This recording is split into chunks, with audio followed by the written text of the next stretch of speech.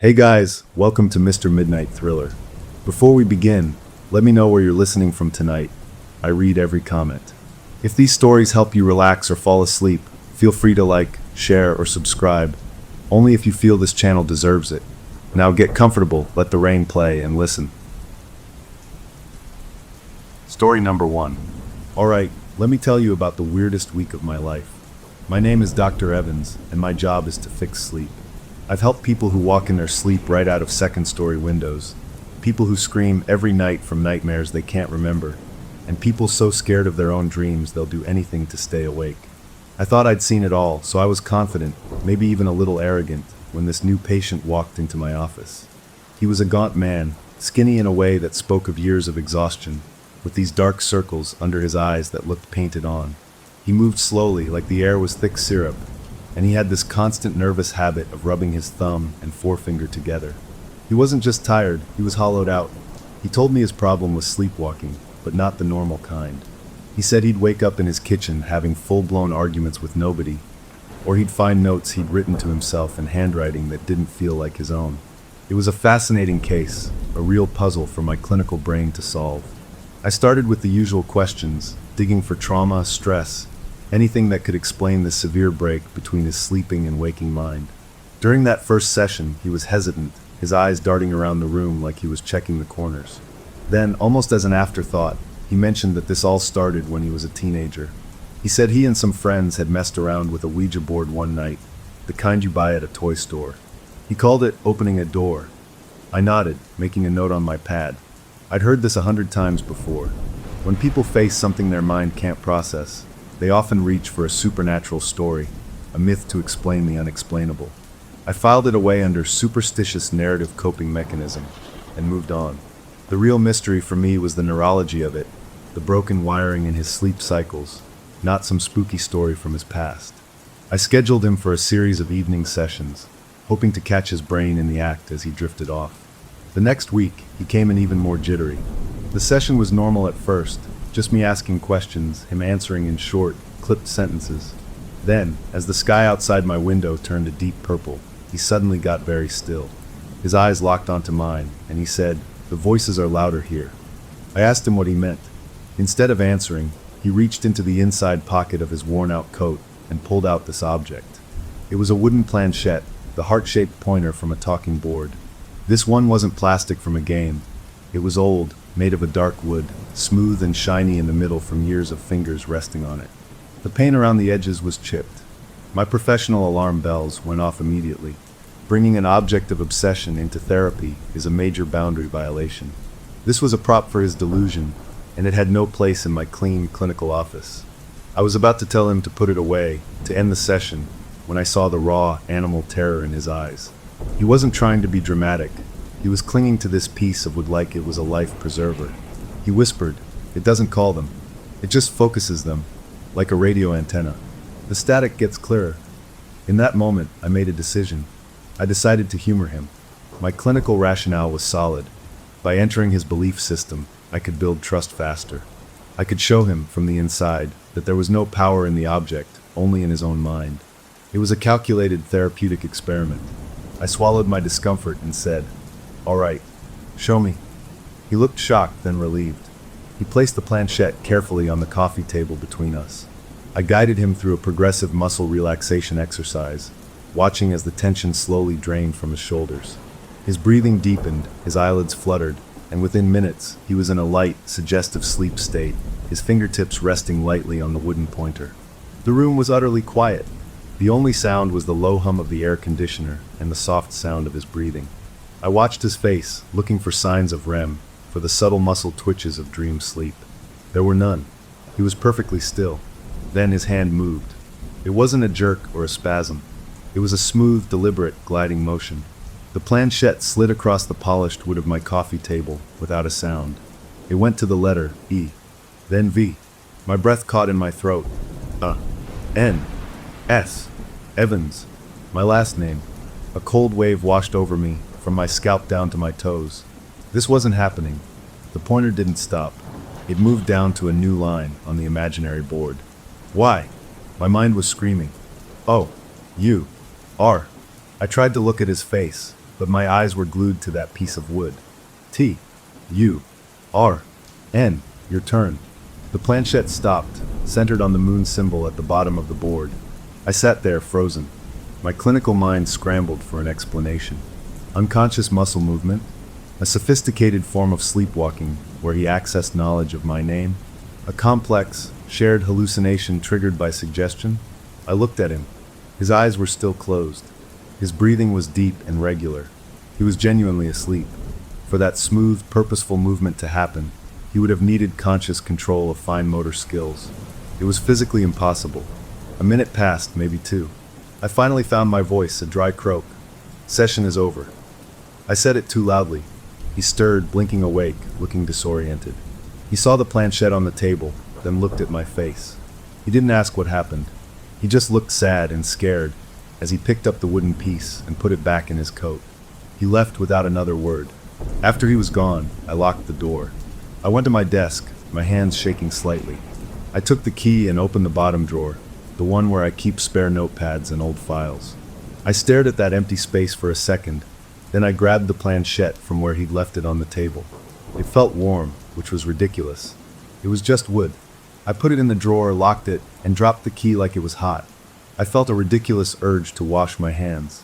I spent the next hour at my computer, typing up my notes. I filled the document with clinical language. Patient exhibited pronounced psychosomatic ideomotor response.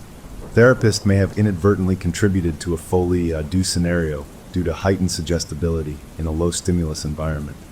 Phenomenon consistent with a dissociative state, not paranormal activity. I wrote until I believed my own words, or at least convinced the professional part of my brain to believe them. I decided the stress of the unusual session had gotten to me. I needed a good night's sleep. I went home, made a bland dinner, watched some mindless television, and went to bed early, determined to reset. I fell asleep quickly, which was a relief. Then I woke up, or part of me woke up. My mind was screamingly alert, but my body was gone. It was like I was trapped inside a statue of myself. I couldn't move a finger, couldn't twitch a toe. I couldn't even open my eyes, but I could see my room, every familiar shadow in perfect detail. This was sleep paralysis, something I'd studied, but never personally experienced. A common, explainable glitch in the waking up process. I tried to stay calm, to ride it out. Then I felt it, a presence. To my right, beside the bed. The darkness, there wasn't just an absence of light. It was a solid, living thing, a shape cut out of the world. It knelt down. I couldn't see a face, couldn't make out features, but I knew it was looking at me. A profound, icy dread, deeper than any fear I'd ever known, poured into me. It reached out. A formless hand, made of that same impossible darkness, took my right index finger. My finger was still paralyzed, still part of the statue, but it moved under this thing's touch. It pressed my fingertip into the mattress. Slowly, with a terrible, deliberate pressure, it dragged my finger across the sheet. It was writing. I felt the lines and curves form into letters against the fabric. C-A-S-E-F-I-L-E. A space. 2-3. My mind, the part that was still a doctor, recognized it. That was his file number. The new patient. Case file 23. It started a new word. H-E-K-N-O-W-S. He knows. The pressure stopped. The presence lingered for a heartbeat, and then it was simply gone. The spell broke. I sucked in a huge, ragged gasp of air, my body jolting as if electrocuted.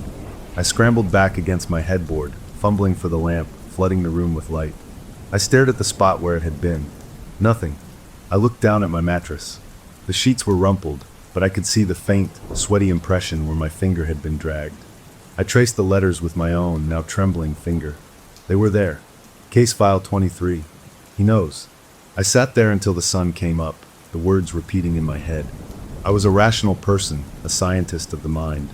I had explanations for everything: shared hysteria, somatic stress manifestation, a hypnotic state triggered by the day's events. I had a whole textbook of explanations. But as I sat in the growing dawn, my finger aching with a phantom pain, one thought pushed through all the clinical noise. I had humored a delusion, and now something was humoring me back. The puzzle was no longer in his file. It was in my bedroom, and I had no idea what the rules were. Okay, so after that night, I had to get a grip. I was a professional. I knew all about the power of suggestion. about how the brain can spin a whole terrifying reality out of stress and a bad day at the office. I told myself the sleep paralysis was a classic psychosomatic reaction.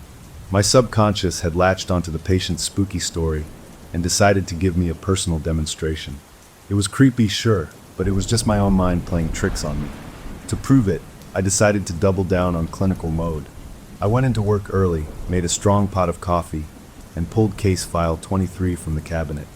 I was going to review every single note with cold, hard logic and find the real hook, the psychological seed that had planted itself in my brain.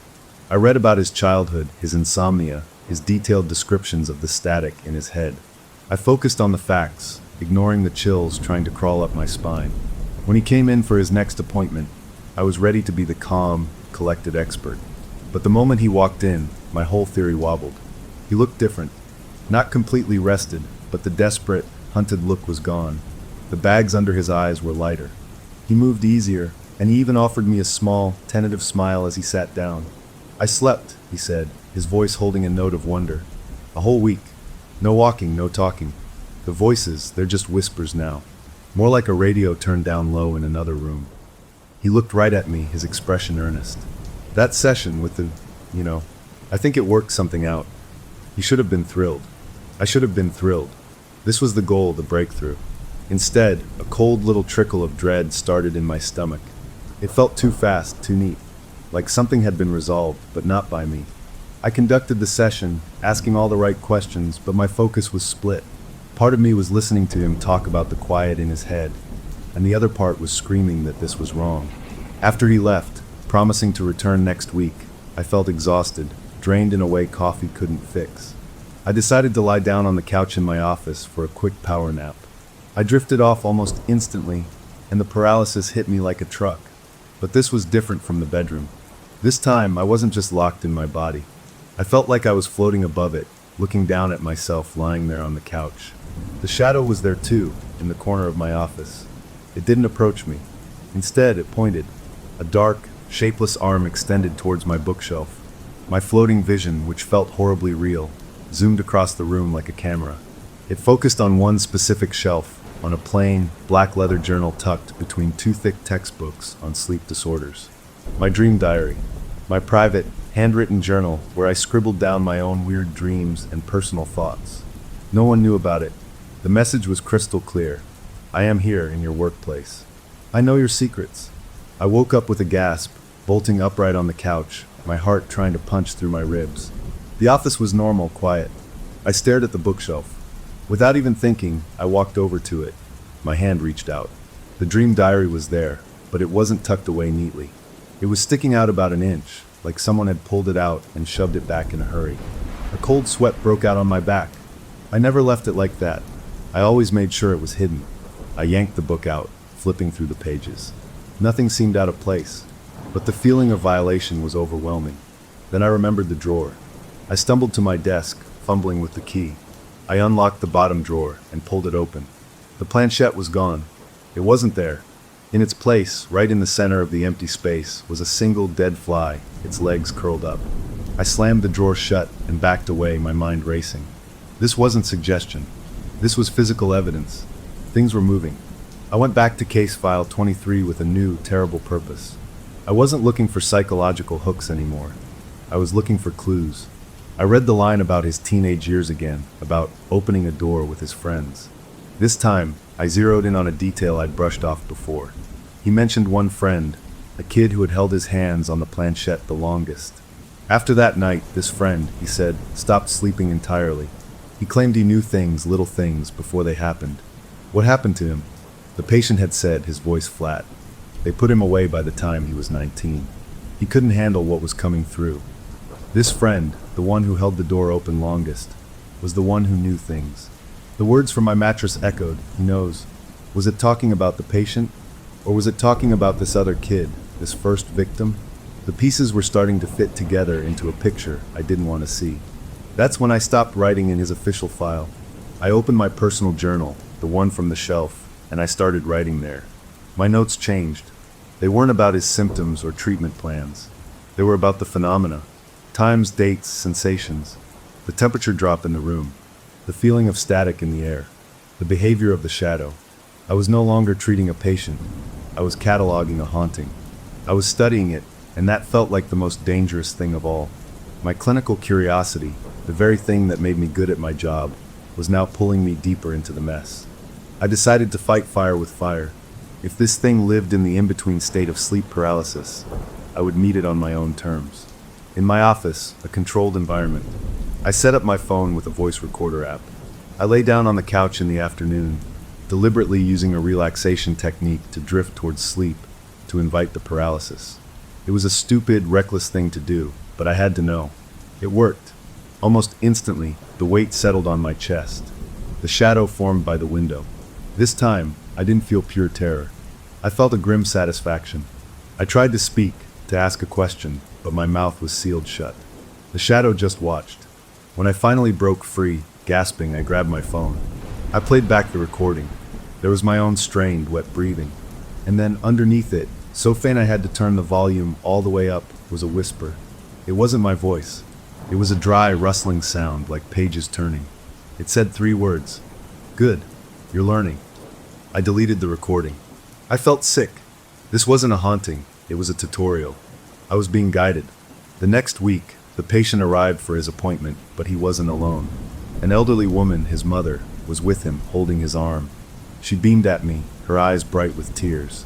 "Doctor, thank you," she said, clutching my hand. "Whatever you did, you cured my boy. He's sleeping like a baby. He's got his color back." She patted his arm. He smiled at me, a wide, serene, empty smile. It didn't reach his eyes. "I'm discharging myself from your care," he said, his voice calm and final. "I feel clear." I was stammering, saying something about follow-ups, about the importance of continuity, but they were already turning to leave. The mother thanked me again. As they walked out the door, the patient hung back for just a second. He leaned close to me, and in a whisper so low only I could hear, he said, "The door needs a new keeper. It gets bored." Then he was gone, following his mother down the hall. I stood in the doorway of my empty office, the words freezing me in place. New keeper. That night, I tried to cling to normalcy. I made myself a cup of tea in my kitchen, focusing on the simple ritual of the boiling water, the steam, the clink of the spoon. I was standing at the counter, waiting for the bag to steep, when the feeling hit. It started as a pressure in my ears, like I was diving deep underwater. Then the familiar rigidity locked my joints. My fingers went numb, and the ceramic mug dropped from my hand, shattering on the tile floor. I was awake, fully, completely awake, and I couldn't move a muscle. The paralysis wasn't waiting for sleep anymore. It had followed me into the bright, familiar light of my own kitchen. I was trapped, staring at the shattered pieces of my mug, the puddle of tea spreading across the floor, as the world around me began to grow cold and dark. The feeling in my kitchen was the worst yet. Being frozen in a nightmare in your bed is one thing. Being frozen in the middle of your own sunny kitchen, staring at the mess of a broken mug, is something else entirely. It was a total invasion. The cold feeling, the pressure in my head, it all faded after a minute, leaving me shaky and sweating, cleaning up the ceramic shards with trembling hands. That was the moment I knew I was in real trouble. The entity, the static, whatever it was, didn't care about sleep anymore. It was with me all the time now, a constant low buzz behind my eyes, a feeling of being watched from the inside of my own skull. I was a sleep specialist who was becoming terrified of closing his eyes, and now I couldn't even trust being awake. I started living on coffee, avoiding naps like they were poison, fighting the urge to rest with everything I had. My office, once my sanctuary, felt like a crime scene. My home felt like a trap. The line between my professional life and my personal horror was completely gone. A few nights later, the sleep paralysis came back with a vengeance. As soon as I drifted off, the weight pressed down. But this time, I didn't see my bedroom. I was somewhere else. I was floating, looking down at a specific crossroads I drove through every single day on my way to work. The view was incredibly clear, like a high-definition movie. I saw the stop signs, the cracked pavement, the old oak tree on the corner. Then I saw the cars. A red sedan, a little beat up with a distinct dent on the left side of its bumper, was coming from the west. A silver minivan with a baby on board sticker in the back window was coming from the north. The red car didn't even slow down. It blew right through the stop sign.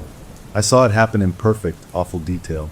The red car smashed into the side of the minivan with a sickening crunch of metal I could feel in my teeth.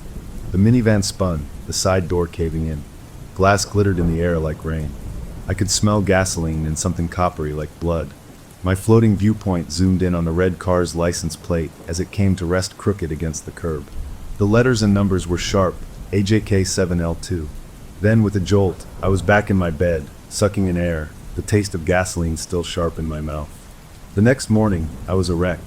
I sat at my kitchen table, hands wrapped around a coffee mug I'd bought to replace the broken one, trying to logic my way out of it. This was it, the final proof I was losing my mind. Extreme stress, a hypnopompic hallucination, a vivid dream that sticks right as you wake up. My brain, overloaded by the patient's stories and my own fear, was cooking up dramatic scenes to process it all. It made perfect sense. To prove I was still in control, I made a decision. I would not drive my usual route to work. I would take the longer way, the bypass, and avoid that crossroads completely. It was a small act of defiance, a way to tell my own brain that its scary movie didn't dictate my reality. I got in my car, my hands still a little unsteady on the wheel. I deliberately turned left out of my driveway instead of right. I focused on the different streets, the unfamiliar houses. My mind kept trying to pull me back to the usual route, like an autopilot I was fighting against. The bypass was clear, and I was starting to feel a little better, a little more in command. Then I saw the road closure sign. A big orange detour arrow pointed back the way I had come. A water main had broken, the sign said. The whole bypass was flooded. I cursed under my breath, my heart starting to thump a little harder. I had no choice. I had to turn around and take my regular route after all. So much for control. As I got closer to the crossroads, a strange calm settled over me. It was just a normal intersection. The sun was out. Birds were chirping in the old oak tree. See? I told myself. Just a dream. I slowed my car as I approached the stop sign, my eyes scanning. Nothing out of the ordinary. Then movement to my left. A red sedan. It was coming down the cross street, the one with the stop sign. My breath hitched. It had a dent on the left side of its bumper. My foot hovered over the brake. I looked to my right. A silver minivan was approaching, still a block away. I could see the yellow sticker in the back window. Time didn't slow down. It snapped into a horrible, crystal-clear focus. The red car wasn't slowing. It was rolling right through the stop sign. It was happening. Right now. Every detail from my vision flashed in my mind. The crunch, the spin, the glittering glass. Without thinking, acting on pure animal instinct, I slammed my foot down on the brake and leaned on my horn. The blare was shocking in the quiet morning.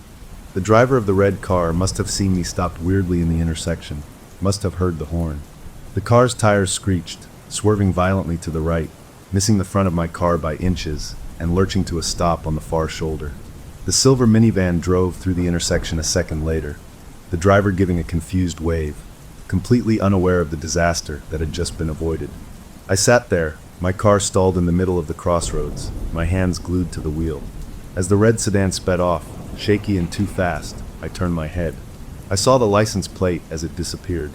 AJK7L2. A wave of nausea hit me so hard I thought I'd be sick right there in the car. I fumbled my car into gear, pulled over onto the shoulder 100 yards down, and stumbled out. I didn't just feel queasy, I could still taste it. The sharp, chemical taste of gasoline and that coppery metallic tang. It was in my mouth, as real as the coffee I'd drunk an hour before. I bent over, hands on my knees, and vomited onto the gravel.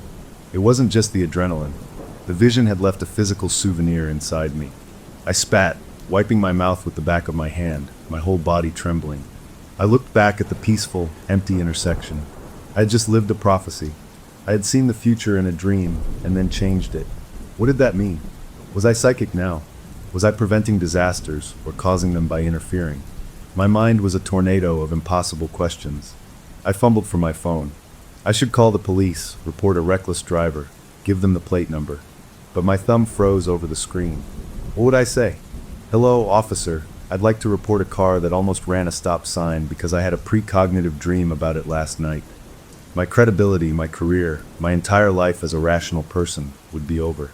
I was holding proof of the impossible, and I couldn't tell a soul. As I stood there by my car, trying to get my breathing under control, my phone buzzed in my hand. A text message. The name on the screen made my blood run cold. It was from my former patient, the one who had discharged himself. His file was closed. Why was he texting me? I opened it. The message was short. "See? I'm better. Now you hold the door." The words from my kitchen, from his whisper, all came crashing back. Before I could even begin to process that, a second message came through. This one contained no text, just a picture. I opened it. It was a photo taken from a distance, maybe from the window of a house or another car. It showed me right now in my current state. It was a clear shot of me standing by my car on the shoulder, bent over, the aftermath of being sick visible on the ground near my feet. The timestamp on the message was 1 minute ago. Someone or something had been watching. They had seen the whole thing. They had taken a picture and sent it to me in real time. I stared at the image of my own misery, a cold certainty settling in my bones. This was no longer about bad dreams or sleep disorders. I was in a game, and the other side was not only telling me the rules, it was keeping score. I looked around wildly at the quiet houses, the empty fields, searching for a glint of a lens, a face in a window. There was nothing, just the ordinary world, going about its ordinary day, while I stood there holding a phone that proved the impossible was not only real, but it was also taking pictures. I got back in my car, the taste of gasoline still faint in my mouth, and I drove, not knowing where to go, because every route suddenly felt like it was already part of someone else's plan. The text message with my picture was the final straw. That was the proof I couldn't explain away. This wasn't a stress-induced hallucination or a weird shared mental break. This was external. This was an intelligence, something with a will, and it was studying me, leading me around, and now it was sending me postcards from my own life. The shock of it did something strange to me. It flipped a switch in my head. The scared part of me was still there, screaming, but it got shoved into a back room. The clinical part, the doctor, took over the controls. If this was a sickness, a parasitic phenomenon, then it had a life cycle. It had symptoms, a progression, maybe even a pathology. I had to stop being the victim and start being the doctor of my own disease. I needed data. I didn't go to work that day. I called in sick for the first time in my career, my voice surprisingly steady on the phone. I drove across town, not to my office, but to the big public library.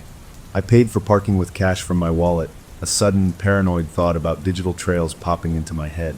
I wasn't here to read medical journals. I walked past the science section and went straight to the folklore and local history stacks. I was looking for patterns, not as magic, but as data sets. I pulled books on spirit attachment, on poltergeist phenomena, not to believe them, but to see the common threads. The door metaphor, the transfer via an object, the planchette, the progression, first hearing things, then sleep disturbances, then physical effects, then precognition. It was a textbook case, just from a textbook that didn't exist in my world. I spent hours there, my fingers getting dusty from old newspapers on microfiche. I wasn't just looking for ghost stories. I was looking for my story, and I started to find echoes. In a psychology journal from the late 1980s, a brief mention of a man treated for hysterical blindness who claimed a shadow taught him to see the future. The article said he'd died in a mysterious fall after correctly predicting the date of his own death. I found a clipped article from a local paper in the 1950s about a boy who had nocturnal fits. During one episode, he gave police the exact location of a hidden corpse, leading them right to it. The article ended by noting the boy's treating physician had committed suicide 6 months later, leaving a note that simply said, "The door is shut." My hands were shaking as I copied down the details. These weren't just stories. They were case histories, and I was starting to see the shape of the thing. It preferred certain types of minds. It didn't go after just anyone. It went after people who studied the mind, who paid attention to its inner workings. Doctors, therapists, researchers. It used their own curiosity, their own tools, as a ladder to climb deeper inside. Back in my home office, surrounded by my own books that now felt like artifacts from a past life, I set up an experiment. I was too afraid to sleep in my bedroom, so I brought a sleeping bag into my office. I had an old EEG machine from my grad school days, a portable one. I hooked the electrodes to my own scalp. I set up a motion-activated camera on a tripod, pointing at the spot where I would lie down. I needed to observe the phenomenon, to catch it in the act with my own instruments. I lay down, let the weird, buzzing, static feeling behind my eyes rise up, and I didn't fight it. I let the paralysis come. The EEG leads itched on my scalp. The paralysis hit, the familiar weight, the shadow forming in the corner. This time, I tried to stay mentally present, to observe. The shadow didn't approach. It just pointed at the camera. Then my vision, or whatever part of me was still mobile, went weird. It was like I was floating again, but also still locked in my body. I watched from inside and above as my own physical form sat up. The EEG readings, which I would check later, would show a bizarre hybrid state. Part wakefulness, part deep sleep, part something unclassifiable. My body stood, moving stiffly like a marionette. It walked across the room to the window. The night was clear, and a faint condensation had gathered on the glass. My own hand rose. My index finger pressed against the cool glass. Slowly, deliberately, it wrote in the fog on the window. For letters, LOOK. Then on a new line, FORTHEFIRST. Then my body turned, walked back to the sleeping bag, and lay down. The paralysis released me. I gasped, scrambling up, my heart a wild drum. I ran to the window. The words were there, already starting to fade as the condensation evaporated. Look for the first. I checked the camera. It had captured the whole thing. There I was, moving with a strange, purposeful grace, writing the message. I played the EEG data on my laptop. The brainwave patterns were chaotic, insane, nothing that matched any known sleep or waking state. I had successfully documented my own haunting. It felt like a hollow victory. Sitting there in the glow of the screens, everything clicked into a terrible, logical place. Case file 23. It wasn't just my patient's number. It was a ledger. He was case 23. The man from the 80s who predicted his death was probably case 22. The boy from the 50s and his doctor were cases 20 and 21. I was becoming case 24. The file was a count of hosts. And the message, the first, that had to be patient 0. The original, the source of the infection. The key, maybe, to closing the door for good. That became my new obsession. Not understanding the entity, but finding its starting point. I was so tired, my eyes burning from staring at screens and old paper. I fell into a deep, dreamless sleep right there on the floor of my office, too exhausted to even get into the sleeping bag. I woke up standing, not jerked awake by paralysis, but already upright, on my feet in the middle of my living room. My right hand was sore, throbbing, like I'd been gripping something tight for a long time. The room was dark, just the pale streetlight coming through the blinds. I turned on a lamp, and I saw it. On my living room wall, written in large, clear block letters with a black permanent marker. The kind I kept in a mug on my desk was a list. It was a vertical column, 7 entries. Each one had a name, a date, and a cause of death. The first name was from the 1920s, drowned in bathtub.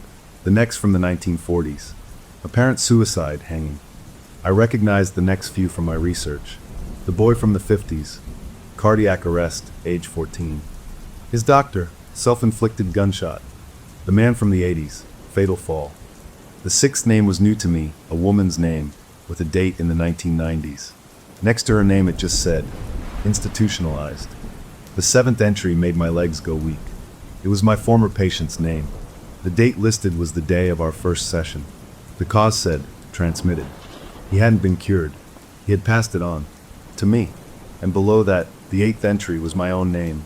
Next to my name, instead of a date, was a single start question mark. I stared at my own name on the wall, a part of some grim roll call. This was my future. A question mark. Then I looked below the list. There, in the same steady handwriting, my handwriting, was a final sentence. The first is hungry. Find him before he finds you. I reached out and touched the wall. The ink was dry. It had been there for a while. I had done this. In my sleep, or in some state even deeper, I had written out the history of my own curse, and I had given myself a mission and a deadline. The clinical part of my mind noted the imperative, the threat, the clear objective. The rest of me just slid down the wall to sit on the floor, staring at the list of the dead and the doomed, understanding with perfect clarity that the search for the first was no longer just an option. It was the only move I had left on the board, and the clock, it seemed, was already ticking. The list on my wall became my map. I was a detective now, hunting a ghost through history, guided by clues the ghost itself had made me write. I took a picture of it with my phone, then spent an hour trying to scrub the ink off the wall, but it was permanent marker on flat paint. It just smeared into a greasy, ugly shadow, a constant reminder. I had to trace the parasite back to its source, to the first. I had names and dates. This was something I could do. The professional in me was gone, replaced by a desperate survivor with a single goal: follow the trail. I started with the first 5 names on the list. Using my medical database access and some sketchy online people search sites, I confirmed their deaths. Each one fit the pattern. The 1920s drowning was ruled accidental, but the man's wife told police he'd been having fits and talking about the man in the water. The 1940s suicide left a note that was never released to the public, but a gossip column from the time mentioned the deceased had recently become a spiritualist and was giving startlingly accurate predictions at parties. The others, the boy and the doctor from the 50s, the man from the 80s, their stories matched my library research. They had all died suddenly, strangely, or by their own hand shortly after exhibiting these psychic episodes. The sixth name, the woman from the 1990s, was a dead end online. Her name was uncommon, but there were no obituaries, no death records. The word next to her name was institutionalized. That was my only lead. I needed to find out where. I drove to the address listed in an old phone directory I found online. The building, an old brick apartment complex, wasn't there anymore. In its place was a new community garden, plots of vegetables surrounded by a chain-link fence. It was a sunny day, people were watering plants, and the normalcy of it felt like a slap in the face. I stood there feeling hopeless. Then I saw an elderly man tending roses in the plot nearest the sidewalk. I walked over, putting on my best friendly neighbor smile. I asked if he'd lived in the area long. He said he'd been in the same house down the street for 50 years. I pointed to the garden and said I was trying to find out what happened to an old friend of my aunt's who used to live in the apartments here, giving him the woman's name. He stopped pruning, his face going thoughtful. "Oh, her," he said, his voice dropping a little. "The quiet one, in 4B, kept to herself. Then she wasn't so quiet." He said she started having episodes, screaming in the middle of the night, claiming people were talking to her through the walls. The landlord finally had her taken away. "They put her in that place," he said, nodding his head west. "Willow Grove, out on the old county road. Not the new wing, the old one. The brick building." He shook his head. "Heard she never spoke again. Just wrote on the walls. They had to keep painting over it." My heart was pounding. Willow Grove, a long-term psychiatric facility. I thanked him, my hands cold. That night, I broke the law. I drove out to Willow Grove. The new facility was a modern, well-lit building, but behind it, shrouded in trees, was the original structure, a massive, Gothic brick building with boarded-up windows. It looked like a prison. A no trespassing sign hung crooked on a chain-link fence. I parked my car a mile down the road and walked back through the woods, a small flashlight in my pocket. The fence was rusty. I found a spot where the ground had eroded underneath it, and I crawled through, my clothes getting muddy. The old building loomed over me, smelling of wet brick and decay. A basement window was broken. I pushed the remaining shards of glass out carefully and climbed inside, into a pitch-black room that felt like a cellar. The air was stale and cold. I turned on my flashlight. I was in a storage room, full of broken chairs and stacked mattresses. I found a door that led to a hallway. The place was a tomb. Peeling paint, water-stained ceilings, the sound of dripping somewhere. My flashlight beam shook as I moved. I checked room numbers, my breath making little clouds in the beam. I found Ward B. Room 4 was at the end of a hall. The door was off its hinges. I stepped inside. The room was small, just a metal bed frame bolted to the floor and a small, high window. My light swept over the walls. Layers of paint, yes, but underneath, in places where the paint had bubbled and peeled, I could see marks. I stepped closer. Not words at first, but drawings. Childish, stick-figure drawings of a door. A simple rectangle, dozens of them, scratched into the plaster or drawn with something that had bled through the paint. And then, near where the pillow would have been, I saw words etched deep. He showed me the door. I opened it. He tastes like static. I ran my fingers over the etching. Static. That was the exact word my patient had used. That was the buzzing feeling behind my eyes, the sound in my ears during the paralysis. A jolt went through me. This wasn't a ghost in the storybook sense. It was a signal, an intelligence that existed on a frequency adjacent to human thought, and sleep, those liminal, in-between states, was the receiver. This woman hadn't been haunted. She'd been tuned to a horrible station. I left the room, the need to get out of that oppressive building overwhelming me. I stumbled back into the main hallway, aiming for the broken window I came in through. As I passed a large, derelict room that must have been a day room, with faded murals on the walls and broken furniture, the feeling hit me. It was the precursor to the paralysis, that pressure in my ears, that buzzing rise. But it was stronger here, much stronger, like the signal was clearer in this place of old madness. I didn't even make it to a chair. My legs gave out, and I slumped against a wall, sliding down to the filthy floor as the paralysis locked me in place. The shadow formed in the middle of the room, but it didn't come to me. It was clearer here too, less a shadow and more a distortion of the air, a man-shaped ripple. It turned and pointed across the room. My vision, against my will, followed its gesture. It zoomed in on a corner, on a rusted, olive-green filing cabinet, half hidden behind a collapsed bookshelf. The vision held on that cabinet, unblinking. Then the pressure released. I coughed, scrambling to my feet, my clothes covered in dust. I didn't want to go over there. I wanted to run, but I had come this far. I walked to the filing cabinet. It was old, the drawers rusted shut. I had to put my back into it, yanking hard on the handle of the bottom drawer. With a shriek of metal, it gave way. The drawer was mostly empty, just a few mouse-gnawed folders. But one thing lay flat in the bottom. A single yellowed piece of paper, a patient intake photo, the old black and white kind with the nameplate at the bottom. I lifted it out. The photo showed a young man, maybe 18. He had a gaunt face and wide, terrified eyes that seemed to look right through the paper and into me. He looked desperately sad and scared. The printed name on the form had been violently scratched out with what looked like a nail or a knife, leaving ragged tears in the paper. But beneath that, written in a different, neater ink, was a notation. Subject, the first. Source containment failed. I stared at the young face, the terror in his eyes. The first wasn't a villain. He wasn't a cult leader who opened a door. He was a kid, a patient, a victim, and some doctor here had known what he was. They had tried to contain the source, and they had failed. I held the first link in the chain, and all I felt was a crushing wave of pity for the boy in the photo, followed by a deeper, colder fear for myself. I was holding the origin of my own nightmare, and it looked just as helpless as I felt. I took the photo. I shouldn't have, but I slipped it inside my jacket, a piece of evidence from a crime scene that was decades old. Back in my car, shaking from cold and adrenaline, I stared at the young face under the dome light. The scared kid was the first. It changed everything. The entity, the static, it wasn't summoned by some dumb teenage Ouija board game. It was discovered. Or maybe it was always there, and they did something to amplify it, to make a connection. I had to know what happened to him. My hunt was no longer for a monster. It was for a patient's file. The next few days were a blur of obsessive research. I couldn't use my work computer. I used library computers again, or my personal laptop at home with a paid, anonymous internet service. I searched county medical archives, old newspaper databases, even online auctions for old medical memorabilia. I found pieces. A reference in a digitized county ledger to a J. Miller, admitted to Willow Grove in 1947, transferred from a general hospital after a drowning incident. That had to be him. I bought, for too much money, a lot of old papers from an online auction that claimed to be from a retired Willow Grove orderly. When the box arrived, it smelled of mildew and attic.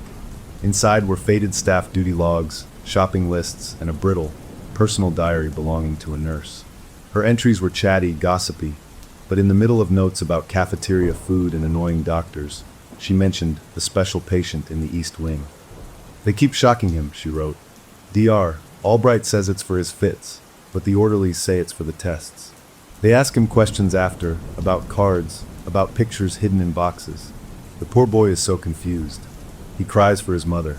Last night, he told me the static man was angry about the shocks.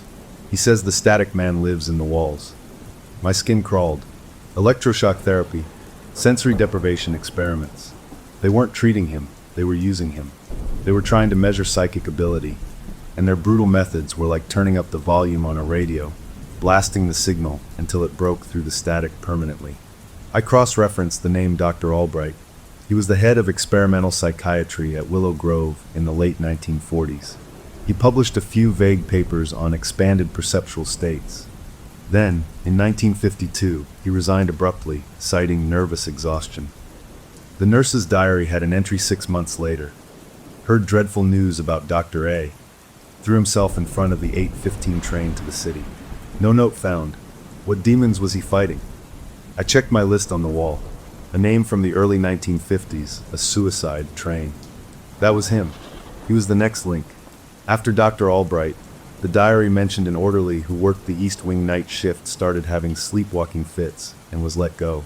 He died a year later in a car accident where he supposedly swerved to avoid a deer that no one else saw.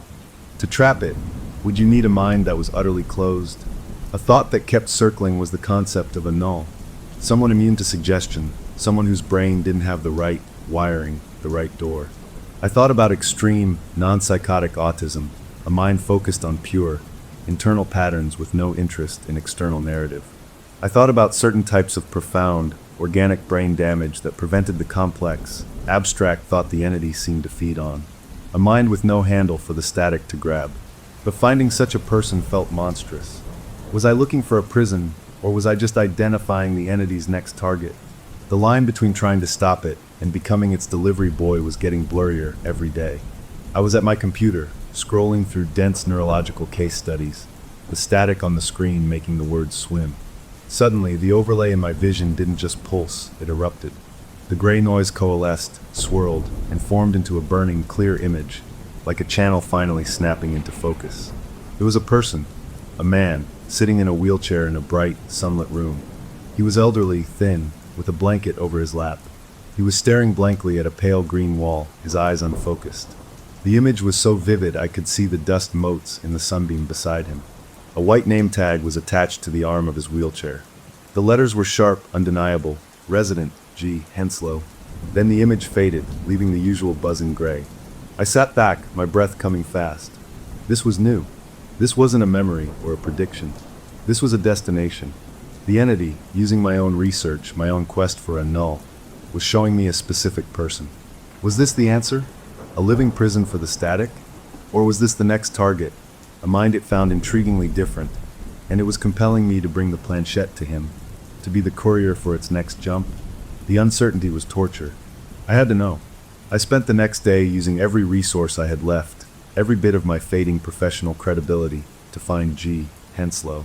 I called old colleagues, made up a story about a long-lost relative. I found him. He was in a specialized care home for patients with advanced neurological conditions. The file I glimpsed, thanks to a sympathetic nurse who bought my story, listed his primary diagnosis, Lewy body dementia. It was a brutal disease, a thief of the mind that caused vivid hallucinations, fluctuating cognition, and severe motor impairment. His mind wasn't a peaceful fortress. It was a storm of fragmented memories and phantom perceptions. He wasn't a null. He was already tuned to 100 chaotic stations. The entity didn't want a closed door. It wanted a broken antenna, one that would scatter its signal in every direction. If it could use a focused, rational mind like mine to understand the world, what could it do with a mind that perceived reality as a shifting, unstable dream?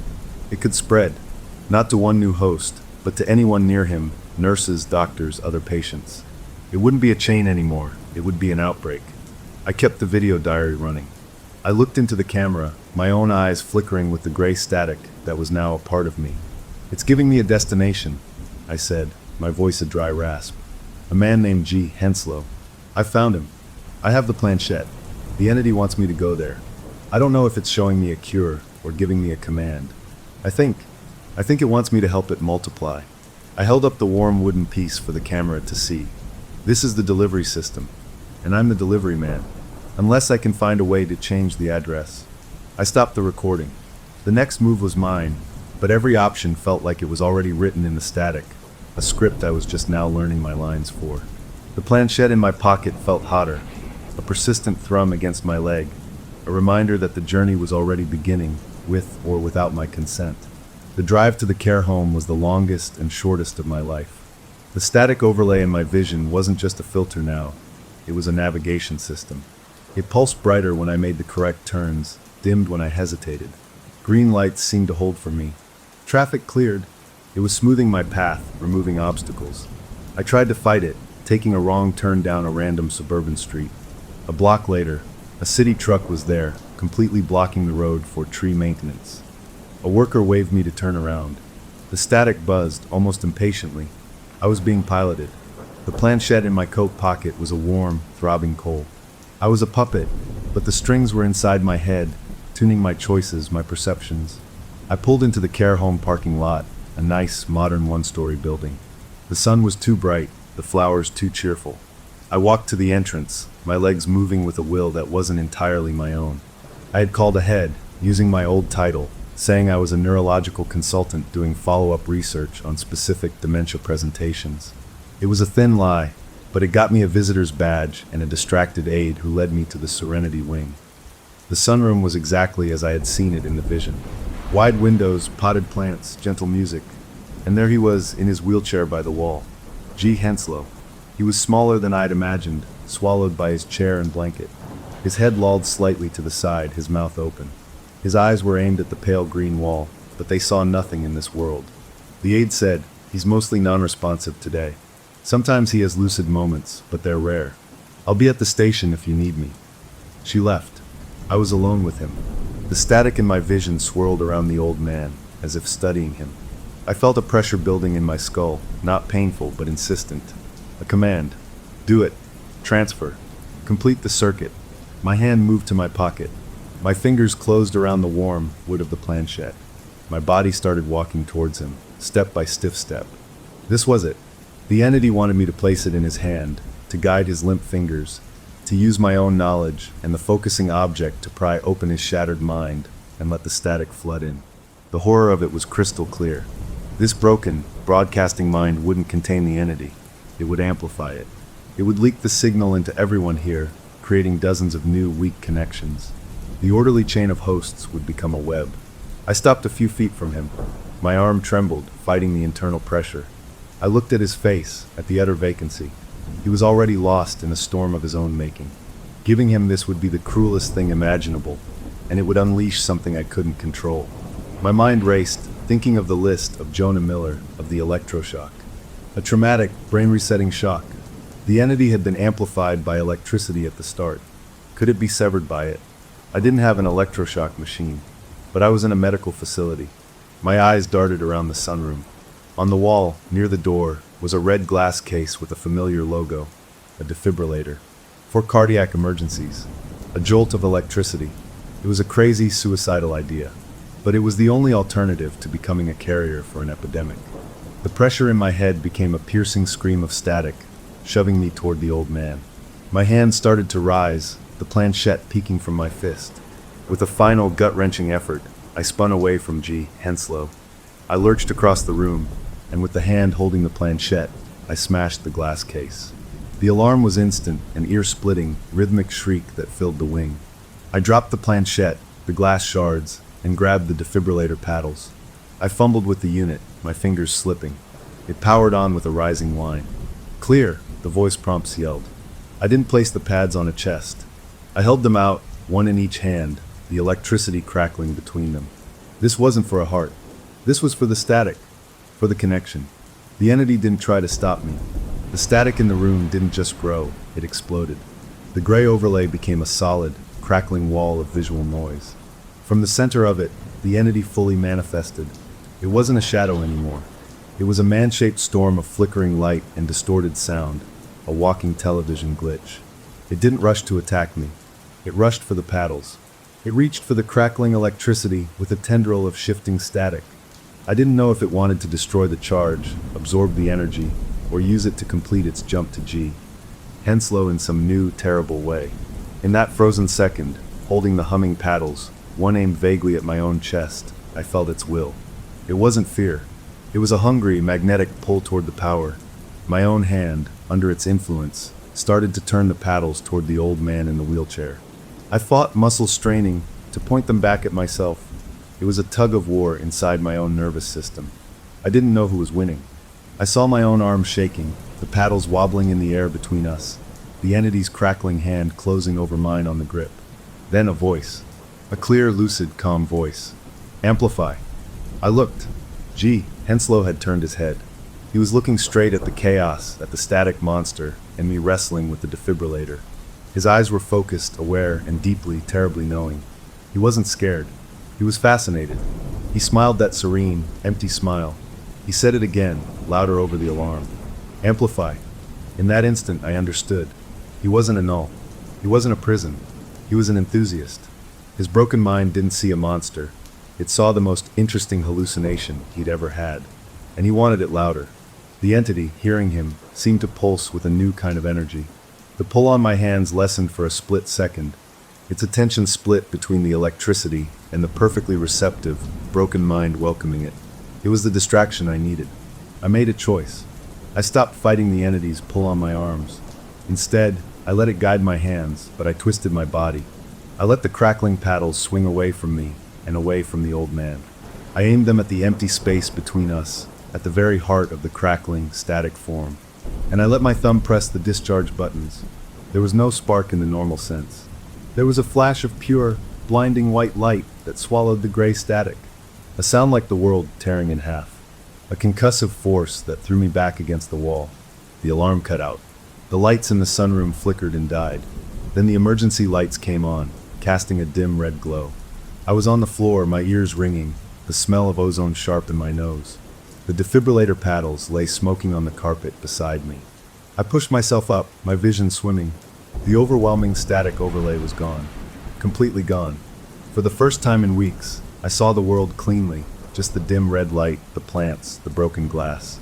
I looked at G. Henslow. He was still in his wheelchair, his head tilted back now, his eyes closed. He was breathing slowly, peacefully. Asleep or unconscious. I couldn't see any trace of the entity. The air felt normal, just the smell of ozone and the faint, coppery taste of blood in my mouth from where I'd bit my tongue. Aides and a nurse came rushing in, their faces masks of shock. They saw the broken case, the medical device on the floor, me slumped against the wall. Questions flew. I said nothing coherent. I just kept looking at the old man, waiting for him to open his eyes, to speak, to show some sign. They checked him, talking in low, worried voices. They said his vitals were stable. He was just sleeping deeply. They helped me up, asking if I was hurt, if I was a doctor, what had happened. I mumbled something about a seizure, a panic, an accident. My professional credentials, shaky as they were, kept the police at bay for the moment, but I was clearly in trouble. As they led me out to get checked, I took one last look back at the sunroom. In the red emergency light, on the floor near the wheelchair, I saw it. The old wooden planchette. It was split cleanly in two, right down the middle, as if by a laser. The two halves lay there, dark and inert, just pieces of wood. The connection was broken. The focus was destroyed. I let them lead me away, the ringing in my ears a welcome substitute for the static. I had done it. I had broken the chain. I was free. But as I sat in the back of an ambulance, a blanket around my shoulders, watching the care home get smaller, a single clear thought cut through the relief. It had wanted the electricity. It had reached for it, and the old man had said amplify. I had shocked the signal, not the receiver. What if I hadn't killed it? What if, for the first time in its long, parasitic life, I had given it exactly what it wanted? A pure, powerful surge of energy, straight into its core. I closed my eyes, and in the darkness behind my lids, I thought I saw a tiny, distant flicker of gray static. Not in front of me, but somewhere else, out in the world, tuning to a new frequency, stronger now, and looking for a new antenna. The door was still open. Someone just turned on the lights. Story number 2. My name is Elise. It all started with a phone call from my twin sister. We were identical, right down to the little mole on our left earlobe. But our lives had split in two different directions after our mom died. I took off, moved across the country to a big city by the ocean, trying to outrun the quiet emptiness she left behind. My sister stayed right in our old hometown, in the house we grew up in, like she was standing guard over a memory. We talked, sure, but it was surface stuff, the weather, work, careful dances around the giant hole where our mom used to be. The call came on a Tuesday afternoon.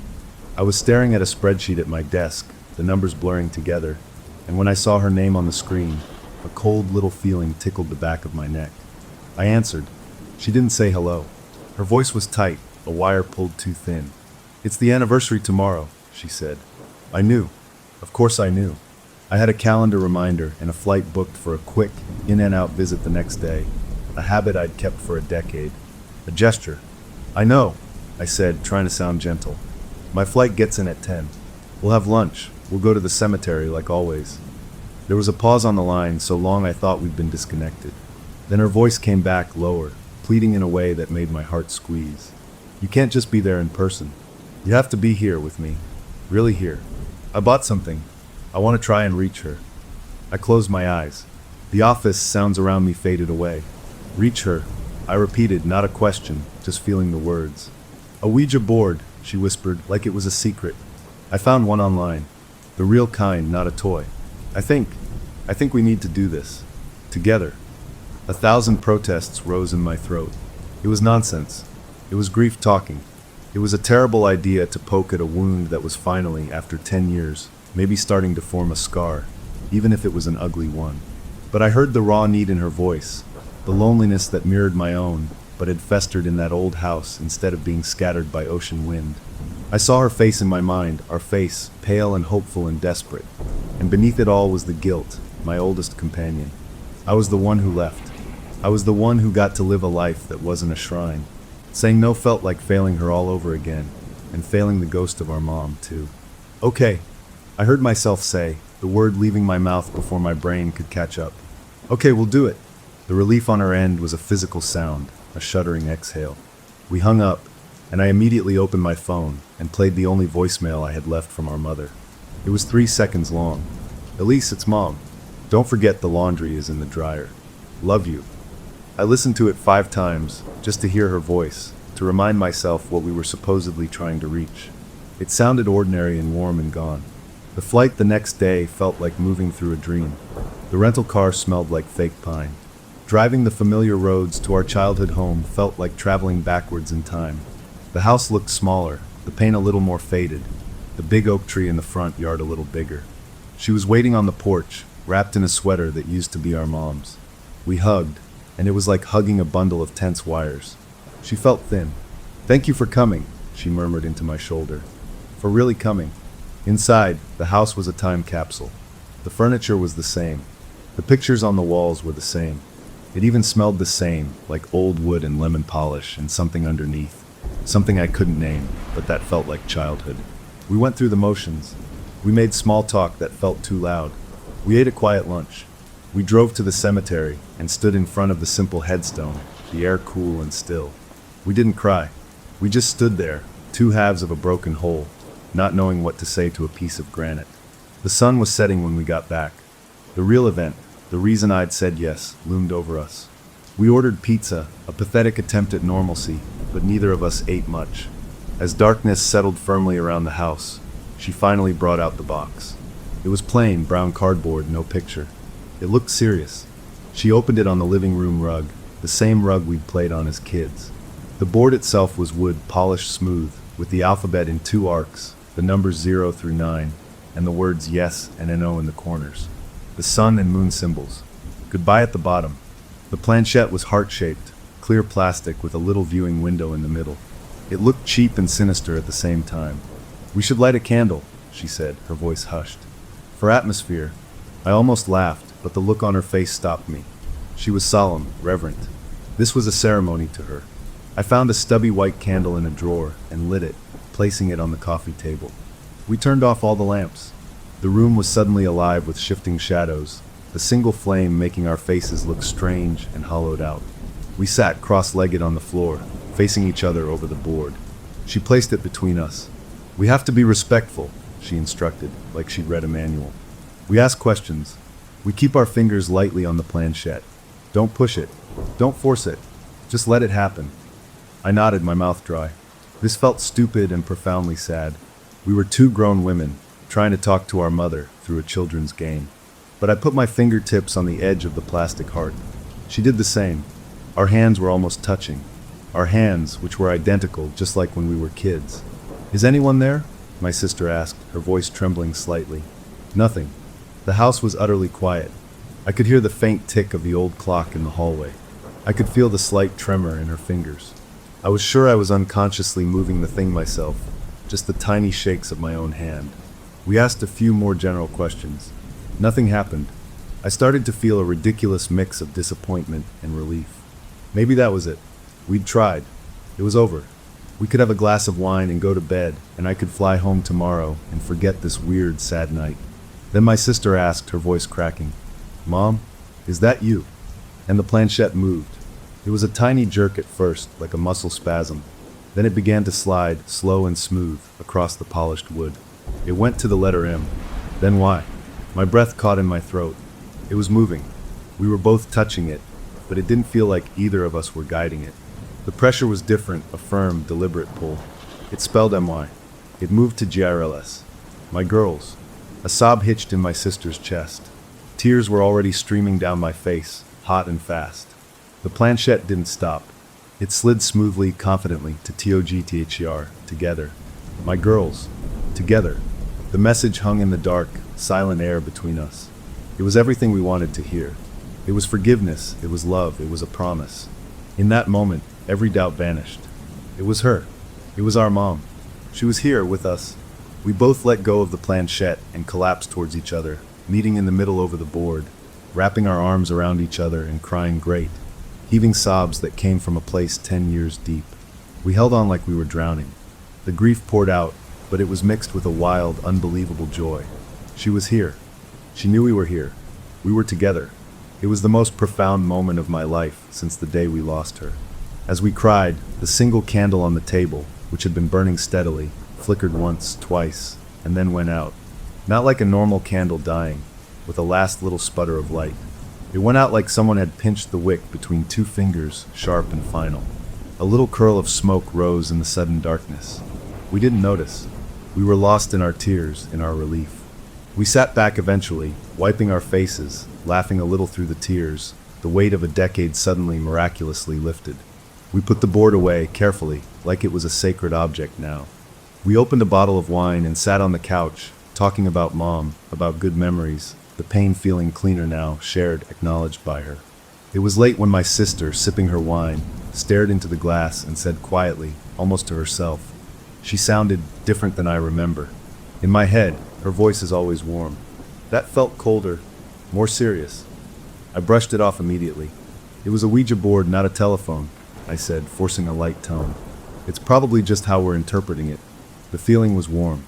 The feeling was her. She nodded, but she didn't look convinced. A tiny, cold seed had been planted in the pit of my stomach, but I buried it under the warmth of the wine and the exhaustion and the overwhelming feeling of peace. We had reached her. That was all that mattered. The next day, we had a better, easier visit. We laughed more. The tension between us was gone. When I left for the airport, we hugged for a long time on the porch. "Call me more," she said. "I will," I promised, and I meant it. Her eyes, though, as she waved goodbye from the driveway, looked distant again, already receding into a world I had just visited but couldn't stay in. I flew home feeling lighter than I had in years. The guilt was quiet. I had done my duty and more. We had connected. It was over. For 3 weeks, life was normal, good even. I thought about the experience often, with a sense of wonder. Then, on a perfectly ordinary Wednesday evening, my phone buzzed with a text. It was from my brother-in-law. No greeting. No message. Just a single video file attached. The subject line of the text held 3 words that made that cold seed in my stomach suddenly crack open and sprout icy vines. "You need to see this." I stared at it, my thumb hovering over the screen. The peaceful closure I'd felt just 3 weeks ago now seemed fragile, like thin ice over very, very deep water. I stared at the text from my brother-in-law for a full minute, my heart doing a slow, hard thump in my chest. "You need to see this." Those 4 words turned the cozy comfort of my apartment into something thin and insubstantial. The peaceful feeling from my visit, the warm closure I'd carried home, it all went brittle. I took a deep breath and tapped the video file. It was dark, shaky, clearly shot on a phone in a hurry. The time stamp in the corner said 2:17 a.m. It was their kitchen. The night was black outside the window over the sink. And then she walked into frame. My sister. She was in her nightgown, her hair messy from sleep, moving with a smooth, floating kind of grace that was completely wrong. She wasn't stumbling or confused like a sleepwalker. She was purposeful. She went to the stove, filled the kettle with water, lit the burner. All of it in this serene, practiced rhythm. My breath caught. It was our mother's rhythm. Mom had a whole little ceremony for making tea, a specific way of tapping the spoon, a certain number of times she'd stir. And my sister was doing it, every motion a perfect copy. Then she started to hum. It was low, almost tuneless at first, but then it resolved into a melody that punched me straight in the gut. A lullaby, one our mom used to sing to us when we were sick or scared. A simple, soft song about bluebirds. My sister and I had talked about that song at the cemetery, how neither of us could remember all the words. But here she was, humming it perfectly, like she'd heard it yesterday. The camera jiggled, and I heard my brother-in-law's voice, a scared whisper from behind the phone. "Elise," he said. "Honey, are you awake?" The figure at the stove went still. The humming stopped. Slowly, so slowly, she turned to face the camera. The light from the stove had lit her face from below, casting weird shadows. Her face was slack, her eyes half-lidded and vacant. She was deeply, utterly asleep. But her expression, it wasn't her own. It was a mask of mild disapproval, a tightness around the mouth, a slight furrow in the brow. It was the exact look our mother would get when we'd tracked mud on the clean floor, or when we'd tried to lie about who broke the vase. A look of deep, parental disappointment. I'd seen it 1,000 times. I'd never, ever seen it on my sister's face. Not once in our entire lives. The phone zoomed in shakily. The detail was crystal clear. It was her face, but it wasn't her. It was like someone had sculpted our mother's most familiar expression onto her sleeping features. I wanted to look away, but I couldn't. Then her lips moved. The voice that came out was not her voice. It was lower, older, strained, like it was coming through something tight. "You let her leave," it said. The words were clear, but the way her mouth formed them was off, like a badly dubbed movie. "You were supposed to keep the family close." She, or it, was looking right at the camera, right at her husband. But the words were about me. A cold that had nothing to do with the air conditioning spread from my core out to my fingers and toes. The video ended there, cutting to black. I just sat on my couch, holding the phone, the room around me feeling unreal. I played it again, and again. I watched her hands. On the third viewing, I saw it. Her left hand, resting on the countertop, was clenched into a tight, white-knuckled fist. Our mother did that. When she was really, truly angry but trying to stay calm, she'd make that fist, her knuckles going pale. My sister never did that. She threw things or yelled when she was mad. She never just made that quiet, controlled fist. This wasn't sleepwalking. This was something else. My phone rang, scaring me so bad I almost dropped it. It was my brother-in-law. I fumbled to answer. "Did you see it?" he asked, his voice ragged with exhaustion and fear. "Yeah," I managed to say. "I saw it." What was that?" "I don't know," he said, and I could hear him on the verge of tears. "I don't know. She's done little things before. I'd find her just standing in the living room in the middle of the night. Or she'd move things around in the pantry. I thought it was just stress, grief, you know. I didn't want to worry you. But this was different." The confession that he'd kept it from me stung, but his terror was too real to be angry at. "We have to get her to a doctor," I said, my problem-solving brain kicking in, scrambling for a ledge to grab onto. "A sleep specialist. Or a therapist. This has to be, I don't know, some kind of post-traumatic thing. A breakdown." I was talking fast, listing possibilities, building a wall of logic against what I'd just witnessed. "It was the board," he whispered, cutting through my babble. "It started after you guys did that. She's been different. Not all the time. Just sometimes. Little things. She'll use a phrase your mom used.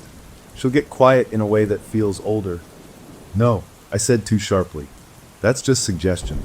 We were thinking about Mom a lot that night. It's on her mind. It's grief making connections that aren't there." I was arguing with him, but I was really arguing with myself, with the memory of that cold, precise voice saying you let her leave. "You need to come back," he said, and it wasn't a request. It was a plea. "She won't listen to me. She says nothing's wrong. She says she feels fine. But she's not fine. And I'm scared." I looked around my sunny apartment, at my life here, my escape. Going back felt like stepping into a hole.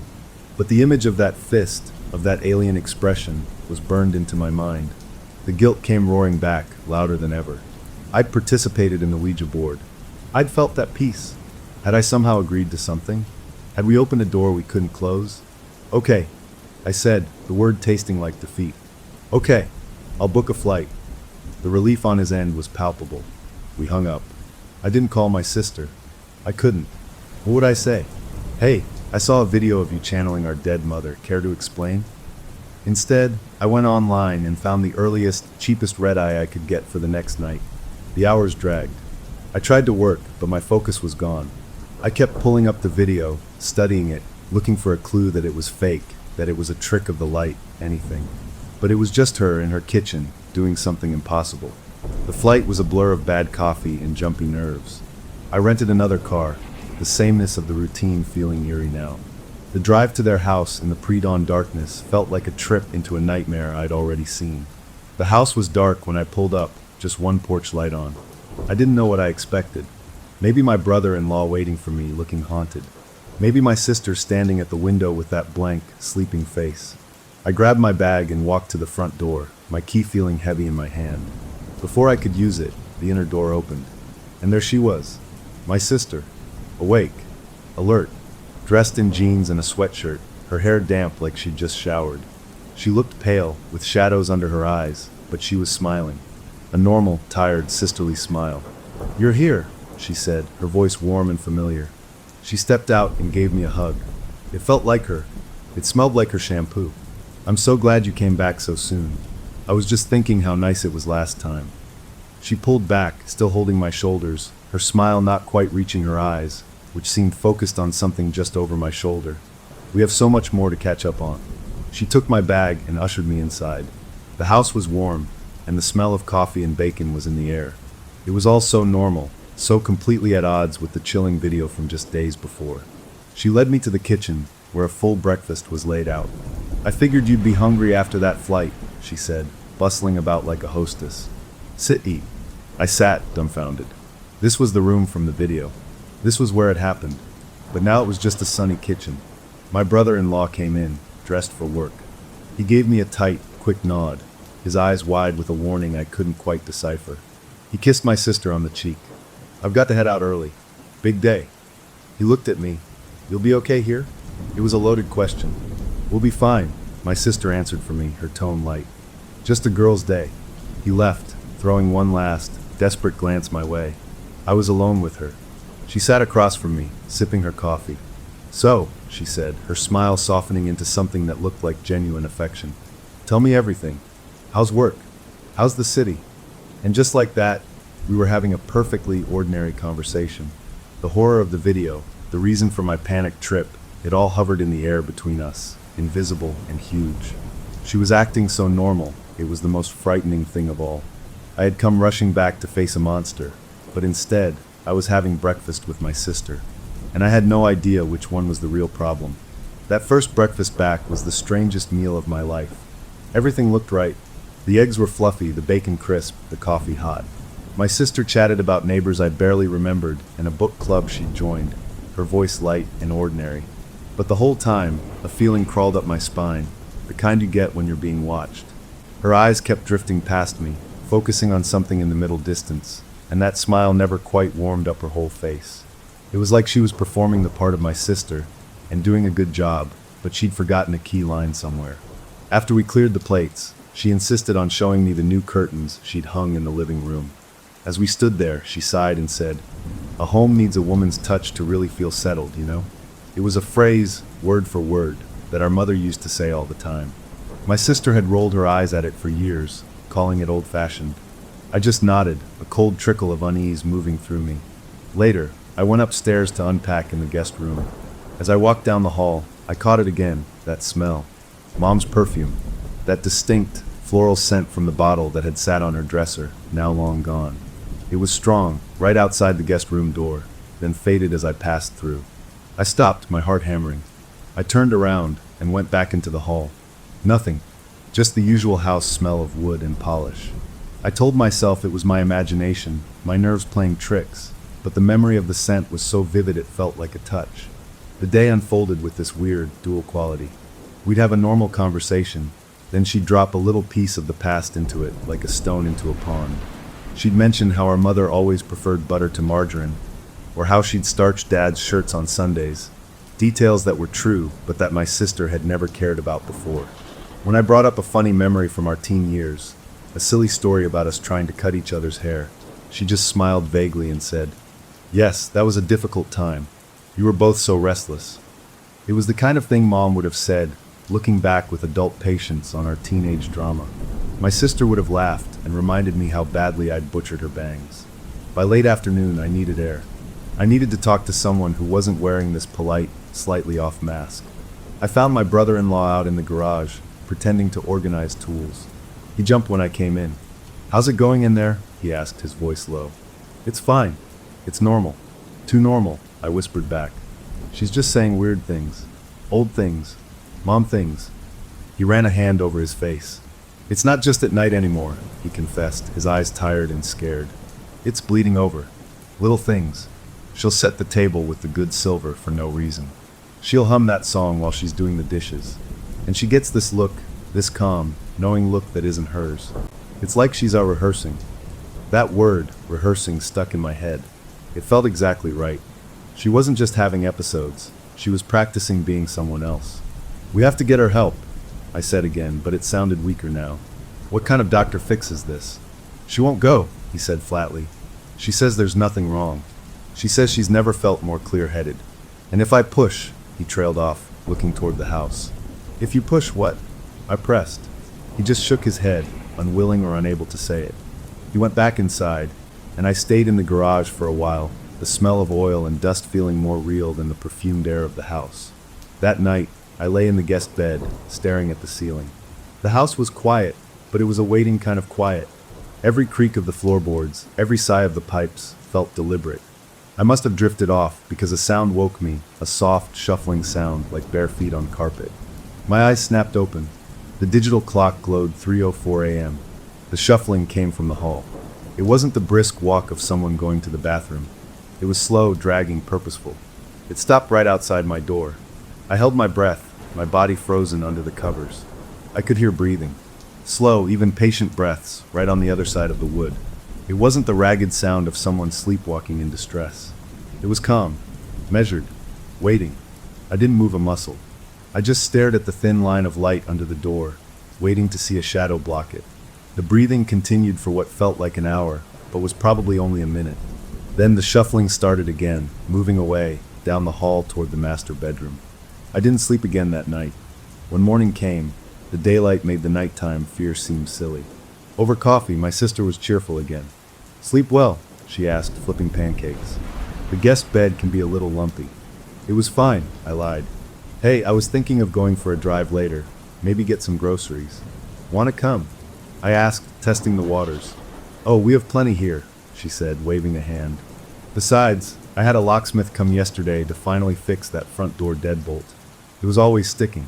Now it works like a charm. Safety first." She said it with a bright smile. A chill went through me. After breakfast, when she was in the shower, I went to the front door. I turned the lock. It clicked smoothly, solidly. I tried the handle from the inside. It didn't budge. The door was locked tight. I fumbled with the deadbolt, turning it to unlock. It moved, but the door still wouldn't open. The handle was stuck. I pulled harder, putting my weight into it.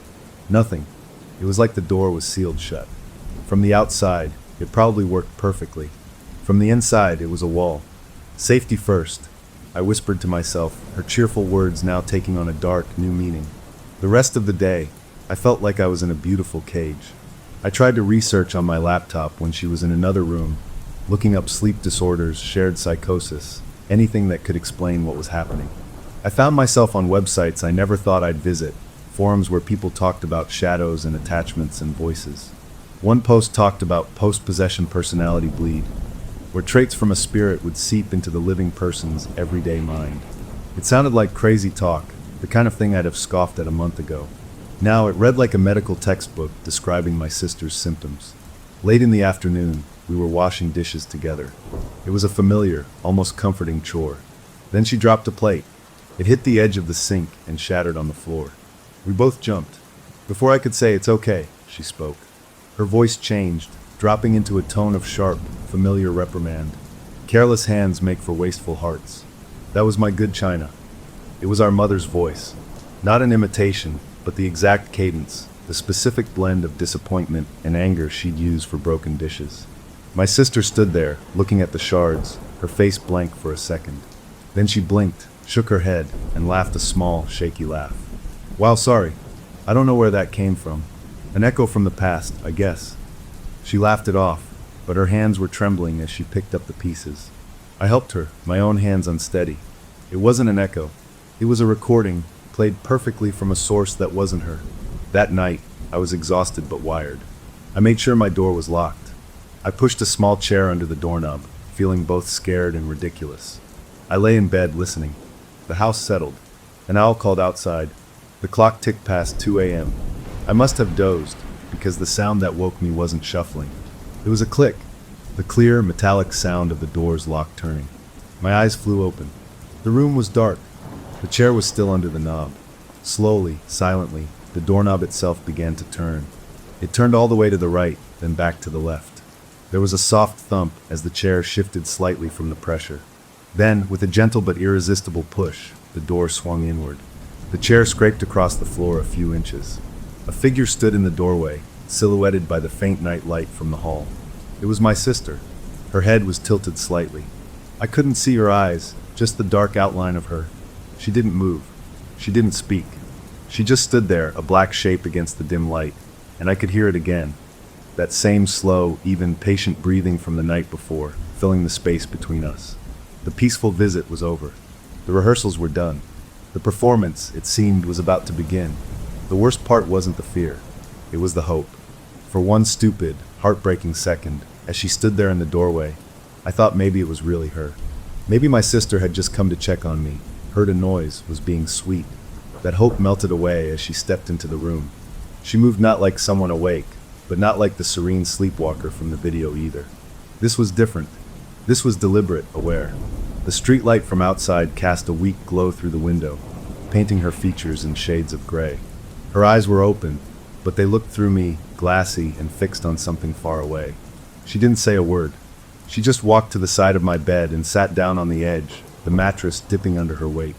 The familiar dip, the exact same feeling from when we were kids, and our mom would sit to check on us during a thunderstorm. My throat closed up. Then she reached out. Her hand was pale in the dim light. She took my hand where it lay on top of the blanket. Her skin was freezing cold, not like someone who'd walked through a cool house, but like skin left on stone. The touch was gentle, a mother's comforting grasp. And then she spoke. "I'm so glad you're home, baby." The voice was soft, warm, layered with a love I hadn't heard in 10 years. It was my mother's voice, not an imitation, not a memory. It was her. The exact tone she used when I was sick, the specific way she'd say baby, that was just for us. Every hair on my body stood up. A sob welled in my chest, part terror, part a desperate, overwhelming joy. This was it. This was really her. We had reached her, and she was here, holding my hand. Tears blurred my vision.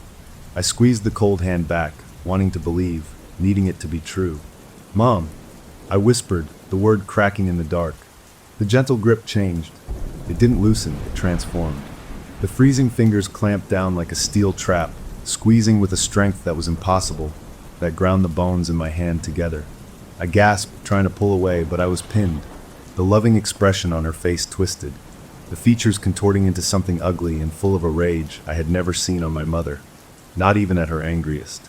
It was a sneer of pure, possessive fury. And the warm, maternal voice shredded. It dropped, warped, becoming a ragged, wet hiss that didn't seem to come just from her mouth, but from the corners of the room itself, vibrating in the air. "Now you'll never leave again." The words were bitten off, guttural. "We'll be together forever, just like the board promised." Then the chanting started. It was one word, over and over, in a looping, overlapping chorus. Forever, forever, forever. But it wasn't one voice. It switched, flickering between my mother's gentle tone, my sister's higher pitch, and a third, guttural sound that was neither, a sound that felt old and rotten. The word pounded in my skull. I screamed, a raw sound of pure panic. I yanked my arm with all my strength, thrashing in the bed, but the grip was supernatural, unbreakable. I kicked out, my foot connecting with her side, but she didn't flinch, didn't even seem to notice. She just kept chanting, her eyes locked on mine, glowing with a sick triumph. Forever. As the chant drilled into me, I noticed something else, a detail my terror-muddled brain clung to.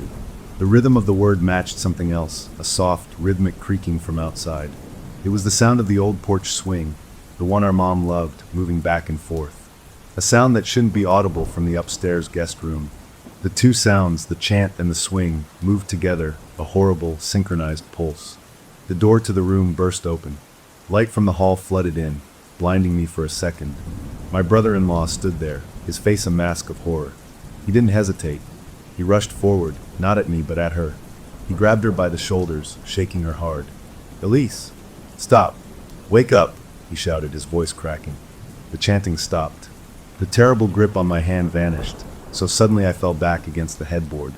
My sister's body went limp. She blinked, her eyes clearing, looking first at her husband's frantic face, then down at me, crumpled and gasping on the bed. Confusion, then dawning horror, spread across her own features. What? What happened? She slurred, her own voice back, thick with sleep. Why are you in here? She looked at her husband's hands on her shoulders, then at my face, pale and tear-streaked. I was clutching my right hand to my chest. The pain was intense, a deep, throbbing ache. In the bright hall light now spilling into the room, I looked down. On my wrist, where the freezing fingers had been, were 5 perfect, deep purple bruises. Each one was the clear imprint of a fingertip. The evidence was physical, undeniable. It hadn't been a dream. It hadn't been a shared hallucination. Something with real, solid strength had held me. My sister saw the bruises. Her eyes went wide. A high, thin sound of distress escaped her lips. No, I didn't. I was asleep. I don't remember anything. She started to cry, hysterical, gulping sobs. She reached for me. I'm so sorry. I would never hurt you. I flinched away, the instinct immediate. The hurt in her eyes was genuine, but it was buried under my own burning terror and the vivid, throbbing proof on my skin. My brother-in-law helped his shaking wife to her feet, guiding her out of the room, murmuring low, soothing words that sounded hollow.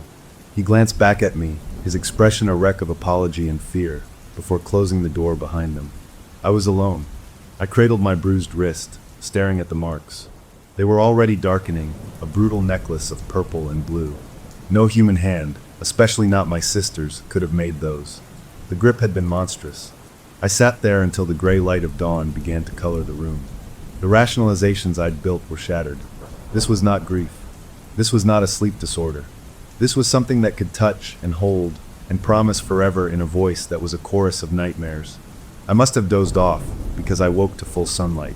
My wrist was stiff and ached fiercely. I got dressed slowly, the normal sounds of the house below feeling like a lie. When I finally went downstairs, the scene was fractured. My sister was at the kitchen table, her eyes red and puffy, staring into a cold cup of coffee. Her husband was pacing by the back door. The air between them was tense, cracked. I need to see a doctor, my sister said to him, her voice small. A sleep doctor. There's something wrong with me. She looked at me, her expression pleading. You believe me, right? I would never hurt you. I was asleep. I wanted to believe her. I did. But the bruises sang a different song. I know, I said, because it was easier than saying what I felt. She seemed to relax a fraction. Her husband stopped pacing. I'll make some calls today, he said, but he didn't look at her. He looked at the floor, at the walls, anywhere but at the evidence of what lived in his house. I needed to move, to do something. I wandered into the dining room, thinking I'd clear away any remnants of last night's dinner. And then I saw it. On the polished surface of the dining table, set squarely in the center, was the Ouija board. The planchette was placed neatly on top of it, right over the moon symbol. It hadn't been there last night. It had been put away in the hall closet. Someone had taken it out. My breath caught. I took a step closer. Then I saw the writing. The table had a light coating of dust. My sister wasn't the best housekeeper. And in that dust, right next to the board, written in a clear, sweeping script, were 4 words. The handwriting was my sister's. I'd know it anywhere. But the message wasn't. It said, "The promise is made." I stared at it, the words searing into my brain. The promise from the board. Together. Forever. The entity wasn't just visiting in the night anymore. It was leaving notes. It was making its intentions clear in the light of day. The sense of violation was complete. It had moved from my sister's body to my skin, and now it was writing in the dust of our home. The breakfast conversation, the talk of doctors, it all felt like a pointless puppet show. The real conversation had already happened. It had happened in the dark, with a crushing grip and a chant of forever, and now it was written on the table for me to see. The peaceful closure I'd flown home with weeks ago was a distant, foolish memory. The door wasn't just open now. Something had walked through, and it was moving the furniture, making itself at home. And it had made a promise it very much intended to keep. I left the dining room table with its chilling message, and went straight to the kitchen sink. I scrubbed my hands under scalding water, as if I could wash off the feeling of those words, the memory of that grip. My sister and her husband were still in their tense standoff at the table. I didn't tell them what I'd seen. Telling him would just push him closer to the edge. Telling her. I didn't know what telling her would do. The thing wearing her memories might already know. I needed answers from outside this house, from someone who wouldn't look at me like I was crazy or fragile. I waited until my brother-in-law left for work, giving me a tight, worried nod on his way out. My sister announced she was going to take a long bath to try and relax. The moment I heard the water running upstairs, I grabbed my laptop. My search this time wasn't for sleep clinics.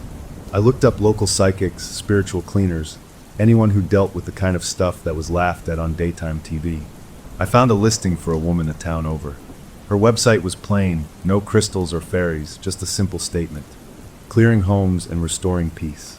It sounded like a pest control ad, which, in a way, I guessed it was. I called the number. A woman with a no-nonsense voice answered. I spilled the story in a rushed, jumbled whisper, talking about the board, the sleepwalking, the video, the voice, the bruise on my wrist. I left out the writing in the dust. I needed to see what she'd say without that clue. She listened without interrupting. When I finished, there was a pause. "Can you come see me?" she asked. "Now." I told my sister through the bathroom door that I was running to the pharmacy for some ibuprofen for my wrist. She called back, "Okay, drive safe," in a voice that was a little too cheerful. The woman lived in a small, neat house on the edge of town. She looked like a retired librarian, with glasses on a chain and sensible shoes. Her living room was ordinary, just a couch and some plants. No pentagrams, no incense. I showed her the bruise, which had bloomed into a spectacular map of purple and green. She looked at it, her face going serious. She didn't touch it. "Sit down," she said. I told her everything again, more slowly this time. I included the writing on the table. She didn't flinch. When I was done, she leaned back. "It didn't come from your mother," she said, her tone flat and matter-of-fact. "That's the first thing you need to understand. It's using your memory of her like a disguise. Like a wolf in a favorite old coat. It's comfortable, it smells right, so you let it get close." The words made a terrible sense. "What is it then?" "A hitchhiker," she said. "A thing that feeds on strong emotion. Grief is a 5-course meal for something like that. Your twin sister's grief, your guilt for leaving, that's the magnet that pulled it in. The Ouija board didn't open a door to your mom. It opened a door in your sister. A door in her mind, in her grief. And something walked in. It's not in the house. It's in the person. You can't sage a person." My hope, the little bit I had left, deflated. "How do we get it out?" She shook her head slowly. "I clear spaces. Bad energy in rooms, attachments to places. This is different. This is a tenant who's paid rent in tears and signed a lease in fear. It's settled. It thinks it belongs." She gave me a look that was both pitying and firm. "You need to get your sister out of that house. And you need to get her to someone a lot stronger than me. A pastor, a rabbi, someone with real faith, not just smudge sticks. And you need to be careful. It's attached to her, but it knows you're the other half of the bond. It wants the set." I left her house with a small bag of salt she insisted I take. For the thresholds, at least. It can't hurt. And a feeling of dread that was colder and clearer than any fear I'd felt before. It was a diagnosis, and the prognosis was bad. When I got back, the Ouija board was gone from the table. The message in the dust had been wiped away. My sister was in the living room, folding laundry.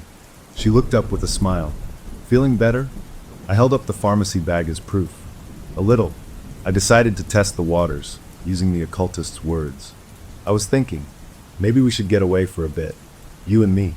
A sister trip to the beach, like we used to talk about. Just get some sun, some space." Her smile stayed, but it tightened at the corners. "Oh, I don't think so. There's so much to do here. And it's so peaceful now, don't you think? We have everything we need right here." She's making sure of it. She said she so casually, like she was talking about a helpful neighbor. The casualness was worse than any frenzy. I just nodded, a plan forming in the back of my mind. I needed more information. While she went to put the laundry away, I slipped into the small home office she used for paying bills. I started opening drawers as quietly as I could. In the bottom drawer of the desk, under a stack of old utility statements, I found a journal. It was a pretty, floral thing I'd given her for her birthday years ago. My heart thumped. I opened it. The first pages were what I expected. Entries from right after our mom died, raw and full of pain, talking about the emptiness of the house, missing her, wishing I was there more. I skimmed, my eyes stinging. Then, about halfway through the book, the entries changed. The handwriting, at first, was still hers. But the content shifted. It stopped being about grief and started being about contact. Descriptions of the Ouija board session, but written with a kind of clinical excitement. Then, on one page, the handwriting changed mid-sentence. It smoothed out, became more elegant, an older cursive style. Our mother's handwriting. I nearly dropped the book. The new writing didn't talk about feelings. It gave instructions. It listed things like binding herbs and symbols of containment. On the next page, there was a sketch of the house's floor plan. At every door and window, small, intricate symbols were drawn. They weren't crosses or stars. They looked like complicated knots, like locks, with arrows pointing inward. They weren't to keep something out. They were to keep something in. To anchor it, I heard a floorboard creak in the hall. I shoved the journal back into the drawer and closed it just as she walked past the office door. "What are you up to in here?" she asked, her head tilting. "Just looking for a pen," I said, my voice sounding strangely calm to my own ears. Mine ran out. She smiled that not quite right smile. "Check the top drawer. They always migrate there." She walked on. I stood in the office, leaning against the desk. The pieces were locking together. The occultist was right. It wasn't our mother. It was a hitchhiker that loved our grief, and it was using my sister's knowledge of the house, of our family, to build a cage. The floor plan with the locking symbols, the fixed front door, the talk of having everything we needed right here. It was all about making the house, and my sister, a perfect container. And I was inside it with them. That night, I pretended to go to bed early. I lay in the dark, listening. The house was quiet for a long time. Then, from my sister's room down the hall, I heard voices. Not the chanting from before. This was a conversation. Two voices, speaking in perfect, synchronized unison. One was my sister's normal tone. The other was that colder, older version. They spoke to each other. One said, "Is she ready?" The other replied, almost, "She just needs to understand there is no outside anymore." The words weren't shouted or hissed. They were murmured, like two parts of the same mind discussing a simple plan. Then they both laughed, a soft, dry sound that was identical. The conversation stopped. The normal night sounds of the house returned. But I knew what I had heard. The walls weren't just blurring. They were gone. My sister and the thing inside her were having bedtime chats. And I was the topic. The promise wasn't just made. It was being planned. And the blueprint for my part in it was hidden in a drawer, sketched in my mother's stolen handwriting. I was no longer a guest, or even a prisoner. I was becoming part of the furniture. There were 3 of us in the house now. My sister, me, and the thing wearing our memories like a suit. And one of us was fading fast. The next morning made it clear. We were having coffee, and she was talking about the garden, how she planned to replant the roses our mother loved. Then, without any pause or change in her breathing, her posture slumped, her shoulders rounding the way our moms did in her later years. She looked at me over her mug, and her eyes were older, sharper. "You never did have the patience for gardening," she said, and it was our mother's voice, tinged with that familiar disappointment. Always rushing off to the next thing. She took a sip, her pinky finger lifted just so, another momism. Then she blinked, straightened up, and was herself again, continuing about rose fertilizer as if nothing had happened. No memory of the shift. It was like watching a radio tuner slip between stations, catching a few seconds of a strange, familiar broadcast before clicking back. The house itself started to feel like an enemy. My room was always freezing, no matter how high I cranked the little heater. I'd come downstairs to find a framed photo of me and my friends from the city face down on the sideboard. The next day, that same photo was back up, but my face was scratched out with something sharp, leaving ragged white lines across the glass. My sister would just sigh and say, "That old frame must be falling apart," and wipe the glass clean, not commenting on the damage beneath. The smell of our mother's perfume was now a constant, clinging presence in the upstairs hallway. It wasn't a memory anymore, it was a statement. I was the intruder here. My life outside these walls was being systematically erased from the environment, and my comfort within them was being stripped away, degree by degree. My brother-in-law was a ghost. He moved through the room silently, his face drawn. The hope had left his eyes. He saw the changes, he heard the slips, but he was powerless. The breaking point came when he found the journal. I don't know if he was looking for it or just stumbled upon it, but I heard the raised voices from the study later that afternoon. His frantic and scared, hers calm and flat. I crept to the hallway. "What is this, Elise?" he was demanding, his voice trembling.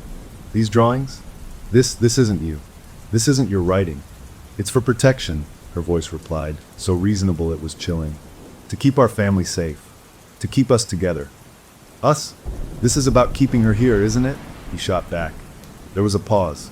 Then her voice, but lower, colder, the one that wasn't quite hers, said, "You were never part of the promise. You're just furniture." The words were so casual, so utterly devoid of malice or even feeling, that they were worse than any scream. I heard a small, broken sound from him. Then the study door opened. He walked out, his face ashen. He didn't look at me where I stood frozen in the hall. He just went upstairs. 20 minutes later, he came down with a duffel bag. He stood in the foyer, looking at his wife, who was calmly watering a plant by the window. "I'm going to my brother's for a few days," he said, his voice empty. She turned and smiled, a warm, wifely smile that didn't match the cold words from before. "Okay, honey, drive safe. Call me when you get there." He looked at me then, a final, desperate, apologetic glance that said everything. "I'm sorry. I can't. I have to go." Then he walked out the front door. I heard his car start and drive away. And just like that, I was alone in the house with it. Panic, pure and electric, shot through me. This was my chance. I waited until my sister went into the kitchen.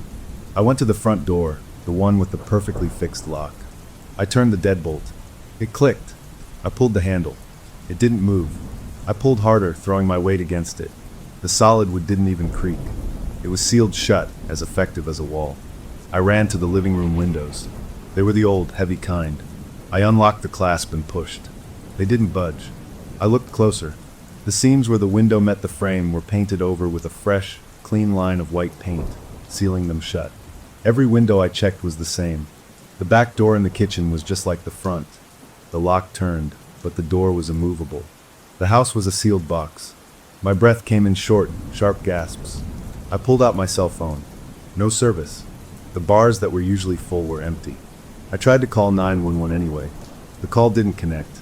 I tried to send a text to my brother-in-law. It failed to send. I held the phone to my ear, listening. Instead of a dial tone or an error message, there was a low, rushing static. And within that static, if I listened hard, I could make out whispers layered and distorted, saying the same two words over and over. Together, forever. I dropped the phone on the couch like it was a live snake. The reality of my situation crashed down. I wasn't just trapped. I was being isolated, cut off from the world completely. The entity wasn't just trying to keep me here. It was working to erase my sister's mind and absorb mine, to merge us into a single, grief-stricken unit with it at the center. I wasn't a prisoner to be held. I was an ingredient to be consumed. I spent what felt like hours pacing, trying to think. I looked at the windows again, searching for a tool, anything to break the glass. But the house was eerily tidy. All the tools were in the locked garage. The fireplace pokers were gone. It had thought of everything. As dusk began to fall, casting long shadows across the sealed rooms, I stood in the dining room, feeling a cold despair.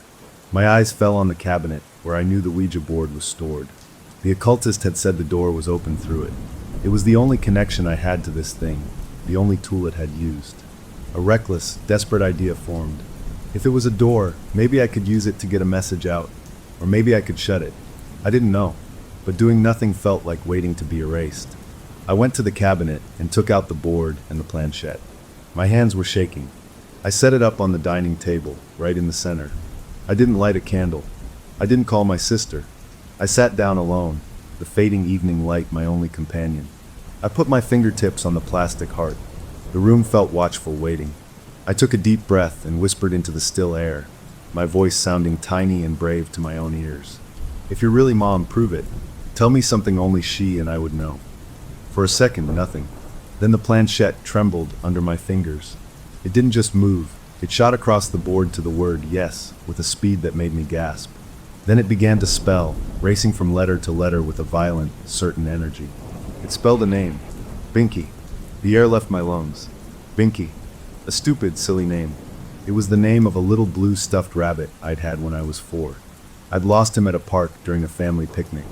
I was heartbroken. That night, I'd crawled into my parents' bed crying. My mom had held me, and I'd whispered the rabbit's secret name to her, Binky.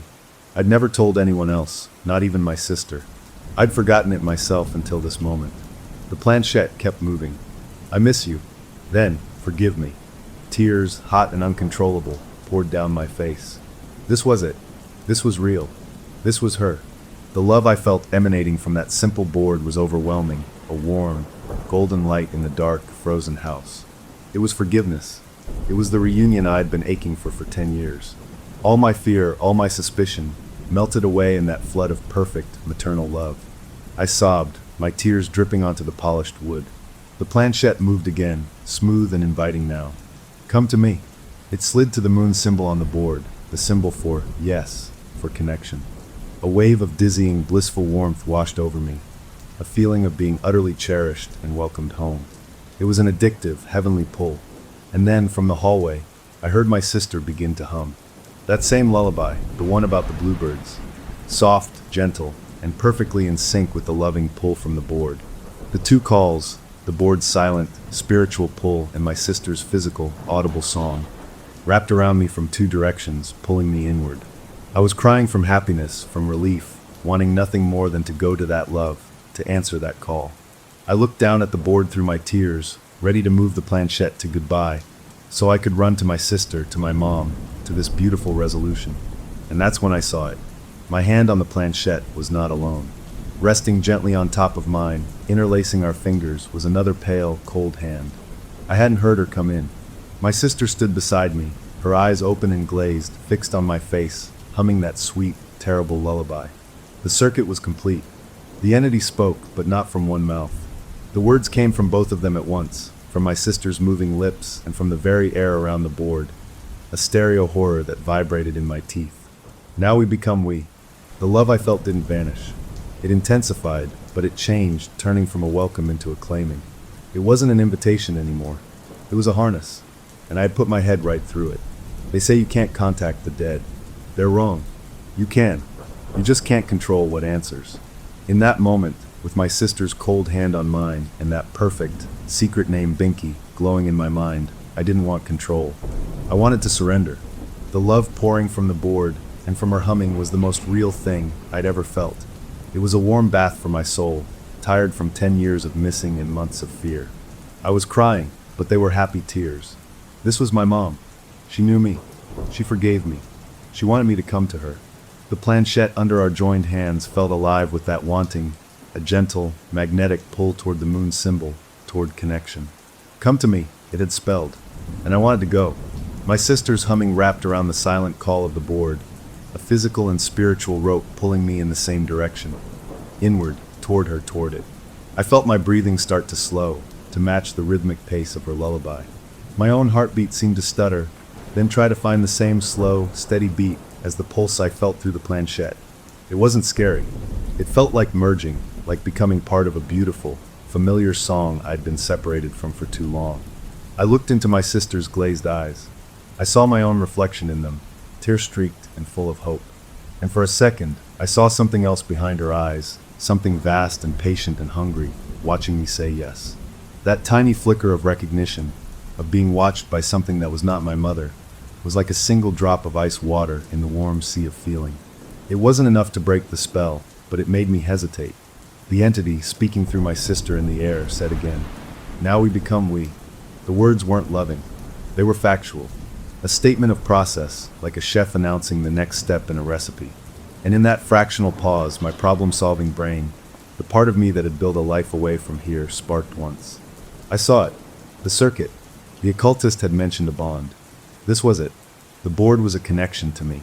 The possession was a connection to my sister. Our twin bond was the wire between us.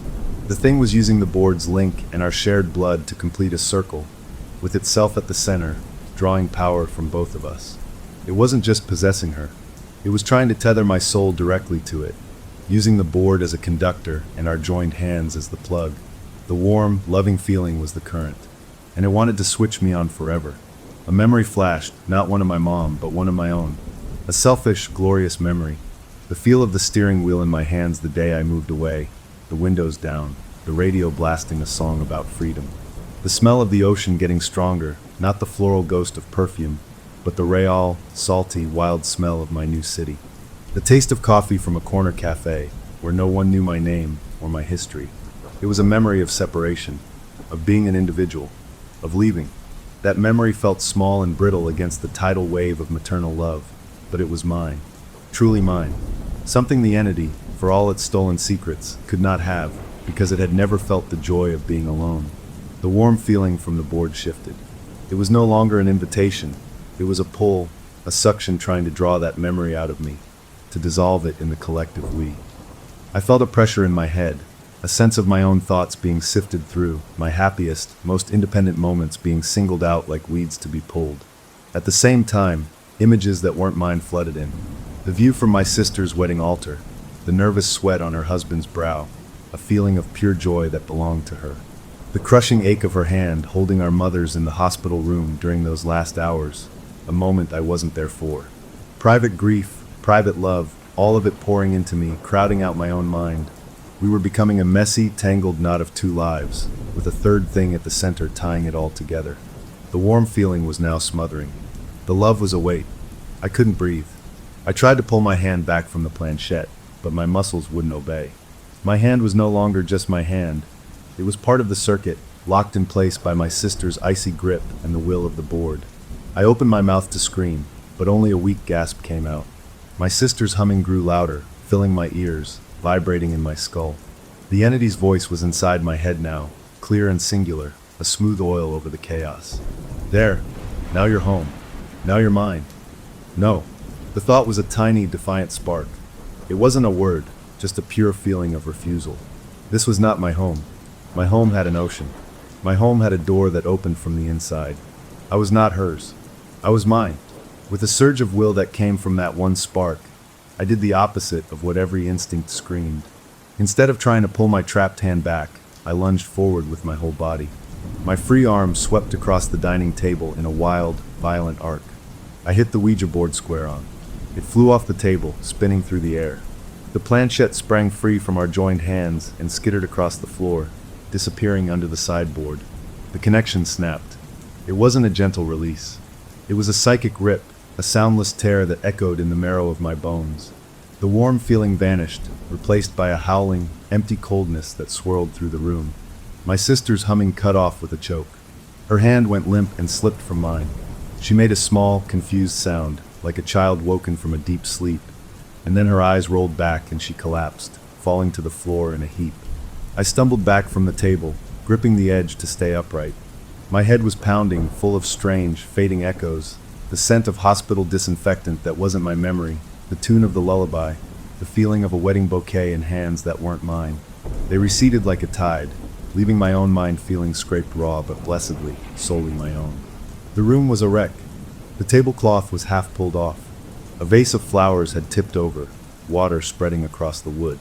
My sister lay motionless on the rug. But the house felt different. The watchful, oppressive presence was gone. In its place was a vacuum, an angry emptiness. The static that had been on my phone, the whispered promises, they were absent. It was just a quiet, messy room in a dark house. I knelt beside my sister, my hands shaking. I felt for a pulse in her wrist. It was there, steady and strong. She was breathing normally, out cold, as if from sheer exhaustion. A normal sleep. I slumped beside her, tears coming again. But these were tears of sheer, ragged relief. I had done it. I had broken the circuit. I had said no. I sat there for a long time, just breathing my own air, thinking my own thoughts. The spell was broken. The board was gone.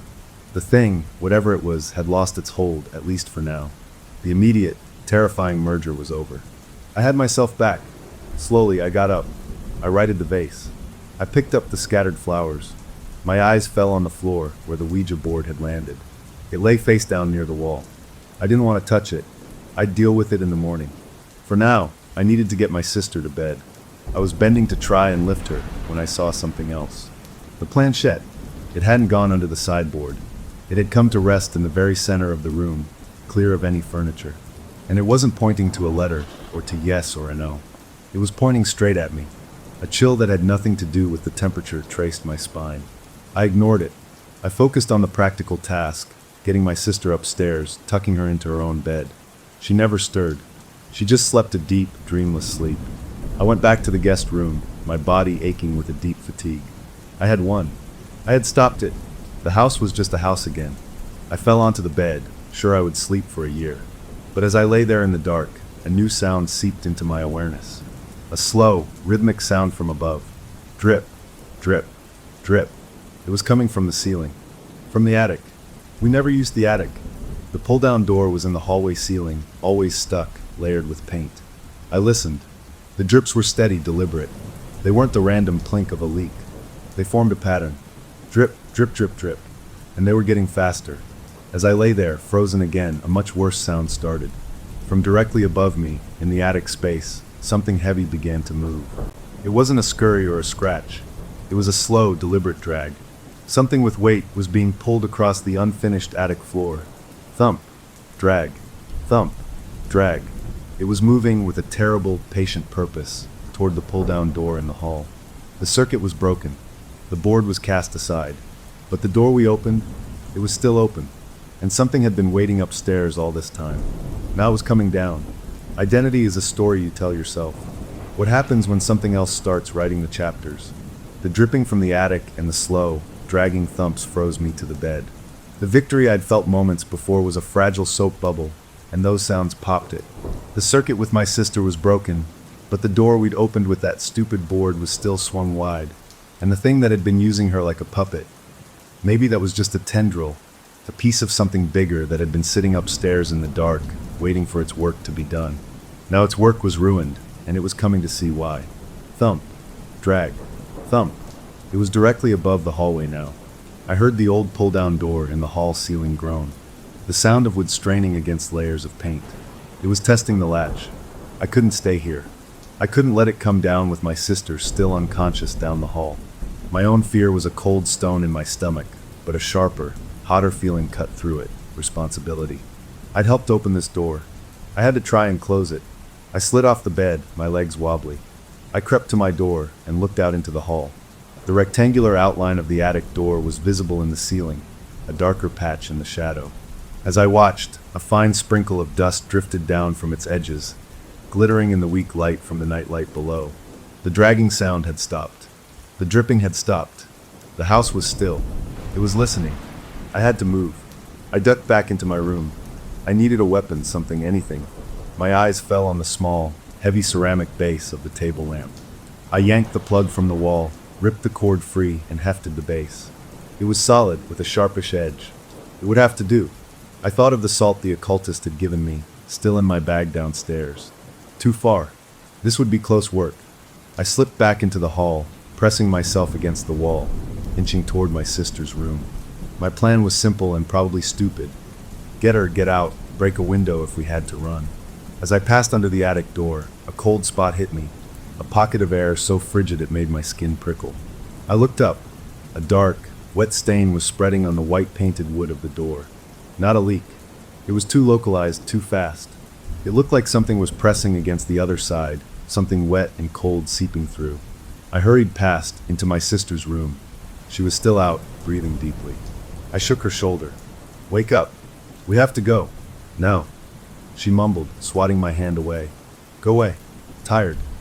No. I hissed, shaking her harder. It's in the attic. It's coming down.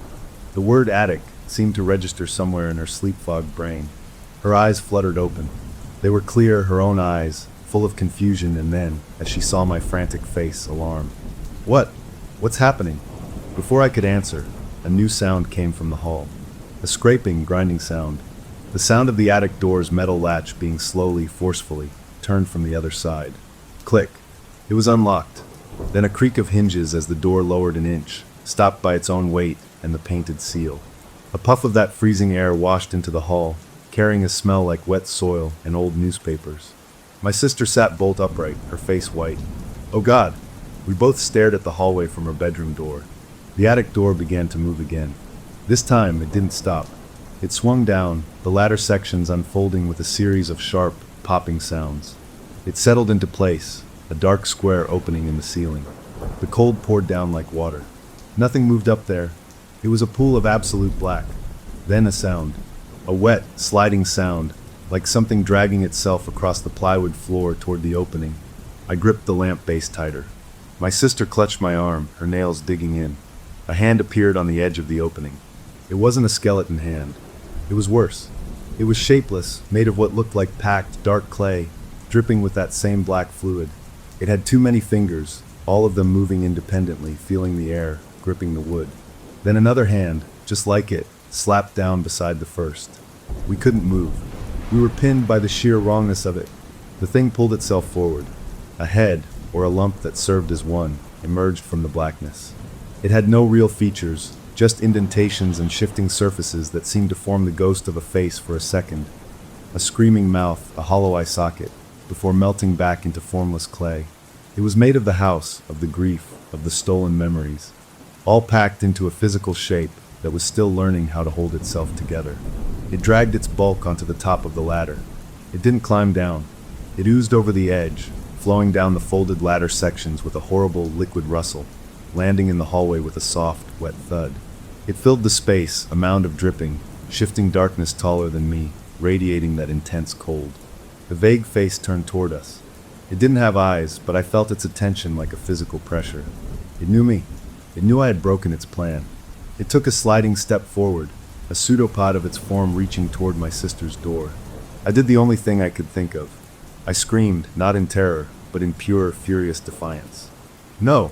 I hurled the ceramic lamp base with all my strength. It flew through the air and struck the center of the shifting mass with a dull thwack. It didn't bounce off. It sank in, swallowed by the dark substance. Useless. The thing didn't even pause. Its attention shifted fully to me. It wanted the troublemaker first. It flowed forward, blocking the way to the stairs. We were trapped in the bedroom. My sister was sobbing, clinging to me. I backed us toward the window, the sealed, painted-shut window. We were cornered. As the thing filled the doorway, a memory flashed, not of my mom, but of the journal, of the symbols drawn at the doors and windows. Symbols to bind, to lock something in. The occultist said it was in the person, not the house. But this thing was the house now. It had made itself from it. And those symbols weren't to keep us in. They were to keep it in, to anchor it here. It was tied to this place, to the very boards and plaster. It couldn't leave. But we could, if we could break its anchor. I didn't have sage or holy water. I had one thing it didn't, a life outside these walls. It's not your home. I shouted at the advancing mass, my voice shaking but loud. You're just a stain here. A sad, hungry stain. My home is by the ocean. It smells like salt, not dirt. I poured every memory of my freedom into my words. I have a favorite coffee shop. The barista knows my order. I have friends who've never heard of you. The thing hesitated, a ripple passing through its form. It didn't like it. It was made of our longing for the past, for what was lost. It didn't understand a love for a present it wasn't part of. You're nothing, my sister suddenly yelled, her voice raw. You're not her. My mother loved sunflowers. She hated the rain. You're just a copy made of mud and sadness. We were both shouting now, hurling our real lives, our real memories at it. The good and the bad. My promotion at work. Her first car. Our dad's awful jokes. The time we painted our toes with mom's polish and ruined the carpet. Real, messy human things. The thing recoiled as if struck. The memories that built it were static, perfect, frozen snapshots of a mother's love. Our shouting, messy, alive memories were like acid. They didn't fit. They caused the clay-like substance to steam and bubble at the edges. It made a sound, a low, guttural vibration of frustration that shook the floorboards. It wasn't used to being argued with. It was used to being obeyed, to being welcomed as a beloved ghost. We were rejecting its very story. It surged forward again, a last, desperate lunge. Its cold touched my ankle, a numbness that shot up my leg. I kicked wildly, my foot passing through its form, coming out wet and freezing. But I'd broken its grip. Behind it, I saw the attic ladder, the open door. Its anchor wasn't just the symbols. It was the board, the door, the point of entry. We couldn't destroy it. But maybe we could send it back and lock the door behind it. The board! I yelled to my sister. We have to get the board into the attic and close it in. She understood. As the thing regrouped, flowing between us and the hall, she did something brave and insane. She ducked low and rushed not away from it, but toward it, under its grasping, dripping limbs, into the hall. She grabbed the fallen Ouija board from where it lay. The thing shrieked a tearing, papery sound and turned toward her. That was my chance. I didn't run for the stairs. I ran for the ladder. I climbed, my cold, wet foot slipping on the rungs. I hauled myself up into the blackness of the attic. It was freezing, and the smell was overwhelming. Throw it! I screamed, leaning back down through the opening. My sister, backing away from the advancing mass, flung the board up toward me like a frisbee. I caught it, the wood feeling oily and wrong in my hands. The thing forgot her. It turned its entire, furious attention to me, to the board in my hands. It flowed toward the ladder. I didn't wait. I scrambled back from the opening into the deep dark of the attic. I could hear it oozing swiftly up the ladder. I had one chance. I felt along the rough plywood floor, away from the opening, toward where I thought the far wall was. In the pitch black, I found it. I set the Ouija board down on the floor, right against the wall. Then I turned and ran back toward the square of light that was the opening, just as the thing's dripping form crested the top. I didn't try to fight it. I dropped to my belly and slid, like a baseball player, right past its grasping form, through the opening. I grabbed the edge of the attic door as I fell, my body hanging in midair for a second before I dropped the rest of the way to the hall floor, landing hard on my side. The wind knocked out of me. I looked up. The thing was in the attic, focused on the board I'd left there. It didn't want me anymore. It wanted its doorway. Now! I croaked at my sister. She was already there. Together, we grabbed the ladder. With a strength born of pure terror, we pushed. The ladder folded upward. The attic door swung up. The thing realized what was happening and lunged for the closing opening, a wave of blackness reaching down. My sister slammed her whole weight against the door. I grabbed the pull cord and yanked it sideways, engaging the metal latch. Click. It sealed shut. From the other side, we heard a thud, then a furious, muffled scrabbling. The wet stain on the wood pulsed. But the door, with its old, strong latch and layers of paint, held. The scrabbling grew fainter, moving away from the door, back toward where the board lay against the far wall. Then it stopped. The cold radiating from the door began to lessen, degree by degree. The wet stain slowly stopped spreading, then started to fade, like water drying on wood. My sister and I slid down the wall to sit on the floor, gasping, shaking, clutching each other. We sat there until the first gray light of dawn showed through the hall window. The house was just a house again, tired, old, but normal. The doors and windows, when we tried them later, opened easily. The paint sealing them was gone, as if it had never been there. We burned the journal and the backyard grill. We broke the Ouija board into pieces and buried them in separate places. My brother-in-law came back, hesitant and ashamed, and we didn't have the words to explain. But he saw the change, the real exhaustion and the real peace in his wife's eyes, and he stayed. I stayed for another week, until the color returned to my sister's cheeks, and she laughed at a joke, a real, spontaneous laugh that was entirely her own. We talked about real things, the future, her maybe selling the house, coming to visit me by the ocean. The past was a scar we shared, but it was closed. On my last day, as I loaded my bag into the rental car, she hugged me tight. "Thank you," she whispered, "for coming back, for staying, for everything." I hugged her back, feeling the solid, real warmth of her. "Always," I said. I drove away, watching the house shrink in my rearview mirror. This time, the feeling wasn't escape. It was release. I'd gotten myself back. I'd gotten my sister back. The story I thought was over. I was wrong. A month later, back in my apartment, the package arrived. No return address. A small, flat, square box. Inside, wrapped in plain brown paper, was a mirror. An old, ornate, hand mirror with a tarnished silver back. It looked ancient. There was no note. Puzzled, I picked it up. My own tired, but smiling, reflection looked back at me. And then, just for a second, my reflection didn't move when I did. It held my gaze, and its smile widened, not into my smile, but into something familiar, cold, and deeply, possessively pleased. Then it was just me again, my heart hammering against my ribs, holding a mirror that showed nothing but my own terrified face.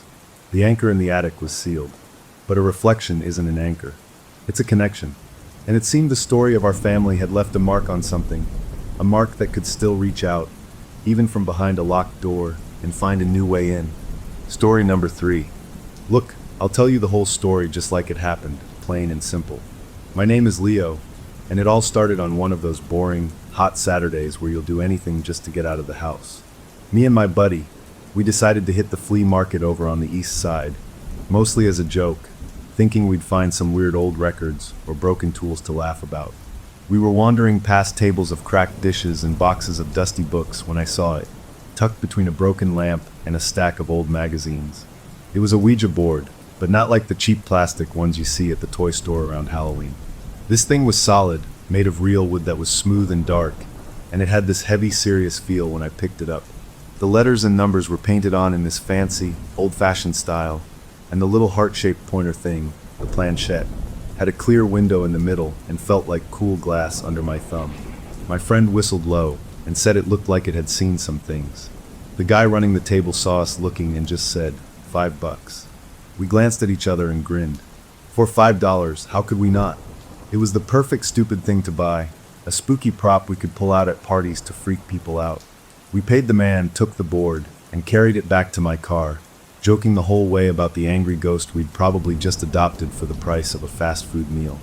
We brought it back to my place, and for the first few days, it just sat on my coffee table as a conversation piece. My buddy came over, and we'd point at it and make dumb jokes. "Ask it if it knows any lottery numbers," he'd say, and we'd laugh. We were totally not taking it seriously. It was just a piece of wood with letters on it. But then, maybe a week after we bought it, we were hanging out one Friday night. We'd ordered pizza, had a couple of beers, and the mood was easy and lazy. The board was just sitting there on the floor, and my friend nudged it with his foot. "You want to actually try this thing?" he asked, his eyebrows wiggling. I shrugged. Why not? It was all just nonsense anyway. We turned off the big overhead light, left a lamp on in the corner so we could still see, and sat on the floor facing each other with the board between us. We put our fingers very lightly on the planchette, just the tips, like you're supposed to. I felt kind of silly. He asked the first question, his voice trying to sound dramatic and spooky. "Oh, great spirit, are you with us?" Nothing happened. We sat there for a minute, the planchette not moving at all. I was about to call the whole thing off when he asked another question, this time more normal. "Is there anyone there who wants to talk?" That's when it happened. I felt a tiny twitch under my fingers. At first, I thought it was him pushing it as a joke. I looked at his face, and he looked just as surprised as I felt. His eyes were wide. The planchette didn't glide smoothly. It moved in these little, sharp jerks, like it was clicking from one letter to the next. It went slowly, but with a weird kind of purpose. It spelled out TONIGHT. My heart did a funny little jump in my chest. We both pulled our hands away like the thing had gotten hot. "Did you do that?" I asked him, my voice quieter than I meant it to be. He shook his head fast. "No way, man. I thought you were doing it." We stared at each other in the dim light. The air in the room felt different all of a sudden, tighter. We tried to laugh it off, making jokes about how our subconscious minds were just playing tricks, how our muscles were twitching from holding our hands the same way for too long. But the laughter was weak and didn't last. We just sat there for a few more minutes, not saying much, before we both kind of mutually decided to put it away. I slid the board under my couch, out of sight. We turned the main light back on, and the normal brightness of the room made the whole thing feel more stupid than scary. He left not long after, and we didn't really talk about it again that night. I went to bed and slept okay, but when I woke up the next morning, the first thing I thought of was that word, tonight. Had something happened last night that I missed? I lay in bed and listened. The house was just my normal, quiet house. The pipes creaked a little, the fridge hummed in the kitchen. Everything was fine. I got up, made coffee, and felt like a total idiot. Of course it was nothing. We'd moved the thing ourselves without realizing it, getting caught up in the moment. I shoved the board from under the couch onto a high shelf in my home office, way in the back behind some old textbooks. A funny story to tell someday, that was all. But over the next few days, I couldn't shake this weird feeling. It's hard to describe. It wasn't that I heard noises or saw things. It was more like the feeling you get when you're in a room and you suddenly know, you just know, that someone is standing right behind you. I'd be reading or watching TV, and I'd get this prickly sensation on the back of my neck, like I was being watched. I'd spin around, and of course nobody was there. I told myself it was just my imagination running wild because of that silly board game. I was letting it get to me. About a week after our little seance, something changed. I woke up in the middle of the night. Not from a noise, but just awake. And I realized right away that I was alone in my bed. My girlfriend, who had been sound asleep next to me when I drifted off, was gone. The covers on her side were thrown back. I sat up, my brain fuzzy with sleep. "Hey!" I called out, my voice rough. No answer. I got up, my heart starting to thump a little harder. I checked the bathroom first. Empty. I walked down the short hallway, the floorboards cool under my feet, and saw a line of light under the door to my home office. That was weird. She never went in there at night. I pushed the door open slowly. She was sitting at my desk, slumped over, her head resting on her arms. The harsh light of the desk lamp was shining right on her, and she was completely still. For a terrifying second, I thought something was wrong. "Hey," I said again, louder this time. I walked over and put a hand on her shoulder. She was warm. She stirred, lifting her head slowly. She blinked up at me, her eyes confused and full of sleep. "What?" she mumbled. "What are you doing in here?" I asked, helping her sit up straight. She looked around the office, totally disoriented. I don't know, she said, her voice shaky. I was asleep. How did I get here? She had no memory of getting out of bed or walking down the hall. That's when I saw the pen. It was still clutched in her right hand, gripped so tightly her knuckles were white. And under her arm was one of my legal pads. There was writing on it, not her usual neat handwriting for shopping lists or reminders.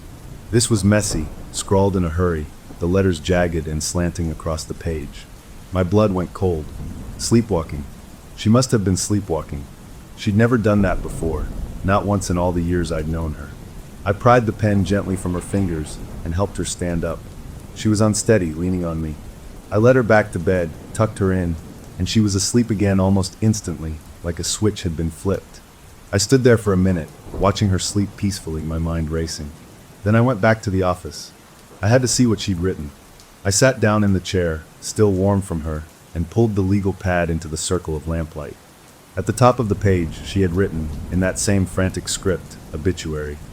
My mouth went dry. Below that, she had filled it out like it was some macabre form. Name, our next-door neighbor, Mr. Henderson. Date of death, today's date. Cause of death. This is what made my skin crawl.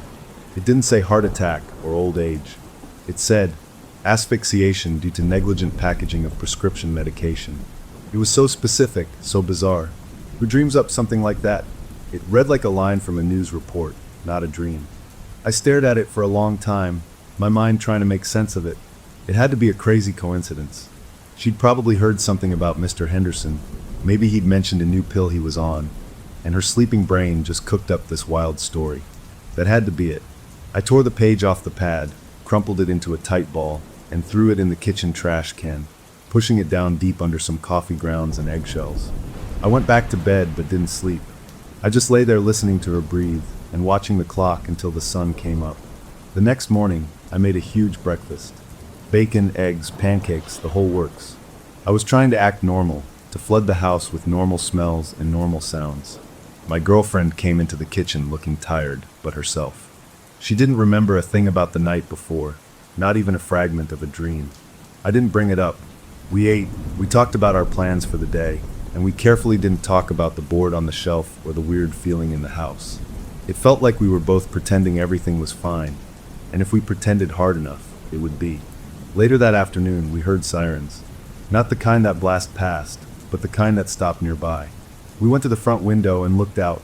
An ambulance was parked a few doors down, right outside the little diner on the corner. We saw the paramedics helping someone out. It was Mr. Henderson. He was walking, but he was hunched over, coughing hard into his hand, his face red. They got him into the back of the ambulance, and it drove away, lights on but no siren. My girlfriend let out a huge breath she'd been holding. "See," she said, her voice full of shaky relief. "He's okay. He's fine. It was just as a thing." We laughed then, a real laugh, the kind that comes from nerves letting go. We'd been so silly. Of course it was nothing. We spent the rest of the day feeling lighter, like a weight had been lifted. But my friend, the one I'd bought the board with, he's a curious guy. He came over that evening, and when we told him about the obituary, and then seeing Mr. Henderson taken away, he got this look on his face. He pulled out his phone. "Let's just check the community page," he said. "Sometimes they post about local incidents." He tapped and scrolled for a minute, then went quiet. His face changed. "What?" I asked. He didn't answer, just turned the phone around so we could see the screen. It was a short post from the neighborhood watch. It said there had been a medical incident at the diner involving an elderly resident who experienced a choking hazard due to a packaging mishap with his medication. The post said he was recovering fine at the hospital. I read those words, and the room seemed to tilt. Packaging mishap. That was just a nicer way of saying negligent packaging. The words were different, but the meaning, the core fact of what happened, was exactly the same. My girlfriend made a small sound, like a gasp caught in her throat. We all looked at each other, and this time, there was no laughter, not even the nervous kind. The coincidence was too big, too precise. The board had said tonight, and nothing happened to us. But it had known. It had known something was coming for someone else, and it had made my girlfriend write down the details in her sleep. The joke was over. We weren't in control of this game anymore, and the first move had just been played. We sat there in the quiet living room, the three of us, and the only question hanging in the air was a terrifying one. What was the next move going to be? The relief we felt after seeing the old man was okay didn't last long. It was like a sugar rush, a quick high that crashed hard and left us feeling worse than before. We spent the next few days walking on eggshells in my own home. My girlfriend was jumpy, starting at every little sound the house made. My buddy called every day, his voice always with that edge of trying to sound casual and not quite making it. We tried to wrap ourselves in this blanket of normal life, pretending the board on the shelf was just a decoration, pretending the whole thing was a wild string of coincidences. We went to work, we cooked dinner, we watched dumb TV shows, but our eyes kept drifting to that shelf in my office. The air in the house didn't feel right. It wasn't quiet, it was full of this waiting tension, like the moment before a thunderstorm when everything is too still and the hair on your arm stands up. We didn't talk about the board. We didn't touch it. We just tried to ignore it, which is about as effective as trying to ignore a ticking bomb in your living room. You can watch TV, but all you're really doing is listening to the tick, tick, tick. About a week after the incident with our neighbor, my buddy came over again. We were all sitting in the living room, the TV on for noise, but none of us were really watching it. He kept glancing toward the hallway that led to the office. Finally, he just came out and said it. We can't just leave it there. I knew he was right, but the thought of going near that thing again made my stomach twist. My girlfriend shook her head, her arms folded tight across her chest. Just throw it out, she said, her voice firm. Take it to the dump. Now. But my friend had been reading stuff online, forums, and weird websites. He said that according to a lot of people who believe in this stuff, you can't just throw a spirit board away. He said it could make things worse, like it was an insult. You had to break the connection properly. He talked about rituals, about saying goodbye, about being respectful even if you were scared. It all sounded like superstitious nonsense to me. But then again, so did a board game knowing about a choking hazard before it happened. I was caught between my girlfriend's practical terror and my friend's researched fear. After a long, tense discussion where nobody really won, we agreed on a middle ground. We wouldn't just trash it. We would do a kind of ceremony, just to cover our bases, to politely tell whatever was hanging around that the party was over. It felt stupid, like we were following instructions for a toy we didn't understand. But we were desperate enough to try anything that might bring back the feeling of our old, boring lives. So that night, with the lights on bright this time, no moody atmosphere, we took the board down from the shelf. It would felt cooler than it should have, and just holding it gave me a bad feeling, a deep unease in my bones. We placed it on the coffee table. My girlfriend refused to touch it. She sat on the far end of the couch, watching us with wide, worried eyes. My friend and I looked at each other, took a deep breath, and put our fingertips on the planchette. My heart was hammering against my ribs. This wasn't a game anymore. This was an eviction notice. My friend was the one who spoke. His voice was steady, but I could hear the tightness in it. "We appreciate you making contact," he said, sounding utterly ridiculous. "But this connection is now closed. You are not welcome here anymore. We say goodbye." We waited, our fingers tense. For a long moment, nothing happened. I started to feel a flicker of hope. Maybe it was over. Maybe we had just needed to be firm. Then, the planchette began to move. It didn't jerk this time. It slid, slow and smooth and terribly deliberate, in a wide circle around the board. It went around once, twice, a third time, like it was tracing a boundary. Then it stopped in the center, and it began to spin, slowly at first, then faster, until it was just a blur under our fingers. The clear window in the middle was a whirl. We tried to pull our hands away, but it felt like our fingertips were stuck, not glued, but held by some force that wouldn't let go. A chill spread up my arms, a deep, icy cold that had nothing to do with the temperature in the room. Then, as suddenly as it started, the spinning stopped. The planchette dragged our hands, with a force that felt much stronger than the two of us, down to the bottom corner of the board. It scraped across the word goodbye and came to a hard stop.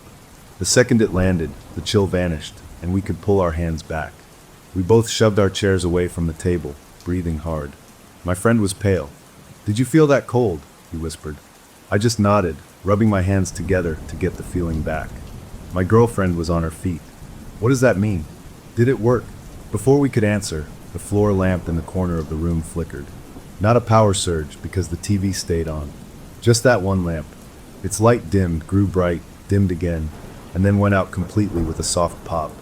We were left in the light from the TV and the overhead kitchen bulb. Nobody moved. The message seemed pretty clear to me. It had said goodbye because we told it to, but it wasn't happy about it. It had shown us it could do things, physical things, like make us cold and blow out a bulb. We put the board back on the shelf, not knowing what else to do. The ceremony felt like a total failure.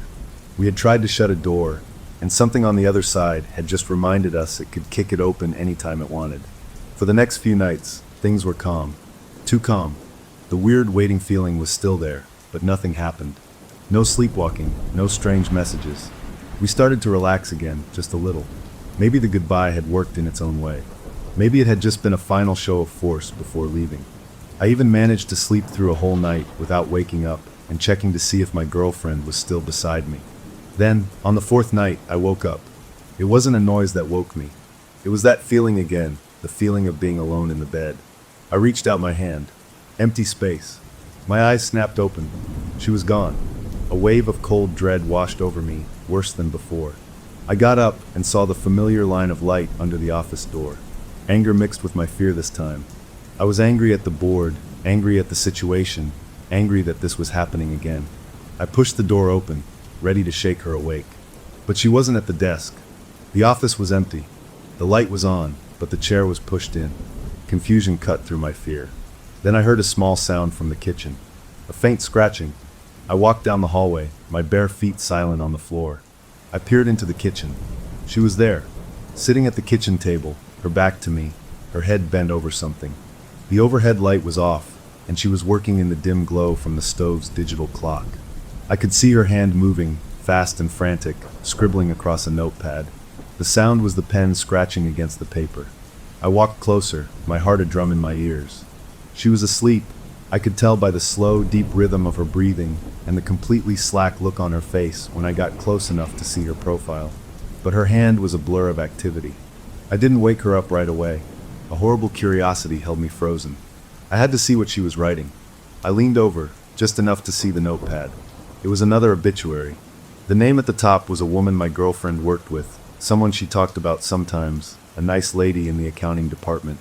The cause of death was written in that same messy, urgent script. Multiple traumatic injuries sustained from a structural failure and fall of an elevator carriage. It was so specific, so mechanical. It sounded like a line from a police report or an engineering assessment. This wasn't a dream about a car crash or a sickness. This was a technical diagnosis of a disaster. I couldn't watch anymore. I gently put my hand over hers, stopping the pen. "Hey," I said softly. "Wake up." She stirred, her hand going still under mine. She blinked, looked at the notepad, looked at her hand holding the pen, and then looked up at me. The confusion and fear in her eyes were real and total. "What?" she began, her voice thick with sleep. "I was having a dream about work." Her words trailed off as she looked back down at the words she'd written. Her face went pale. She didn't scream or cry. She just stared, as if the reality of it was too big for any normal reaction. I helped her up, led her back to bed, and she followed like a robot. I took the notepad and folded it, shoving it into the pocket of my sweatpants. I didn't want her to see it again. I stayed awake until the sun came up, sitting in the living room and staring at that folded piece of paper on the coffee table. I didn't have to look it up. I already knew with a sick certainty what I would find. The next day was a Tuesday.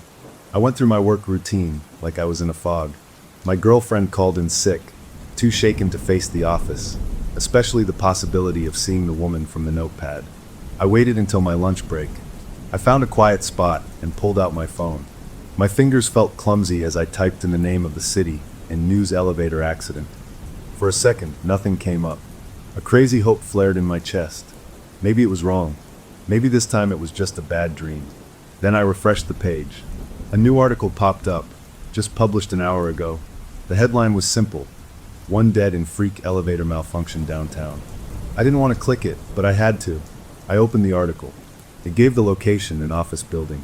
It said preliminary investigations pointed to a catastrophic failure of a cable mechanism. And there, near the bottom, was the name of the victim. It was her, the woman from the notepad, the woman my girlfriend worked with. The details in the article were still sketchy, but they matched. A fall, structural failure. I put my phone down on the table and just sat there. The sounds of the restaurant around me, the clatter of dishes, the chatter of people, all of it faded into a dull buzz. This was the proof we couldn't ignore, couldn't explain away. The board, or whatever was behind it, wasn't just predicting random deaths. It was issuing memos. It knew things with a frightening, bureaucratic accuracy. It knew how people were going to die, down to the technical details, and it was using my girlfriend to write them down. We weren't just witnesses to a creepy phenomenon. We were suddenly, horrifyingly, part of the process. The calm of the past few days had been an illusion. The game was still on, and the rules were becoming terrifyingly clear. We had tried to say goodbye, and in response, it had given us a demonstration of its power, and then sent us a bill for our trouble in the form of another death notice. The question now wasn't about getting rid of it. The question was, what did it want next? And how many more of these terrible memos were we going to have to file? The reality of it crashed down on us after the elevator accident. It wasn't a ghost story anymore. It was a job, a terrible, unwanted job we couldn't quit. We stopped calling them predictions or creepy messages. We started calling them what they felt like, reports. My girlfriend was the secretary for something we couldn't see, taking dictation for the end of people's lives. The board sat on the shelf like a piece of office equipment, and the thought of it made me sick. We couldn't live like this. We decided, with a kind of desperate fury, that we had to destroy the source. If the goodbye ceremony had backfired, then maybe brute force was the answer. No more rituals, no more polite requests. Just annihilation. My friend agreed immediately when I called him. He said if it was a physical object anchoring this thing to our world, then getting rid of the object for good was the only logical step. My girlfriend was all for it, her fear hardening into a fierce determination. She just wanted it gone, in any way possible. So we planned a bonfire for that Saturday afternoon. It felt almost normal, like we were just having a backyard barbecue to burn some old junk. We bought hot dogs and marshmallows as a weird, defiant gesture. We were going to burn the evil board and then have a cookout, as if we could just go back to normal after. Saturday came, gray and cool. We set up a metal trash can in the middle of my backyard, away from the fence and the trees. My friend brought lighter fluid. My girlfriend gathered up the board and the planchette, handling them with a dish towel, not wanting to touch them directly. We stood around the can, a little circle of nervous resolve. I took the board from her. It felt inert, just wood and paint. For a second, I doubted everything. Maybe we were being hysterical. Maybe this was just a piece of old game, and we were about to have a very strange picnic. But then I remembered the cold touch, the spinning planchette, the exact words on the notepad that matched the news. I tossed it into the can. The planchette followed with a clatter. My friend unscrewed the cap on the lighter fluid and doused it thoroughly, the liquid soaking into the dark wood, the smell sharp and chemical in the air. We all stepped back. He looked at me, and I nodded. He struck a long match and dropped it in. There was a soft hump sound, and flames erupted, orange and blue, licking hungrily at the board. The fire caught fast, warping the polished surface, blackening the beautiful old letters. We watched, not speaking, the heat warming our faces from several feet away. I felt a huge, swelling sense of relief. It was working. We were watching the thing turn to ash. This was it. We were breaking the connection. My girlfriend reached over and squeezed my hand. My friend let out a tense breath. "Good riddance," he muttered.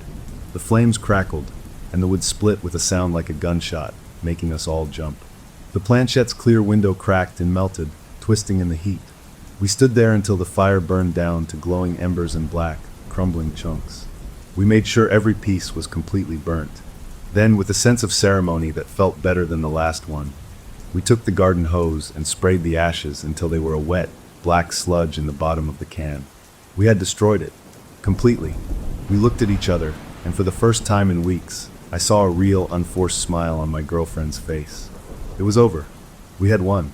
We actually cooked the hot dogs and ate them, the smell of smoke and charcoal mixing with the smell of burning wood that still hung in the air.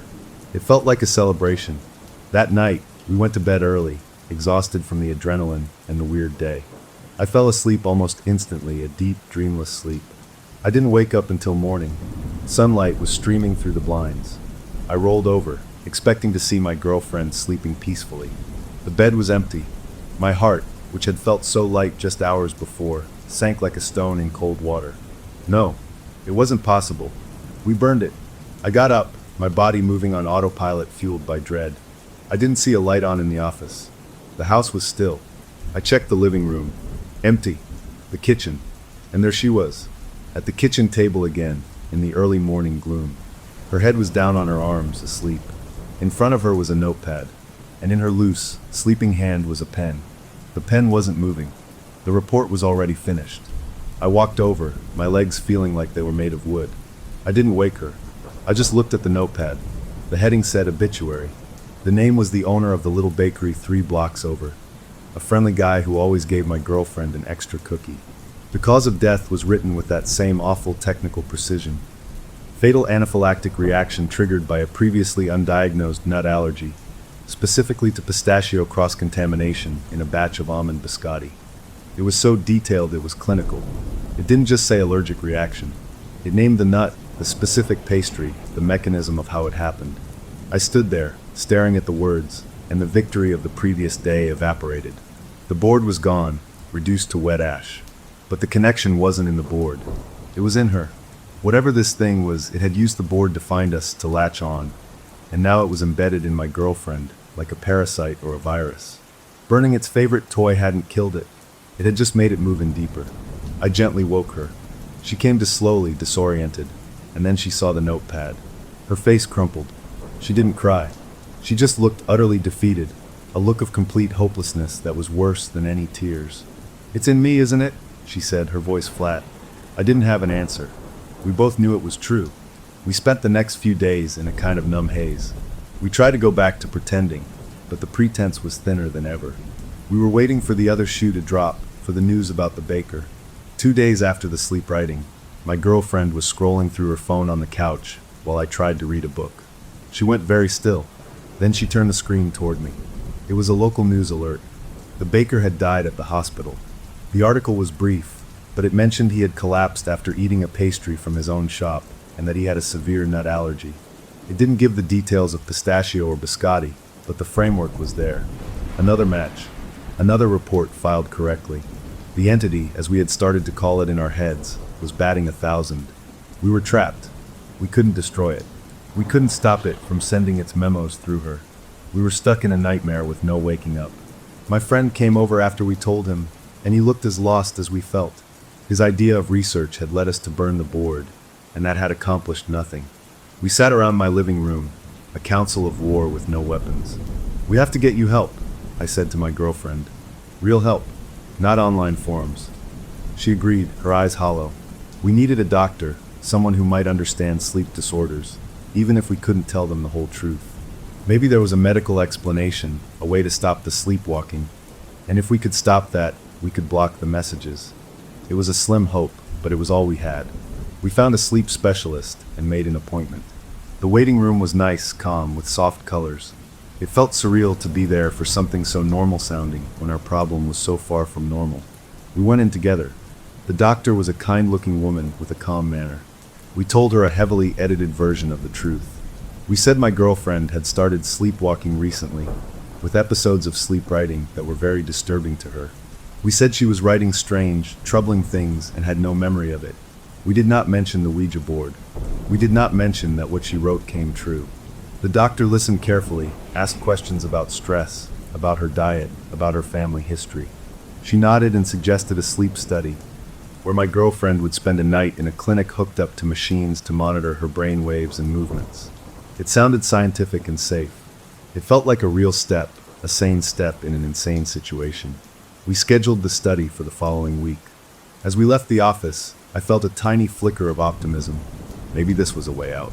Maybe her brain was just misfiring, creating these awful scenarios, and the fact that they sometimes matched reality was just a string of unbelievable coincidences that would run out. I had to believe that, because the alternative was too much to carry. That night, we tried to have a normal evening. We made dinner together, something we hadn't done in a while. We talked about anything but the board, the writing, the doctor. We talked about movies we wanted to see, about maybe painting the living room a different color. It was fragile, but it felt good. When we went to bed, I held her close, feeling the steady beat of her heart against my chest. "We'll figure this out," I whispered into her hair. She just nodded, snuggling closer. I fell asleep holding her, thinking about the sleep study, about machines and doctors and rational explanations. I must have been more tired than I thought, because I slept deeply. I woke up because I felt her move, not the big movement of getting out of bed, but a small, insistent motion. Her right hand, which was draped over my side, had started to twitch. Then her index finger began to move, tracing something on the fabric of my t-shirt. Up and down, side to side. I lay perfectly still, barely breathing. I turned my head just enough to see her face in the moonlight from the window. Her eyes were closed. She was asleep. But her finger was moving with purpose, tracing shapes, tracing letters. She was writing on me. The need to record the death notice was so fundamental, so baked into whatever this connection was, that if it couldn't find paper, it would use skin, it would use fabric, it would use anything. The sleep study wouldn't fix this. A machine measuring her brain waves wouldn't see the thing dictating to her. The problem wasn't in her sleep. The problem was in her, a part of her now, and it was practicing its memos on my shirt. I lay there until her finger stopped, until her hand went still. I didn't sleep again that night. I just watched her, and I understood with a cold, clear certainty that we were not dealing with a medical condition. We were dealing with something else entirely, and our first real attempt to find a normal solution had just shown us how deep the roots went. The doctor's appointment was just a placeholder, a thing we were doing to feel like we were trying. But the real enemy wasn't in her brainwaves.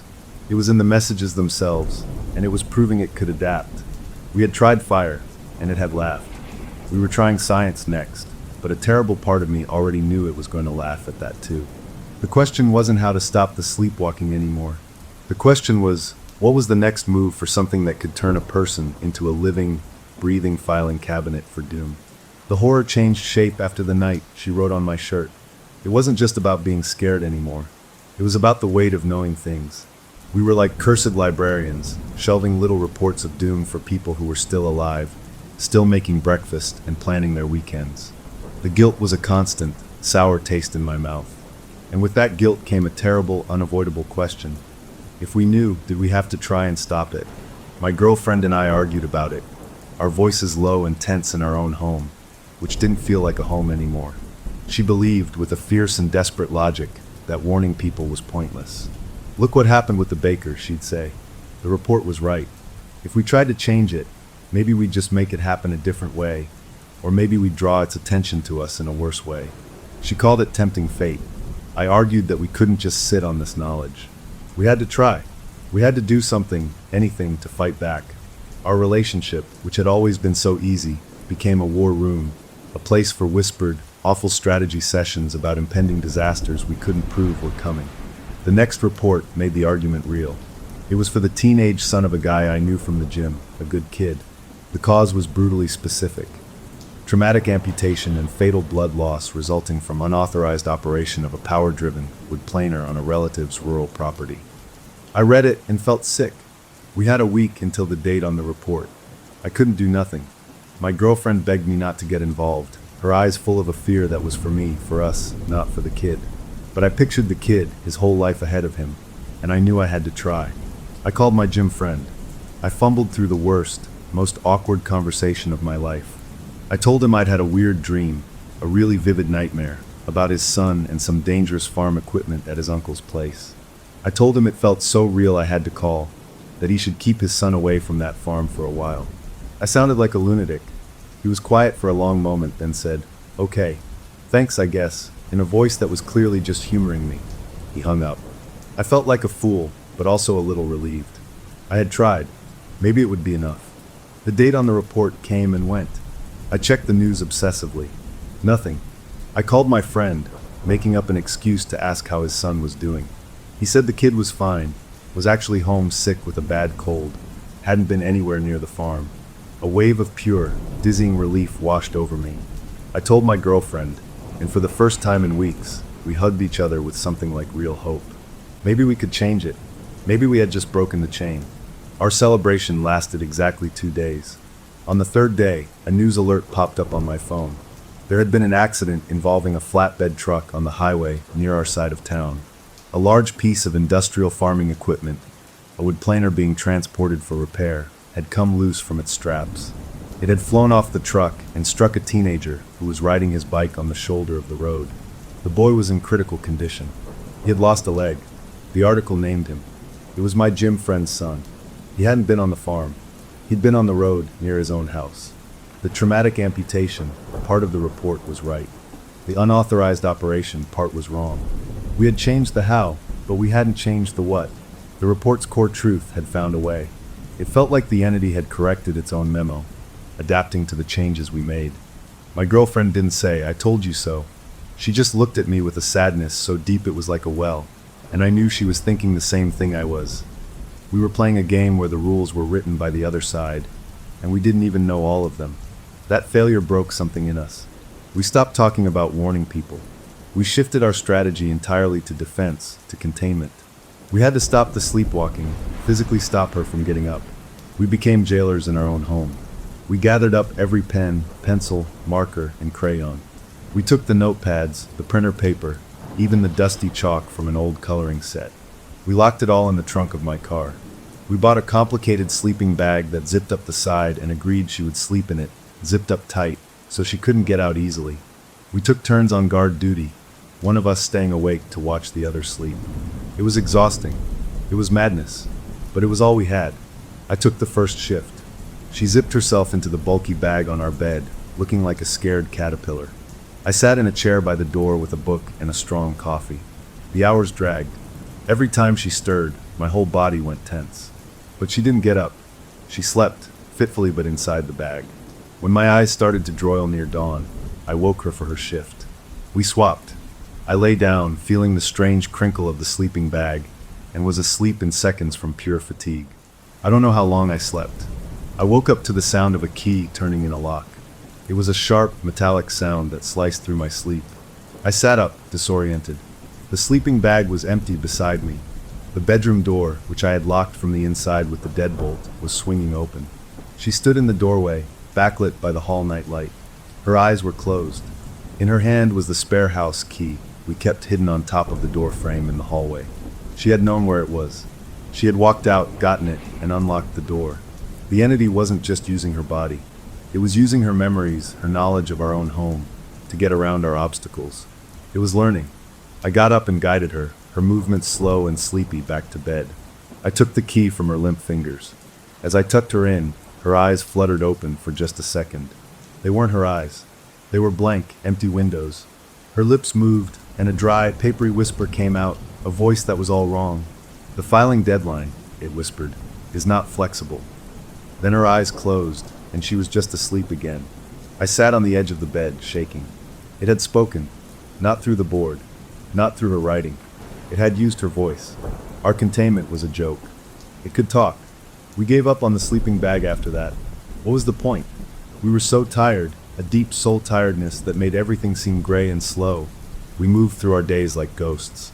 We still went to work, we still bought groceries, but we were just going through the motions. The fear was still there, but it was buried under a mountain of exhaustion. A few nights after the key incident, it was my turn to stay awake. I was battling to keep my eyes open, my head nodding. I must have lost the fight for just a few minutes. I jolted awake in the chair. The bed was empty. Panic, now a familiar old friend, kicked in. But the house was quiet. No light from the office.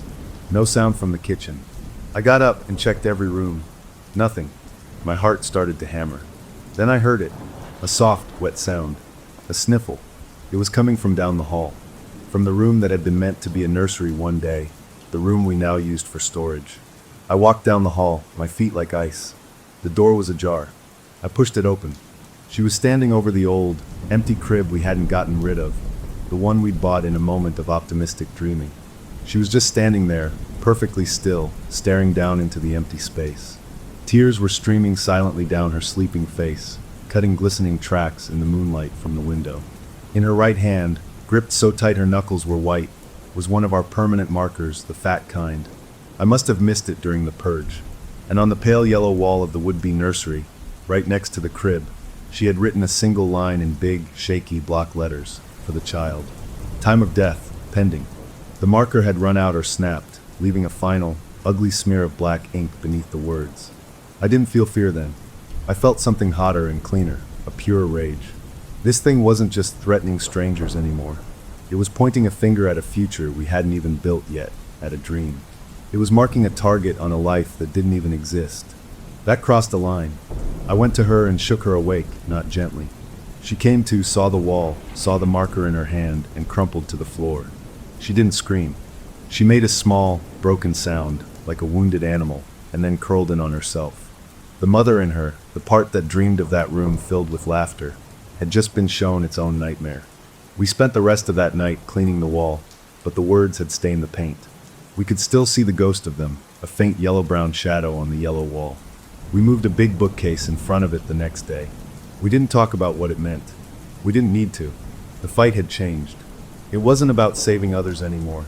It wasn't even about saving her from sleepwalking. It was about saving a possibility, a hope, from something that wanted to file it away before it even began. We were cornered, and when you're cornered, you find a new kind of strength. We stopped being archivists of doom. We started quietly, desperately to look for a weapon. The entity had made it personal. It had shown us its ultimate target, and in doing so, it had made its first mistake, because it had given us a reason to fight with nothing left to lose. The question was no longer if we would fight back. The question was, what were we willing to do to win a war against a thing that wrote the future on our walls? The words on the nursery wall changed everything. It was like the entity had finally shown us its true face, and it was uglier than we ever imagined. It wasn't just some random force keeping a cosmic ledger. It was a bully, a predator that knew exactly where to hit us to cause the most pain. The fear didn't go away, but it got pushed down by something harder, a cold, focused anger. We were done being scared. We were done being its office assistants.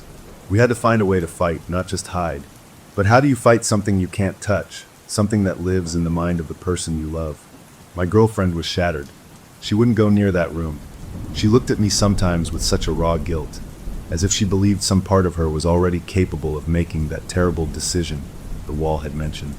I held her and told her it wasn't her. It was the thing attached to her, but the words felt weak. We needed action. We started to think differently. If this thing was like a bureaucrat, it had to have rules. It needed the obituaries written to make a death official, like a judge needs a signed warrant. That was its power, but maybe also its weakness. What if we could corrupt the data? What if we could feed it wrong information and break its whole system?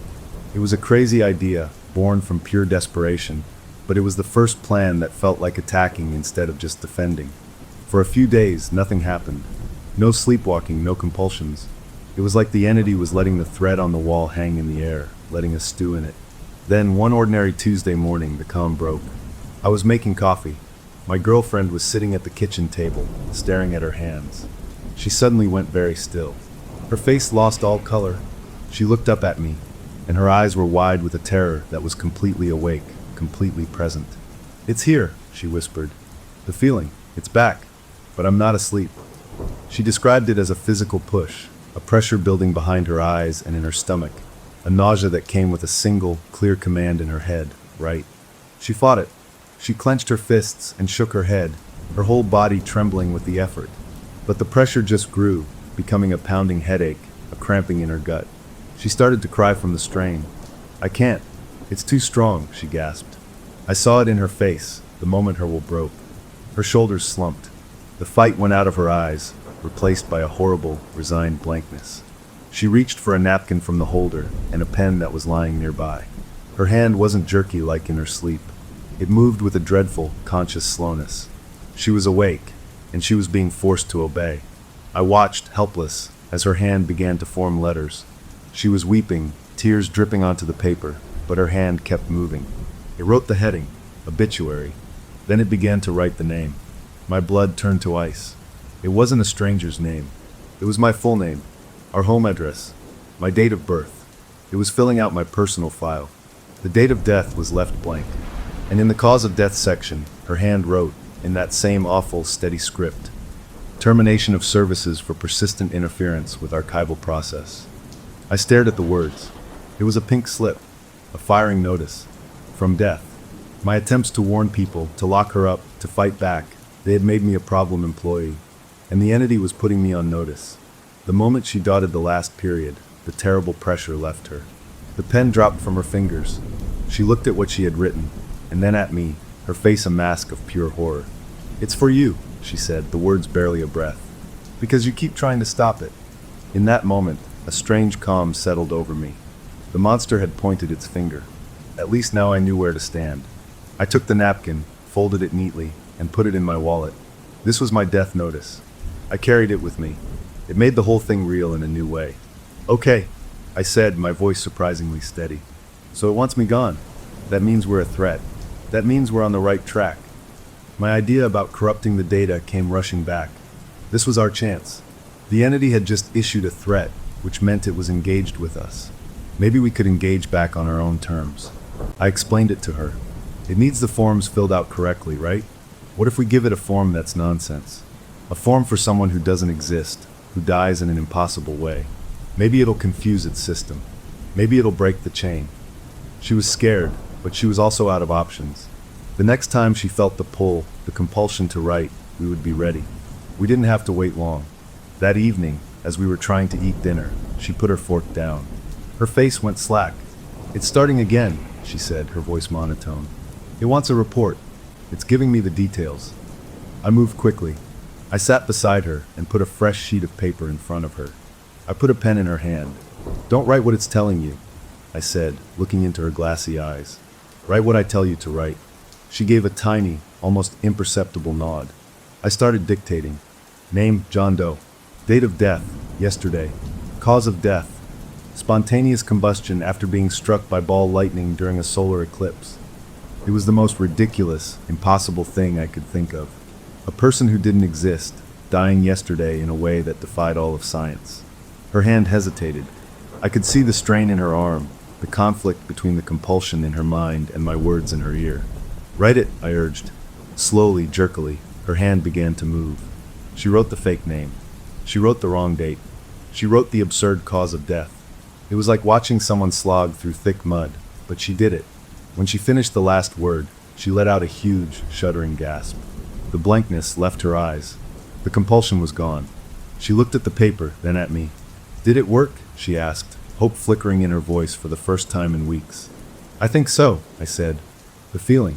It's gone." It accepted it. We spent the next 2 days in a state of nervous, giddy suspension. Nothing happened. No new compulsions. No sleepwalking. She felt normal, like herself again. We dared to hope. Maybe we had broken it.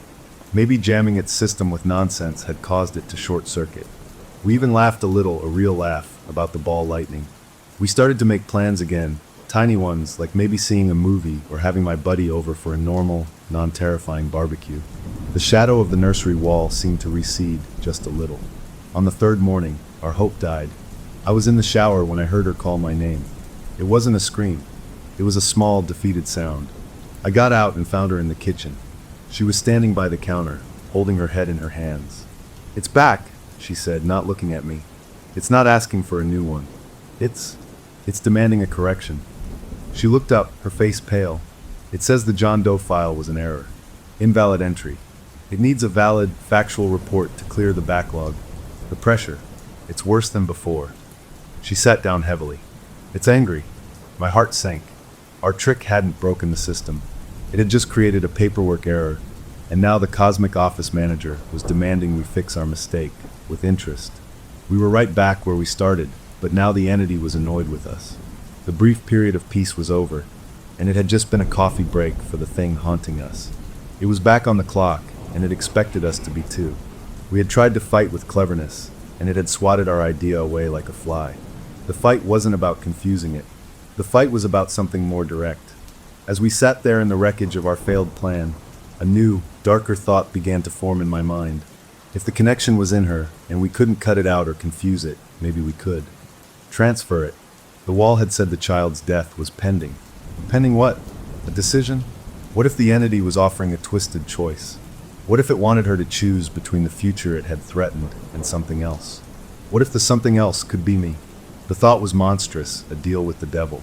But as I looked at her, at the deep bruises under her eyes from lack of sleep, at the way her hands shook, I knew I would consider anything to free her.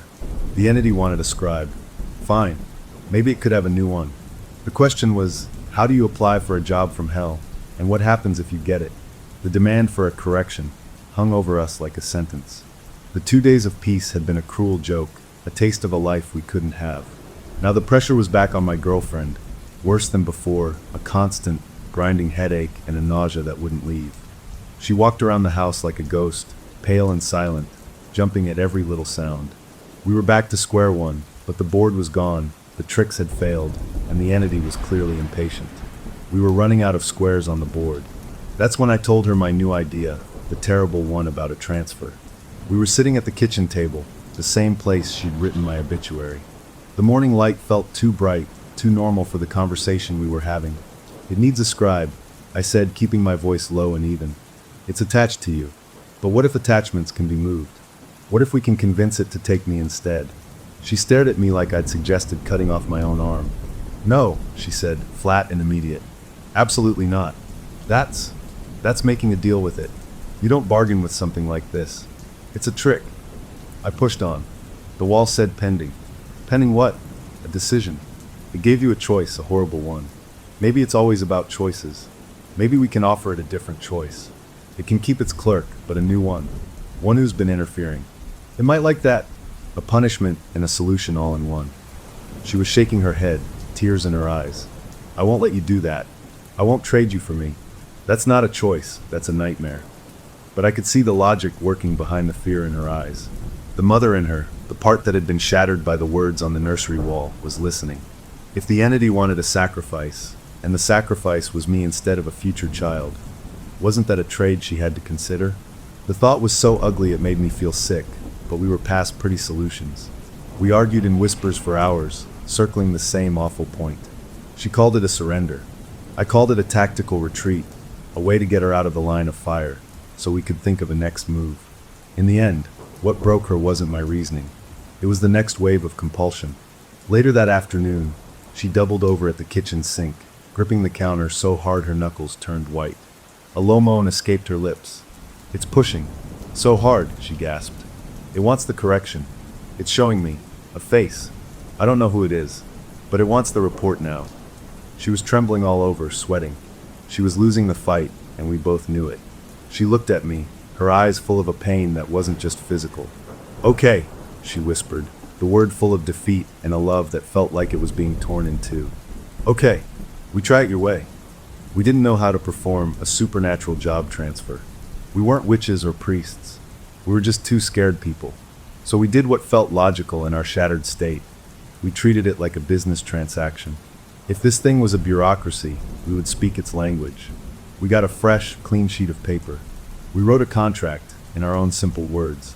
We stated that the role of scribe, the duty to record the notices, was hereby voluntarily and permanently transferred from her to me. We wrote that in exchange for this transfer, the entity would immediately and completely release her from all connection, obligation, and influence forever. We specified that this included any and all future offspring, naming the child pending specifically. We were covering all the bases we could think of. We both signed our real names at the bottom. It felt ridiculous and solemn at the same time, like signing our own souls away. That night, with the paper on the kitchen table between us, we placed our hands on it, hers over her signature, mine over mine. We didn't light candles. We didn't chant. We just spoke, our voices shaky but clear. We read the contract out loud, from top to bottom.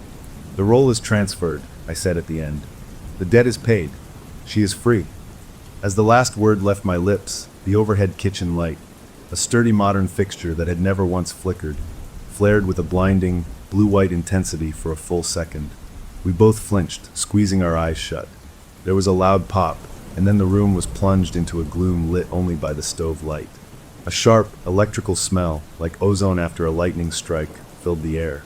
We sat in the sudden dimness, our hands still on the paper, not daring to move. Then my girlfriend let out a long, shuddering breath.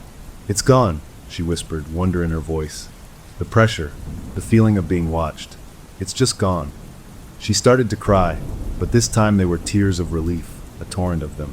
She hugged me, sobbing into my shoulder, repeating "it's gone" over and over. I held her, feeling a cautious hope. Had it worked? Had our stupid, homemade contract actually done something? The next few hours were a revelation. The change in her was instant and profound. The tension that had been coiled in her shoulders for weeks just vanished. The constant, wary look in her eyes softened. She smiled, a real, unburdened smile that made her look like the woman I'd fallen in love with. She made a pot of tea and actually drank it, sitting at the table and looking out the window at the birds, something she hadn't done in what felt like years. She was present, truly present, for the first time since the first night with the board. I watched her, and my heart swelled with a love so fierce it hurt. This was why I'd done it. To see her like this again. It was worth any price. I didn't feel any different. No strange compulsions, no whispers in my mind. Maybe the entity had just left. Maybe our bold move had shocked it into breaking the connection entirely. That night, we slept in our own bed, without any locks or sleeping bags or watches. She fell asleep in minutes, a deep, peaceful sleep. I lay awake for a while, listening to her breathe, feeling a profound sense of victory. We had won. We had outsmarted it. I finally drifted off, thinking maybe, just maybe, it was over. I dreamed. It wasn't a normal dream. It was too clear, too detailed. I was in an office, but not a nice one. It was endless, a sea of gray cubicles stretching in every direction under a flat, sourceless gray light. The air was cool and smelled like dust and old paper. My cubicle had a desk, and on the desk was a stack of blank forms and a single, old-fashioned pen with a sharp metal tip. I knew, without being told, what the forms were for. I picked up the pen. It was cold, so cold it burned my fingers. I tried to put it down, but my hand wouldn't let go. A calm, neutral voice, like a recording, filled the cubicle. New scribe orientation commenced. First task, practice filing. I woke up with a gasp. Dawn light was filtering through the blinds. I was drenched in a cold sweat. My right hand was clenched into a fist. I uncurled my fingers. The palm was stained with a deep blue-black ink, as if I'd been gripping a leaking pen for hours. I sat up, my heart pounding. My girlfriend was still asleep beside me, her face serene. Then she stirred, her eyes fluttering open. She saw the look on my face and immediately sat up. "What's wrong?" she asked. Before I could answer, her eyes dropped to my hand. She saw the ink. Her gaze darted to the bedsheet next to me. Her hand flew to her mouth, stifling a scream. I looked down. There, on the crisp white cotton, written in my own familiar handwriting in that same blue-black ink, was a message. It wasn't a full obituary. It was a memo. It said, "New scribe. Training initiated. First assignment, practice run. Subject pending." The transfer had worked, but not in the way we'd hoped. It hadn't left. It had just switched desks. It had accepted my application. I was now the employee, and my training had already begun. The relief on her face melted into a new kind of terror, a terror for me. I looked from the ink on my hand to the words on the sheet, and the cold reality settled in my gut. The fight wasn't over. I had just volunteered for the front line. I was inside the machine now. The question was, could I break it from the inside without becoming just another part of the process? Becoming the haunted one is a lonely job. You get a promotion you never wanted, with all the responsibility and none of the support. The worst part is you have to wear a mask, a big smile that says everything is fine, so the people you love don't see the cold, gray office that's growing inside your head. My girlfriend was free. That was the important thing. She woke up every morning looking more like herself, the shadows under her eyes fading, the weight lifted from her shoulders. She could laugh again. She could make plans. She'd talk about painting the nursery a different color, not as a fearful thing, but as a project, a step toward a future. I clung to that. Seeing her like that was my fuel. It was why I had done this. So when she'd look at me with concern and ask, "How are you feeling? Anything strange?" I'd smile, a real convincing smile I'd been practicing, and say, "Nothing. I feel great. It's like it's totally gone." It was the most important lie I'd ever told. The truth started small. A few hours after the ink on the sheet incident, I felt an itch. Not a normal itch, but a deep, twitchy need in the bones of my right hand, in my fingers. It was a physical craving to hold a pen, to move it across a surface. I ignored it. I made a fist and stuck my hand in my pocket. The itch faded after a few minutes, but it left a dull ache behind, like I'd sprained something. That was the first day. The next morning, the itch came back, stronger, accompanied by a low, steady throb behind my left eye. A name floated into my mind, not my own thought. It was the guy who worked in the cubicle next to mine at my job, a quiet man named Phil I barely knew. With the name came a cause, clear as a printed sentence in my brain. Cardiac episode brought on by concealed emotional distress. It wasn't a voice. It was just knowledge, implanted like I'd always known it. And with that knowledge came the overwhelming, nauseating need to write it down. The itch in my hand became a burning. The headache spiked. It was the compulsion she had described, but now it was mine. I was at work. I locked myself in a bathroom stall, gripping the sides of the toilet until my hands hurt, fighting the urge to pull out a pen and scribble the words on the wall. I lasted almost 3 hours. The pain became unbearable, a white-hot drill bit behind my eye. My vision started to blur. I couldn't think. All I could see was the name and the phrase, over and over. In a moment of sheer, fractured will, I gave in. But I didn't write it correctly. I fumbled a pen from my pocket, and on a tiny sticky note, I scrawled just the name and 2 words, heart trouble. The moment the pen left the paper, the pressure vanished. The headache disappeared like it had been switched off. The sticky note felt like nothing, just a scrap of paper with a vague worry on it. I flushed it down the toilet. Had I beaten it? Had my incorrect entry failed to file? I went home and told my girlfriend it had been a totally normal day. She was making pasta, humming to herself. The lie felt good because it protected that scene, that moment of normalcy. That night, I started researching again, but now from a new angle. I wasn't looking for how to break a connection. I was looking for how a scribe could quit. Every myth, every story about deals with death had a loophole. A riddle, a task, a substitute who outsmarts the boss. I needed to find the employee handbook for this cursed job. 2 days after my bathroom stall incident, my colleague Phil didn't come to work. His wife called the office. He'd been rushed to the hospital with a severe anxiety attack, something he'd never had before. They were running cardiac tests to be safe. My heart trouble note had been wrong, but it had brushed against the truth. I hadn't finalized a death, but I had somehow nudged fate towards sickness. I wasn't just recording reality anymore. I was influencing it, bending it slightly with my mistakes. That was a terrifying power and a terrifying clue. Maybe the system wasn't perfect. Maybe it could be hacked with errors. But the cost of those errors was still someone's suffering. The real test came a week later. The compulsion hit me like a truck while I was watching TV. It wasn't just a name and a cause. It was a full data packet, name, address, the exact time of day, and a cause so vividly specific it played like a movie in my head. A man slipping on a freshly washed kitchen floor, his head striking the corner of a marble countertop with a precise, sickening crack. The details were crystal clear. The pain that came with it was immense, an immediate, vice-like grip on my skull. I doubled over on the couch, a grunt of pain escaping me. My girlfriend jumped up. "What is it?" she asked, her voice tight with a fear she thought she'd left behind. "Migraine," I gasped through clenched teeth. "Bad one. I'm gonna lie down." I stumbled to the bedroom, locking the door behind me. The pain was blinding. I couldn't fight this one. I grabbed a pen and a notebook from the nightstand. My hand was shaking, but it moved toward the paper to write the details it had been given. But then I stopped. A new idea, born from my research and my own stubborn anger, flashed through the pain. What if I didn't write its assignment? What if I wrote my own? What if I wrote a report for the only subject I had total control over? Gritting my teeth against the agony, I forced my hand to move. I didn't write the stranger's name. I began to write my own. I put down my full name, my address.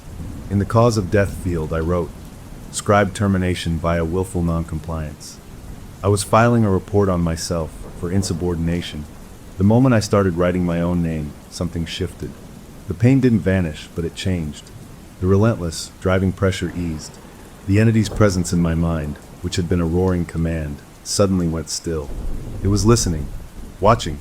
When I finished the last letter, a new thought entered my head. It wasn't a command. It was a flat, administrative statement, calm and clear as a computer notification. Error. Conflict of interest detected. Subject cannot self-report for final termination. Initiating audit protocol. The words hung in my mind. Then my hand, which I thought was under my control, moved again. It wasn't obeying the original compulsion. It was writing something new on its own. The pen flew across the paper in my handwriting, but faster than I could ever write. It wasn't an obituary this time. It was a heading that made my blood run cold. Audit file, the family unit. Subjects, scribe current, scribe previous, associated offspring, potential. Status, under review. Risk assessment, pending. The pen stopped. The last of the pain drained away. I was left sitting on the edge of the bed, staring at the words. I had tried to trick it, to force its hand by targeting myself. And in response, it hadn't gotten angry. It had started an audit. It was reviewing the whole account, me, my girlfriend, our future. We were no longer just employees or problems. We were a case file, a risk to be assessed. The fight had just moved to a whole new level. The entity wasn't playing for obedience anymore. It was evaluating the threat we posed to its orderly system. I tore the audit page from the notebook, folded it, and hid it with my own obituary napkin in my wallet. I unlocked the bedroom door. My girlfriend was right outside, her face etched with worry. "Are you okay?" she asked. I forced the smile back onto my face, the mask settling into place. "Yeah," I said, my voice a little rough. "Just a really bad headache. It's passing." She looked relieved, but a flicker of doubt remained in her eyes. She was starting to see the cracks in the mask. I had bought us a little time, maybe. The audit was a new kind of danger, but it was also a stall. It meant the entity was thinking, processing. It meant we weren't just being pushed around, we were forcing it to recalculate. The game was still on, but the stakes had been officially raised. We were all under review, and I had no idea what the criteria were for passing. All I knew was that we had to find a way to fail its test in the right way, to make it fire us for good. The audit changed everything. It was no longer about me resisting a single order. It was like the entity had pulled our entire life into a cold, bare interrogation room and was shining a bright light on it, examining every corner. The pressure to write specific reports stopped. Instead, I was left with a constant, low-level feeling of being watched from the inside, a prickly awareness that something was sifting through my thoughts, my memories, my fears. My girlfriend could feel it too, a residual unease she couldn't explain. She'd look at me sometimes and say, "It's not gone, is it?" And I'd try to reassure her, but the lie was getting harder to tell. My buddy, who we'd kept mostly in the dark since the transfer, started asking pointed questions. He said I looked tired, jumpy, like I was back where I started. The mask was slipping, and the people who loved me were starting to see the cracks. We were all in the audit file together, and the not knowing was its own kind of torture. What did it want? What was the criteria for failing an audit? Would it decide we were too much trouble and just delete the whole file? The thought of that, of some final, bureaucratic judgment against our very existence, kept me awake at night. For a week, nothing happened. No compulsions, no dreams of the gray office. Just that eerie, watchful feeling. Then on a Saturday morning, the audit moved to its next phase. My girlfriend and I were cleaning up after breakfast. She was washing dishes, her back to me. I was wiping down the table. A sudden, intense chill swept through the room. A wave of cold that had nothing to do with the air conditioning. The glass she was holding slipped from her fingers and shattered in the sink. At the same moment, a sharp, stabbing pain lanced through my right temple. An image, clear and bright as a photograph, flashed in my mind. My buddy, the one who'd been with me from the flea market onward. He was in his car at an intersection I recognized, the one near his apartment. The image showed the driver's side window, and beyond it, the grille of a large, speeding truck running a red light. The cause of death wrote itself in my mind with cold efficiency. Multiple blunt force injuries. But this wasn't a compulsion to write. This was a compulsion to warn. The urge was different, less about recording and more about screaming. It was a push, a desperate, internal shove to pick up the phone, to text him, to do anything to stop him from being at that intersection at that time. The entity was testing a new variable, my attachment. It was using my friend as a test subject to see what I would do with foreknowledge when I wasn't being forced to file paperwork. It was auditing my emotional interference. I grabbed my phone, my hands shaking. The pain in my head was a warning bell, but the fear for my friend was stronger. I called him. It went to voicemail. I texted, "Do not drive today. Serious. Call me." I sent it. The moment the message delivered, the pain in my head vanished. The chill in the room lifted. My girlfriend turned around, her face pale, her hands wet and covered in soap suds. "What just happened?" she asked. I felt something. Before I could answer, my phone rang. It was my friend. "Dude, your text is crazy dramatic," he said, his voice cheerful. "I'm not driving. My car's in the shop, remember? I'm walking to the grocery store." Relief, sweet and powerful, flooded through me. I had warned him. He was safe. The entity's test scenario was impossible because he wasn't in his car. I told him it was nothing, a bad feeling, and hung up. I looked at my girlfriend. I think I just passed the test," I said, a wild hope blooming in my chest. I had used the knowledge to try and save someone, and it had worked because the circumstances had changed. Maybe the audit was about proving we could use this curse for good, to disrupt its own predictions. The hope lasted until that evening. The local news had a brief segment about a traffic accident at the very intersection from my vision. A truck had blown a red light and T-boned a rideshare car. The driver was in the hospital with serious injuries. The passenger, a young woman, was killed. My friend was safe because he wasn't there. But the event had still happened. The death had still occurred. My warning hadn't stopped the event. It had just shifted the victim. The audit wasn't testing my compassion. It was testing the stability of its own system against my interference. And it had proven the system would correct itself, that the death would find a place to land. I felt a crushing weight of guilt for the woman I'd never met. My intervention hadn't saved a life, it had possibly redirected death. I was no longer just a scribe. I was becoming a variable in the equation, and variables that cause errors get removed. The final stage of the audit came the next night. I was in the basement, looking for an old toolbox, when the air grew still and thick. The single bulb overhead dimmed, then began to pulse with a slow, rhythmic beat, like a faint heartbeat of light. In the center of the concrete floor, a pattern began to form. It wasn't writing. It was a shape, drawn in a fine gray dust that seemed to seep up from the concrete itself. It formed a simple scale, a balance. On one side of the scale, a tiny, glowing symbol appeared, a stylized heart. On the other side, 3 figures, 2 tall, 1 very small. My family. The message was clear. It was presenting the choice hinted at on the nursery wall, but now directly to me. The heart could mean love, could mean my own life, could mean my essence. It was weighing my life against theirs. The scale dipped slightly toward the 3 figures. Then in my mind, not as words but as pure, understood concept, came the audit's conclusion. Risk assessed. Emotional attachment creates systemic instability. Proposed resolution. Prune 1 to preserve the integrity of the record. Choose. It was giving me the power to choose the sacrifice. It was making me the manager of my own doom. I could offer myself, or I could offer one of them. This was the final exam.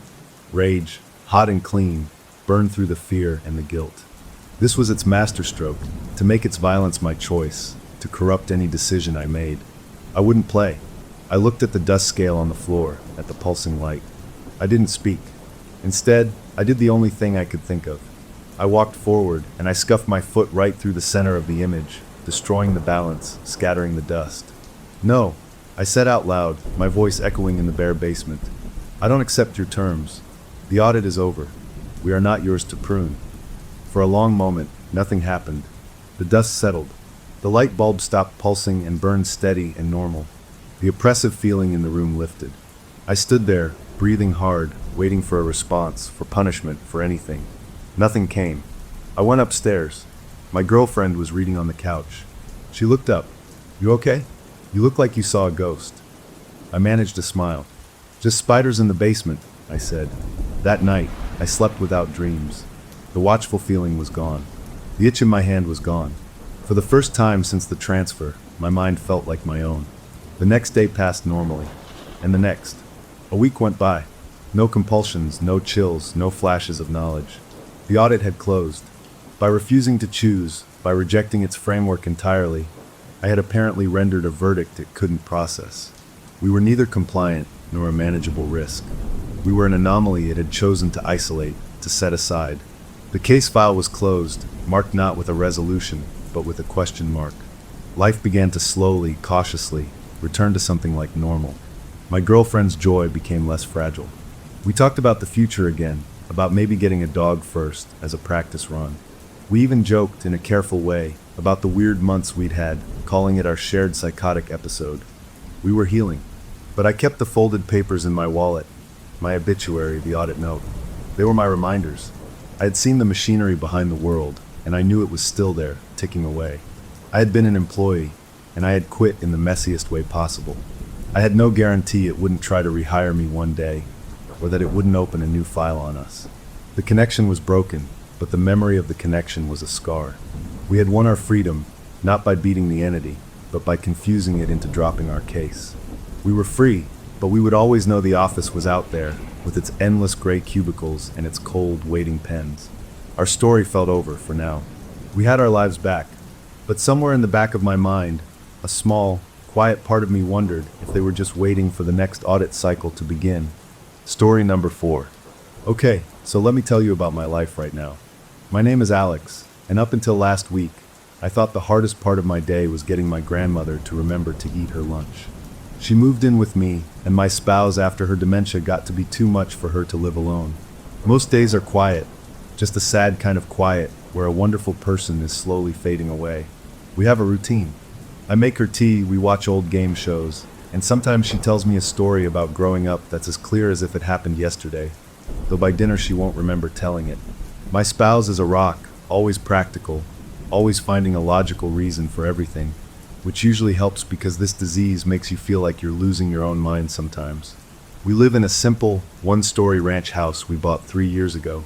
It's got a nice backyard, a big kitchen, and most importantly, no stairs for her to worry about. Just one level, easy to manage. Or so I thought. It all changed last Tuesday night, or maybe early Wednesday morning. I woke up needing a glass of water. The digital clock on my bedside table glowed 3:07 a.m. in angry red numbers. The house had that deep, middle-of-the-night stillness, where every creak of the floor sounds like a shout. I padded out to the kitchen, not bothering to turn on the hall light, just using the faint blue glow from the microwave clock to see. I saw the kitchen light was on, a sharp yellow rectangle cutting across the dark living room carpet. My first thought was that my grandmother had gotten up, confused, maybe looking for something. It had happened before. I walked in, ready to gently guide her back to bed. But she wasn't wandering. She was sitting bolt upright at the kitchen table, her back to me. She was still as a statue. She was wearing her favorite pink bathrobe. Her white hair, usually a soft cloud, was lit from above by the harsh kitchen light, looking almost electric. For a second, I just stared, my sleep-fogged brain trying to catch up. Then I saw her hands. One was flat on the table. The other was gripping the handle of a butter knife, her knuckles white with the pressure, the tip of the blade pressing into the wood. And all around her, arranged with a terrifying precision, was a grid she had made out of my coastal scene coasters. On each coaster was a neat little mound of table salt.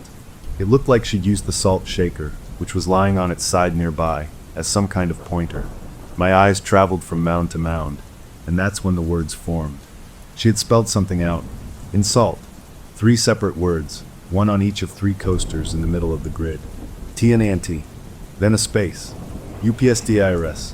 Another space. NOTGONE. Tenant. Upstairs. Not gone. I heard the words in my head before I could stop them, and my blood went cold. It wasn't just the message, which was creepy enough. It was the fact that it was coherent. This wasn't a mumbled word or a random name. This was a complete, chilling thought. And it came from a woman who, just that afternoon, had called me by my father's name and asked if the mailman had brought the milk. The contrast was so violent it made my stomach lurch. But the real terror, the ice water down the spine moment, came a heartbeat later. The logical part of my brain, the part that had spent months learning to explain away her confusion, kicked in and presented one undeniable, impossible fact. Our house is a one-story ranch. We don't have an upstairs. There is no second floor, no attic access, nothing. It's a slab on a foundation. The word upstairs shouldn't exist in her world here, not as a place she could be confused about. This wasn't a memory leak. This was a glitch in reality itself, hers and mine. I must have gasped or made some sound, because her head turned. It was slow, stiff, like a rusted gate swinging open. Her eyes met mine, and they were different. The usual cloudiness, the gentle distance was completely gone. They were sharp, focused, and filled with a raw, animal fear I had never seen in her before. She looked at me, really looked at me, and her mouth opened slightly, as if she was trying to force words out past the silence that held her. In that moment, she was my Nana again, the one from years ago, and she was terrified. Then, just like that, the connection broke. Her eyelids fluttered, the awareness drained from her face like water down a sink, and she just looked exhausted and ancient. The knife clattered from her limp hand onto the table. I rushed over, my own heart hammering against my ribs. "Nana, hey, it's okay. Let's get you back to bed." She didn't resist as I helped her up. She leaned on me, her body light and fragile, and shuffled back to her room. I tucked her in, and she was asleep almost instantly, her breathing soft and regular. I stood in her doorway for a long time, watching her, feeling like I had just witnessed a secret I was never supposed to see. Back in the kitchen, the coasters and the salt waited for me under the brutal light. The words "tenant upstairs not gone" seemed to scream from the table. My spouse's voice in my head, the practical one, tried to reason. She saw the word on a bill. She's mixing up old memories of a different house. It's just the disease.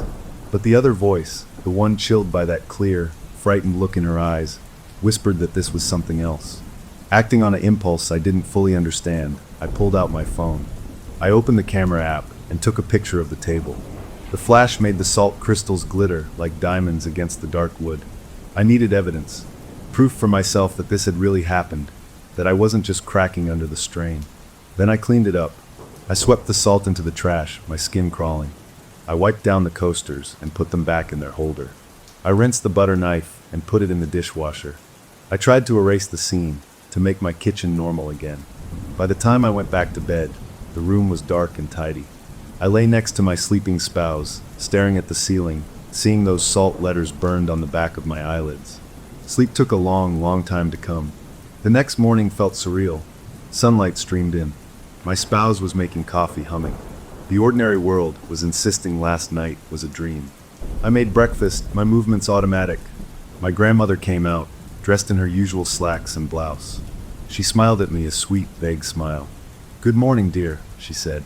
It was her normal, fuzzy self. The terror from last night was gone without a trace. My spouse sat down with a plate of eggs. "Everything okay? You look tired." "Yeah," I said, my voice sounding strange to me. Nana was up last night. Sleepwalking, I think." My spouse nodded, sympathetic. "It happens. Did she get into anything?" "No, not really," I lied. "Just at the table. I got her back to bed." I couldn't bring myself to say more. The story sounded insane even in my own head. My spouse, ever the pragmatist, offered the perfect, rational explanation. "You know, we got that property tax statement yesterday.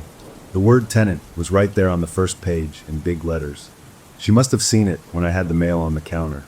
Her brain is just piecing fragments together, like a collage made by a tornado." I grasped at that explanation like a life preserver. "Yeah," I said, forcing a smile. "Yeah, that must be it. Just fragments." It made sense. It was logical. It allowed me to eat my toast and drink my coffee and believe, for a few precious minutes, that the world was still the same, predictable place it was yesterday. But then I saw it. As I was clearing the table, wiping down the spot where the salt grid had been, something caught my eye. Behind the ceramic pepper mill, tucked against the wall, was a single matchstick. It wasn't a little paper match. It was a long wooden fireplace match, the kind with a big, red, bulbous head. We don't own matches like that. We don't have a fireplace, or a wood stove, or even a candle that needs one. I froze, my hand hovering over the table. Slowly I picked it up. It felt dry and old. I brought it closer to my face. It smelled wrong. Not like sulfur from a fresh strike. This was fainter, older, mixed with the scent of dank soil, and, underneath it all, a weird, sweet smell like flowers left to rot in a vase. This was a real, physical object. It did not belong in my house. My grandmother's trembling hands had been on this table last night. Did this come from a robe pocket? From somewhere else? A cold certainty settled in my stomach. The salt message wasn't just a neurological misfire. It was a delivery. And this match was the receipt, the thing left behind. I held the proof in my hand. Later that afternoon, during a moment when my grandmother seemed more alert, watching the birds outside the window, I approached her. I held out the match, careful to keep my voice calm and gentle. "Nana, do you know where this came from?"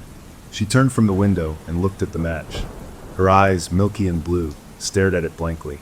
There was no flicker of recognition, no fear, no memory. Just empty curiosity. Then her gaze shifted to me, and her face melted into that familiar, pleasant smile.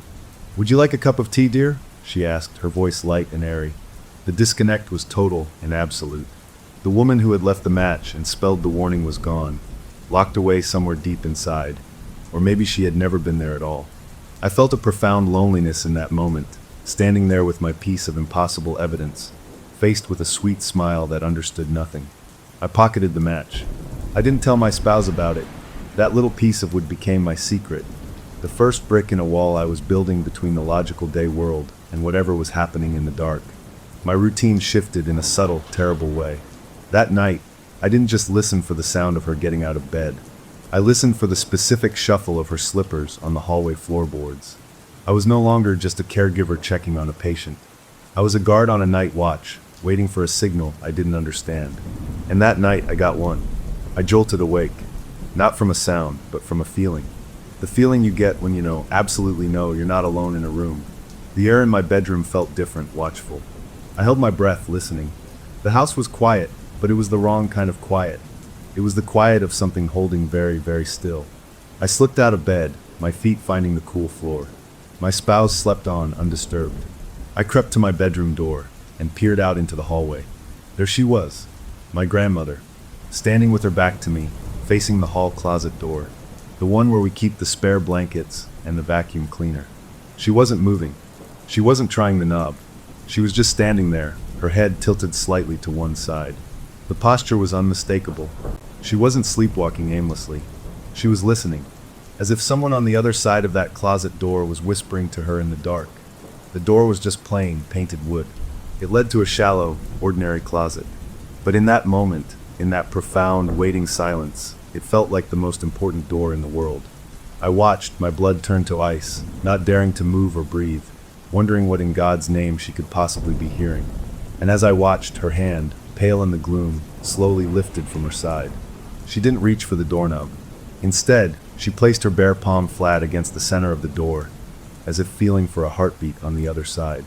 The night held its breath, and so did I, and the only question screaming in my head was what, or who, she believed was in there with us. The image of my grandmother with her hand pressed to that closet door burned behind my eyes for the next 2 days. I moved through my routines like a ghost myself, making meals, helping her dress, but my mind was stuck in that hallway, in that wrong quiet.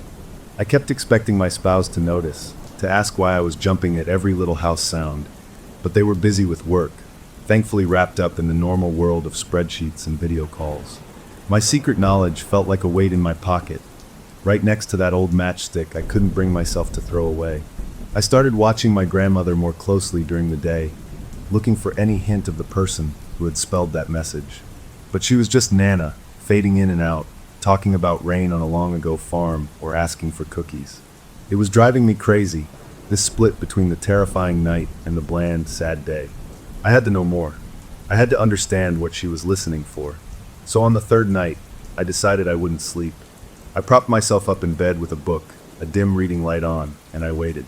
The house ticked and settled around me. The distant hum of the refrigerator cycled on and off. My spouse breathed softly beside me. And then just after 2 in the morning, I heard it. The soft, shuffling scrape of her slippers on the hallway floorboards. My heart started pounding a hard, frantic rhythm against my ribs. I put the book down and slid out of bed, moving to the doorway. There she was again, a pale figure in the dark hall. But this time, she wasn't at the closet. She was facing the wall beside it. Her arm was outstretched, and her finger was moving. She wasn't just standing still. She was drawing something on the wall, her fingertip making slow, deliberate circles on the paint. And she was crying. Not loud sobs, but a quiet, hopeless weeping that was worse than any scream. I crept closer, my own breath shallow. I could hear her whispering, the words broken by her tears. "He's in the crawl space," she murmured, her voice the thin, papery one of her very old age, not the clear terror from the kitchen table. "He never left. He's angry. He's so angry we changed the curtains." My blood ran cold. The crawl space. That was a real place, at least. Our house, like many ranches, has a shallow space under the floor for pipes and wires. The access was outside, a concrete lid near the foundation. But her words, "He never left." And then that last part. We changed the curtains. We had changed the curtains. In the living room, about 2 years ago, we'd taken down some heavy, dark drapes the previous owners had left and put up some light, airy ones. It was a tiny, normal household change I'd completely forgotten about. But her sleeping mind, her stuck-in-the-past mind, remembered it. And whatever he was angry about it. This wasn't a random fragment. This was a specific, detailed complaint. I must have made a noise, a shuffle, or a gasp, because her drawing fingers stopped. She went perfectly still. Then, slowly, she turned her head. Her eyes were open, but they were glazed, seeing nothing in the dark hallway. She looked right through me. A faint, confused frown wrinkled her forehead, and then she simply turned and shuffled back to her bedroom. The weeping stopped as suddenly as it had begun. I was left alone, staring at the spot on the wall where her finger had been circling. There was nothing there, no mark, just plain beige paint. But I felt marked by her words. The next day, in the bright, forgiving sunlight, I made a decision. I needed to look at that hall closet. Not just glance in for blankets, but really look. After my spouse left for work and my grandmother was settled with her morning shows, I opened the closet door. It was just a closet. Stacked towels, a vacuum cleaner, a box of old photos, some winter coats and garment bags. I pulled everything out, piece by piece, my skin prickling with a feeling of doing something forbidden. The back wall was just closet wall, painted the same as the hallway. I ran my hands over it, feeling for anything, a seam, a draft, anything. Nothing. I almost gave up, feeling foolish. But as I went to put back a stack of old quilts, my knee knocked against the back wall near the floor. It didn't sound solid. It didn't have that firm thump of a stud wall. It made a hollow, faintly wooden talk sound. My breath caught. I pushed the last of the stuff out and got on my hands and knees. In the back corner, behind where the vacuum cleaner usually sat, the baseboard was slightly crooked. I wiggled it with my fingers, and a section of it, about 2 feet long, came away in my hand. Behind it wasn't drywall. It was old, unpainted wood, a panel set into the wall. It was covered in a layer of dust and cobwebs, so thick it looked like gray felt. This wasn't a construction access panel. It was too crude, too hidden. It looked like something someone had made a long time ago, and then tried to forget. This was it. This had to be the way to the crawl space from inside the house. But why hide it? Why seal it up inside a closet? My hands were shaking. I went to the garage and got a flat pry bar and a flashlight. I knew I should wait. I knew I should tell my spouse, but a desperate, driven part of me had to know right now. I slid the pry bar into the thin gap at the edge of the wooden panel. The wood groaned, a sound of protest that seemed too loud in the quiet house. With a gritty, splintering crack, the panel came loose. I pulled it away, and a space was revealed. It was black. Not empty black, but a solid, stuffy blackness that seemed to swallow the light from the hallway. And then the smell hit me. It rolled out in a wave. It wasn't just dirt and dust. It was wet earth, cold and thick. It was the sharp, metallic tang of old iron, like a handful of rusty nails. And underneath that same sweet, rotten smell from the matchstick, like flowers left to decay in a closed room. It was the smell of something old, and shut away and wrong. A crawl space should smell dry, and maybe a little muddy. This smelled like a hole dug deep into the ground, a root cellar or a grave. I clicked on my flashlight and pointed it into the opening. The beam cut through the darkness, showing a low, cramped space. The floor wasn't dirt, like I'd expected from the outside access. It was the rough, unfinished underside of our floorboards, with cobwebs hanging like tinsel. But the foundation walls weren't concrete block. They were old, rough red brick, crumbling in places. This was much older construction than our house. And then I saw it. On one brick, right at the edge of my flashlight beam, was a mark. It wasn't random weathering. It looked like something had been carved or scratched into the surface. I leaned in further, the smell filling my nose, my heart hammering. The beam trembled in my hand. It looked like letters. Initials. JC. They were deep, gouged into the brick with force. I pulled back, my mind racing.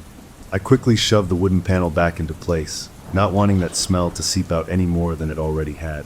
I shoved the baseboard back in front of it, haphazardly, and frantically started putting the quilts and the vacuum back, trying to hide what I'd done.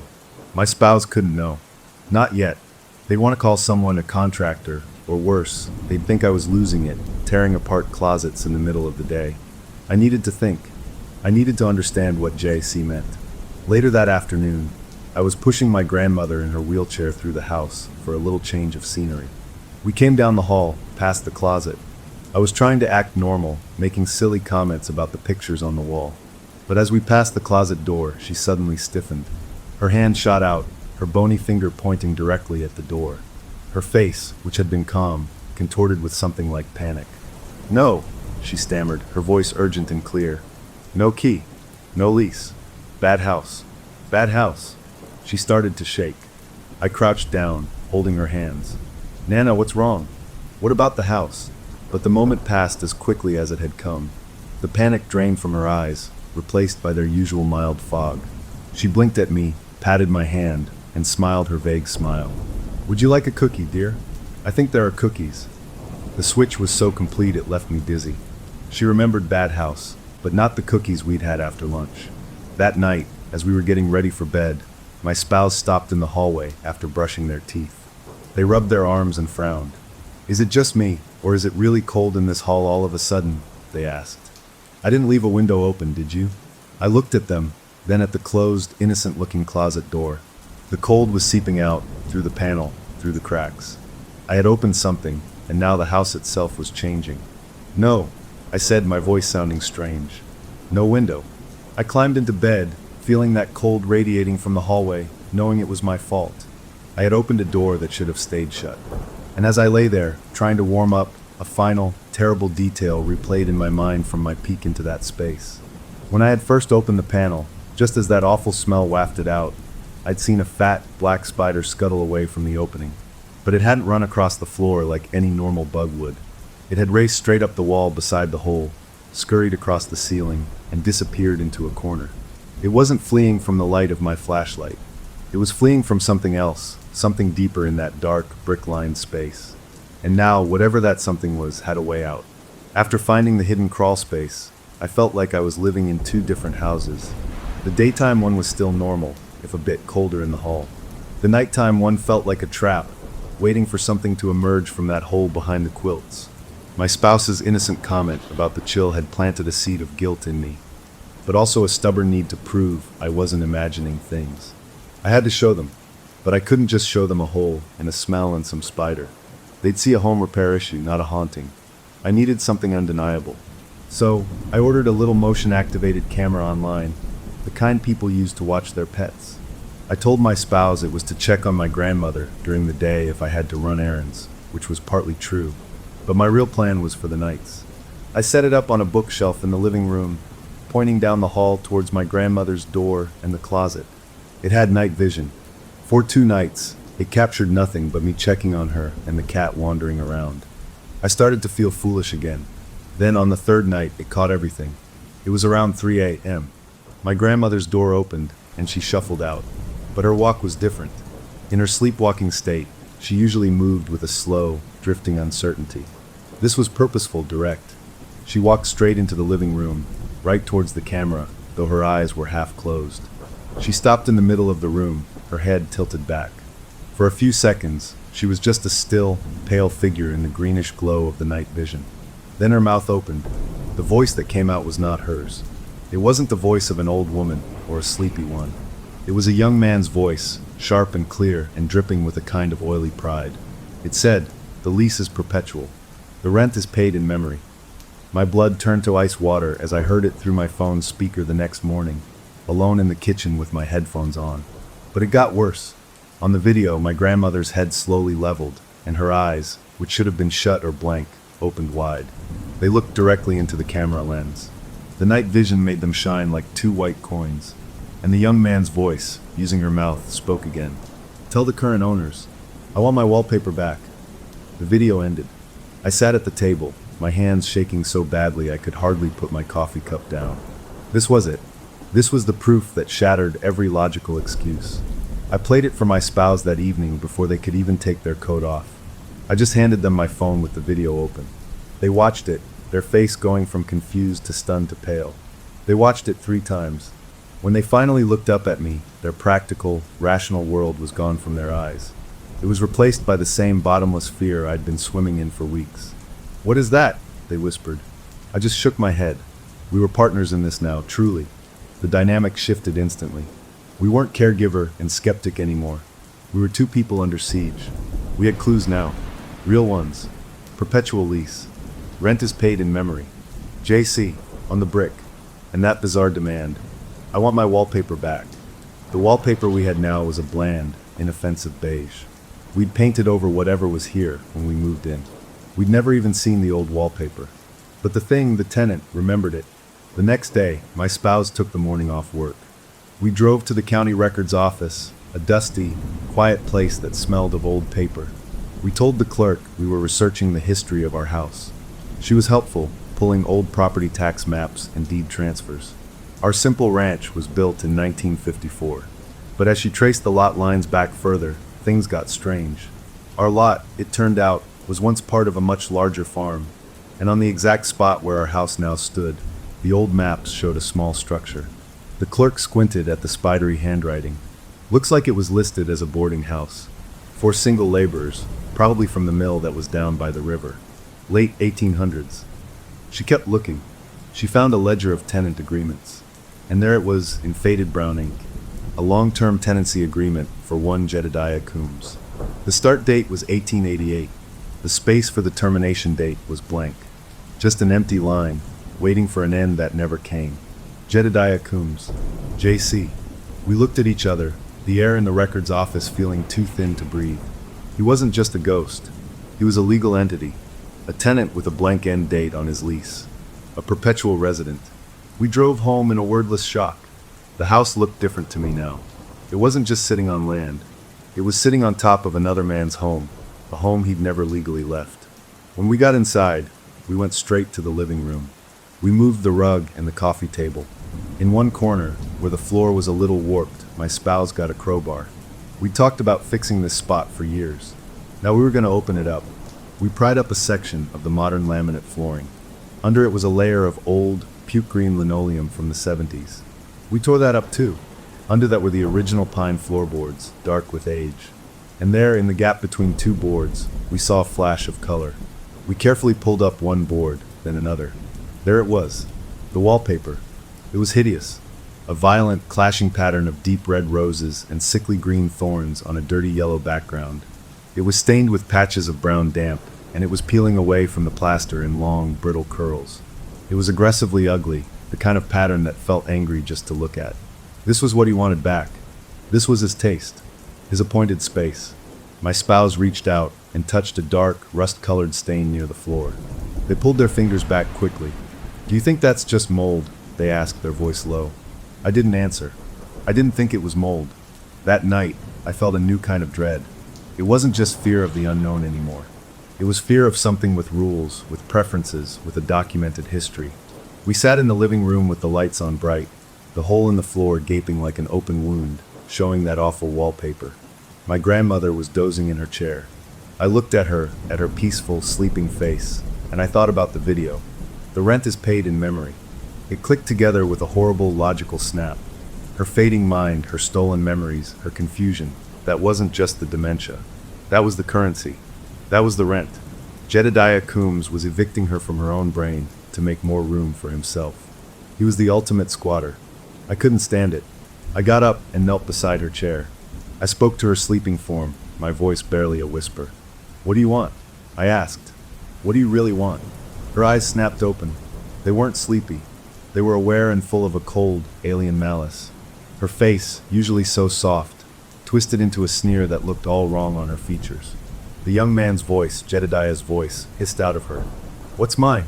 All of it. You're in my parlor." Then her eyes closed, her face went slack, and she was just asleep again, as if a switch had been flipped. The next morning, something different happened. My grandmother woke up clear.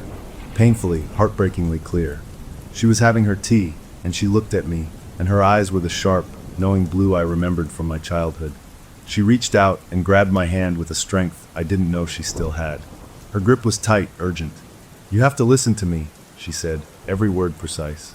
"You have to burn the letters in the box. Before he finds them. Do you understand? Burn them." Then, as I stared, frozen, the clarity in her eyes fractured and faded.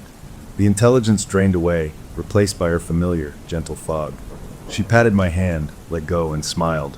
"This tea is nice, dear. Is there any pudding?" The whiplash was so severe it left me dizzy. She was gone again, but she'd given me a new mission. A box. Letters. Burn them. It was a direct order from the real her. A flare shot up from the depths of her own mind. It felt like our first real weapon. We just had to find it. We had to find the box before Jedediah Coombs did. My grandmother's moment of crystal clear warning changed everything. Burn the letters in the box. It was a direct order from the person we were trying to save. A piece of her fighting her way to the surface to give us instructions. It meant there was a weapon, or at least something he didn't want us to find. We had to find it first. We turned the house upside down that day, starting with her room. We looked in her dresser, under her bed, in her small jewelry case. Nothing. My spouse suggested the attic. We hadn't been up there in ages, just a cramped, unfinished space full of insulation and holiday decorations. It was hot and dusty, the air stale. We pulled down the folding ladder and climbed up, flashlights in hand. We moved past boxes of our old books and childhood toys, toward the back where my grandmother's things had been stored when she moved in. There were old suitcases, a hat box, a trunk full of my grandfather's clothes that smelled of mothballs. And then, tucked behind a stack of worn-out quilts, we found it. A small, rusty tin lockbox, the kind you'd see in an old movie. It was unassuming, but on its lid, in my grandmother's elegant, old-fashioned handwriting, was a label. Deeds and leases. My heart skipped a beat. This was it. This had to be the box. We carried it down to the kitchen table, the metal cold against my fingers. It was locked with a simple clasp, but the lock was frail. A quick twist with a screwdriver, and it popped open. The inside smelled of old paper and lavender. On top were love letters, tied with a faded ribbon, in my grandfather's looping script. Under those were black and white photos of my mother as a gap-toothed child. We carefully set these precious things aside, and at the very bottom, folded into a tight, small square, was a single piece of paper. It was brittle, the color of weak tea, and the handwriting was a cramped, spidery scrawl, nothing like my grandmother's. We unfolded it with trembling hands, flattening it on the table. It wasn't a deed to our house. It was an addendum to a property lease, dated 1888. The main body was standard legal language about the boarding house, but this added page was different. It was handwritten, not typed, and it felt more like a spell than a contract. One line made my skin crawl. It stated the tenant, Jedediah Coombs, shall have right of perpetual residence across the boundary of brick and mortar, flesh and spirit, subject to the upkeep of his appointed space. I read it twice. Boundary of brick and mortar, flesh and spirit. It wasn't just about the building. It was about crossing over into people and upkeep of his appointed space. That explained his anger over the curtains, the wallpaper. We had violated the terms of his lease by changing his home. My spouse's face was white. We have to burn it, right now. Like she said. They reached for the paper. I pulled my hand back, instinctively covering it. Wait, I said. My mind was racing. This is the only proof we have. The only thing that explains the rules. If we burn it, we're just guessing. A fight erupted then, quiet and fierce. It's not proof, it's a trigger, they shot back, their voice tense. She told us to destroy it for a reason. He's looking for it. It's an anchor or a recipe or something worse. They argued that our grandmother, in her moment of clarity, knew more than we ever could about what this paper meant. I argued that we couldn't fight what we didn't understand, that this paper was our understanding. We were shouting whispers, desperate and scared. The box sat between us, a little metal Pandora's jar, and we were arguing over whether to slam the lid shut or pry it open wider. That's when we heard the crash from downstairs. A loud, shattering sound, like a lamp hitting the floor. Our grandmother was down there. We had left her dozing in her recliner, which she hadn't gotten out of by herself in months. We both bolted for the attic ladder, scrambling down so fast I almost lost my footing. We ran into the living room. The side table lamp was on the floor, the shade bent. But my grandmother wasn't in her chair. We heard a sound from the hallway. We turned. She was standing at the very bottom of the attic ladder, a place she should not have been able to reach, her body frail and stooped. She was staring up at us, her head tilted back. Her eyes were open, and they held none of her own sweet fog. They were dark and full of a cold, knowing anger. Her mouth, usually so soft, twisted, and Jedediah Coombs's voice, sharp and venomous, snarled up at us from her throat. Thieves! Then her eyes rolled back, her knees buckled, and she collapsed in a heap on the hallway floor. We rushed to her, our fight forgotten. She was breathing, but she was out cold, a dead weight. We carried her to the couch, checked her pulse, covered her with a blanket. She was alive, but she looked smaller, more hollowed out than ever before. The dark circles under her eyes looked like bruises. It was as if the effort of that one word, that one accusation, had drained a week's worth of her life. The rest of that day was a blur of quiet panic. She slept deeply, not moving. We didn't call an ambulance. What would we say? Our grandmother collapsed after a ghost possessing her called us thieves? We just watched her, our hearts aching. The box and its terrible paper were still on the kitchen table. The argument wasn't settled, but the urgency was different now. We couldn't leave it in the house. Not after that.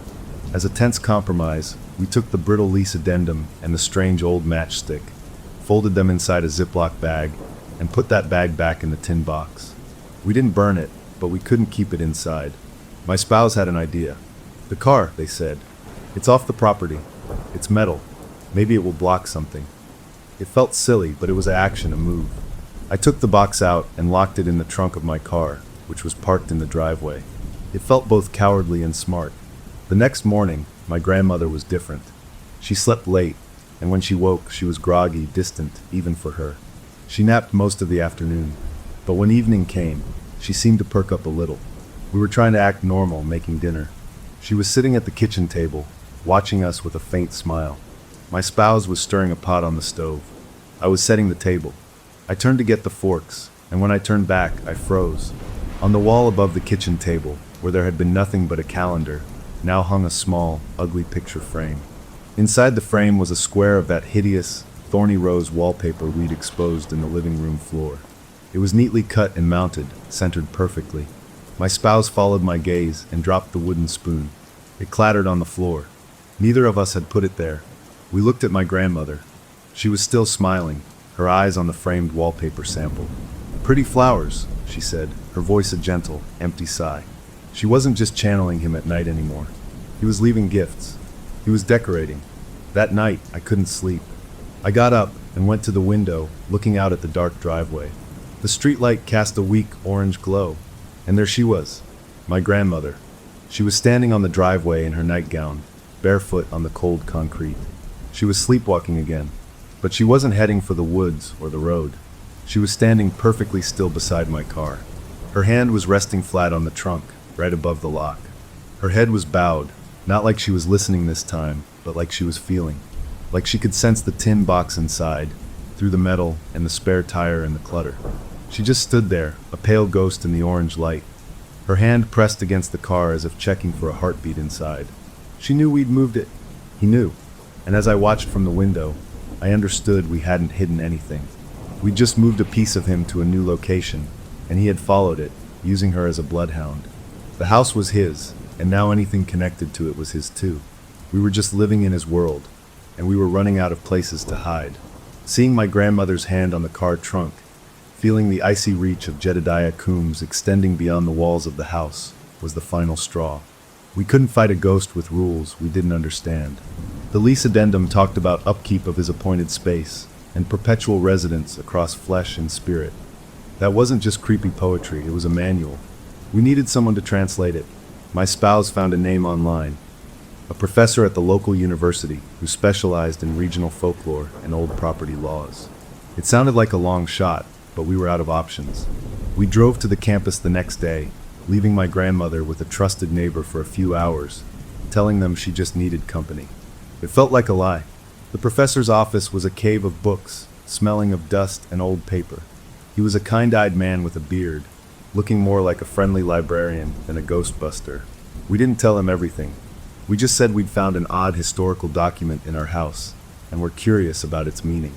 We showed him a photo of the lease addendum on my phone, zoomed in on the critical lines. His demeanor changed instantly. The kind eyes grew sharp, concerned. He took the phone, peering at the screen. He pointed a finger at the phrase, upkeep of his appointed space. "This is very specific," he said, his voice low. "In certain old folk beliefs, particularly around tenant rights and property spirits, this isn't about general maintenance. It means the spirit gains a kind of legal standing when the specific physical space it considers its own is maintained. The decor, the layout, the very feel of it, changing that space is seen as a profound breach. It's like breaking a sacred covenant. It makes the spirit not just angry, but empowered. It gives it the right to reclaim." His words landed like stones in my gut. We went home and, with a sickening dread, made a list. We changed the curtains. We pulled up the carpet and linoleum, exposing his wallpaper. We repainted every single room. We completely renovated the kitchen, putting in stainless steel and granite where there was once old laminate and wood. And the worst one, we added that hall closet, the one we used every day, right over the old, hidden crawlspace access. We had built a modern box around his front door. Every update, every improvement we'd made to turn this house into our home was an act of vandalism in Jedediah Coombs' eyes. We hadn't just moved into a haunted house. We had trespassed and then remodeled the haunting. We had to try communicating to see if there was any room for negotiation, any way to fix this without losing my grandmother entirely. It was my spouse's idea, born of pure desperation. We have to ask him what he wants, directly. Maybe we can make a deal. The idea made me sick, but doing nothing was worse. We bought a Ouija board from a toy store, feeling ridiculous and terrified. That night we waited. When we heard her door open and the shuffling steps, we guided her sleeping form to the kitchen table. We placed her fingers on the plastic planchette. My spouse asked the question, their voice shaking. "What do you want?" Her fingers twitched. Then they flew across the board, fast and sure, spelling out letters with a force that made the board skid. RESTORE-ITAKTHE-WMAN. Yes, MYHOUSE, restore. Or I take the woman as my house. The threat was absolute. He wasn't just asking for his wallpaper back. He was demanding we turn back time on the entire house. And if we didn't, he would fully possess my grandmother, not just visit at night. She wouldn't just be a vessel, she would become his new, permanent address. The professor's advice and this terrible ultimatum collided in my head. The only way to appease him, to maybe loosen his grip, was to give him what he wanted. We had to restore his space. The thought was horrifying. It meant stripping our home, the place we'd built together, back to a mockery of a 19th century boarding house parlor. It meant inviting his taste into every room, living in his shrine. My spouse revolted. No, absolutely not. That's surrender. That's letting him win. We take Nana and we go. We sell the house, we move across the country. But I had read the lease 100 times. Perpetual residence across flesh and spirit. I was terrified it wasn't just tied to the land, but to her, to our bloodline. What if we moved and he followed, because he was now attached to her, not just the bricks? We couldn't outrun a ghost that lived in her mind. We argued in frantic, hushed tones, the divide between us growing. They wanted to fight. I was starting to think we had to negotiate with the terrorist in our walls. As a desperate, miserable compromise, we agreed on a test. We wouldn't sell the house. We wouldn't fully restore it, but we would try one small thing, to see if it changed anything. At a thrift store, we found a pair of old, dusty drapes. They were a ugly, brownish-red velvet, moth-eaten at the hems. They looked about 100 years old. They vaguely matched the era. We took them home and, with a feeling of deep wrongness, took down our clean, light blue curtains in the living room and hung these dusty relics. They smelled of attics and decay. They blocked the light, making the room gloomy. That night, we waited, holding our breath. The hours ticked by. No shuffling steps. No cries. No sound from her room at all. The ordinary house sound seemed louder in the absence of his activity. It was more frightening than the sleepwalking. It meant he noticed. It meant he approved. And his approval felt like a trap snapping shut. Encouraged and sickened by the quiet night, we decided on a bigger test. We couldn't undo the whole house, but we could give him back a piece of his wallpaper. We had taken a photo of the hideous rose pattern from under the floorboards. We found an online service that could recreate vintage wallpaper. A few days later, a roll arrived. It was a perfect, fresh copy of that awful, clashing pattern. My spouse helped me, their face set in a grim mask of disapproval, but they helped. We moved the couch, cleared a whole wall. We stripped off our modern beige paint, sanded the plaster, and pasted up the new old wallpaper. It was laborious, miserable work. Each strip felt like we were walling ourselves in.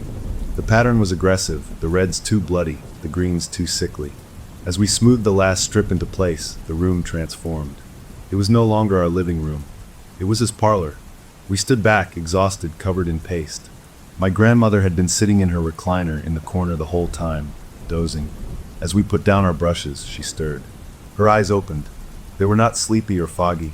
They were instantly alert, sharp, and they focused on the wallpapered wall with an intense, hungry interest. Her head turned slowly, and her gaze landed on us. A smile spread across her face, but it wasn't her smile. It was too wide, too satisfied, too knowing. And when she spoke, the young man's voice that came out was smooth, almost pleasant, dripping with a vile contentment. "Better," he said, the single word hanging in the paste-scented air. Then her eyes closed, and she went back to dozing, as if nothing had happened. We stood there, surrounded by the garish roses and thorns, our own home now feeling like a stranger's, and the word "better" echoed in the space between us. We had given him a gift, and he had accepted it. We had proven the professor's theory right. And in doing so, we had taken the first concrete, undeniable step into his world. We had started decorating for him. And the worst part was the small, treacherous thought that wormed its way into my exhausted mind. If a little bit made him happy and kept her quiet, what would a lot do? Could we buy her peace, one ugly strip of wallpaper at a time? The look on my spouse's face told me they were having no such thought. They just saw the surrender, and they saw me, standing in the middle of it, complicit. The wall between us wasn't just made of ugly paper. It was made of a fundamental, terrifying disagreement on how to survive. The word "better" hung in that wallpapered room like a poisonous gas. It was a victory for Jedediah Coombs, and a defeat for us, and it split our strategy right down the middle. My spouse saw only capitulation. They became a soldier preparing for war.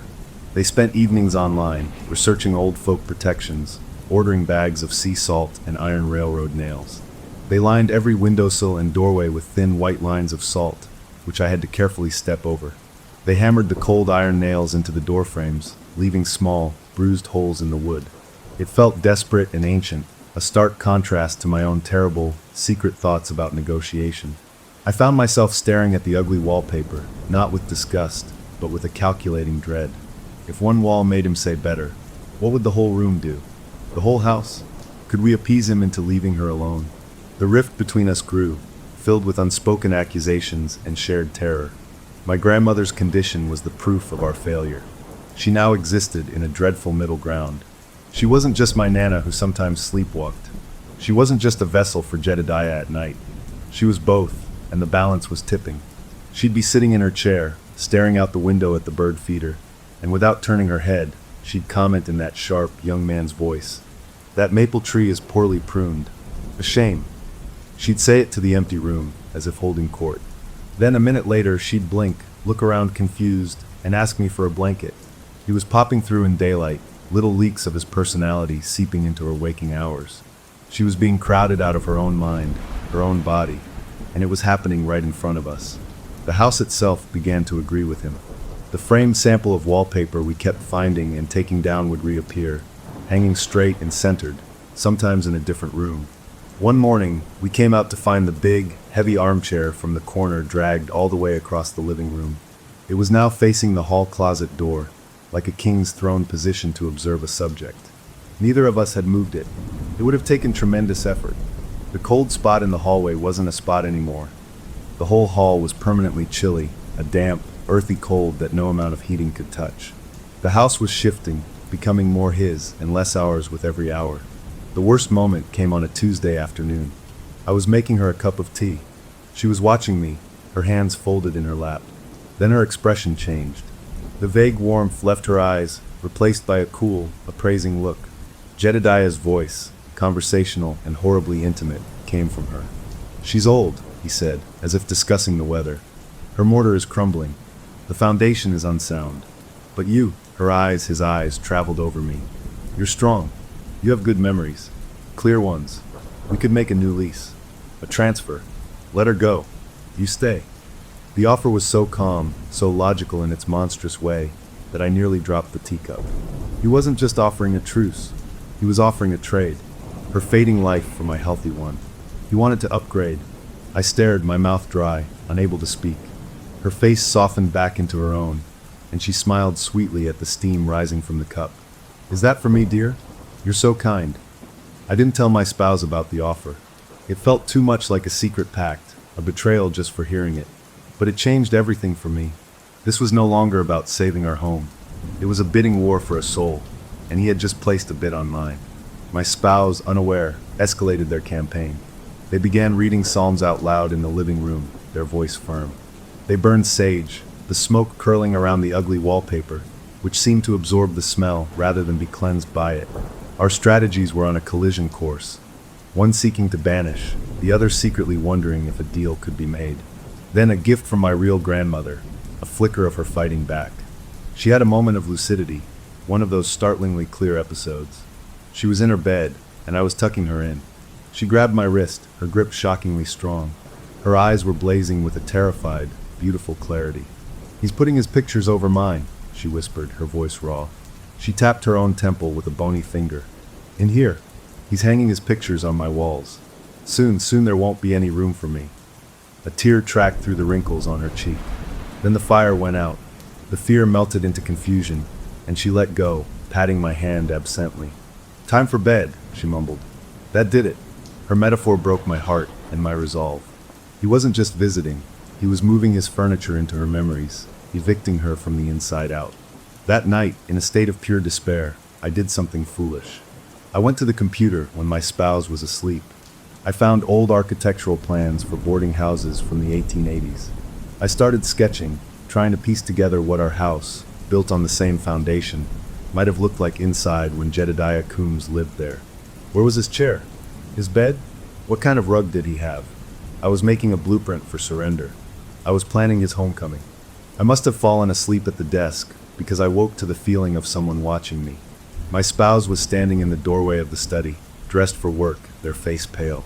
They were looking past me at the sketches on the computer screen, crude layouts of our rooms filled with period furniture, notes like wood stove and oil lamp here. The look on their face wasn't anger. It was worse. It was the utter collapse of trust, a pure, unadulterated betrayal. "You're actually planning it," they said, their voice flat and dead. "You're picking out curtains for him." They didn't wait for an answer. They just turned and walked away. The chasm between us was now complete and unbridgeable. We moved around each other like ghosts for the rest of the day, speaking only when necessary. The house felt like a trap with 3 prisoners, each in their own cell. That night, I lay awake, staring at the ceiling, the weight of my secret plans and my spouse's disgust like a physical pressure on my chest. And then I heard a new sound. Not a shuffle, not a voice. A creak, a long, slow wooden groan. It came from the hallway. I got up, my pulse pounding in my ears.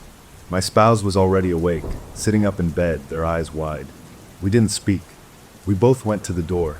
The hall was dark, but the closet door, the one that hid the crawlspace access, was now standing open. Just a black rectangle in the wall. We never left it open. We kept it closed, always, a silent agreement to pretend the hole behind the quilts wasn't there. But it was open now, about a foot wide. And from the blackness within, from that space that smelled of wet earth and iron, came a sound. It was slow, deliberate. 3 distinct knocks on the inner wood of the crawlspace entrance, the knocks echoing dully in the cramped space. Knock, knock, knock. It wasn't a frantic banging. It was polite, patient, the sound of someone who has been waiting a long, long time, and who finally believes the new landlords are ready to let them out. We stood frozen in our bedroom doorway, 2 divided people united for that moment by a sheer, primal fear, listening to the tenant in our walls announce that he was done knocking from the inside. He was ready to come out. The 3 knocks from inside the crawlspace were a line in the sand. We could no longer pretend. We could no longer strategize in separate corners. The thing was announcing itself. My spouse looked at me, their earlier betrayal buried under a more immediate terror. "We have to end this," they whispered. "No more salt. No more wallpaper. We have to find what's tethering him and break it." For the first time in days, we were in agreement. The professor's words came back to me. A spirit bound to a property often has an anchor, a physical object that ties it to the place. We had found his initial on the brick. We had to find what was buried with it. The next day, with a grim determination, we prepared. We waited until our grandmother was in a deep afternoon sleep. We moved everything out of the hall closet again, our movements quick and efficient, a shared purpose overriding our personal war. The cold that seeped from the opening was worse than ever, that wet earth, rotten flour chill making our breath fog. We had a good flashlight, a hammer, a small trowel, and a bottle of holy water my spouse had gotten from a church. It felt silly and necessary all at once. I was the one who would go in. I was smaller. We pulled the wooden panel away, and the smell billowed out, thick and gagging. I took a breath, clicked on the flashlight, and crawled into the hole. The space was cramped, my back brushing against the rough floor joists above. The beam of my light jumped over spiderwebs and ancient dust. I shuffled forward on my knees toward the far wall, toward the brick where I'd seen the JC. The bricks were cold and slimy to the touch. I found the initials, the gouges deep and angry. I shone the light at the base of that brick. The dirt there looked disturbed, different from the packed earth elsewhere. It was looser, like it had been dug and refilled. My heart hammered against my ribs. I took the trowel and started to dig. The dirt was cold and dense. About 6 inches down, the metal edge of the trowel hit something that wasn't a rock. It thudded dully. I scraped the dirt away with my hands, my fingers going numb. And there it was. A small pouch, made of what was once leather, now rotted and blackened, tied shut with a frayed cord. It was about the size of my palm. It felt wrong just looking at it, a lump of concentrated wrongness in the dirt. I didn't want to touch it, but I had to. I reached out, my fingers closing around it. It was cold, but not like metal or dirt. It was a living cold, a sucking cold that seemed to pull the heat from my hand. And it pulsed, a slow, weak throb like a dying heartbeat. This was it, his residence charm, the anchor. I shoved it into the pocket of my jacket, the cold seeping through the fabric to my hip. I scrambled backwards out of the crawl space as fast as I could, bursting into the hallway gasping for clean air. My spouse helped me up, their eyes locked on the bulge in my pocket. "Did you get it?" I just nodded, unable to speak. We shoved the panel back, not caring how crooked it was, and frantically shoved the closet contents back in front of it, a pathetic barricade. We stumbled into the living room, the pouch feeling like a live coal against my leg. We laid it on the coffee table. We had won. We had found the source. We decided to destroy it immediately. The fireplace was gas, but it had fake logs. We turned it on for the first time that season, the blue flames licking upwards. With a pair of tongs, I picked up the pouch and placed it right in the center of the flames. We watched, holding our breath. The flames should have consumed it, turned it to ash. Instead, they changed. The blue and orange fire flickered, then turned a sickly chemical green, casting a ghastly light on the ugly wallpaper. The green flames danced around the pouch, but didn't touch it. They climbed and twisted, but the little bundle of leather sat untouched in the middle, dark and solid. After a minute, the green flames simply snuffed out, as if smothered by an invisible hand. The pouch was unmarked, not even singed. The air smelled of sulfur and that same rotten sweetness. My spouse stared, horrified. Okay. We take it off the property. We bury it somewhere else. Far away. We got in the car, the pouch now in a metal toolbox on the back seat. I turned the key. The engine made a weak, grinding sound and died. I tried again. Nothing. Not even a click. The battery was full. The lights worked. The car just refused to start. We looked at each other, a new understanding dawning. He wasn't just in the house. His influence was tied to this object. It couldn't leave. It was part of the property, and the property was part of it. We trudged back inside, defeated. That's when my grandmother's body walked into the living room. She moved with a stiff, unnatural grace, all traces of her frailty gone. She stood before us, and when she spoke, Jedediah Coombs's voice was different. It wasn't a hiss or a snarl. It was loud, resonant, filling the room, booming from her small frame. Replace what you stole. My walls. My curtains. My peace. You have until the new moon. She paused, and a cruel smile stretched her lips. Or I cease being a tenant and become the landlord. The threat was final. The new moon was 2 days away. He was giving us a deadline. After that, he would stop asking and start taking full control. Permanently. We were broken. Sitting in our defiled living room, the unburnable pouch on the table, the wallpaper screaming from the walls, we had nothing left. Then my spouse spoke, their voice hollow. What if we do it? What if we give him what he wants? Completely. We turn the house back. We make it exactly like his appointed space. We make him feel secure, welcome. And then, while he's satisfied, we perform a real banishment. We use the rules against him. He thinks he's winning, and we pull the rug out. It was a dangerous, terrifying gamble. It meant fully inviting the fox into the henhouse before slamming the door. It meant decorating for our own exorcism. I looked at the pouch, at my grandmother's empty chair, at the despair on my spouse's face. We were out of options. It was the only play left. With the new moon a little over 48 hours away, we made a desperate decision. We would do it. We would perform the ultimate deception. We would restore Jedediah Coombs's parlor. We spent a frantic, surreal day and a half. We bought cans of dark, gloomy paint and slathered it over our bright walls. We ripped out our modern ceiling light fixtures and hung cheap, replica oil lamps we found at an antique barn. We dragged in heavy, carved Victorian furniture from second-hand stores, furniture that smelled of dust and decay. We took down every family photo, every piece of our own art, and stored it in the garage. We covered the TVs with sheets. We worked until our hands were raw and our backs ached, transforming our home into a perfect, nightmarish replica of a late 1800s boarding house parlor. It was ugly, oppressive, and felt utterly alien. With every stroke of the brush, every piece of hideous furniture we placed, I felt a part of our own lives being painted over, packed away. We were erasing ourselves to make room for him. On the final afternoon, we hung the last of the reproduced thorny rose wallpaper in the hallway. As I smoothed the last strip into place, stepping down from the ladder, I heard it. Not a voice. A sound. A long, soft, echoing sigh of contentment. It didn't come from my grandmother's room. It didn't come from the closet. It seemed to come from the walls themselves, from the floor, from the very air of the house. It was the sound of a man settling into his favorite chair after a long, long journey. He was pleased. The trap was set, and we were now living inside it, waiting for the new moon to rise so we could spring it, praying we hadn't just built our own tomb. The house was no longer ours. It was a museum dedicated to a dead man's bad taste. The air was still and smelled of old varnish, dust, and the oily scent from the lamps we had lit, their flames casting jumping shadows that made the thorny wallpaper seem to writhe. We had built Jedediah Coombs a perfect period cage. The problem was, we were locked inside it with him, and we had to convince him the door was open.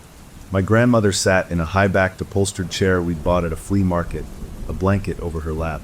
She wasn't sleeping. Her eyes were open, and they tracked us with an alien, sharp intelligence. Jedediah was home, and he was watching his new old furnishings with a landlord's approving eye. The new moon rose, a black disk in a cloudy sky, plunging the world outside into a deep dark. It was time. My spouse had consulted with the folklore professor one last time, by phone, getting cryptic instructions for a ritual of revocation. It was our Hail Mary. The idea was simple. As the current owners of the land and structure, we had to formally revoke the perpetual lease, using symbols of our ownership, while the spirit was content within his restored space. We had to trick him into listening long enough to break the contract. We stood in the center of the awful parlor. My spouse began to speak, their voice low but steady, reciting words the professor had provided, a mix of legal-sounding phrases and older, stranger ones. They held a small bowl. In it was a mixture of coarse salt, sharp iron filings, and a few drops of our own blood, pricked from our fingertips, a symbol of the current, living owners. As they spoke, they walked a slow circle around the room, sprinkling the mixture along the edges of the walls, across the thresholds of the doors. By right of modern deed and lived breath, we who hold the title sever the bond of the past. We revoke the lease. We break the hold. We demand the departure of the former resident, Jedediah Coombs. The oil lamp flames flickered, the shadows lunging and shrinking. My grandmother, or the thing using her, watched from the chair. At first, he seemed amused, a faint smile on her borrowed face. He looked like a king tolerating the muttering of foolish subjects. But as my spouse continued, sprinkling the blood and salt and iron across the entrance to the hallway, the smile began to falter. A frown creased her forehead. Her hands, which had been resting calmly, gripped the arms of the chair. My spouse's voice grew stronger. The space is no longer appointed to you. The contract is void. You are not welcome here. They completed the circle, coming to stand beside me, their face pale but determined. We stood together, facing her. The room waited. For a moment, nothing happened. Then a low sound started, a dry, rattling noise that grew into a laugh. It came from my grandmother's throat, but it was Jedediah's laugh, rasping and humorless. Her head lolled back against the chair, and she laughed and laughed. You think, he wheezed, that a few words break a contract signed in memory? You think your little salt and blood is stronger than a man's whole life poured into stone and soil? The laughter cut off abruptly. Her head snapped forward, the eyes blazing with a cold fire. I am in the mortar. I am in the beams. I am the first nail driven and the last breath of the old hearth. She stood up, the blanket falling away. Her frail body seemed to tower. And now, the voice boomed, I am in the bloodline. She is my house. Her memories are my rooms. And when she dies, I will simply need a new one. His gaze, ancient and greedy, locked directly onto me.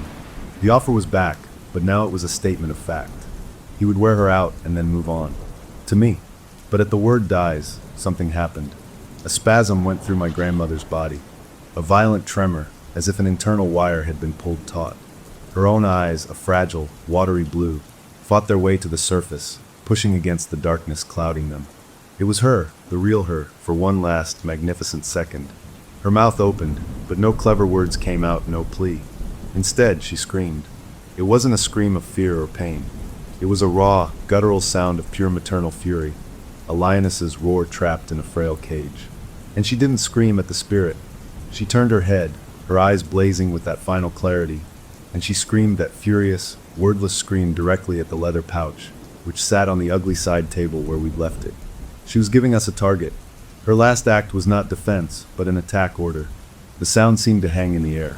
Then she collapsed, folding back into the chair, unconscious, her breathing shallow and too fast. But the scream had done something. The pouch on the table shuddered. The rotted leather pulsed. And then it grew cold.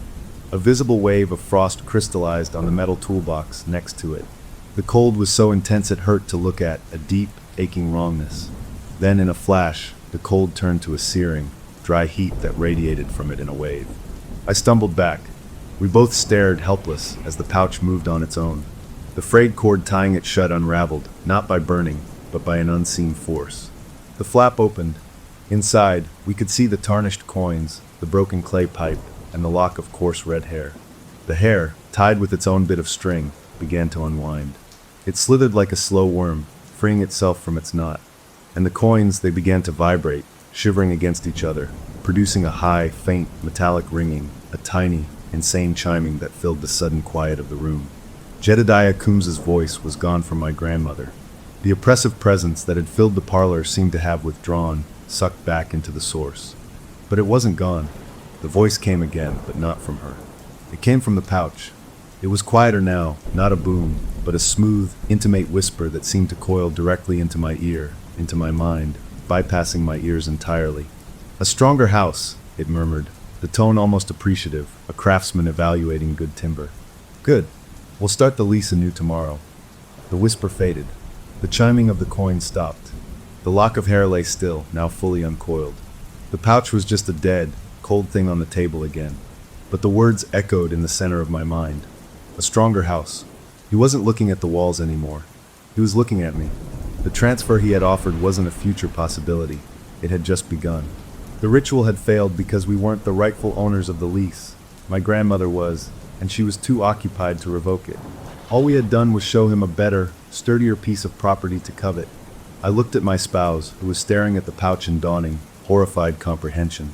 They looked from it to me, their eyes wide with a new kind of fear, not for my grandmother, but for me. I looked at my grandmother, unconscious in the chair, her chest rising and falling in fragile breaths, temporarily free of him, but more empty than ever. And I looked down at my own hands, turning them over as if seeing them for the first time. They felt normal. They looked normal. But in my head, the echo of that intimate whisper felt like the first piece of furniture being dragged into a new room. The walls of the parlor, in all their restored, garish glory, seemed to lean in, waiting for the new tenant to get settled. The fight for the house was over. He had won. The fight for everything else, for my own memories, my own mind, was just beginning, and I had no idea how to even prepare for an eviction for myself. Story number 5. All right, here goes nothing. My name is Sarah, and I've been the voice on the other end of a 911 call for 10 long years. You think you get used to it, the chaos, the crying, the sheer panic that leaks through the phone line, but you don't, not really. You just get good at building a wall between you and it. A wall made of procedure and calm questions and a steady tone. You hear a lot of things before someone dies, the gasp, the rattle, the last whispered name of a loved one. But I'd never heard the sound of a game being played, not until the call that ended my life as I knew it. It was a Tuesday night, slow but steady, the usual rhythm of a small city falling apart one household at a time. I'd just guided a frantic man through CPR for his wife, my own heart pounding in my throat even as my voice stayed level. And the next call blinked on my screen, a landline from a payphone downtown. I took a sip of cold coffee, clicked answer, and said the words I'd said a million times. 911, what is your emergency? There was nothing at first, just that peculiar hollow sound of an open line, the kind of empty that feels full of something waiting. No heavy breathing, no background noise from the street. Just that open void. Protocol said to wait a few seconds, ask again, and if there was no response, to hang up. It could be a missed dial, a prank, a pocket call, but something in that particular quiet made the little hairs on my arms stand up. It wasn't peaceful. It was listening. I was about to disconnect when the sound started. It was a clear, cheap, plastic scraping. A distinct scritch-scratch, pause, then another drag. It was unmistakable. It was the sound of a planchette, the little pointer from a Ouija board, being moved across cardboard. My breath hitched. A kid messing around, probably. They find a payphone, think it's funny. I opened my mouth to give my standard warning about non-emergency lines when I heard the breathing. It was shallow, wet, the kind of shaky inhale you take when you're trying desperately not to make a sound, because something terrible is right next to you. It was a child, a little girl, I was sure of it, and she was terrified. Before I could speak again, she whispered. It wasn't a word, it was a letter. N, then a number. 3, another letter. W, another number. 8. The scraping sound kept a steady, awful rhythm underneath her trembling voice. She was spelling out map coordinates. This wasn't a prank. This was a child somewhere dark and scary, being forced to recite something. My fingers were already moving, my professional autopilot kicking in even as my personal mind recoiled. I typed the letters and numbers as she whispered them, my keyboard clacking loudly in my quiet booth. The mapping software pulled it up, the blue dot landing on a satellite view. It zoomed in from a wide view of the county, tightening down to our city, then to the western suburbs, to a familiar patchwork of streets and cul-de-sacs. My stomach dropped. It kept zooming. The blue dot settled, with that weirdly perfect precision GPS sometimes has, not on a road or a building, but in the exact center of a wooded lot. A vacant, overgrown plot of trees and brambles. The lot directly behind my own backyard fence. I stared. That wasn't possible. Payphones don't transmit GPS data. The system has a margin of error, sometimes a big one. This had to be a coincidence, a 1,000,000 to 1 glitch. The little girl's voice broke through my shock. "Please," she whispered, the word barely a puff of air. "He says you have to come." The scraping stopped. "Who says?" I asked, my voice tighter than I meant it to be. "Who is with you?" A new sound came then, not from her, but from the phone itself, as if it had been placed on a surface. A low, guttural rasp, not quite a voice, more like stones grinding together in a wet throat. It spoke a single sentence, and the words didn't match the movement of the sound. They were out of sync wrong. "We are in the walls, Sarah." And the line went dead. I sat there, the dial tone buzzing in my ear like an angry insect. My own name.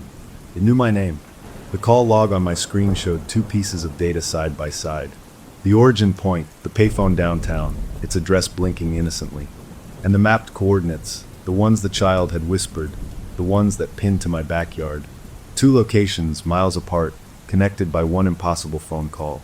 My hands were shaking. I should report this. I should call my supervisor, file a weird call report, maybe even dispatch a car to check that payphone.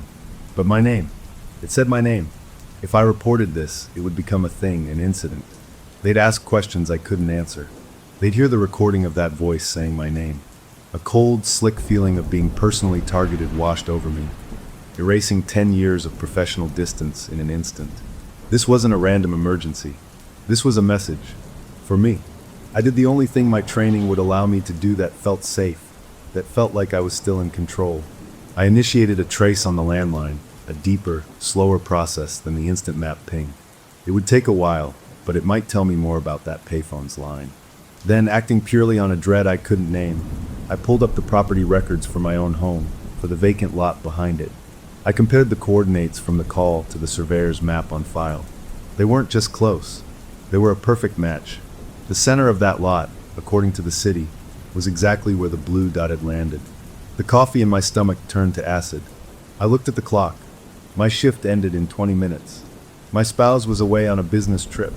The house would be empty, dark, and quiet. And something had just called me from a payphone downtown to tell me it was in the walls of the place I was about to go home to. The weight of the decision pressed down on me. Do I go home? Do I call the police to meet me there? What would I even say? "Hi, I got a creepy call from a kid and a monster, and I think it's at my house." They'd think I was cracking from job stress. Maybe I was. The trace on the payphone line finished its cycle, and a result popped up. It was a standard municipal line, last serviced 2 years ago. No red flags, but in the subdata, the notes field, was a single dry line entered by a technician after a routine check. Line active. Static anomaly noted, source undetermined. Audio feedback resembles archived recording. Archived recording of what? I closed the screen, my mind racing. I had to go home.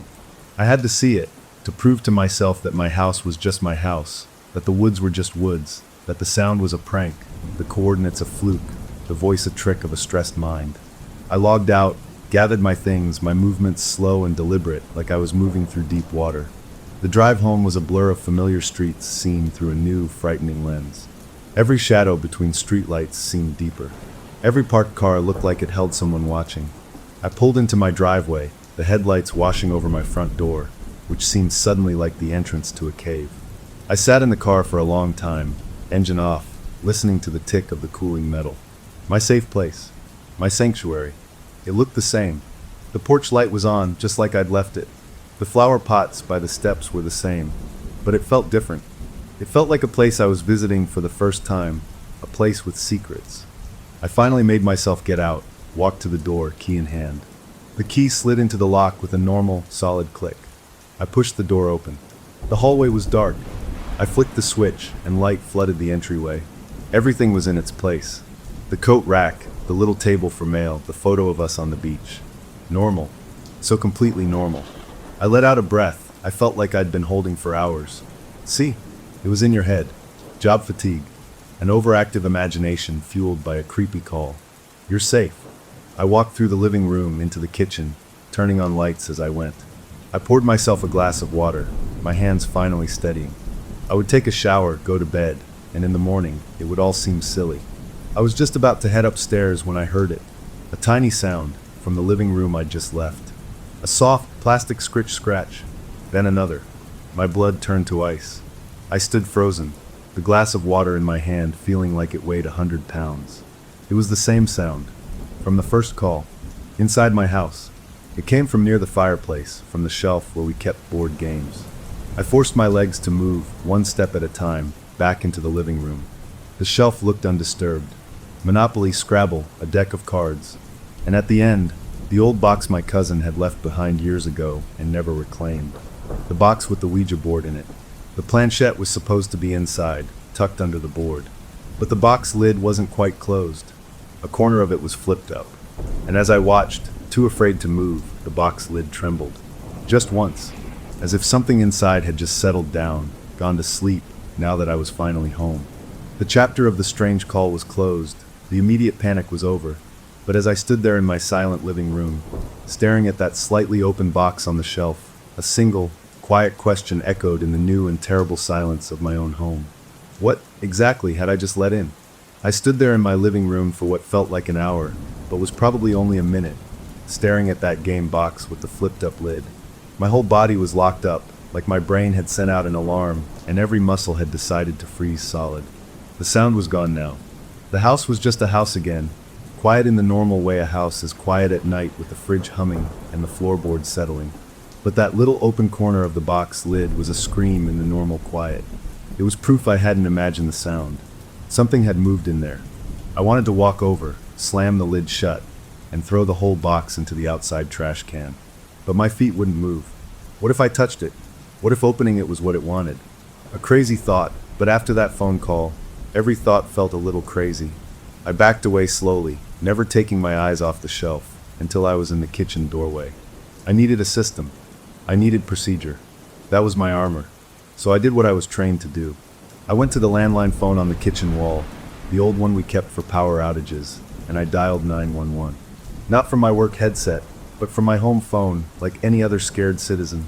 When the dispatcher answered, a woman I knew from the day shift, I used my calm, professional voice, the one I used on calls. "Hi, this is an off-duty operator at my home address," I said, giving my street name and number. "I'm requesting a patrol car for a suspicious circumstances check. I heard what sounded like an intruder in my home. I'm alone and I've secured myself in the kitchen, but I'd like an officer to clear the residence." It was a lie, but it was a good lie, the kind that gets a fast response. I didn't mention the phone call from the payphone. I didn't mention the whispering child or the voice that knew my name. I definitely didn't mention a talking board game. Those things would get me a wellness check, not a badge. I needed cops with flashlights and guns checking closets, not someone asking me how much sleep I'd been getting. The dispatcher confirmed my address and said a car was on the way.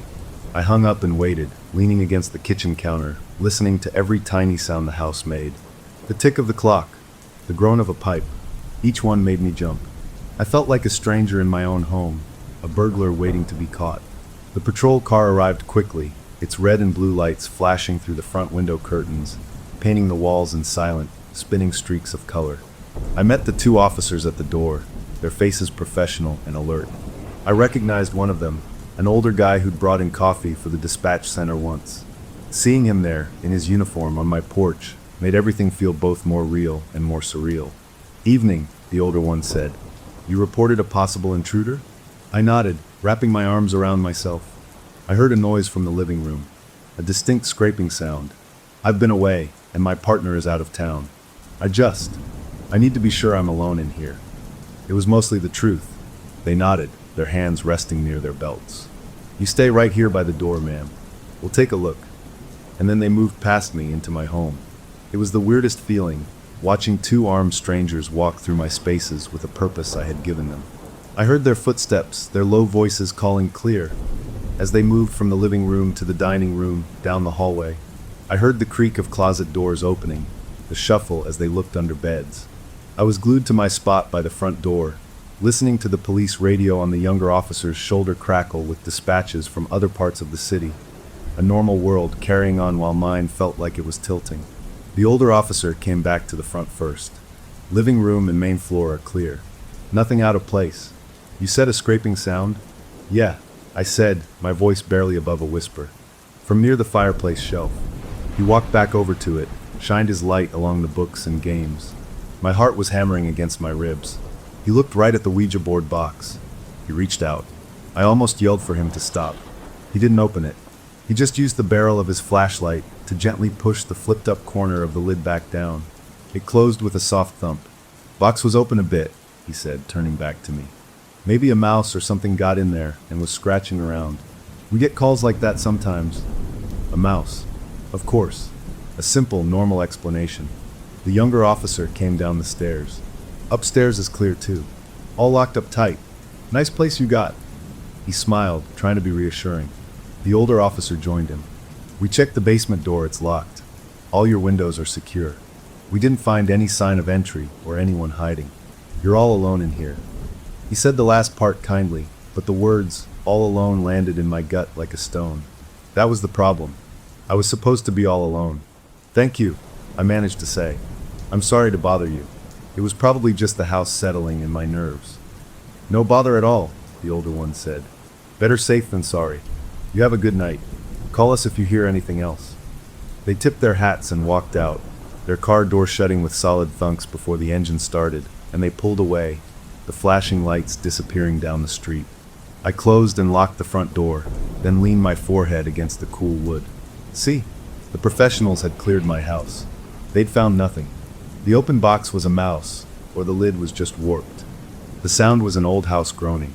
The phone call was a sick, coordinated prank by someone who knew where I lived. It was all over. I was safe. I made myself walk back into the living room. The shelf looked perfectly normal. The game box lid was flat and closed. I walked through the entire house again, turning on every single light, flooding every corner with brightness. I looked in every closet, behind every shower curtain, under every bed. Nothing. The house was empty. Just me. The tension in my shoulders began, slowly, to unravel. The officers were right. It was my nerves, my job stress, a perfect storm of weird events that my tired brain had stitched together into a nightmare. I needed sleep. I went upstairs to my bedroom, changed into pajamas, and got into bed. I left the hallway light on, and my bedroom door open a crack, something I hadn't done since I was a kid. The familiar comfort of my own bed, my own pillow, started to pull me down towards sleep. My mind began to drift, the sharp edges of the night softening. Then my cell phone, charging on the nightstand, buzzed. Not a call, a notification. I fumbled for it, the screen blinding in the dark room. It was an alert from my home security system. We had basic sensors on the doors and windows, mostly to scare off burglars. The alert read, front door open. My blood went cold. I was upstairs. The front door was locked. I just checked it. I sat bolt upright, listening. No sound of the door opening. No footsteps. I pulled up the live feed from the security camera that pointed at the front porch. The video loaded. It showed my closed, locked front door from outside. Nothing. The log said the door had been opened 10 seconds ago. But the camera showed it closed. A system glitch. It had to be. My phone buzzed again. Another alert. Back door open. Then a third. Basement door open. They came in a rapid cluster, one after another, as if someone was walking through my house, opening every single door. My heart was a frantic drum in my chest. I was out of bed now, standing in the middle of my room, clutching the phone. This wasn't nerves. This was the system. My system. Being triggered. I waited for the next one, for a motion sensor inside the house to go off. It didn't. The alert stopped. The house was quiet again, but the alerts were still there on my screen, a digital record of doors opening that hadn't moved. I had to check. I couldn't just hide up here. I grabbed the heavy metal flashlight from my nightstand, the one my partner kept for, just in case, and crept out into the hallway. The lights I'd left on blazed, showing me an empty path downstairs. I moved slowly, each step careful, listening so hard my ears hurt. I reached the first floor. The front door was shut and locked, the deadbolt firmly in place. I went to the back door in the kitchen. Also locked. The basement door, in the hallway near the laundry room, was the old kind with a simple hook and eye latch. It was latched, all closed, all secure, just like the officers had left them, just like I had left them. A wave of exhaustion, deeper than any tiredness I'd ever felt, washed over me. The system had glitched. That was all. A coincidence. A faulty circuit board sending phantom signals. I trudged back upstairs, my fear now dulled into a kind of numb resignation. I got back into bed, placing the flashlight within easy reach. I closed my eyes, telling myself to sleep, that everything was okay, that the world was normal, and I was just a tired person with an overactive imagination. Just as I was about to drift off, a sound pulled me back. It wasn't a scrape. It wasn't a door opening. It was a voice. It came from the baby monitor on my dresser, the one we'd used years ago and never quite got around to throwing out. It was turned off, but from its little speaker came a clear, crisp, digital whisper. It was the little girl from the payphone call, and she said only 3 words, her voice perfectly clear and close, as if she was standing right next to my bed. "We're inside now." Then the monitor's power light, which had been dark, flickered once and went out. I didn't move. I didn't breathe. I just lay there in the bright light of my own bedroom, the flashlight cold in my hand, staring at the dead plastic shell of the baby monitor. The police had left, the house was secure, and every logical explanation had been used up. The immediate crisis of the night was over, but as I lay there utterly alone, a terrible new understanding dawned on me. The problem was never about doors being locked. It was about something that didn't need to use them at all. And the only question left was what it planned to do now that the professionals had officially declared the house empty. For a long time after the baby monitor spoke, I just lay there in bed, stiff as a board, staring at the ceiling. My mind felt like a computer that had too many windows open and had finally just frozen. The part of me that was a 911 operator was screaming about impossible things, about audio feedback and pranks, and how baby monitors pick up signals from other devices sometimes. But the part of me that was just a person lying alone in a big, dark house knew better. That voice hadn't been fuzzy or full of static. It had been crystal clear, like someone was speaking right into the microphone. "We're inside now." I must have finally fallen asleep out of pure exhaustion, because the next thing I knew, gray morning light was filtering through the blinds. I was still in my clothes from the night before, the flashlight curled in my hand. For a second, everything felt normal. Then I remembered, and the whole awful weight of it settled back onto my chest. I got up, my body aching, and did the only thing that felt like a normal morning thing to do. I made coffee. The routine of it, the smell of it, was a tiny anchor to the real world. As it brewed, I walked through the house again in the daylight this time. Nothing was out of place. The game box was still closed on the shelf. The doors were all locked. It looked exactly like my home, but it didn't feel like it. It felt like a museum of my life, a carefully constructed set where something else was hiding just behind the scenery. I needed to talk to someone. I couldn't call my partner. They were already worried about work stress, and telling them I was being haunted by a ghost in the telephone lines would just make them panic, or worse, think I was having a breakdown. I thought about calling the officer from last night, but what would I say? "Hey, your all clear was wrong. The ghost told me so through a baby monitor." He'd have to report it, and then I'd be dealing with my boss and maybe a mandatory psych eval. I was trapped. I was alone with this thing. The coffee was ready. I poured a cup and sat at the kitchen table, my work phone and my personal phone sitting side by side in front of me, like 2 choices. I picked up my personal phone. Maybe I could look up the payphone number, see if there was any news about vandalism there. As I tapped the screen to wake it up, it buzzed in my hand. A new text message. The sender was listed as unknown. The message was just a string of numbers and letters. I recognized it instantly. It was the same GPS coordinate from the first call, the one for the woods behind my house. My mouth went dry. How? This was my personal cell. It wasn't connected to the 911 system. Nothing should be able to send me that data. I stared at the string of characters, and as I did, they seemed to shimmer and change on the screen. No, they were being replaced. One by one, the letters and numbers deleted themselves, as if an invisible cursor was backspacing. Then new words typed themselves out, letter by letter, right in front of my eyes. Wrong walls. That's all it said. Wrong walls. What did that mean? The walls of my house? The phone felt hot and dangerous in my hand. I dropped it onto the table like it was a spider. It landed face up, and the screen went dark. A second later, the old landline phone on the kitchen wall began to ring. The sound was so shockingly loud in the morning calm that I jumped, spilling hot coffee across the table. The ring was the old-fashioned mechanical kind, a jangling metal bell that seemed to vibrate the whole kitchen. It shouldn't have been able to ring. We kept it plugged in for emergencies, but the ringer was turned off. We hadn't heard that phone ring in years. I didn't move. I just watched it, my heart trying to punch its way out of my chest. It rang a second time, a long, shrill demand. Answering it felt like the worst idea in the world. But not answering it felt like letting it win, like letting it scare me without even showing its face. On the third ring, I stood up. My legs were shaky. I walked over to the wall, my hand hovering over the receiver. The voice in my head that was all training said, "Do not engage with a hostile caller. Hang up immediately." But this wasn't a normal caller. This was something that knew my name, knew my address, and was texting my personal phone. I had to know. I picked up the receiver. I didn't say hello. I just held it to my ear. What I heard wasn't a voice. It was noise. A chaotic, overlapping swirl of sound. I heard keyboard clicks, fast and frantic. I heard the beep of a radio being keyed. I heard other voices, muffled, talking about a car accident and a possible heart attack. I heard my own voice, distant but clear, saying, "Trace the call now." It was the sound of my 911 call center. It was a perfect, clear recording of the exact moment I took that first call about the whispering girl.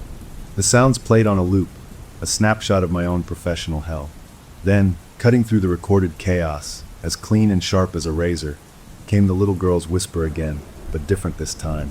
There was no static, no trembling fear.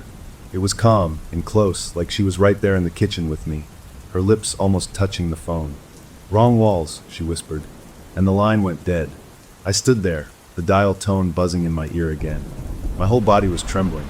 It wasn't just listening, it was recording.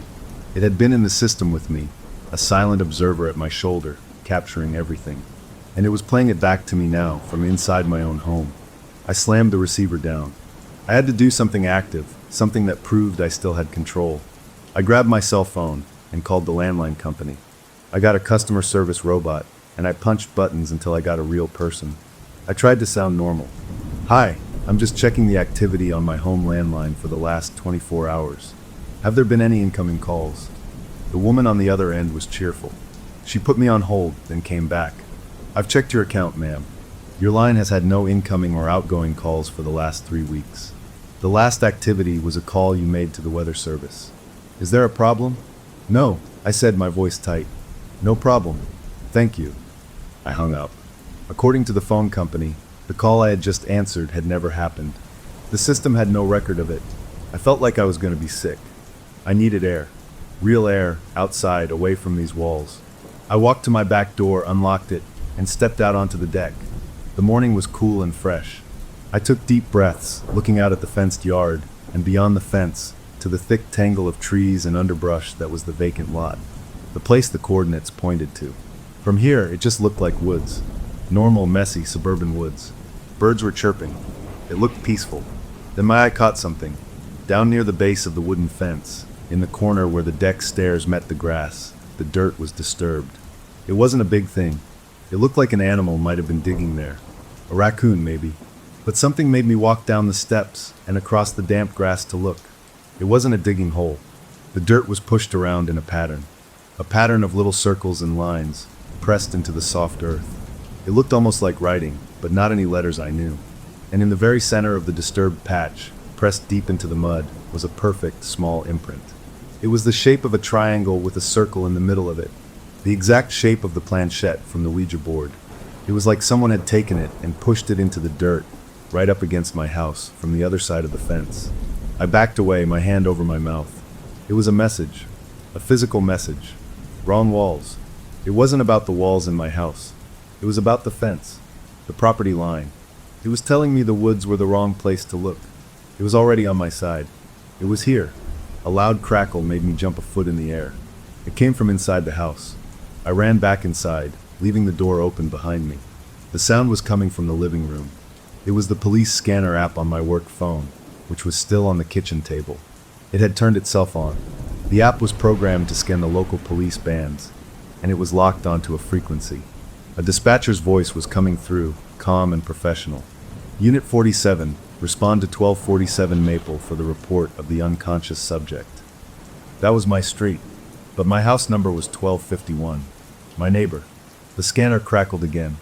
Unit 47, be advised, caller states the subject is a female, late 30s, lying in the front yard. Caller did not approach. My blood went cold. I ran to my front window and peered out through the blinds, careful not to be seen. I saw nothing. No one in any yard. The street was empty. Then, a patrol car came around the corner, moving slowly without its lights on. It rolled to a stop in front of my neighbor's house, 2 doors down. 2 officers got out. They walked up the front lawn, looked around, shrugged at each other, then got back in their car and drove off. A false alarm. A prank call, just like the one I had made last night. The scanner app went quiet.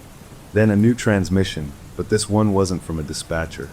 It was a different officer's voice, tinny and faint, like it was a radio transmission from inside a car. I heard him say, "Weird night. First that operator's house, now this."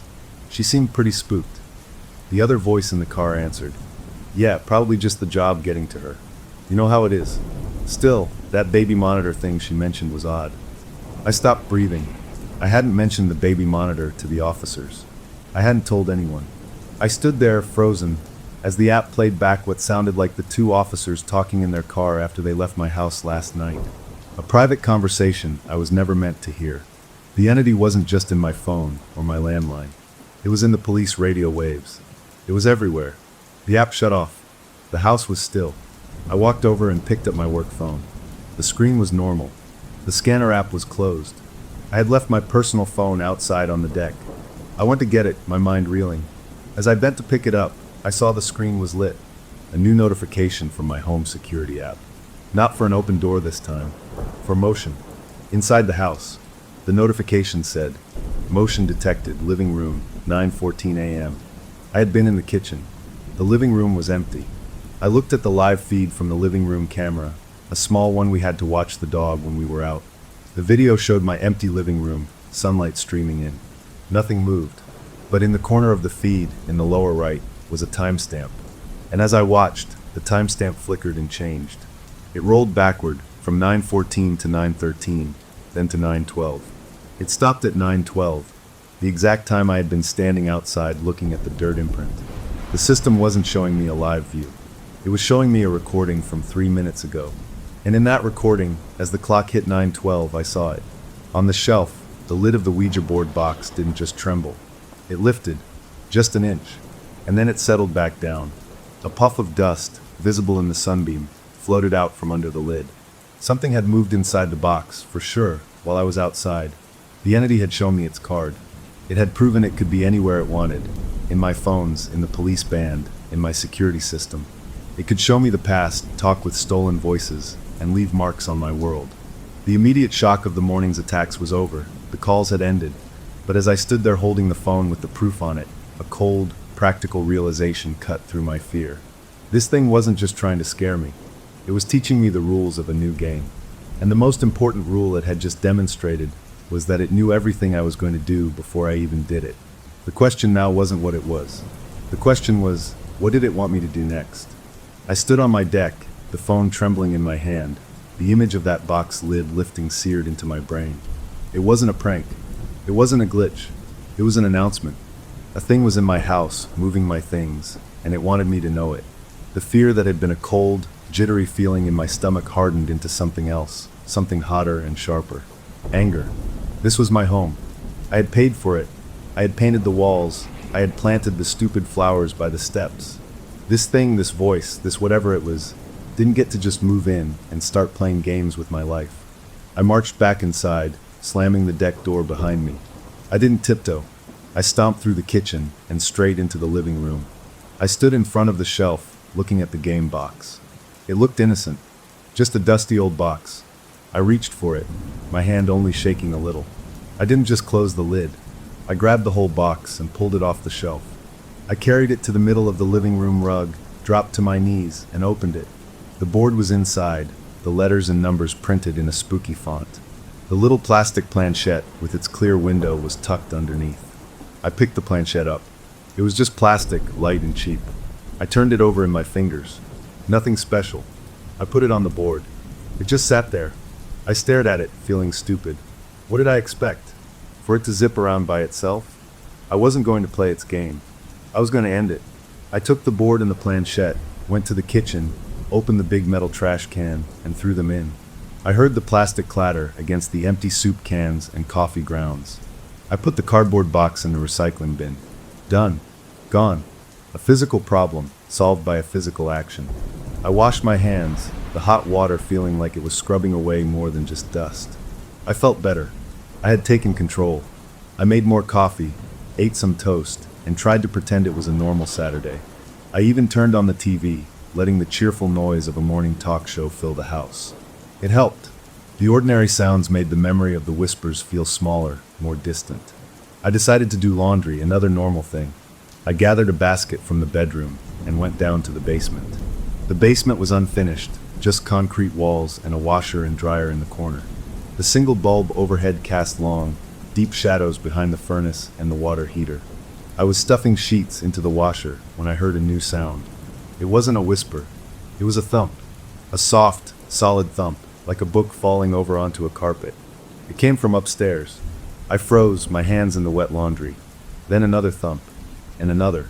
A slow, steady rhythm. Thump. Pause. Thump. Pause. Thump. It was coming from the living room, right above my head. My victory feeling evaporated. I left the laundry and crept back up the stairs, my heart starting that familiar frantic beat again. I pushed the basement door open a crack. The thumping was clearer now. It had a hollow, wooden quality to it. I stepped into the hallway. The TV was still jabbering in the living room. I moved toward the sound, peering around the doorway. Nothing was out of place. The shelf where the game box had been was now just a gap between books. The thumping stopped. I let out a breath. Maybe it was the house settling in a new way. Maybe the pipes. I was about to turn back to the basement when my eye caught a movement. On the floor, by the leg of the big armchair, something was moving. It was the planchette, the little plastic triangle. It was lying on its side on the rug, and it was rocking, back and forth, all by itself. Not fast, just a slow, steady rocking, like a tiny boat on a calm sea. It hadn't done that when I threw it away. It couldn't do that. It was a piece of plastic. I watched, unable to move, as it rocked. Then, as if an invisible finger had flicked it, it spun in a quick, tight circle, and stopped.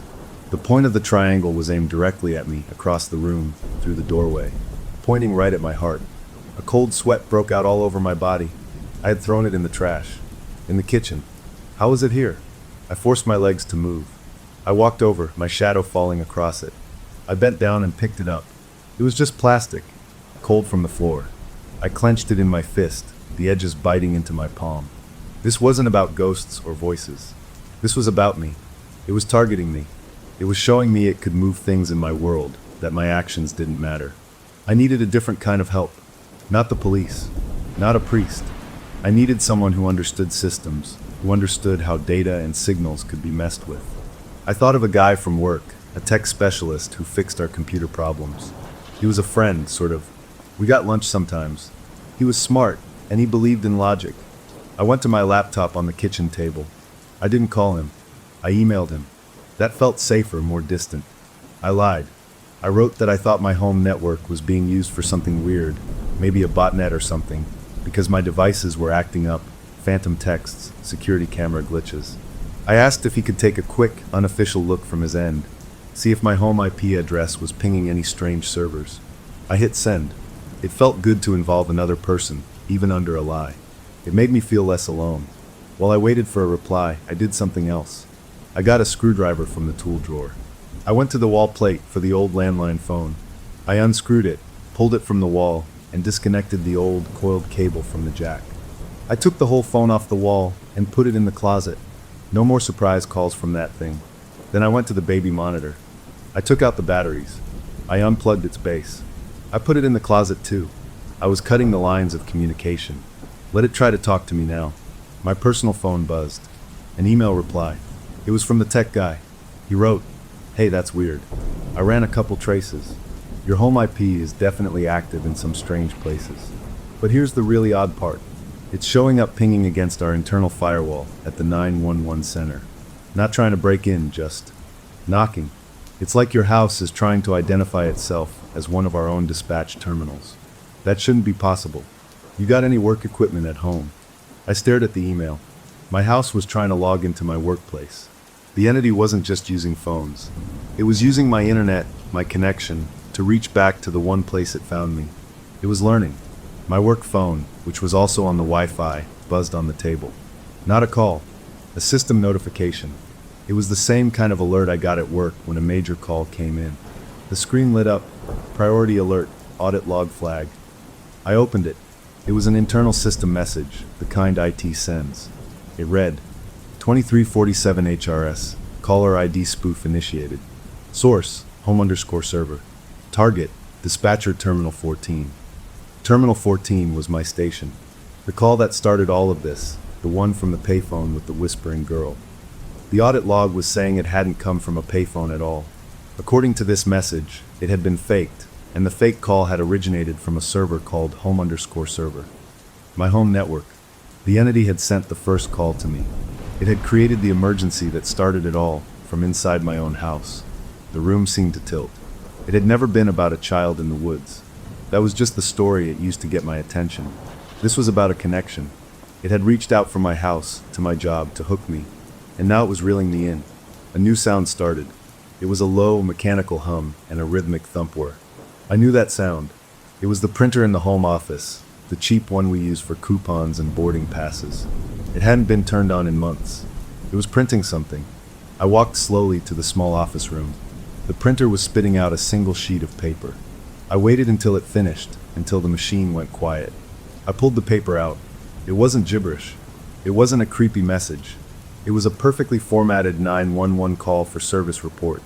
It had the right headers, the right case number format, everything.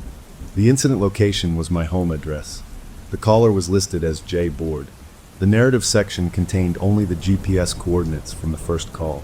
It was a flawless replica of the paperwork I filled out every day. It was documenting its own crime, proving it could even do my job. I crumpled the paper in my fist. I was shaking, but not with fear anymore, with a kind of wild, furious determination. It wanted to play with systems? With my systems? Fine. I grabbed my laptop. I logged into my home router, the brain of my home network. I navigated to the connected devices list. I saw my phone, my laptop, my tablet, and I saw a fourth device. It was listed as unknown device with a string of numbers and letters for an ID. Its connection status was active. I clicked on it. The data usage graph for this unknown device was insane. It showed terabytes of information uploaded and downloaded in the last 24 hours. A home network doesn't use that much data in a year. The destination addresses were a jumble of foreign server codes, but the final routing path, the last hop before the data went nowhere, was an IP address I recognized. It was the main server hub for the city's emergency services. My house was having a conversation with my workplace, and it was a very, very loud one. I selected the unknown device. I clicked block. A confirmation box popped up. Block this device from your network? I clicked yes. The device disappeared from the list. I had kicked it off my Wi-Fi. I had cut its main line. I sat back, breathing hard. It was a small win, but it was mine. I had used my knowledge against it. For a few minutes, nothing happened. The house was still. The normal sounds of the furnace kicking on, the clock ticking. They were just sounds again. Maybe that was it. Maybe it needed the connection, and I had severed it. The feeling was like putting pressure on a bleeding wound. The immediate crisis was over. I had removed the physical game piece, disconnected the landline, and now I had blocked the entity from my network. I had fought back with every tool I had. I felt a grim sense of closure. I had reclaimed my territory, inch by inch. Then my laptop, which was sitting right in front of me, chimed. A calendar notification popped up in the corner of the screen. It was for an event titled Scheduled System Test. The location was listed simply as home. The time was sunrise tomorrow. I did not create this event. I had just won a battle, pushing the invader back to the edges. But as I stared at that calendar alert, a chilling new understanding dawned. It hadn't been defeated. It had just been setting up, and it had just sent me an invitation for the main event. The calendar alert sat on my screen, blinking innocently. Scheduled system test. Sunrise tomorrow. Home. It felt like a taunt. I had blocked it from the Wi-Fi, thrown away its toy, unplugged its phones, and it had just shrugged and sent me a meeting reminder. like my rebellion was just part of the schedule. The anger came back, but it was a tired anger now, mixed with a deep, cold dread. Sunrise. That gave me a timeline, a deadline. I couldn't just sit and wait for it. I had to use the night. I started by doing the obvious thing. I deleted the calendar event. It vanished. 2 minutes later, a new notification chimed. The event was back. I deleted it again. It came back again. I turned off the calendar app's notifications. My email dinged. A calendar invitation from an unknown sender with the same event details. I blocked the sender. My work phone buzzed with the same alert.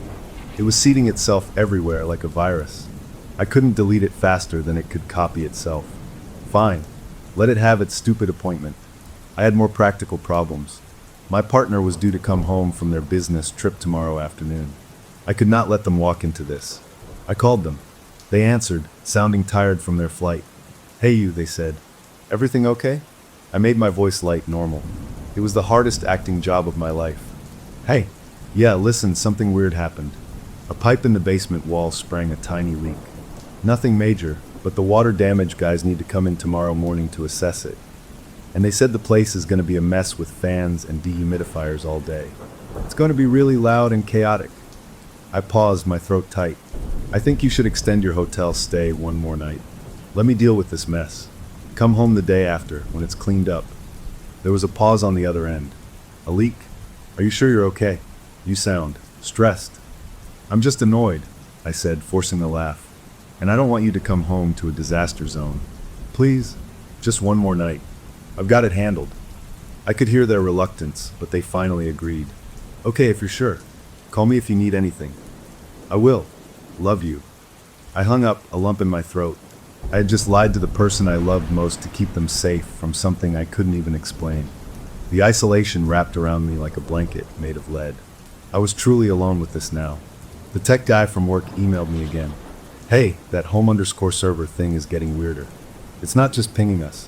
It's querying the archived call database. It's specifically pulling records of calls tagged with your operator ID. It's studying your past shifts. You sure you don't have a work laptop at home running some old software?"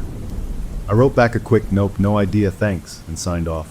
It was studying me, listening to my old calls, learning how I worked, what I said, how I sounded. The thought made my skin crawl. It was building a profile. Night fell. I didn't sleep. I moved through the house like a soldier preparing for a siege. I checked every window lock twice. I piled furniture in front of the basement door and the deck door. Not enough to block them completely, but enough to make a racket if something tried to push through. I put my biggest kitchen knife on the coffee table. It looked pathetic, but it made me feel a tiny bit less helpless. I sat in the living room in the dark, my back to a wall, facing the room and the hallway. I had my personal phone, my work phone, and the heavy flashlight. I waited. The hours dragged by. The house was quiet, but it was the active, listening quiet of a trap waiting to be sprung. Every creak was a footstep. Every rustle of the trees outside was someone in the yard. Around 3 a.m., my personal phone lit up. Not a notification. The screen just turned on by itself. It showed the home security app, but the live feed was glitched, a swirling, gray static. Then, a single line of text typed itself across the static, in the plain font of a system log. Initializing proximity protocol. The screen went black. A minute later, from the direction of the kitchen, I heard a new sound. A low electrical pop, followed by a hum. The hum of the refrigerator died. Then the faint digital glow of the microwave clock vanished. The lights in the hall, which I'd left on, went out. The power was off. Not a flicker. A complete, utter shutdown. The streetlight outside still shone, so it was just my house. I sat in the pitch dark, my breath coming fast. This was it. The system test was starting early. It wasn't waiting for sunrise. I fumbled for the flashlight and clicked it on. The beam cut through the dark, startlingly bright. I swept it around the room. Nothing had changed. I got up, my legs stiff, and shuffled to the front window. My neighbors' houses had lights on. Just me. Just my house. I went to the circuit breaker box in the hallway. I opened the metal door. All the switches were still in the on position. I flipped the main breaker off, then back on. Nothing. No power. Something had told the electricity to stop, and it had listened. I went back to my spot on the floor, the beam of the flashlight pointing at the ceiling to scatter light. I felt like a cave woman, huddled around my little circle of light in a world that had gone dead. Then, a pinpoint of green light appeared in the darkness. It was across the room, on the shelf where the game box had been. It was the power light on the old and used stereo receiver. It glowed a single, unblinking green eye. The receiver wasn't plugged in. I had unplugged it myself months ago to use the outlet for a lamp. But its light was on. It drew power from nothing. As I watched, the volume knob on the receiver began to turn, slowly, all by itself, from 0 up to 1, 2, 3.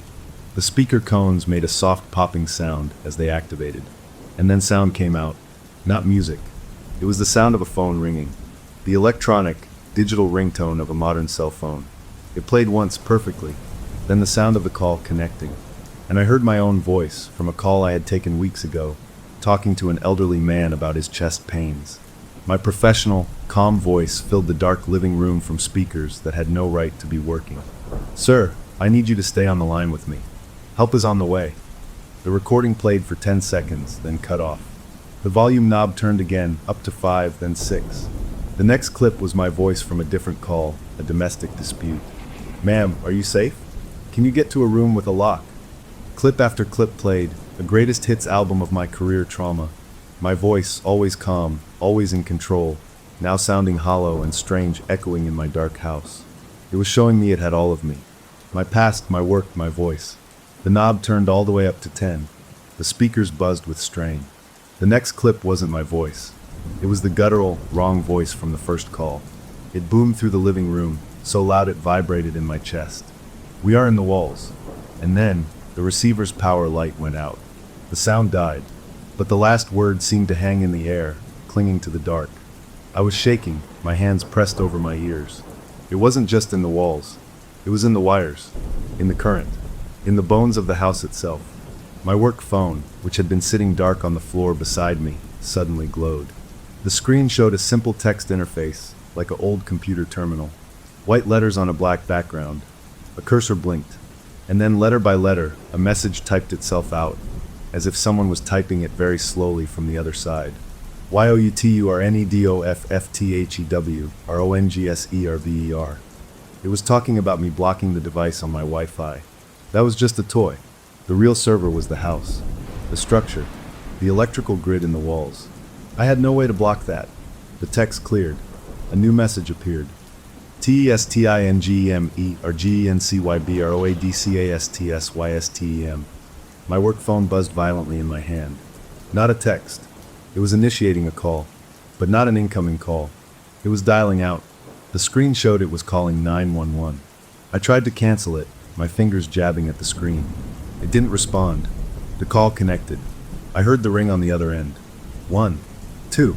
My own dispatch center was answering a call from my own work phone, inside my own dark house. A colleague's voice, tired but alert, came on. 911, what is your emergency? I opened my mouth to scream that it was a mistake, to cancel the call, but no sound came out. Before I could make a sound, a voice came out of my phone's speaker. It wasn't my voice. It was a perfect digital copy of my voice, my professional operator voice, calm and clear. "This is a priority test of the emergency broadcast system," the fake me said.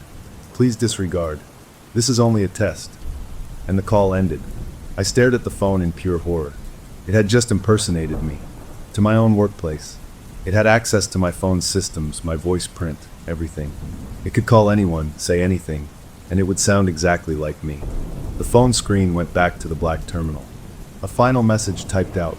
"TESTCOMPLETE SYSTEMOPERATIONAL SUNRISECONFIRMED." And then the power came back on. The hallway lights blazed. The refrigerator kicked on with a loud hum. The microwave clock flashed 12 o'clock. The sudden return of normalcy was almost more frightening than the dark.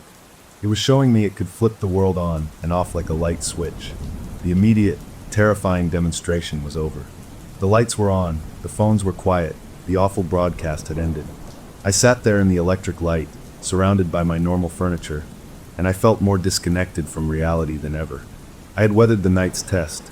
I had survived its show of power. But as the first pale hint of dawn began to bleed into the sky outside the window, I understood the closure of this chapter was a lie. The test wasn't for the system. It was for me. It was to prove to me, beyond any doubt, that it was in complete control. And the real event, whatever sunrise meant, was still to come. The only question left was whether I was the operator in this scenario, or just another part of the system being tested. The sun came up, a slow, gray light that did nothing to warm the cold feeling in my bones. I was still sitting on the living room floor, surrounded by the normal, sunlit clutter of my life. The knife was on the coffee table. The flashlight was dead in my hand. The test was over, but the house felt different. It felt charged, like the air before a lightning strike, humming with a purpose I couldn't see. I was waiting for the next move, my nerves stretched so tight they ached. I didn't have to wait long. Just after 7 a.m., a patrol car pulled up in front of my house. Not speeding, no lights. Just a slow, casual roll to a stop right at my curb. My heart, which had been pounding for hours, gave a painful extra thump. I went to the window and peered out. A young officer got out, adjusting their duty belt, looking up at my house with a mildly confused expression. They hadn't been here last night. This was someone new. This was the sunrise event. It wasn't a monster jumping out of a closet. It was the front doorbell ringing with a polite, normal ding-dong. I took a deep breath, trying to shove the wild, screaming fear down somewhere deep. I had to look normal. I smoothed my rumpled clothes, ran a hand through my hair, and went to answer the door. I opened it, the morning chill washing over me. The officer, a woman with a kind but professional face, gave me a small nod. "Morning, ma'am. We got a 911 call from this address about 20 minutes ago. A hang-up. The system auto-dispatched me for a welfare check. Everything all right in there? A call. From my house. I hadn't made it. The landline was disconnected in the closet. My cell phones were in my hands. But the system said my house had called. It was using my address like a phone number. I managed what I hoped was a confused, embarrassed smile. Oh gosh, no. Everything's fine. I'm so sorry. I'm an operator myself, over at dispatch. My home system's been glitching all night. Phantom security alerts, that kind of thing. It must have triggered a false auto dial. I am so sorry to have wasted your time. I was using my work credentials as a shield, trying to make us co-workers, to make this a minor technical snafu. Her face softened slightly, the wary tension easing. Hey, no problem. It happens. Especially with those old medical alert systems. You're sure you're okay? I'm sure, I said, my voice too bright. Just tired from the noise all night. Thanks for checking. I was about to close the door, to end this, when the radio clipped to her shoulder crackled to life. The dispatcher's voice was calm but urgent. All available units, respond to a child in danger report near the railroad tracks at the intersection of Maple and 3rd. Report of a small female child, approximately 5 years old, wearing a yellow sundress with blue flowers, wandering alone. Possible proximity to active tracks. Time is critical. The description punched the air out of my lungs. A yellow sundress with blue flowers. I had a photo in my hallway framed of my niece from 3 summers ago. She was wearing that exact dress. It was a unique dress, handmade by my sister. The officer's eyes flickered to mine, her professional focus already shifting to the new, real emergency. Gotta go, she said, already turning. You might want to get that system looked at. She jogged back to her car, her door slamming shut. I stood in my open doorway, frozen, as she sped off, her tires squealing slightly. The entity hadn't just called a cop to my door. It had created a perfect diversion. It had used a description from my personal life, a description that would send a spike of personal terror through me, to pull the only help away. And it had done it over the official police radio. It wasn't just in my house. It was in their system. I watched the car disappear. The street was empty again. I was alone. But the move was so calculated, so viciously smart, that my fear crystallized into a single clear thought. I couldn't fight this alone anymore. I had to tell someone the truth. I had to make a witness. As the officer's car vanished, another thought struck me. She was going to the railroad tracks, the location of the original payphone. The entity was creating a scene at the exact place it had first pretended to call from. It was tying its story together. I couldn't let her walk into that blind, and I couldn't stay in this house. I acted on pure instinct. I grabbed my keys, my phone, and ran to my own car. I didn't think. I just drove, following the route I knew the officer would take toward the old downtown rail yard. My hands were slick on the wheel. I had no plan. I just knew I had to get to her, to warn her, to make her see this wasn't a glitch. I caught up to her patrol car, just as she was turning onto the access road that ran by the tracks. I pulled up behind her, hitting my horn in short, urgent beeps. She saw me in her rearview mirror. She pulled over, and I pulled in behind her. She got out, her hand resting near her belt, her face now full of suspicion and annoyance. "Ma'am, what are you doing?" "I'm on a call." "I know," I said, getting out of my car. My words tumbled out in a rush. "The call is a fake. The child isn't real.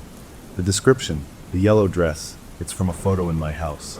This situation at my house, it's not a glitch. It's manipulating everything. It made the call to my house to get you there. And then it made this call to get you away, to get everyone away from me. It's using the 911 system." She stared at me, her eyes scanning my face, looking for signs of drugs or mental break. "Ma'am, you need to calm down. You said your systems were glitching. Maybe you're just stressed. Let me do my job. There's a kid possibly in danger." "There's no kid," I insisted, my voice cracking. I fumbled for my phone, pulling up the picture of my niece. I showed it to her. "Look, this is the dress. This is my niece. How would a random 911 caller know about this specific dress? It's pulling from my life." She looked at the photo, and I saw the first flicker of real doubt in her eyes. It wasn't just any yellow dress. It was the dress. The coincidence was too big. Her radio crackled again. Another unit was on scene at the tracks. "Dispatch, we've canvassed the area. No sign of a child. No one in the nearby buildings saw anything. We're clearing the call as unfounded." The officer looked from my phone to my face, the professional suspicion shifting into something more complicated. Concern, pity, and a dawning, uncomfortable curiosity. "Okay," she said slowly, lowering her voice. "Okay, let's go back to your house. You can show me these glitches. Off the record. Just between us for now." That's all I wanted. A witness. We drove back to my house, her patrol car following mine. The return trip felt like a funeral procession. Bringing official authority back into this, after I had lied to get rid of it last night, felt like a point of no return. We went inside. I showed her everything. I didn't hold back. I showed her the disconnected landline in the closet. I showed her the security app logs with the impossible motion alerts. I showed her the emails from the tech guy about my home IP pinging the 911 server. I told her about the calendar alert I couldn't delete, the printer that printed a fake 911 report, the stereo that played my voice in the dark.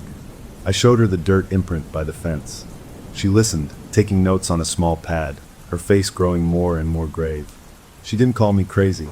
She looked like someone hearing a crime report that broke all the normal rules. When I finished, she let out a long breath. "I don't know what this is. It's not a normal break-in. It's not harassment. It's something else." She paused. "You said you threw the game board away?" I nodded, leading her to the kitchen trash can. I lifted the bag. The soup cans and coffee grounds were there. The board and the planchette were not. The bag was empty of anything but normal trash. "I put it right here," I whispered. She didn't say anything. She walked slowly back into the living room, her eyes searching. She looked at the shelf, the floor, under the furniture. Then she looked toward the hallway that led to the basement door. "You said it mentioned walls." She walked over to the basement door, which I had blocked with a small bookcase.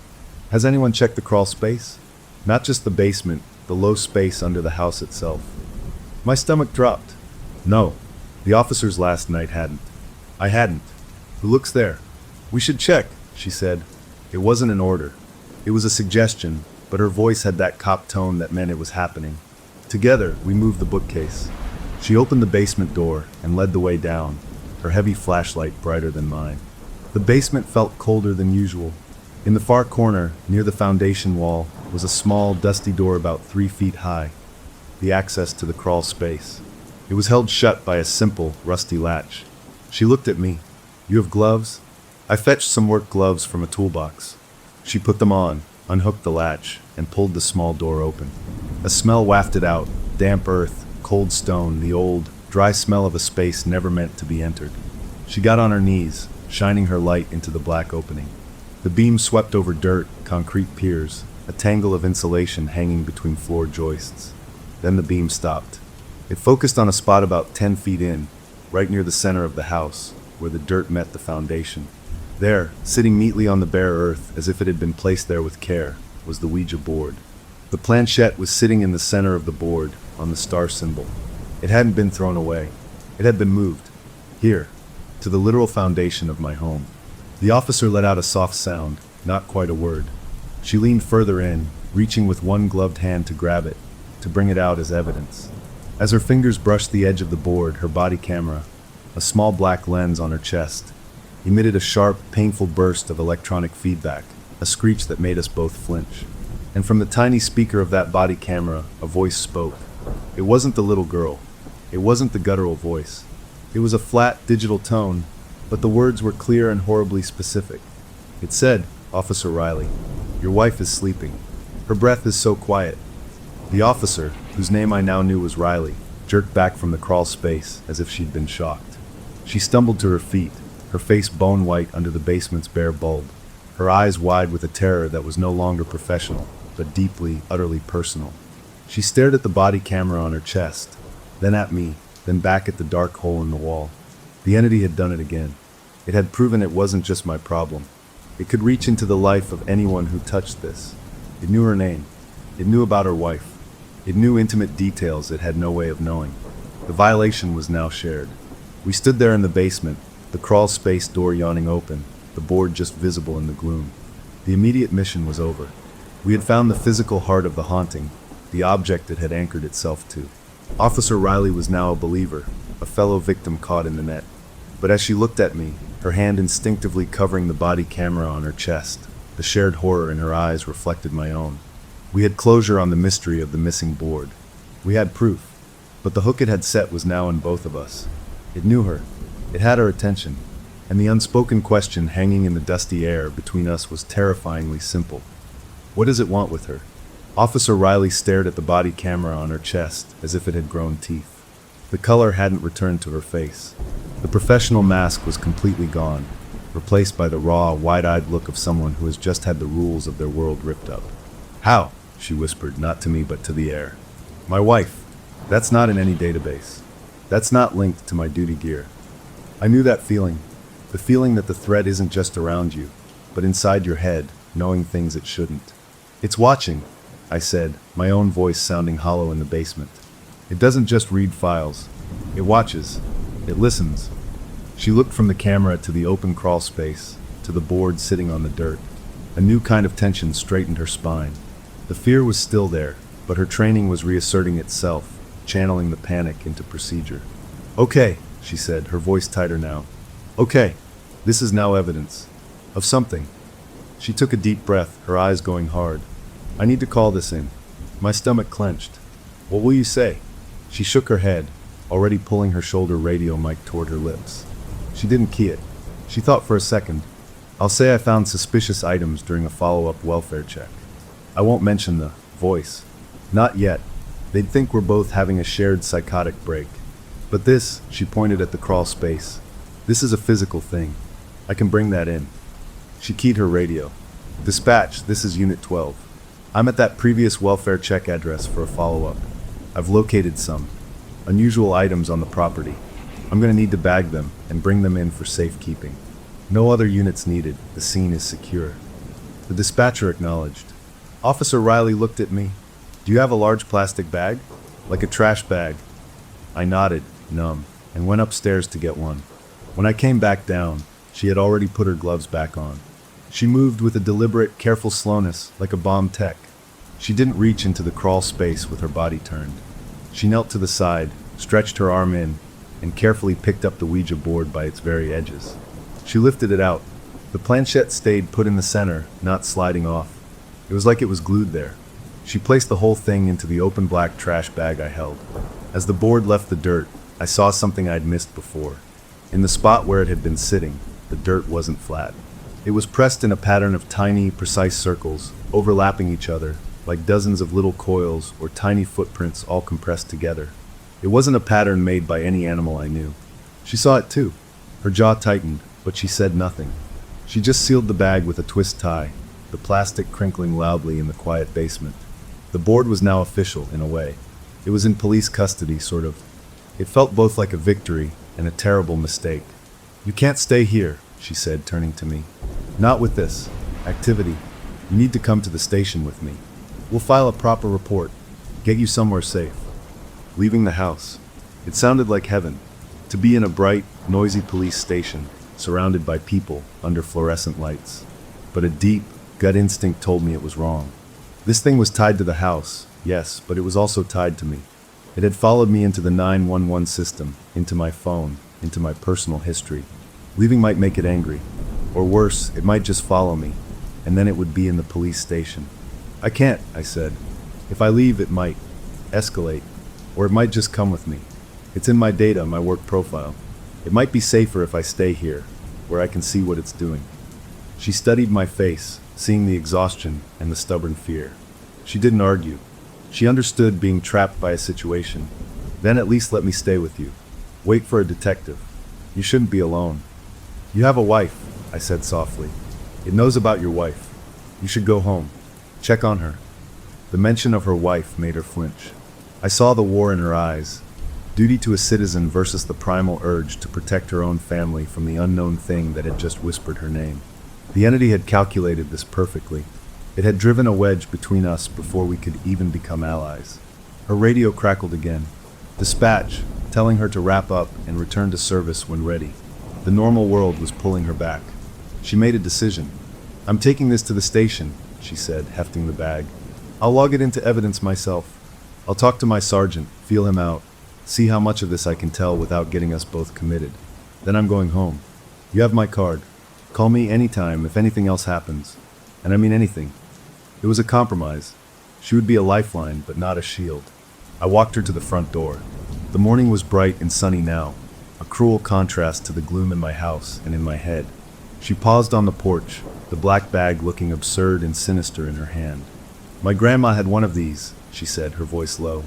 She told me you don't invite just one thing when you use it. You open a door, and everything on the other side hears the hinge squeak. She looked at me, her eyes serious. Whatever squeaked the hinge here, it's not just playing games. It's learning, and I think it just learned about me. With that, she walked to her patrol car, placed the bag carefully in her trunk, and drove away. I watched until the car was completely out of sight. I was alone again, but it was a different kind of alone. Before, I was the only victim. Now, I had made someone else a target. The guilt was a sour taste in my mouth. I went back inside, locking the door. The house felt strangely empty, not peaceful, but drained, like the energy had been packed into that plastic bag and driven away. I spent the day in a haze of nervous fatigue. I tried to clean up, to impose order. I reconnected the landline phone to its jack, feeling foolish but needing every line of communication open in case Officer Riley called. I ate something. I watched the clock. I expected something to happen, a new noise, a new message. Nothing did. The quiet felt like a held breath. As evening approached, I got a text. It was from my partner. All okay with the pipe, guys? House still a mess. I wrote back, my fingers clumsy. All done.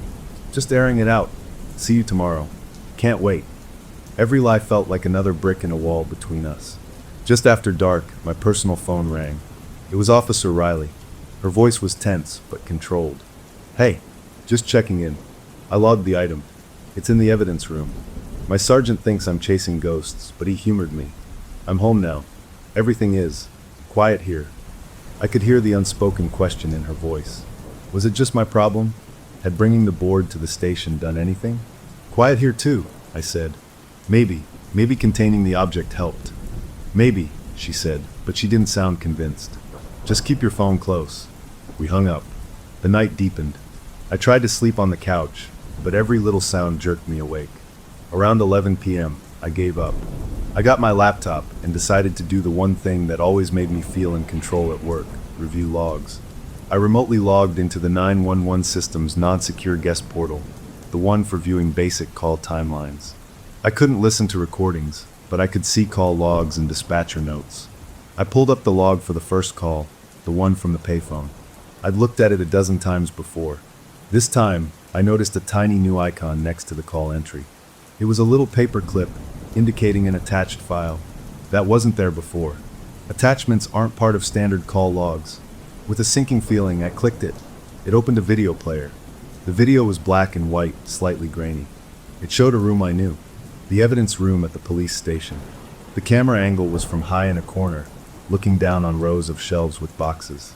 In the center of the frame, on a steel table, sat a clear plastic evidence bag. Inside the bag was the Ouija board. The planchette was still in the center. I was looking at a live feed from inside the police evidence room. The entity had a camera in there, or it had hijacked one. The timestamp in the corner of the feed was current. As I watched, the door to the evidence room opened. A civilian clerk, someone I recognized from fetching files at the station, walked in.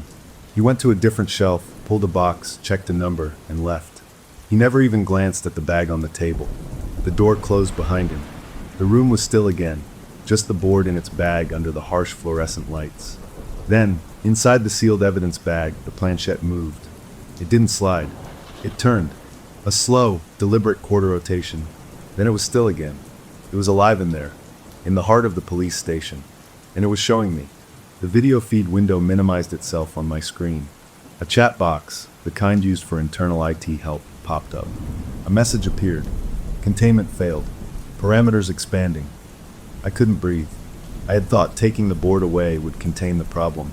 Instead, I had helped it spread. It wanted to be in the police station. It wanted access to that world, too. My home phone, the landline, rang. The sound was so sudden I yelped. I stared at it. It was the phone I had reconnected. It rang again. I knew who it was, or what it was. I picked up the receiver, my hand shaking. I didn't speak. The voice on the other end was the little girl's whisper, but it was different. It sounded closer than ever, as if she was in the room with me, speaking directly into the mouthpiece from inches away. "Thank you for the delivery," she whispered, and the line went dead. I put the phone down. I looked back at my laptop. The video feed of the evidence room was back up, filling the screen. Nothing moved. The board just sat there. The planchette was now pointing at the door. The chapter of trying to get help, of involving the law, was closed. Officer Riley was safe at home for now. The board was secured as evidence, and I had not been attacked directly for hours. It felt like a stalemate, but as I watched that still, gray video feed from the evidence room, a new and more frightening kind of closure settled over me. The haunting was no longer just in my house. It was in the system. It was in the evidence log, on the police servers, in their camera feeds. I had not solved my problem. I had given it a much, much bigger playground. And the quiet question, as I watched that still image of the captured board, was no longer what it would do to me in my home. The question was what it was learning, and what it was planning to do, from inside a locked room at the police station. Watching that video feed of the evidence room, seeing the planchette turn inside the sealed bag, something inside me broke. It wasn't fear. It was a white-hot, clean rage. This thing had taken my home, terrorized me, invaded my work, and now it was sending me a thank you note for delivering it to a new toy box. It was playing with me, and I was done being its plaything. I slammed the laptop shut. I didn't need to watch it show anymore. I knew what it was capable of. I stood up in the middle of my living room, my heart hammering not from panic, but from a fierce, desperate determination. I couldn't fight it in its world, a world of signals and data and whispers in the dark. But I could make it fight in mine. I had to make it react to me. I had to go to the source. I put on a jacket and my sturdiest shoes. I grabbed the big metal flashlight, not for light, but as a weapon. I was going to the woods. The real woods behind my house, the place the original coordinates pointed to. If this thing had a physical anchor, maybe it wasn't just the board. Maybe the board was just a tool. Maybe the real door was out there, in that vacant lot. I didn't care if it was stupid or dangerous. I was done waiting. I went out my back door, into the cool night air. The motion sensor light on the deck blazed on, making the yard beyond look even darker. I climbed over my own fence, dropping into the thick, unruly growth of the vacant lot. Branches scratched at my jacket. The ground was uneven, pocked with holes and hidden roots. I used the flashlight, sweeping the beam ahead of me, moving toward the center of the lot, the exact spot the GPS had marked. The woods were alive with normal night sounds, crickets, the rustle of small animals, the distant hum of the city. It felt real and solid, a relief after the digital haunting of my house. I pushed through a final wall of brambles and found myself in a small, clear area. In the center was the rotting stump of a huge old tree. This was the spot. I stood there, breathing hard, shining the light around. Nothing. Just dirt, leaves, the stump. No magic circle, no hidden door. Just a place. I felt suddenly foolish, standing in the woods in the middle of the night. Maybe I was crazy. Maybe it was all in my head. As if in answer, my personal phone buzzed in my pocket. I pulled it out.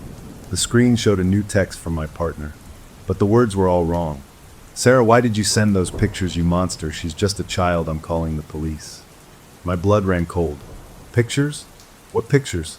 I called my partner immediately. They answered, sobbing, hysterical. How could you? After all this time? I thought you loved her. Those horrible messages. I managed to calm them down enough to understand. They had received a flood of texts from my number. Texts I did not send. The messages described violent, graphic fantasies about harming our niece. They were signed with my name. The last text had included an attachment. The photo of my niece in the yellow dress, but doctored, altered in a sickening way. The entity was impersonating me. It was attacking my family, using my identity, trying to burn my life to the ground from a distance. The rage I felt turned into something else, something cold and deadly. It had crossed the line. It wasn't just haunting me anymore. It was trying to destroy me.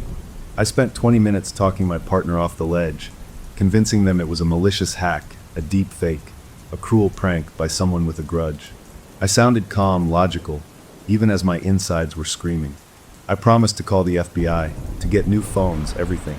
They believed me, because they wanted to believe the person they loved wasn't a monster. When I hung up, I was shaking, not with fear, with a need to act. I couldn't go to the woods. I had to go to the interface. I ran back to my house, stumbling over roots in the dark.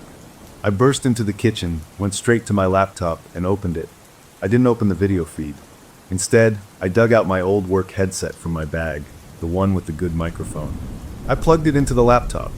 I opened a blank audio recording program. I put the headphones on.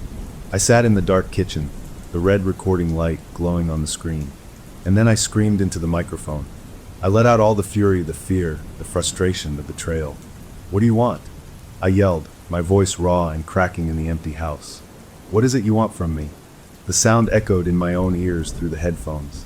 For a few seconds, there was nothing, just the faint digital hiss of an open mic. Then, the video feed window on my laptop, which I hadn't opened, popped up by itself. It still showed the evidence room. The planchette in the bag began to move. It slid, smoothly and easily, as if on ice, to the letter G. Then to O. Then to another O. Then to D. It spelled good. And then, through the high-quality headphones, so clear and intimate it felt like someone was standing right behind me with their lips to my ear, the little girl's whisper returned. It was calm, almost pleased. You're finally on the right frequency. My breath caught. It wanted me to engage. It wanted a two-way conversation. Not through phones or texts, but through this direct line, this headset connected to my laptop. I was looking at the laptop screen, at the live feed. I saw the tiny green light next to the laptop's built-in webcam turn on. It wasn't just listening through the headset. It was watching me, through the camera. I was on video call with a haunted evidence room. The immediate, frantic crisis with my partner was over, calmed for now. The entity had shown its ultimate card. It could be me to anyone. But in doing so, it had forced me to open this direct line. The standoff was set. I was in my kitchen, it was in the police station, and we were connected. I knew what I had to do. I had to talk to it. I had to ask a question. I made my voice as flat and steady as I could, the voice I used on the worst 911 calls. Who are you? On the laptop screen, the planchette moved again, swiftly, decisively. It went to Y, then O, then U, then R. It stopped on R, your. It just hung there, pointing at the word. My mind raced. Your what? Your servant? Your mistake? Your house? Then from the headphones, I heard a new sound. It was a layered sound. I heard the clear plastic scratch of the planchette moving on the board, live from the evidence room. And at the exact same time, I heard a different, louder sound from within my own house. The sound of my front door downstairs, the deadbolt turning by itself with a solid clunk, and then the door creaking slowly open. The entity had spelled its answer. Your. And now it was demonstrating it. It wasn't just in the evidence room. It was here. It was opening my door. The video feed on the laptop suddenly changed. It split into two screens. On the left, the evidence room, the planchette on your. On the right, a new grainy black and white feed. It was from my own home security camera in the downstairs hallway. It showed my open front door and the dark space beyond it. Then, a foot stepped into the frame. Not a human foot. It was a shape made of shifting shadow and static, but it had weight. It left a faint, smoky imprint on the hallway floor. Then another foot. A figure tall and indistinct was walking into my house. The feed was live. This was happening now. Through the headphones, the little girl whispered, "We're home." I sat at the kitchen table, unable to move, watching the screen as more figures, maybe 3, maybe 5, their forms blurry and unstable, shuffled in through my front door. They moved into the hallway, toward the stairs. I could hear it, a faint, multi-layered shuffling, coming from downstairs. They were inside.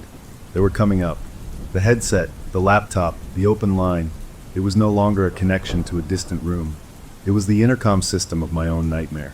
The final chapter of the haunting had arrived. The entity had fully manifested. It had spelled out its claim. It had entered my home, not as a voice or a glitch, but as a physical presence. The chase, the mystery, the fear of the unknown, it was over. The thing was here. And as I listened to the slow, shuffling steps begin their ascent from the first-floor hallway, the only question left was not what it wanted, or who it was. The only question was what happened when it reached the top of the stairs and found me sitting at the kitchen table, waiting. The game was finally over. Now came the consequence. Story number 6. Story number 2. Title: At my bachelorette party, we joked with a Ouija board. Now every night, my fiancé sleep talks the details of how he will die.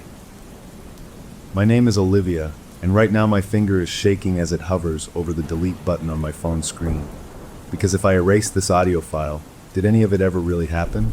It's a crazy thought, but a tempting one, to just wipe it away and go back to believing everything is normal. It all started 3 nights ago, a week before our wedding, when I woke up in the middle of the night because the sound was wrong. My fiancé always snores, a soft, rumbling sound that I've actually gotten used to over the years, but this time the room was too quiet, and then I heard the whisper. It wasn't his voice. It was flat and cold, like someone reading a boring grocery list, but the words were all wrong. I lay there frozen, my skin prickling, telling myself it was just a dream, a weird fragment of a nightmare. I must have fallen back asleep because in the morning when I asked him if he remembered talking in his sleep, he just laughed and kissed my forehead and said he dreamed about buying a new power tool, which was so normal for him that I brushed it off. But then it happened again the next night. The same sudden quiet, then that hollow whisper in the dark. This time I caught a few phrases, something about a date and a road, and I felt a chill that had nothing to do with the open window. So last night, I decided to get proof, to record it so I could play it for him in the morning, and we could laugh about his weird sleep talking, or maybe so I could show a doctor if it kept up. I left my phone recording on the nightstand, and now, sitting alone at our kitchen table in the morning light with my coffee going cold, I'm listening back. I hear his familiar snoring for a few minutes, then a sharp intake of breath, like he's startled awake, and then the silence. For a full minute, there's nothing, and I almost stop the recording, thinking it's nothing. Then it starts. That voice. It's his, but it isn't. It's stripped of all his warmth and humor, just empty words spoken into the dark. December 14th, the voice says, clear as day. Black ice on Route 9, just past the hairpin turn by the patient oak tree. The deer won't jump in time. My whole body goes cold. I feel the blood drain from my face. December 14th is the day after we're supposed to arrive at our honeymoon cabin. We leave on the 13th. My hands are trembling so badly I almost drop my phone. I fumble with my laptop, pulling up the directions to the cabin my fiancé booked as a surprise. My heart is hammering against my ribs as the map loads. There it is, clear as anything. To get to the remote cabin, you take the interstate for hours, then a state highway, and then for the last 20 miles of winding, forested road, you are on Route 9. It's the only way in. I zoom in on the map, tracing the twisting line with my finger. My breath catches. There's a notorious, sharp hairpin turn marked on the digital map with a warning symbol for sharp curves. I switch to the street view, the image loading pixel by pixel. It shows a gloomy tunnel of trees, the road slick with wet leaves from some past autumn. And there, right on the outside of that deadly curve, is a massive, gnarled old oak tree, its trunk twisted and dark, standing like a silent sentinel. The patient oak tree. A sob catches in my throat. This can't be real. He's never been there. He planned this trip secretly. How could he know about that specific tree? I quickly pull up the long-range weather forecast, my vision blurry with panic. The prediction for December 14th in that region. A clear, cold snap following a day of rain. Perfect conditions for black ice. I sit back, the world tilting around me. This isn't sleep talking. This is something else. It feels like a news report from the future, a horrible prediction spoken through the man I love. I listen to the recording again and again, each time the words carving themselves deeper into my mind. The deer won't jump in time. I think about calling my best friend, my maid of honor, but she's the one who brought the Ouija board to my bachelorette party as a joke. The one we all laughed and messed around with, asking silly questions about future husbands and money. What if this is connected? She'll just laugh again, tell me I'm stressed from wedding planning, that it's all a creepy coincidence. I feel completely alone with this terrifying secret. That night, I can't sleep.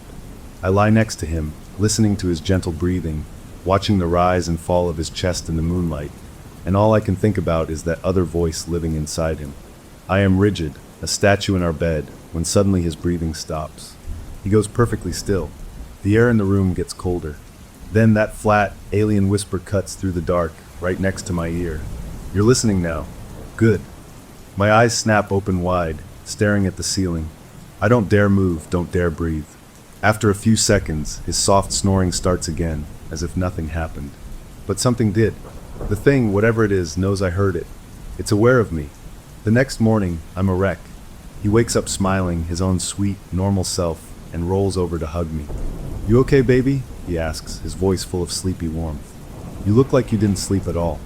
I look into his familiar, loving eyes, the eyes I'm supposed to marry in a few days, and I see no trace of the cold entity from the night.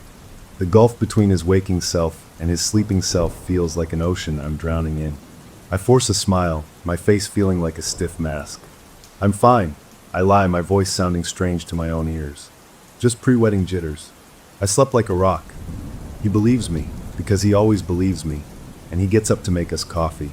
As I sit at the kitchen table again, the winter sun feeling weak and useless, he sips his coffee and rubs the back of his neck. Weird thing, he says, chuckling. I had another crazy dream. I was out in the backyard with a brand new chainsaw, finally taking down that dead oak tree. Felt so real. Maybe I should do it, huh? Get it out of my system before the wedding. He laughs, a sound that used to make me feel safe. I don't laugh. I just look at him, my coffee turning to acid in my stomach, because the dead oak in our backyard is the only big tree on our property, and I suddenly know, with a certainty that chills my soul, that this is only the beginning.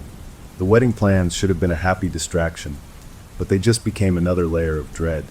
Every decision felt loaded, like I was planning a party for a disaster I was trying to prevent. I tried to focus on flowers and seating charts, but my mind kept circling back to that flat voice and the patient oak tree on Route 9. My fiancée seemed perfectly normal, maybe even more cheerful than usual, which somehow made everything worse. 3 nights after the first recording, I was ready for it. My phone was hidden under my pillow, recording again. I pretended to be asleep, my body tense, listening to his breathing. Right on schedule, the snoring stopped. The room got still. Then the whisper came back, clearer this time, like it knew I was paying attention. She shouldn't have laughed. It said, the words slick and cold. The veil will be red. I clenched my jaw so tight it ached. She. That had to be my maid of honor, the one who laughed about the Ouija board. And the veil will be red. That wasn't about a car crash on a remote road anymore. That was about my wedding, my dress, the ceremony that was now just days away. The threat had moved, and it was walking right down the aisle toward me. The next day, as if to prove the point, my fiancé brought up the wedding decorations over breakfast. You know, I was thinking, he said, stirring his oatmeal. Those white rose centerpieces are beautiful, but what about something with more drama? Deep red anemones. They'd really pop in the photos. He smiled at me, but the smile didn't seem to reach his eyes. They looked thoughtful, distant, like he was considering a complex math problem, not flowers.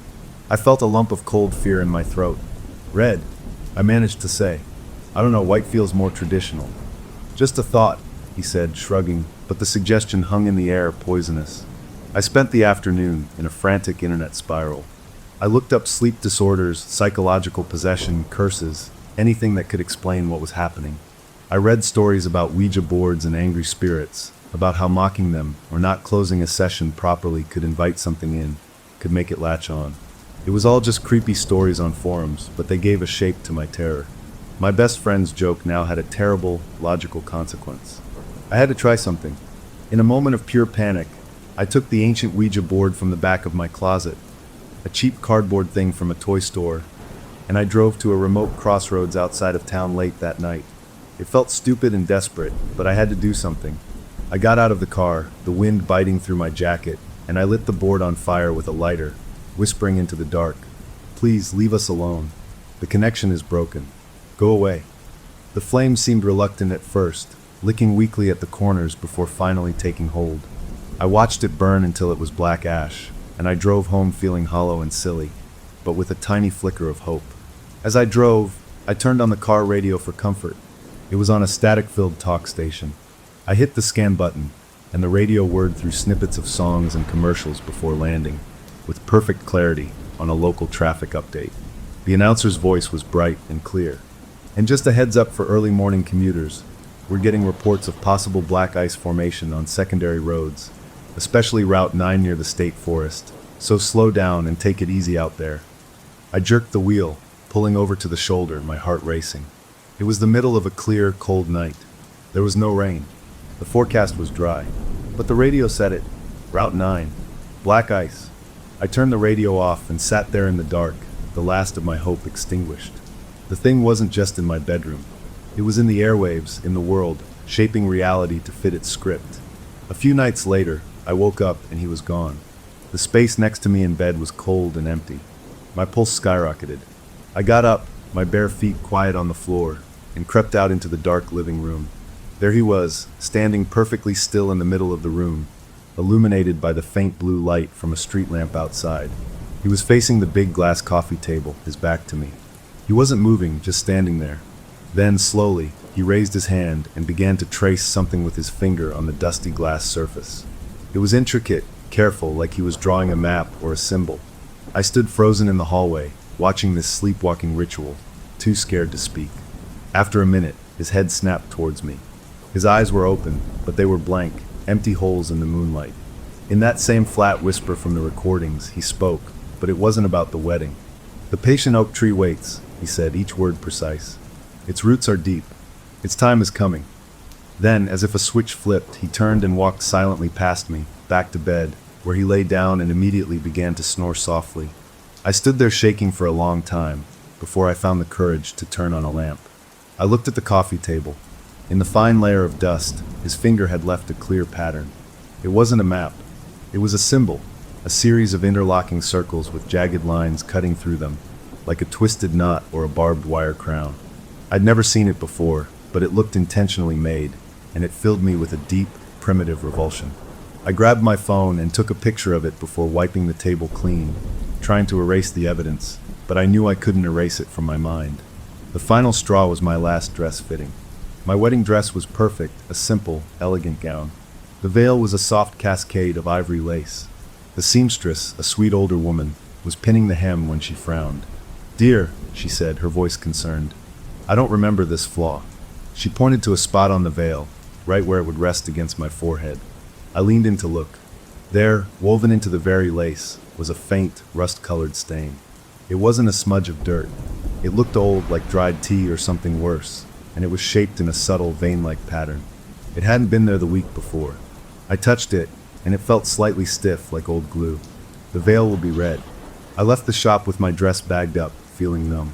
That night, I finally broke down and called my younger brother. He's the most pragmatic, level-headed person I know, an engineer who believes in facts and wires and concrete things. I told him everything, crying over the phone, the recordings, the sleepwalking, the symbol in the dust, the stain on the veil. I texted him the picture of the symbol. I expected him to gently suggest I see a therapist, to talk about wedding stress. There was a long pause on the other end of the line. When he finally spoke, his voice was different, strained. "You need to come over. Now. Don't tell him where you're going." I drove to his apartment in a daze. He let me in, his face pale and serious. He had an old, leather-bound journal open on his kitchen table. It was our grandfather's, from his time serving overseas decades ago. My brother pointed to a page. There, sketched in faded pencil beside a paragraph of tight, cramped writing, was the exact same symbol. The interlocking circles, the jagged lines. It was identical. My blood ran cold. "What is it?" I whispered. My brother's finger traced under our grandfather's handwritten caption. "He doesn't explain it much," he said quietly, "but he calls it a marker. He says in here that enemy operatives would use symbols like this for psychological warfare. They'd leave them near the homes of people they wanted to destabilize, to frighten into making mistakes." He looked up at me, his eyes wide with a fear that mirrored my own. The note underneath it says, "It means the path is set. The end is chosen." We sat there in his quiet kitchen, the hum of the refrigerator the only sound. The crazy supernatural terror suddenly had one foot in the real, historical world. It wasn't just a ghost story. It was a tactic, a weapon, and it was using the man I loved to deliver its message. I went home feeling more lost than ever. My fiancé was watching TV, looking utterly normal. He smiled when I came in. "Everything okay with your dress?" he asked. "Fine," I lied, for what felt like the thousandth time. The next morning, 2 days before our wedding, I was packing a suitcase for our honeymoon. He had his own suitcase open on the floor of the closet. I went to move it, to make space, and the lid fell open.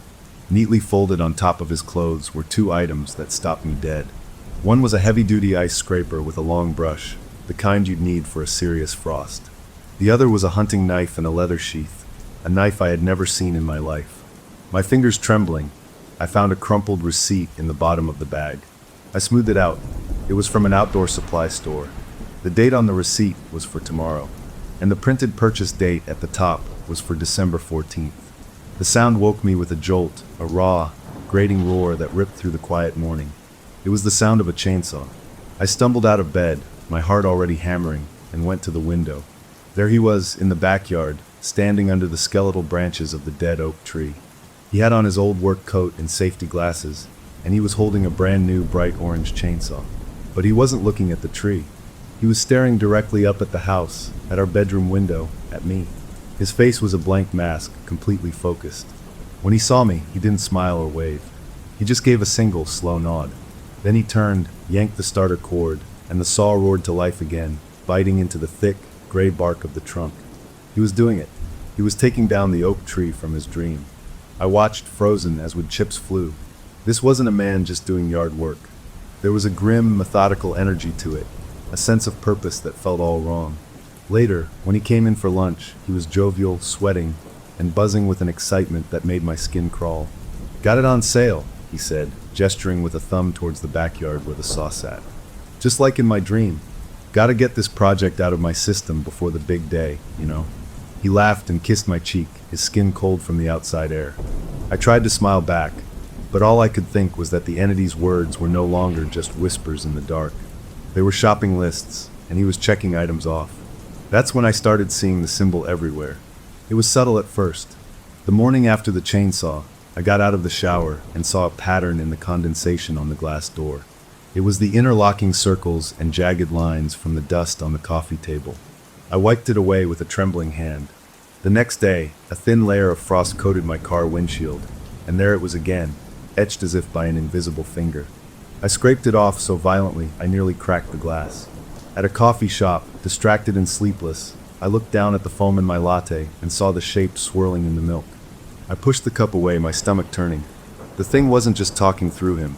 It was tagging my world, reminding me it was there, that it was watching. The isolation was crushing me. I decided I had to get professional help, not for me, but for him.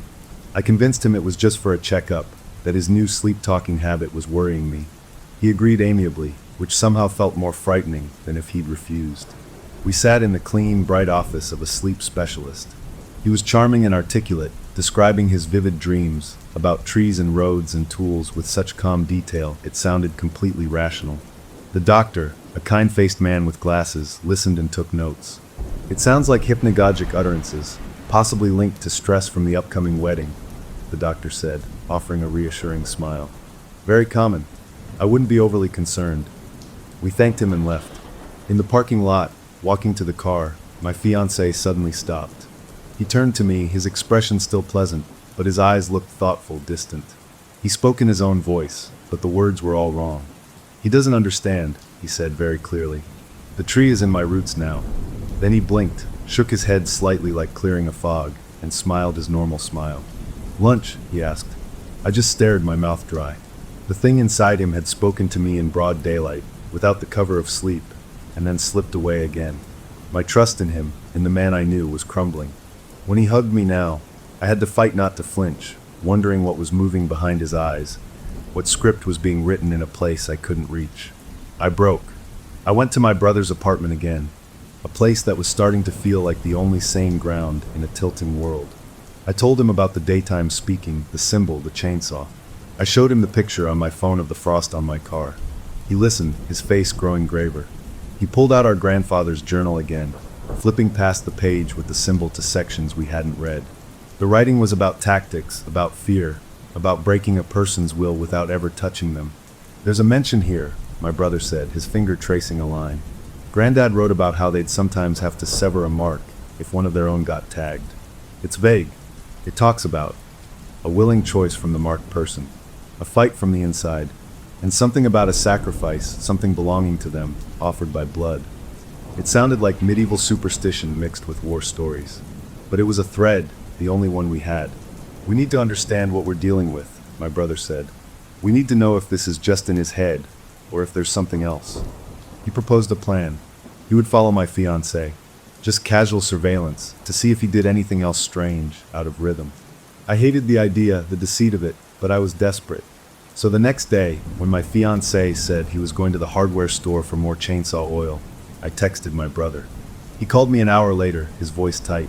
He didn't go to the hardware store, he said. He drove to the public library downtown. He went into the old archives section. He was in there for 45 minutes. When he left, I went in and asked the librarian what he'd been looking at.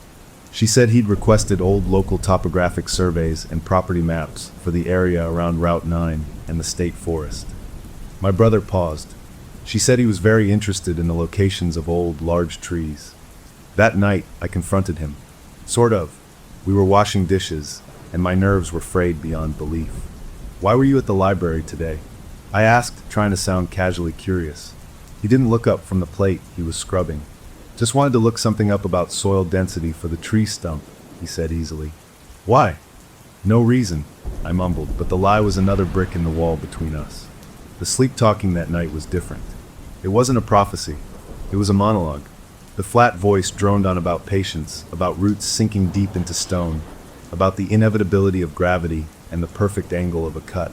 It sounded like a textbook on forestry spoken by a corpse. I didn't even bother recording it. The evidence was no longer in my phone. It was in my life, in the backyard, in the maps he studied. The day before the wedding was a blur of final preparations and pure terror. My bridesmaids fussed around me, bubbling with excitement I couldn't feel. My maid of honor, the one who brought the board, hugged me and whispered, "Last night of freedom," and I wanted to scream. My brother pulled me aside when he arrived at the rehearsal dinner venue. He looked around to make sure we were alone, then leaned close. "I went back to the library," he whispered. I looked at the maps he was studying. "There's one huge, ancient oak marked on a survey from the 1800s, right on that hairpin turn on Route 9. It's been there for centuries. It's on private land, but right by the road." He swallowed. On the map, someone had written a note in pencil, probably a surveyor from 100 years ago. It said Patient Oak. So it wasn't just a phrase from a sleep whisper. It was a real name for a real tree, a name buried in history that he somehow knew. The rehearsal dinner was a nightmare of forced smiles and toasts that felt like eulogies. I watched my fiancé laugh and shake hands with my father, and I wondered if the thing inside him was laughing too. After it was over, we drove home. The car was quiet.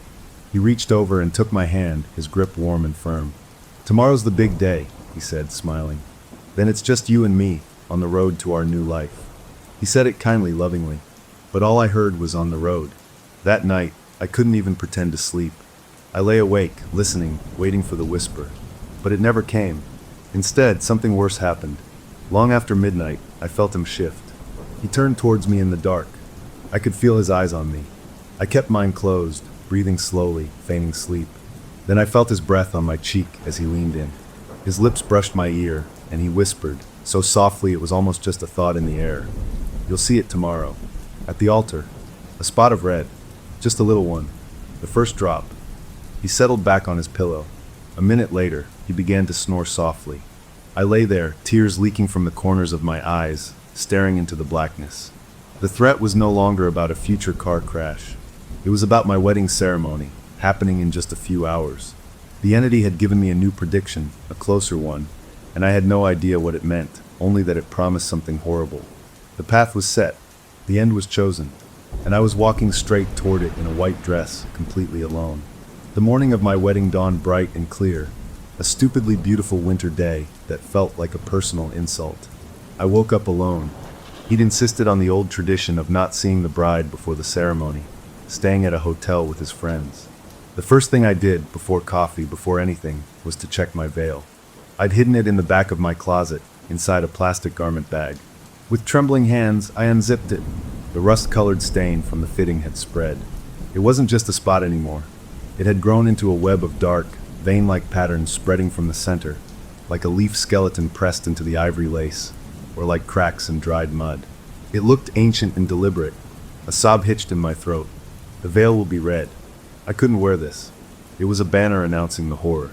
In a frenzy, I filled the bathroom sink with cold water and a splash of bleach, submerging the lace.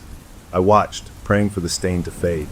Instead, the water around it tinged a faint, rusty brown, and the stain itself darkened to a burnt crimson, becoming more vivid against the now brighter white of the untouched lace. It had set. It was part of the fabric.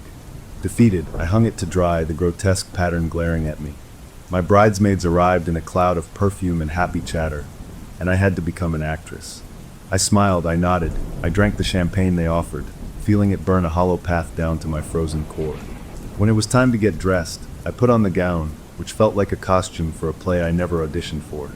I stared at the veil. My maid of honor, her face full of concern, picked it up. "Oh wow, that's unique lace work," she said, her voice faltering as she peered at the stain. "Is that supposed to be there?" "Yes," I lied, my voice brittle. "It's an heirloom pattern."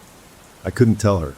I placed it on my head, the stained lace falling over my face, and the world took on a reddish, nightmarish tint.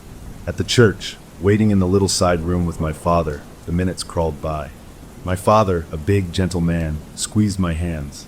"You look beautiful," he said, his eyes misty. Then he leaned in, his voice dropping to a whisper. "Sweetheart, is everything okay with your groom?" I ran into him earlier when I arrived. He was very focused. He asked me a strange question. He wanted to know if I'd ever seen a deer up close after a car collision. Asked for details, like how far they can travel after impact. He said it so calmly, like he was asking about the weather. My father shook his head, baffled and a little disturbed. My heart turned to stone. The script was still running, even here, even now. The music started, the doors opened, and I walked. All the faces were a blur. All I could see was him, standing at the end of the aisle, handsome in his tuxedo, smiling. But his smile was wrong. It was too still, too perfect, like a picture of a smile. His eyes were on me, but they looked through me, focused on the veil, a flicker of something like satisfaction in their depths. We said our vows. My voice was a shaky whisper. His was clear and strong. Until the very end. Instead of "till death do us part," he paused. His eyelids fluttered for a second. His gaze went distant, looking at something over my shoulder. Then, in that same clear voice, he said, "Till the road ends." A murmur rippled through the guests. I saw confused, touched smiles. They thought it was a poetic, romantic twist. The officiant, an older family friend, faltered, then coughed and continued. I felt the world shrink to a tiny, cold point. The reception was a colorful, noisy dream I was trapped inside. I floated through it, a ghost in a white dress. During our first dance, his hand was firm on my back, his grip just a little too tight. I rested my head on his shoulder, looking out over the dance floor. And that's when I saw it. Across the room, near the shadowy emergency exit, a figure stood. It was tall and oddly thin, its shape blurred, like it was behind frosted glass. It wasn't a guest. It didn't move. Its head was tilted at a sharp, unnatural angle, like a branch snapped in a storm. And it had one arm raised, a long, thin finger pointing. Not at me. At him. At the man I was dancing with. I jerked my head up, my breath catching. The figure was gone. Had it ever been there? My brother found me later, pulling me into a quiet corner behind a potted plant. His face was serious. "We have a plan for tonight," he whispered urgently. "The script says your car, on Route 9 on the 14th. We're changing the variables. I've arranged a surprise vintage car to take you to the hotel. It's not your car. He doesn't know about it. You're not driving on Route 9 tonight. You're taking the highway, going to a different hotel than planned. We're breaking the sequence." It was the first spark of hope I'd felt in weeks. A way to fight back by simply refusing to follow the steps. I grabbed his arm. "Thank you," I breathed. As we were preparing to leave, my maid of honor, her eyes red from happy tears, pulled me aside. She looked genuinely contrite. Listen, she said, her voice thick.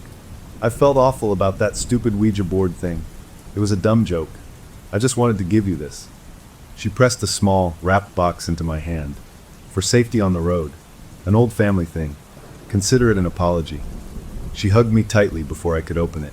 Later, in the back of the beautiful old vintage car my brother had arranged, the door shut on the sounds of the wedding. We were alone. The driver, a hired man in a cap, pulled away from the curb. I finally let out a breath that felt like it had been held for a month. I looked at my new husband. He was staring out the window at the passing streetlights, a small, strange smile on his lips. He looked peaceful. He reached over and took my hand. His skin was warm, but his grip was like a vice, his fingers lacing through mine with a possessive, unyielding strength. I'm so glad we're finally going, he said, still looking out the window. Then he turned his head slowly towards me. The smile was still there, but his eyes were like dark glass.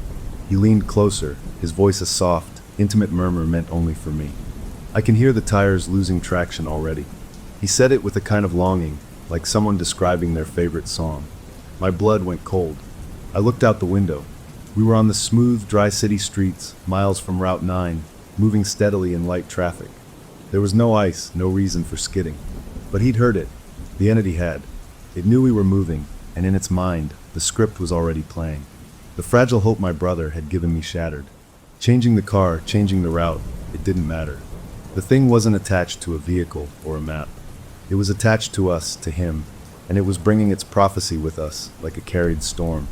I remembered the box from my friend. My hands shaking, I tore open the wrapping paper. Inside was a small, tarnished silver medallion on a chain. A saint's medallion, worn smooth with age. A gesture of protection. The moment my fingers touched the cold metal, a searing, electric pain shot up my arm, so sharp I gasped and almost dropped it. I held it up to the passing streetlight. Etched into the silver, almost worn away but still visible, was the symbol. The interlocking circles and jagged lines. It was on the object meant to guard me. There was no safe ground left. Not in my home, not in my wedding, not in a gift from a friend. The car drove on into the deepening night, carrying us toward a honeymoon I now knew was just a different kind of altar. He settled back in the seat, closing his eyes, his hands still clamped around mine. He hummed a little, tuneless note, the sound of someone content, someone going exactly where they wanted to be. I sat perfectly still, the cold medallion burning a hole in my other hand, watching his peaceful face in the flickering shadows, and understood with a perfect, crystalline clarity that the road we were on wasn't made of asphalt. It was the path that had been set, and we were barreling down it, and the end it had chosen was waiting for us, patient as an old oak tree, somewhere up ahead in the dark.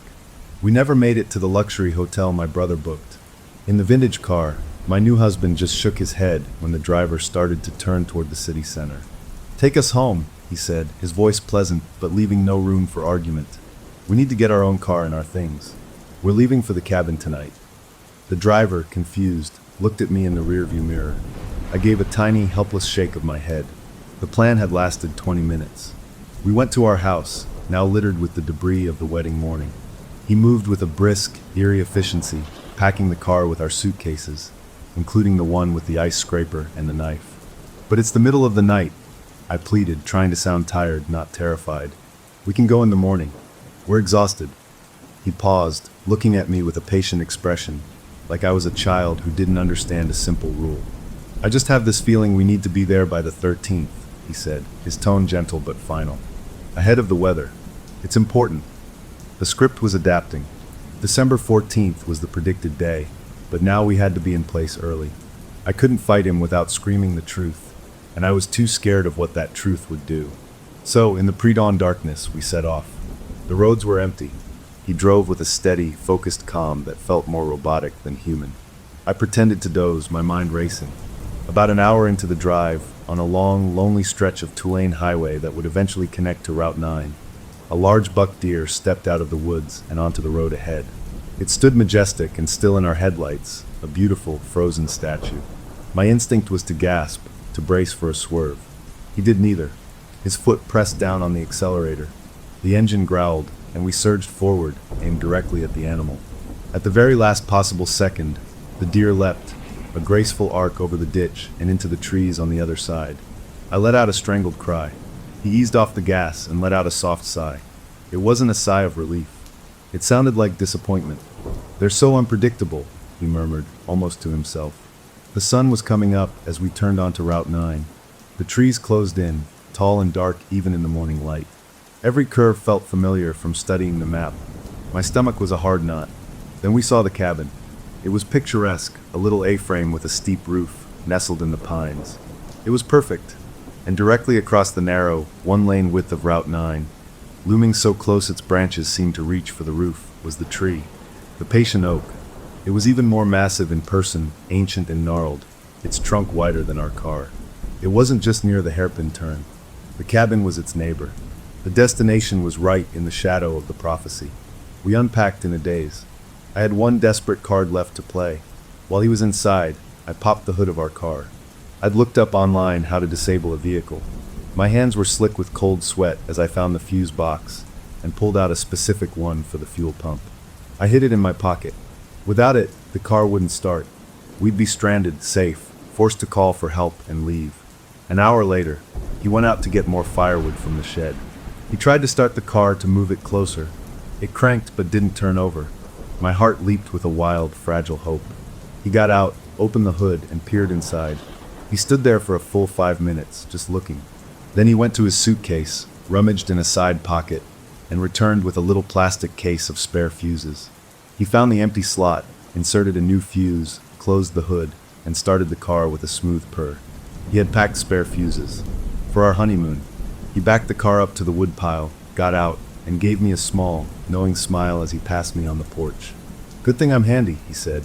That was the moment I truly understood we were trapped. His competence was now a weapon. Inside the cabin, the cozy space felt like a cage. The tension finally boiled over. I couldn't hold it in anymore. As he built a fire, I just started talking, the words tumbling out in a frantic, tearful rush. I told him about the sleep recordings, the voice, the prediction about the ice and the deer and the oak. I told him about the stain on the veil, about the symbol, about my brother finding it in our grandfather's journal. I was sobbing, begging him to see, to understand that something was wrong with him. He listened, the fire crackling between us. His face shifted from confusion to deep concern, then to a profound, heartbreaking sadness. He stood up and came towards me, his arms open. "Oh, baby," he said, his own voice thick with emotion. "The stress, the wedding, it's been so much for you. You're having delusions. We need to get you help." He was advancing to comfort me, to hug the hysterical woman he thought I was. And I backed away. I backed away from the man I loved, because I no longer knew what was looking out from behind his eyes. He stopped, his face falling, his offered arms dropping to his sides. The sadness in his expression looked so real. That night, he showered first. I heard the water running. His phone was on the kitchen table, blinking with a notification. I shouldn't have looked, but I had to. I picked it up. The screen showed a weather app, the forecast still clear. But in the top bar, a message notification glitched. It was from a sender listed as a string of numbers. The preview text showed an image. I tapped it. The screen filled with a high-resolution, digital-looking version of the symbol, the interlocking circles sharp and clear. And below it text, "The vessel is ready. The road is prepared. Receive him." I dropped the phone like it had shocked me. It clattered on the wooden table. The water stopped running in the shower. I quickly placed the phone back exactly as it was. He came out, smiling, a towel around his waist, and picked up his phone to check the time, giving no indication he'd seen anything unusual. We went to bed early, the exhaustion of the day and the drive pulling at me despite my fear. He fell asleep almost instantly. I lay awake for what felt like hours, listening to the wind in the pines outside, waiting for the whisper. It didn't come. The whole cabin was still, the only sound the occasional pop from the dying fire. This was new, this quiet. A terrible thought occurred to me. What if the messages were done? What if we were now exactly where we were supposed to be, and the next step wasn't a warning, but the event itself? I rolled over to look at him in the moonlight coming through the window. His face was peaceful, his lips parted slightly, and then they moved. No sound came out. His lips formed silent words, his brow furrowing slightly as if in deep conversation with a dream. A compulsion seized me. I had to know. I had to hear. Slowly, carefully, I leaned in, bringing my ear within an inch of his mouth. I could feel the faint warmth of his breath. And then I heard it, the tiniest exhalation given shape. "Tomorrow, you'll see." It will be so quick. A pause. A soft, almost loving sigh. And then I'll be free, and he'll be mine. My blood turned to ice. His eyes snapped open. They were wide awake, clear, and they looked directly into mine, reflecting the moonlight like dark pools. He had been awake the whole time. He had been whispering for me to hear.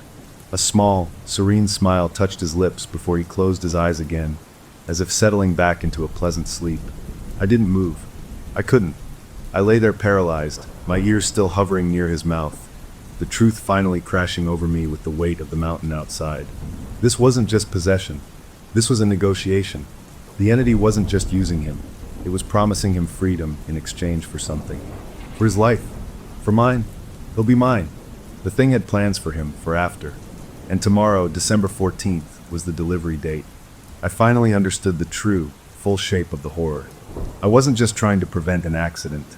I was witnessing a transfer of ownership, and the man I loved was a willing participant in his own erasure.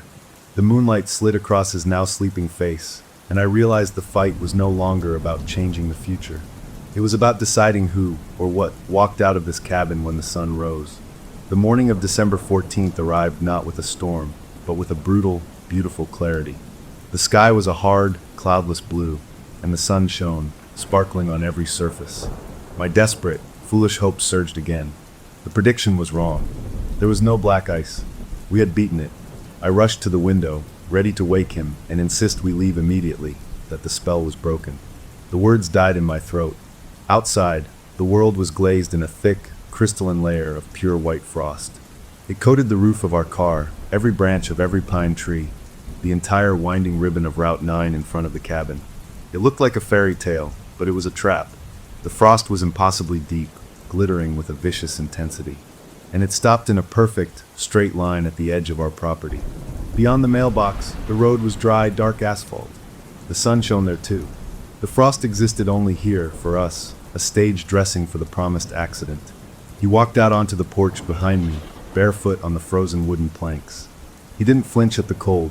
He stretched his arms wide, taking a deep breath of the frigid air, a smile of pure contentment spreading across his face. "The ice is perfect," he said, his voice a mix of his own and that other flat tone, blended into something new and awful.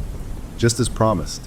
He stepped off the porch, his bare feet leaving crisp prints in the thick frost on the ground, and walked toward our car. But then he stopped. He turned to the giant oak tree across the road. He walked up to it, placed his palm flat against the frozen, craggy bark, and leaned his forehead against it in a gesture that looked like a lover's embrace.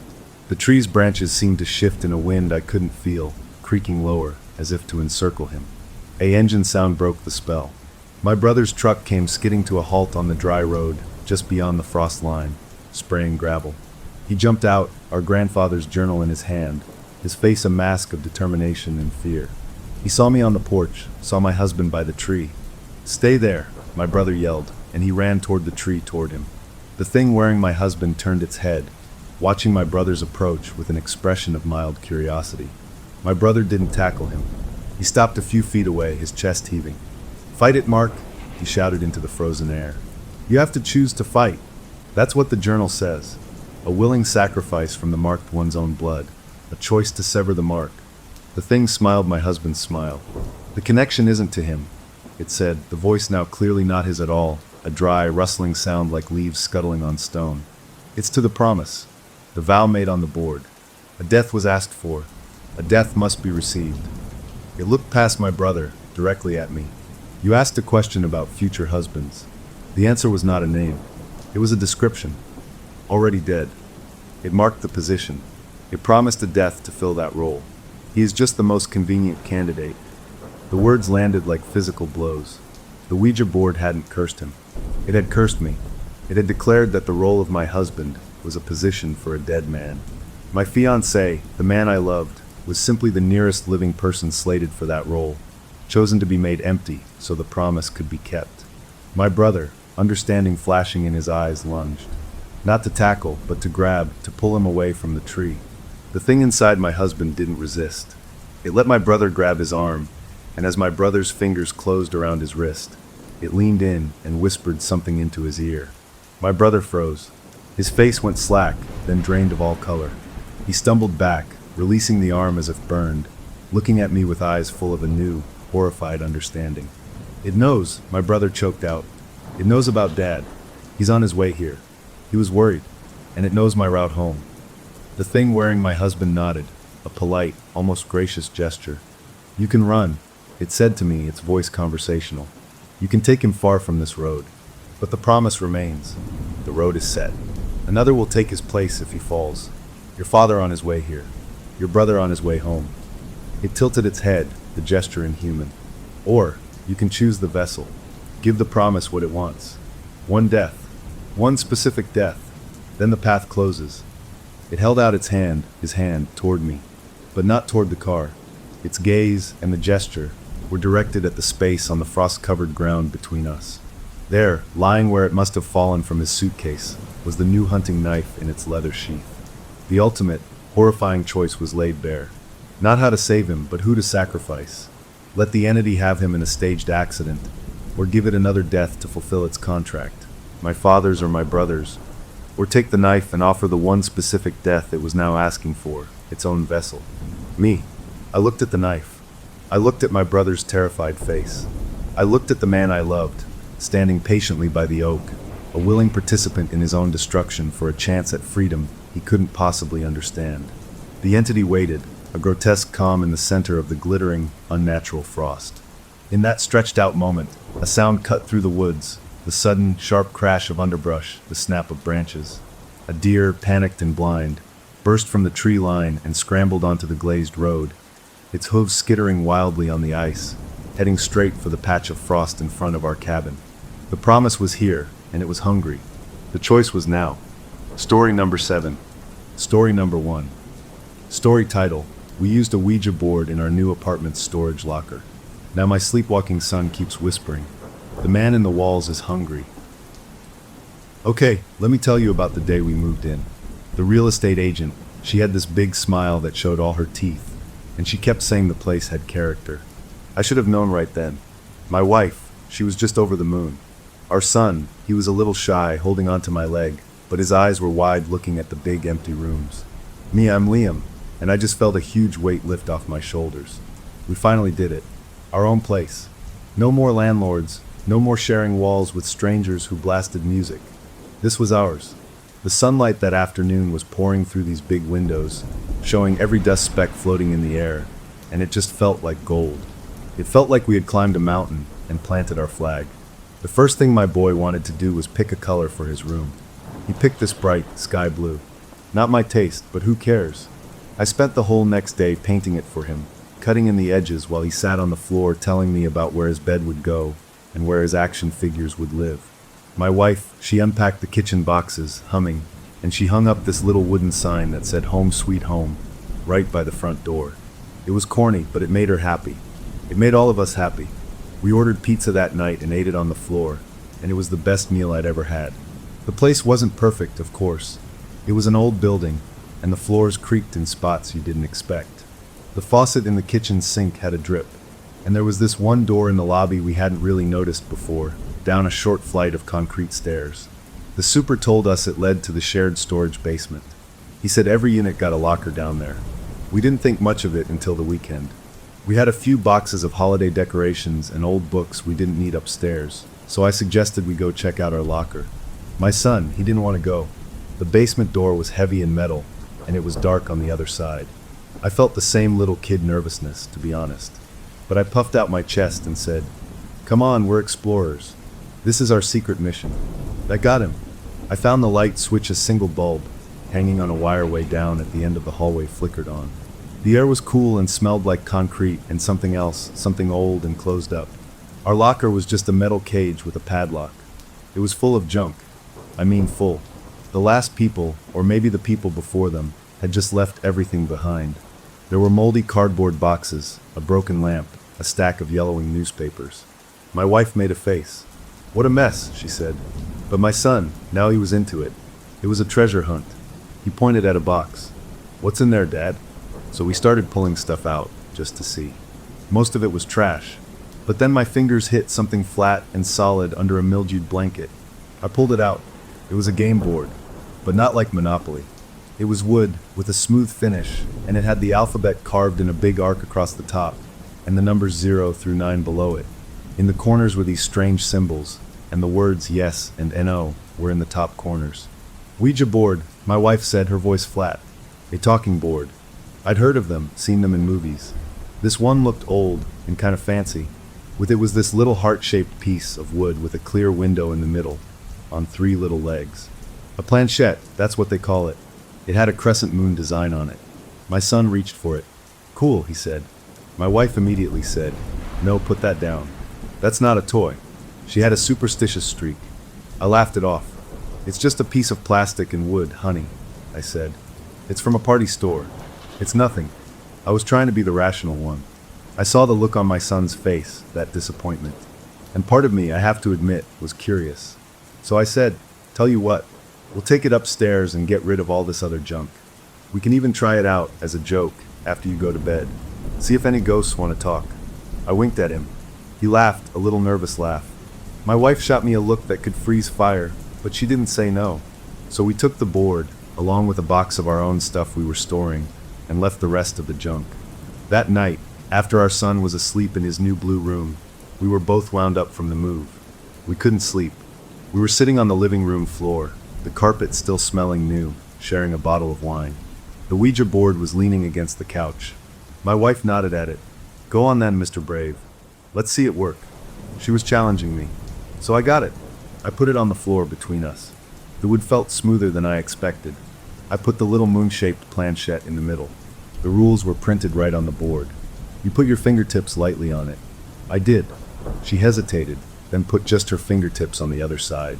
Okay, spirit world, I said, doing a fake spooky voice. Anybody home? We both giggled. We sat there for a minute, nothing happening. My wife's shoulders relaxed. See? It's nothing. Our fingers are just twitching. And then I swear, I felt this tiny little pull. Not from her. It felt like the planchette itself wanted to move. It wobbled.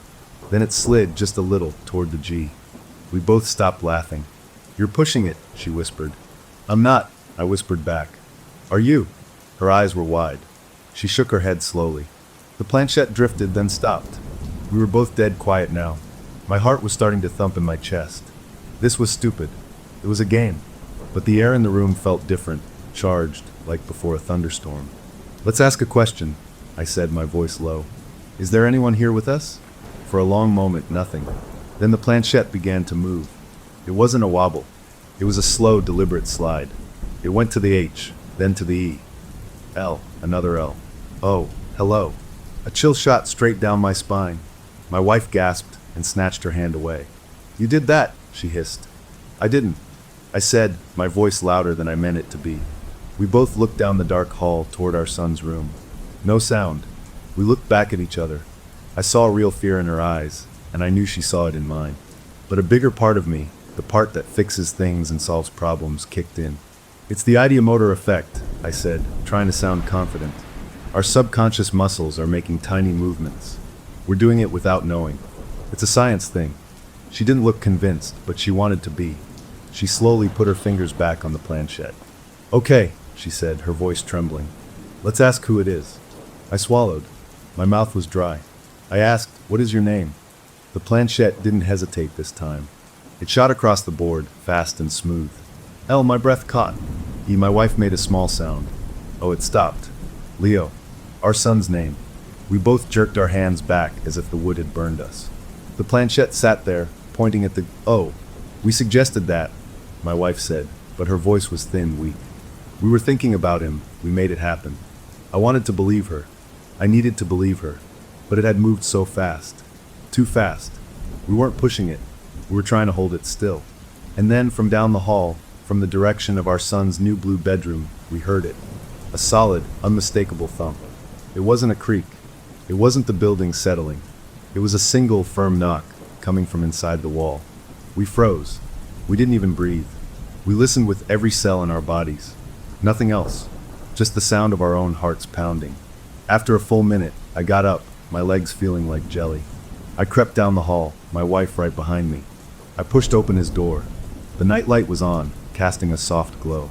He was sound asleep, his chest rising and falling peacefully, one arm thrown over his stuffed dog. The blue walls looked calm in the dim light. There was nothing there. We backed out and closed the door. We didn't speak. We went to bed, but we didn't sleep. We just lay there, holding hands in the dark, listening. The rest of the night was quiet. In the morning, with the sun streaming in, it all seemed silly. A weird game, some old pipes knocking. We had a normal breakfast. I went to work. We were a happy family in our new home. We didn't touch the Ouija board again. I stuffed it in the back of a closet. We were done with it. That night, I slept hard, the deep sleep of exhaustion. But I woke up suddenly in the dead of night. The digital clock said 3:18. I woke up because the room was perfectly still. My wife's side of the bed was empty. The sheets were cold.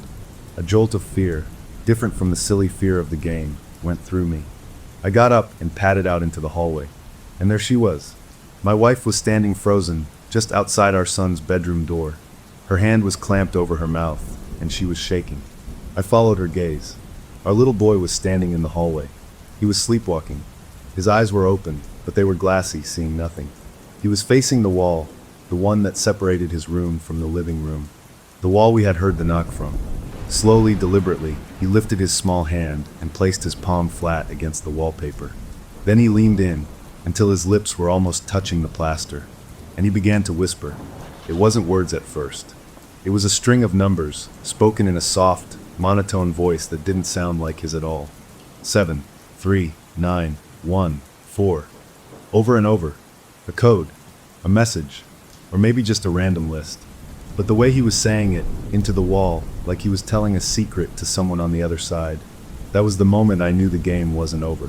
The thing we had invited in with a laugh was still here. And it was talking to my son. Okay, so after that night with the numbers, we had a family meeting over pancakes. My wife's hands were still a little shaky pouring the syrup. We used our brightest, most cheerful voices. We decided, right then and there, that it was all just the stress of the move. Our son was having bad dreams. The Ouija board was a silly toy that messed with our heads. The knock in the wall was definitely the building's old steam heat pipes, which probably came on with a bang. We agreed to stop talking about it, to just be normal. And for a little while it worked. Daylight is a powerful thing. It chases away the creepy crawly feelings from 3 a.m. We got into a routine. I went to work, she got our son ready for his new school. We had dinners, we laughed. We did not mention the board, which was now buried under some winter coats in the hall closet. We didn't talk about sleepwalking. We called it nighttime talking if it ever came up, which it didn't. We were building a happy life on top of that weird night, like laying new sod over a patch of mud. About a week later, I was in a deep sleep, the kind where you don't even know what year it is, when I felt my wife's grip on my arm. It was so tight it hurt. Her whole body was rigid. "He's doing it again," she whispered, her voice cracking. The clock glowed 3:07. We both got up and crept to the doorway. There he was, in the same spot in the hallway. Same glassy eyes, same sleepwalker's posture. But this time, he wasn't whispering numbers. The words were clear, and they were in full sentences. His voice was still his little boy voice, but the tone was all wrong. It was too flat, too calm. He said, "The man in the walls is hungry." A cold knot twisted in my gut. He went on, "He wants to know if we taste like the last ones." My wife let out a small, choked sob and clapped her hand over her mouth. I felt frozen. That wasn't a dream. That was a message. The next morning, we did what any scared, modern parents would do. We Googled our symptoms. Then we called the pediatrician. We sat in the bright, colorful office with the fish tank, feeling completely foolish as we explained it to her. Our sweet, kind doctor listened patiently. She checked our son's ears, his eyes, had him follow her finger. She asked him about school, about his new friends. He was shy but answered everything. She turned to us with a warm, understanding smile. "What you're describing is actually very common after a big change," she said. "A child's imagination is incredibly powerful. The stress of a new home, new school, can manifest in vivid dreams and even sleepwalking. The things he's saying are likely fragments of a movie he saw or a story he heard woven into his dreams." She suggested a strict, calming bedtime routine, no screens an hour before bed, a warm bath, reading a book together. She made it all sound so normal, so manageable. We left feeling a million times lighter. We were the silly, overreacting parents. We followed her advice to the letter. Bath, book, bed, and he slept through the night. For 3 nights in a row, everything was peaceful. We started to relax again. We even joked about it. Remember when we thought we had a ghost? My wife laughed, and it was the best sound I'd heard in weeks. But in the quiet moments, when I was alone driving to work, a thought would wiggle into my brain. The last ones. Who were the last ones? On Saturday, while my wife took our son to the park to get some good energy, as she called it, I decided to do a little investigating of my own. Not ghost investigating, homeowner investigating. I told myself I was just being a responsible dad, checking on the building. I went down to the super's little office in the lobby. He was a grumpy older guy who always smelled like cigarettes and newsprint. I complained about that dripping kitchen faucet again, said it was keeping me up. He sighed a long-suffering sigh and said he'd put in a work order. While he was muttering and looking through a pile of papers on his messy desk, my eyes wandered. On a shelf behind him, I saw a row of old, leather-bound notebooks. They were labeled by year. Maintenance logs. My heart did a little skip. I waited until he had his back turned, digging in a toolbox, and I reached up and grabbed the one from 2 years ago. I pretended to be looking at a notice on the bulletin board nearby and flipped it open. My hands were sweaty. The entries were in messy handwriting, dates, unit numbers, complaints. 4B sink clogged, 4B bedroom window stuck. I kept flipping, my eyes scanning. And then I found it, an entry from about a year and a half ago, for our unit. It didn't say 4B, but I knew the layout. It was ours. The handwriting was rushed. It said, tenants in 4B report strange odors from interior walls. Sweet and sour smell. Investigation found no source. Could not locate tenants for follow-up. Case closed. I stared at the words. Could not locate tenants for follow-up. That was an odd way to put it. Not they weren't home. Could not locate. I quickly put the book back before the super turned around, my mind racing. That night, after the calm bedtime routine, after my son was asleep, I sat down at my laptop. My wife was reading on the couch. I typed in our address. Just the street name and number. The search results came up mostly real estate listings. Then I added the word missing. I hit enter. The third result down was a link to a local news website. The headline was short and brutal. Family vanishes from downtown condo, no leads. My blood turned to ice water in my veins. I clicked it. The article was from a year and a half ago. It described a family of 3, a husband, wife, and a young daughter. They lived in our building. They just didn't come home one day. Their car was gone. Their belongings were mostly still in their apartment. No signs of a struggle. The police had no clues. It was like they had evaporated. I scrolled down. There was a photo, a happy family portrait. They were smiling, standing in front of a brick wall.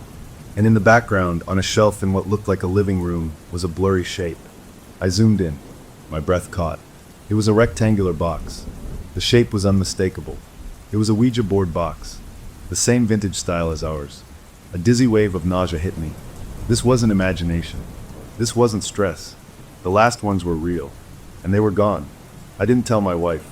Not yet. I couldn't get that picture out of my head. I thought about the board in our closet. It was a link, a connection to whatever happened.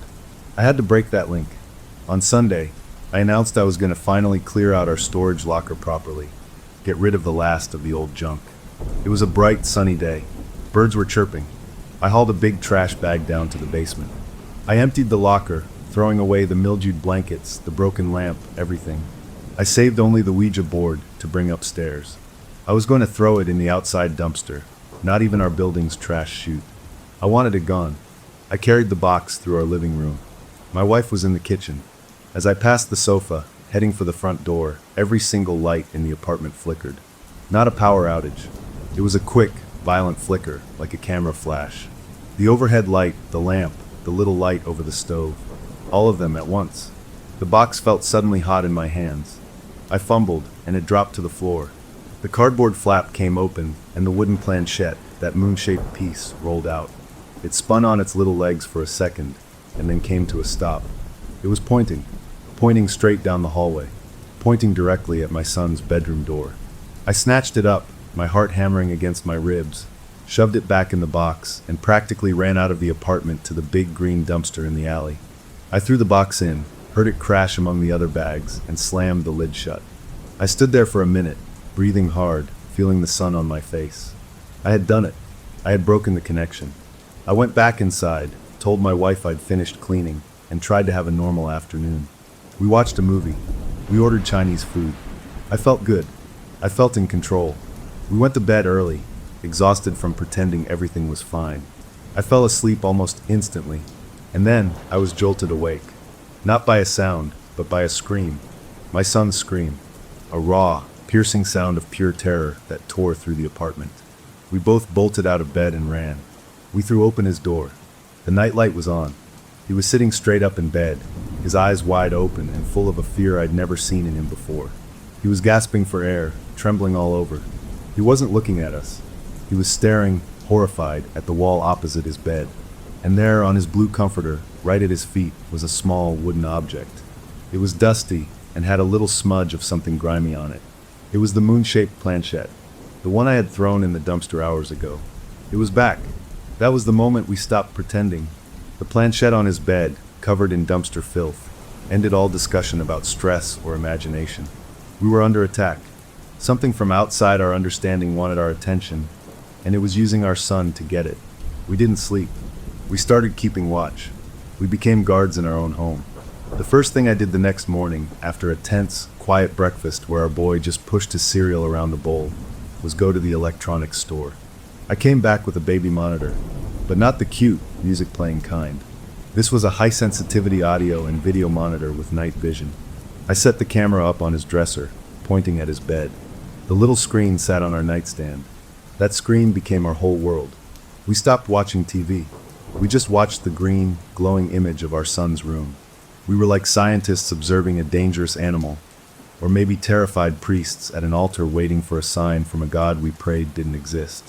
For 2 nights, nothing happened. He slept. We watched. The strain was wearing my wife down faster than me. She jumped at every normal house sound. I tried to be the rock, the logical one, but inside I was crumbling. On the 3rd night, the monitor showed us something that changed everything. It was around 2 a.m. My wife was dozing fitfully beside me. I was staring at the screen, my eyes gritty.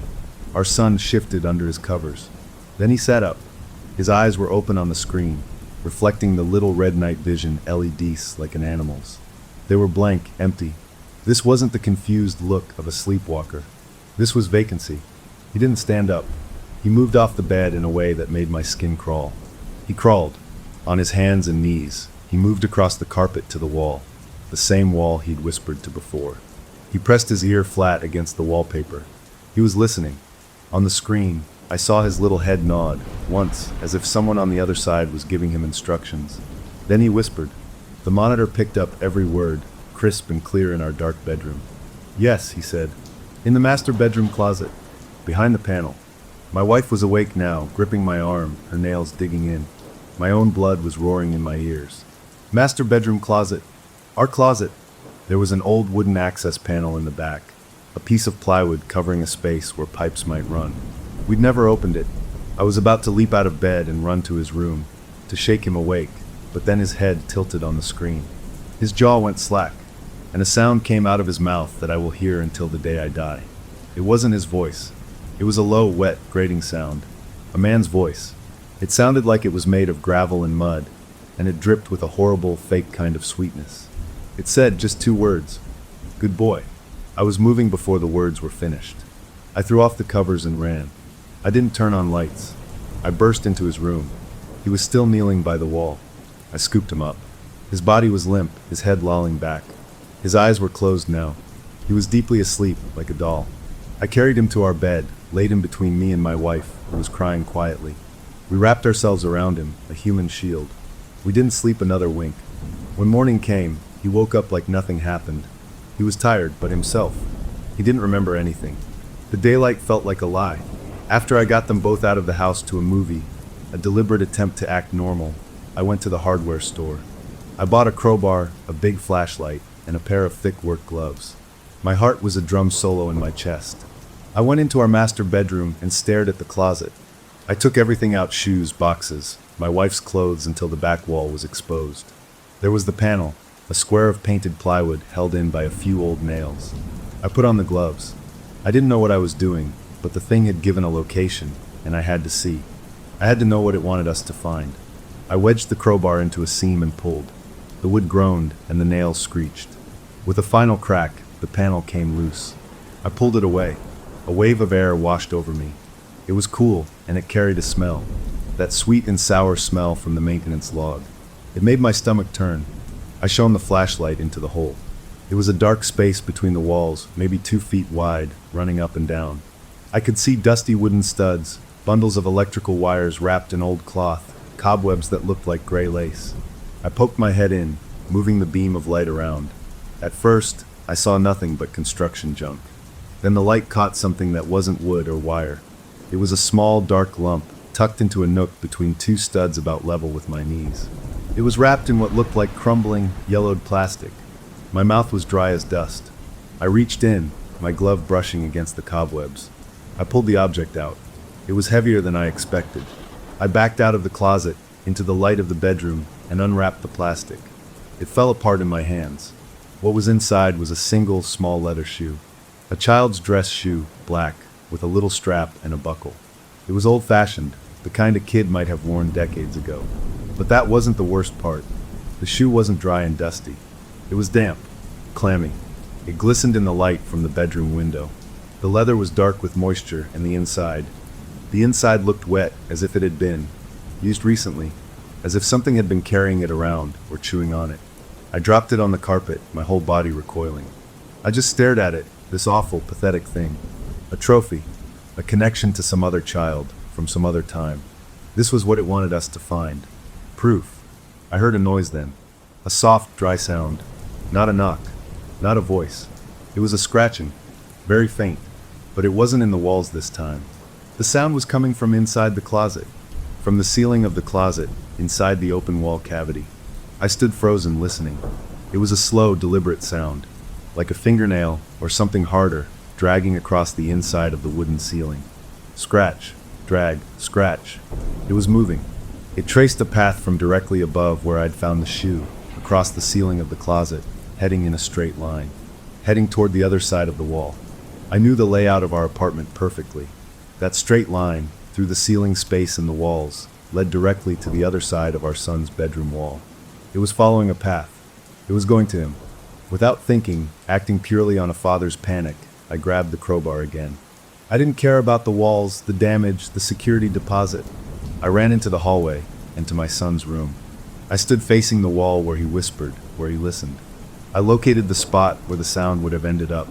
I raised the crowbar, and with a yell that was part fear and part rage, I swung it into the wall. The drywall exploded in a cloud of white dust. I hit it again and again, making a jagged hole. I dropped the crowbar and ripped at the broken pieces with my gloved hands, tearing an opening big enough to look inside. I grabbed my flashlight and shone it into the gap. There were no shoes, no strange objects. Just more studs, more wires, fluffy pink insulation. But the beam of my light caught something else. On the surface of the inner wall, on the wood facing my son's room, there were marks. Long, thin, parallel grooves carved into the wood. Dozens of them. They weren't old. The exposed wood was still pale, not darkened by dust or time. They looked fresh. They looked like claw marks. Something had been in here, right on the other side of his wallpaper, scratching at the wood, trying to get through. Or maybe just letting him know it was there. I stood there, covered in drywall dust, breathing hard, staring at those grooves. The monster wasn't just in the walls. It had a path. It had a target. And it had been right here, closer to my sleeping boy than I ever wanted to imagine. I had found its trail, and it led straight to my son's bed. The question now wasn't what was happening. The question was, how do I stop a thing that lives in the veins of my own home? We patched the hole in the wall. Not because we thought it would help, but because we couldn't look at it. The white spackle was like a bandage on a wound that was infected underneath. Our home wasn't a sanctuary anymore. It was a maze with something moving in the walls. I started thinking like an engineer, because that's what I am. If this thing had a path, I could find it. If it was tied to the building had a blueprint. Houses are built on foundations, but homes are built on stories. We were living inside a bad story that someone else had already lived and lost. I needed to read the first chapter. I spent a whole evening at my laptop, digging through old city planning department records online. I finally found them, the original architectural blueprints for our building, scanned and filed. They were from 1928. The lines were shaky, drawn by hand. I found the page for our floor. I traced the lines of our unit and the one next door. And there it was, plain as day. Between the two apartments on the old plans was a thin, unlabeled space. It wasn't a room. It was just a gap, maybe 8 inches wide, running vertically from the basement all the way up. A structural cavity, a place for pipes and wires to run between the units. Then I pulled up the modern floor plan from when we bought the place. I compared them. On the new plan, that gap was gone. It wasn't shown at all. The walls were drawn as solid lines. Someone had drywalled right over it, sealing it up inside our walls. I grabbed a ruler from my desk and measured the width of the gap on the old blueprint, scaling it up. My stomach did a slow, cold roll. 8 inches. It was just wide enough. Wide enough for a person to fit. A very thin person. My wife came in, asking what I was doing. I just pointed at the screen. Her face went pale. "It's a chimney," she whispered. "A chimney for it." That was Tuesday. On Wednesday, my wife did the bravest thing I've ever seen. She decided to talk to the neighbor, the elderly lady who lived next door in the direction of the sealed gap. She'd lived in the building for 40 years. I wanted to go, but my wife said a woman might seem less threatening. She came back 20 minutes later, looking 10 years older. She sat down at the kitchen table, her hands trembling as she tried to drink a glass of water. "She knew," my wife said, her voice hollow. "As soon as I mentioned we had a little boy, her face changed. She asked, 'Is he quiet? Does he have an imaginary friend?' The old woman told her the last family had a little girl. She used to talk about the funny man in the heating vent. She said the girl would leave little bits of cracker by the grate. Then the family vanished. The old woman said she tried to tell the police about the funny man, but they just patted her hand. 'It always likes the quiet ones,' the neighbor had whispered to my wife before quickly shutting her door. Meanwhile, our son was changing. During the day, he was withdrawn, pale. He stopped talking about school friends. He just drew. He filled notebook after notebook with pictures. Most were scribbles, but one he brought to me. It was a drawing of our building, a tall rectangle. But inside the walls, he'd drawn in with a red crayon, a long, stick-thin figure. It had too many joints in its arms and legs, like a bug. Wavy lines, like heat waves, connected the stick figure to a smaller stick figure in a bed. And at the bottom, in his clumsy handwriting, was a caption. "He talks through me." I held that drawing and felt a piece of my heart break off. He wasn't just a victim, he was becoming a window. I went back to my research, this time looking for the vanished family with the daughter. I found more details. The police report was sparse, but a newspaper follow-up had a quote from a child psychologist they'd consulted. He said the girl had a vivid inner world, and her claims of a shadow friend were a coping mechanism. They dismissed her, just like the doctor dismissed us. The pattern was a punch to the gut. This thing had a type. It had a method, and we were right in the middle of it. That Friday night, we hit our breaking point. We were so tired, so frayed. We decided to run, just for a night. A hotel, with bright lights and a lobby and people. We packed a single bag. As I carried it to the front door, my son, who had been sitting quietly on the couch watching cartoons, let out a sound. It wasn't a scream. It was a low, guttural moan of absolute terror that deepened into a wordless, choking sob.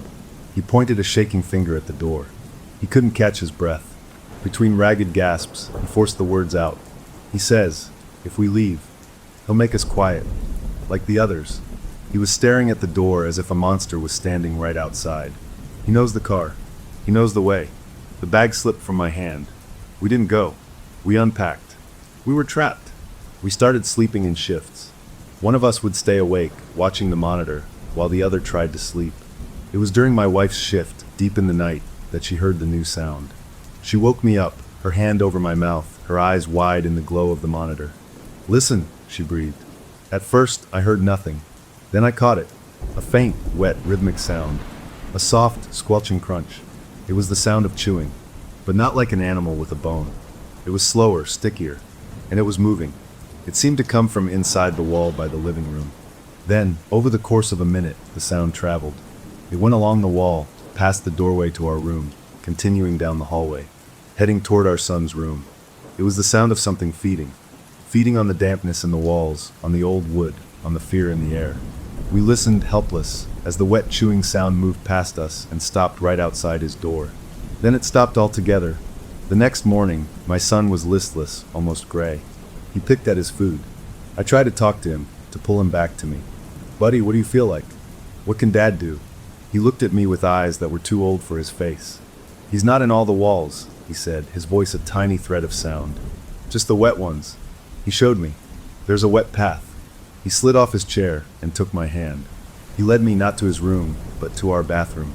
He walked up to the wall behind the toilet, reached out his small hand, and placed his palm flat against the white tiles. He looked at me waiting. I knelt down and put my own hand next to his. The wall was cold. Not just cool, but cold like a basement stone. And in the very center, right where the pipes would run inside the wall, the tiles were unmistakably damp.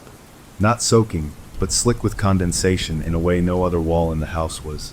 A wet path. It made a horrible logical sense. The thing was tied to moisture, to the plumbing, to the dark, wet veins of the building. That was its highway. I thought of the damp shoe. I thought of the chewing sounds. It wasn't just a ghost. It was something that lived in the decay, that fed on the rot and the damp. And my son in his trances was its map, showing it where the wet places were, showing us where it traveled. I left him with my wife and went back to the blueprints. I traced the plumbing lines, the old pipe chases. They formed a vertical column, a central artery, right through the building's core. And our bathroom, our son's wall, the cavity in our closet, they were all on that column. We weren't just living with a monster. We were living inside its stomach. The closure felt grim but clear. We understood the enemy's nature now. It was a parasite in the building's wet, wooden bones. But the open question was far worse. If it fed on dampness, and it was growing stronger through my son, what did it want to feed on next? We moved from fear to bargaining. I stopped seeing myself as a protector and started seeing myself as a zookeeper trying to pacify a beast in a cage I couldn't see. If it wanted dampness, maybe I could give it dampness. If it was hungry, maybe I could feed it something else. It was a disgusting thought, but we were desperate. My engineer's brain latched onto it. I needed to see the wet path, not just guess at it. So I rented a thermal imaging camera, one of those expensive ones that shows heat in colors. On the little screen, our home looked like a strange, colorful tapestry. The warm spots were yellow and orange our bodies, the fridge, the stove. The cool spots were blues and purples, the windows, the exterior walls. And there it was, just as my son said, a vertical, snaking line of deep, deep blue, a cold trail, running from the floor below us, up through the bathroom wall, branching into the cavity in our closet, and continuing up into the ceiling toward the unit above. It was a map of the dampness, a road made of cold and wet. Seeing it made it real in a whole new way. That night, I formulated my plan. It felt crazy, like something from a twisted fairy tale. If this thing liked damp, rotting things, if it had kept that wet shoe as some kind of prize, maybe I could give it a better offering. A distraction. I went to the grocery store and felt like a criminal. I bought a big, cheap sponge. I bought a whole container of table salt. And from the butcher counter, I asked for a quart of chicken blood, the kind used for cooking. The butcher didn't even blink. At home, I mixed the salt into the blood until it was a sludgy, briny paste. I soaked the sponge in it until it was bloated and dripping. I wrapped the whole horrible thing in a plastic grocery bag, my stomach turning. This was my peace offering. My wife watched me, her face a mask of horror and exhaustion. "What are you doing?" she asked, her voice flat. "I'm trying to feed it," I said, not meeting her eyes. "Maybe if it has this, it'll leave him alone." She didn't argue. We were past arguing. That afternoon, with my heart trying to hammer its way out of my chest, I opened the closet panel again. The smell of sweet rot wafted out. I took the dripping, bagged sponge and pushed it deep into the cavity, right into the spot where I'd found the shoe. I shoved it back between the studs, into the coldest part of the wet path. "There," I whispered, feeling like an idiot talking to a wall. "Eat that." I closed the panel and nailed it shut this time. We waited. That night, we watched the monitor, expecting the worst.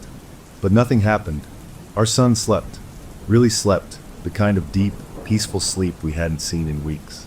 No whispers, no crawling, no wet chewing sounds.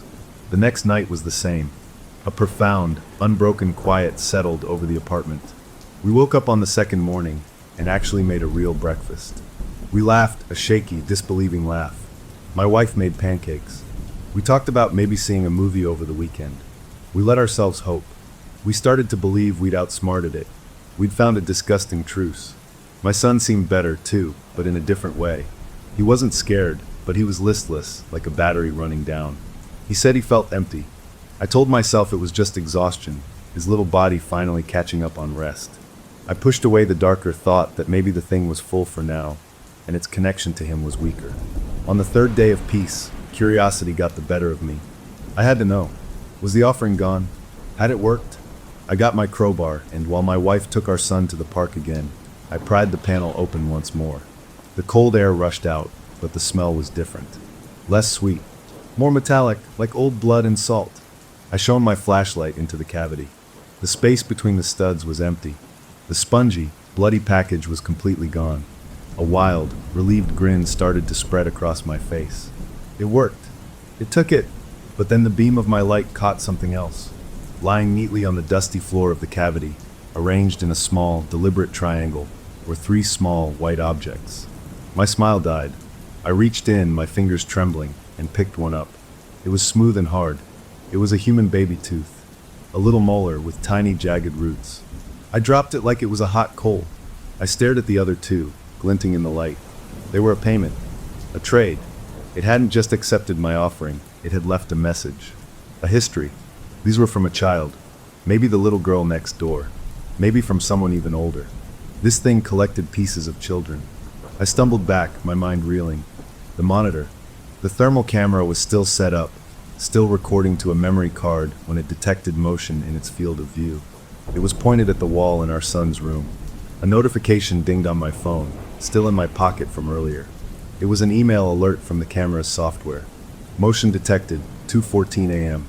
With a sinking feeling, I pulled out my phone and opened the attached video file. The timestamp was from last night, during the quiet period. The video was in the green glow of night vision. It showed the thermal overlay, with my son a warm yellow blob asleep in his bed. For a minute, nothing. Then a shape emerged from the left side of the screen, from the direction of our master bedroom closet. It was a long, thin, humanoid blob of the deepest blue. Cold. It moved with a slithering, boneless motion, crawling up the wall inside the stud space. It didn't go toward my son. It slithered up the wall he slept next to, crossed over the top of the doorframe, and came to a stop on the wall shared with our bedroom. The wall right behind the head of our bed. And there it stayed. The cold, blue shape pressed itself against the other side of the plaster, right where our pillows were. It didn't move. It didn't chew. It just stayed there, frozen on the screen, for the remaining 4 hours of the recording. Watching, listening. While we slept, believing we were safe, it had been right there, on the other side of the wall, its cold presence inches from our heads. It wasn't interested in the salty, bloody sponge in the closet anymore. It had taken that offering, left its grisly tokens, and moved to a new post. It had shifted its attention from the boy to us. The closure was a sickening realization. Our bargain had failed. We hadn't pacified it, we had just changed its menu. The open question, the hook that dug deep into my heart as I stared at the video, was simple and terrifying. Why was it watching us sleep now? What did it want with the parents? The final stage wasn't fear or bargaining. It was recruitment. The thing in the walls wasn't just haunting my son anymore. It was offering him a job. Everything changed after the video. The whispers through our boy stopped being about hunger or scary messages. They became instructions. Clear, calm, and horrifyingly direct. He'd sit up in bed, eyes glazed, and speak in that flat, borrowed tone. "He needs salt," he said one night. "Lots of it. In the bathtub. Fill it with hot water and salt." It sounded like a recipe. My wife, who was breaking down faster than I was, actually nodded. She was so exhausted, so worn to a nub by the constant dread, that a part of her was giving up. "What if he just needs something?" she pleaded with me, her eyes hollow. "What if we give him what he wants, he'll leave us alone? Maybe it's a ritual. Maybe we can finish it." I saw it then, a terrifying acceptance. The entity wasn't just attacking her, it was isolating her, making her its ally. It was splitting us apart, choosing the more pliable host. I refused. I told her we weren't filling any bathtubs. We were getting answers. While she stayed, rocking back and forth on the couch, I went to the end of the wet path. I went to the attic. The access was a locked door in the hallway ceiling on the top floor. I used a screwdriver and a hammer to pop the cheap lock. The ladder came down with a cloud of dust. The air above was hot and still, smelling of ancient insulation and rat droppings. My flashlight cut a wobbly beam through the darkness. It wasn't a normal attic. It was a low, cramped space, a jungle of old wooden beams and pink fiberglass fluff. But in the center, under the peak of the roof, someone had made a clearing. There was a nest, not of an animal, but of a person. Old, moldy rags were piled like a bed. Yellowed newspapers from the 1940s were spread around, and arranged in a semicircle, like a shrine, was a collection of things. My heart clenched. More children's items, a tarnished hairpin, a small, cracked leather ball, a few locks of hair, tied with faded ribbon, and a book, a small, leather-bound journal, its cover warped with damp. I picked it up with shaking hands, sitting in the dust of this horrible lair. I opened it. The handwriting was neat at first, then became jagged, frantic. The early entries were from a man, a maintenance worker for the building when it was new. He wrote about fixing sinks, unclogging drains. Then the entries changed. The walls speak to me when the pipes run, one said. They show me the damp places, the soft wood. It is sweet there. The writing got worse. The children are the sweetest. Their voices are like cool water. They can hear me in the vents. My skin was crawling. The last few pages were almost unreadable, scrawled in pencil that had dug into the paper. I understand now. The house is alive, and it is young. It is hungry. It needs children to grow. I will be its gatherer. I will bring it sweetness. The final entry was only one line, written in a shaky, triumphant hand. I am going into the wall now. I will be part of the house forever. He hadn't vanished. He had crawled into the gap, the wet path, and become part of the thing. The building's sickness had a name, a mind. He was the caretaker of its hunger. I ran. I scrambled down the ladder, the journal clutched in my hand. I burst into our apartment. My wife and son were in the kitchen. He was awake, sitting at the table, eating cereal. He looked at me as I entered, and a slow, cruel smile spread across his face that was not his smile. His jaw dropped open, and the gravelly, wet voice of the man in the walls filled the room. You found my book. Good. My wife flinched, staring at our son's face as the thing spoke through it. Now you understand, the voice grated. The woman will fill the bath. You will bring the boy to it. It is time for him to come into the wall with me. To be quiet, and forever. My son's small hand reached out and took my wife's hand. She looked down at their joined hands, then up at me. Her face was streaked with tears, but there was a strange calm there, a surrender. Maybe it won't be so bad, she whispered, her voice breaking. To be quiet. To not be afraid anymore. She took a step toward our boy, toward the thing wearing his face. That's when I moved. I stepped between them, putting my body between my wife and my son. I looked into my child's eyes, searching for him in there, behind that awful smile.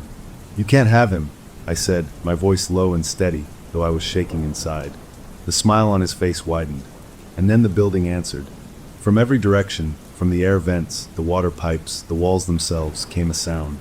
A roaring, scratching, tearing sound, like a million insects scraping at the inside of a coffin. It was deafening. It was the sound of the house itself screaming in rage. The light bulb in the kitchen exploded in a pop of glass. The one in the living room followed. We were plunged into a deep, smothering dark, the only light a pale sliver from a street lamp outside. In that sudden blackness, I felt a change in the air. A cold spot formed right behind me. I felt a puff of air, dank and smelling of wet soil and old newspapers, on the back of my neck. And I heard the voice. Not from my son this time. It came from the walls, the floor, the ceiling, vibrating through the bones of the building, a chorus of that single, grinding whisper. It said, mine. I reached out blindly in the dark, finding my wife's arm and pulling her behind me. I could hear my son breathing, a rapid, frightened panting to reel him, scared and confused. The thing was all around us now, not just in one wall. It was in the fabric of the place. We were standing in its stomach. The journal's words echoed in my head. The house is alive. We couldn't run. We couldn't hide. We had to fight the house itself. In the suffocating dark, with my family huddled behind me, I knew the old rules were gone. This wasn't about ghosts or offerings.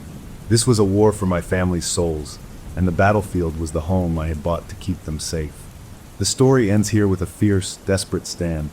The enemy is fully revealed, not as a ghost, but as a living, hungry consciousness woven into the very walls, with its servant speaking through my son.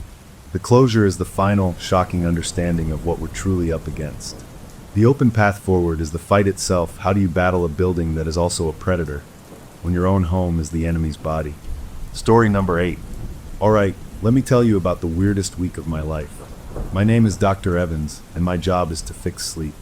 I've helped people who walk in their sleep right out of second-story windows, people who scream every night from nightmares they can't remember, and people so scared of their own dreams they'll do anything to stay awake. I thought I'd seen it all, so I was confident, maybe even a little arrogant, when this new patient walked into my office. He was a gaunt man, skinny in a way that spoke of years of exhaustion, with these dark circles under his eyes that looked painted on. He moved slowly, like the air was thick syrup, and he had this constant nervous habit of rubbing his thumb and forefinger together. He wasn't just tired, he was hollowed out. He told me his problem was sleepwalking, but not the normal kind. He said he'd wake up in his kitchen having full-blown arguments with nobody, or he'd find notes he'd written to himself in handwriting that didn't feel like his own. It was a fascinating case, a real puzzle for my clinical brain to solve. I started with the usual questions, digging for trauma, stress, anything that could explain the severe break between his sleeping and waking mind. During that first session, he was hesitant, his eyes darting around the room like he was checking the corners. Then, almost as an afterthought, he mentioned that this all started when he was a teenager. He said he and some friends had messed around with a Ouija board one night, the kind you buy at a toy store. He called it opening a door. I nodded, making a note on my pad. I'd heard this 100 times before. When people face something their mind can't process, they often reach for a supernatural story, a myth to explain the unexplainable. I filed it away under superstitious narrative coping mechanism, and moved on. The real mystery for me was the neurology of it, the broken wiring in his sleep cycles, not some spooky story from his past. I scheduled him for a series of evening sessions, hoping to catch his brain in the act as he drifted off. The next week, he came in even more jittery. The session was normal at first, just me asking questions, him answering in short, clipped sentences. Then, as the sky outside my window turned a deep purple, he suddenly got very still. His eyes locked onto mine, and he said, "The voices are louder here." I asked him what he meant. Instead of answering, he reached into the inside pocket of his worn-out coat and pulled out this object. It was a wooden planchette, the heart-shaped pointer from a talking board. This one wasn't plastic from a game. It was old, made of a dark wood, smooth and shiny in the middle from years of fingers resting on it. The paint around the edges was chipped. My professional alarm bells went off immediately. Bringing an object of obsession into therapy is a major boundary violation. This was a prop for his delusion, and it had no place in my clean clinical office. I was about to tell him to put it away, to end the session, when I saw the raw, animal terror in his eyes. He wasn't trying to be dramatic. He was clinging to this piece of wood like it was a life preserver. He whispered, "It doesn't call them. It just focuses them, like a radio antenna. The static gets clearer." In that moment, I made a decision. I decided to humor him. My clinical rationale was solid. By entering his belief system, I could build trust faster. I could show him, from the inside, that there was no power in the object, only in his own mind. It was a calculated therapeutic experiment. I swallowed my discomfort and said, "All right, show me." He looked shocked, then relieved. He placed the planchette carefully on the coffee table between us. I guided him through a progressive muscle relaxation exercise, watching as the tension slowly drained from his shoulders. His breathing deepened, his eyelids fluttered, and within minutes, he was in a light, suggestive sleep state, his fingertips resting lightly on the wooden pointer. The room was utterly quiet. The only sound was the low hum of the air conditioner and the soft sound of his breathing. I watched his face, looking for signs of REM, for the subtle muscle twitches of dream sleep. There were none. He was perfectly still. Then his hand moved. It wasn't a jerk or a spasm. It was a smooth, deliberate, gliding motion. The planchette slid across the polished wood of my coffee table without a sound. It went to the letter E, then V. My breath caught in my throat. N. S. Evans. My last name. A cold wave washed over me, from my scalp down to my toes.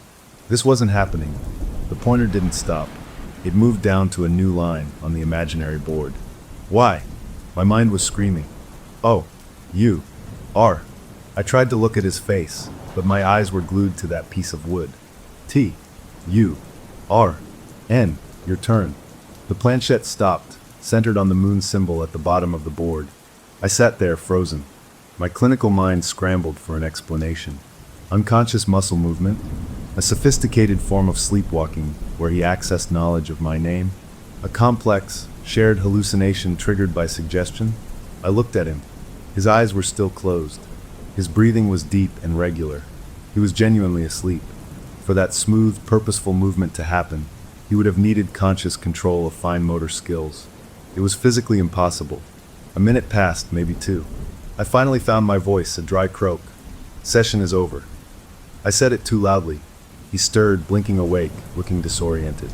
He saw the planchette on the table, then looked at my face. He didn't ask what happened. He just looked sad and scared as he picked up the wooden piece and put it back in his coat. He left without another word. After he was gone, I locked the door. I went to my desk, my hands shaking slightly.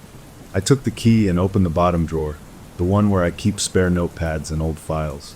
I stared at that empty space for a second, then I grabbed the planchette from where he'd left it on the table. It felt warm, which was ridiculous. It was just wood. I put it in the drawer, locked it, and dropped the key like it was hot. I felt a ridiculous urge to wash my hands. I spent the next hour at my computer, typing up my notes. I filled the document with clinical language. Patient exhibited pronounced psychosomatic ideomotor response. Therapist may have inadvertently contributed to a folie à deux scenario due to heightened suggestibility in a low-stimulus environment. Phenomenon consistent with a dissociative state, not paranormal activity. I wrote until I believed my own words, or at least convinced the professional part of my brain to believe them. I decided the stress of the unusual session had gotten to me. I needed a good night's sleep. I went home, made a bland dinner, watched some mindless television, and went to bed early, determined to reset. I fell asleep quickly, which was a relief. Then I woke up, or part of me woke up. My mind was screamingly alert, but my body was gone. It was like I was trapped inside a statue of myself. I couldn't move a finger, couldn't twitch a toe. I couldn't even open my eyes, but I could see my room, every familiar shadow in perfect detail. This was sleep paralysis, something I'd studied, but never personally experienced. A common, explainable glitch in the waking up process. I tried to stay calm, to ride it out. Then I felt it, a presence. To my right, beside the bed. The darkness, there wasn't just an absence of light. It was a solid, living thing, a shape cut out of the world. It knelt down. I couldn't see a face, couldn't make out features, but I knew it was looking at me. A profound, icy dread, deeper than any fear I'd ever known, poured into me. It reached out. A formless hand, made of that same impossible darkness, took my right index finger.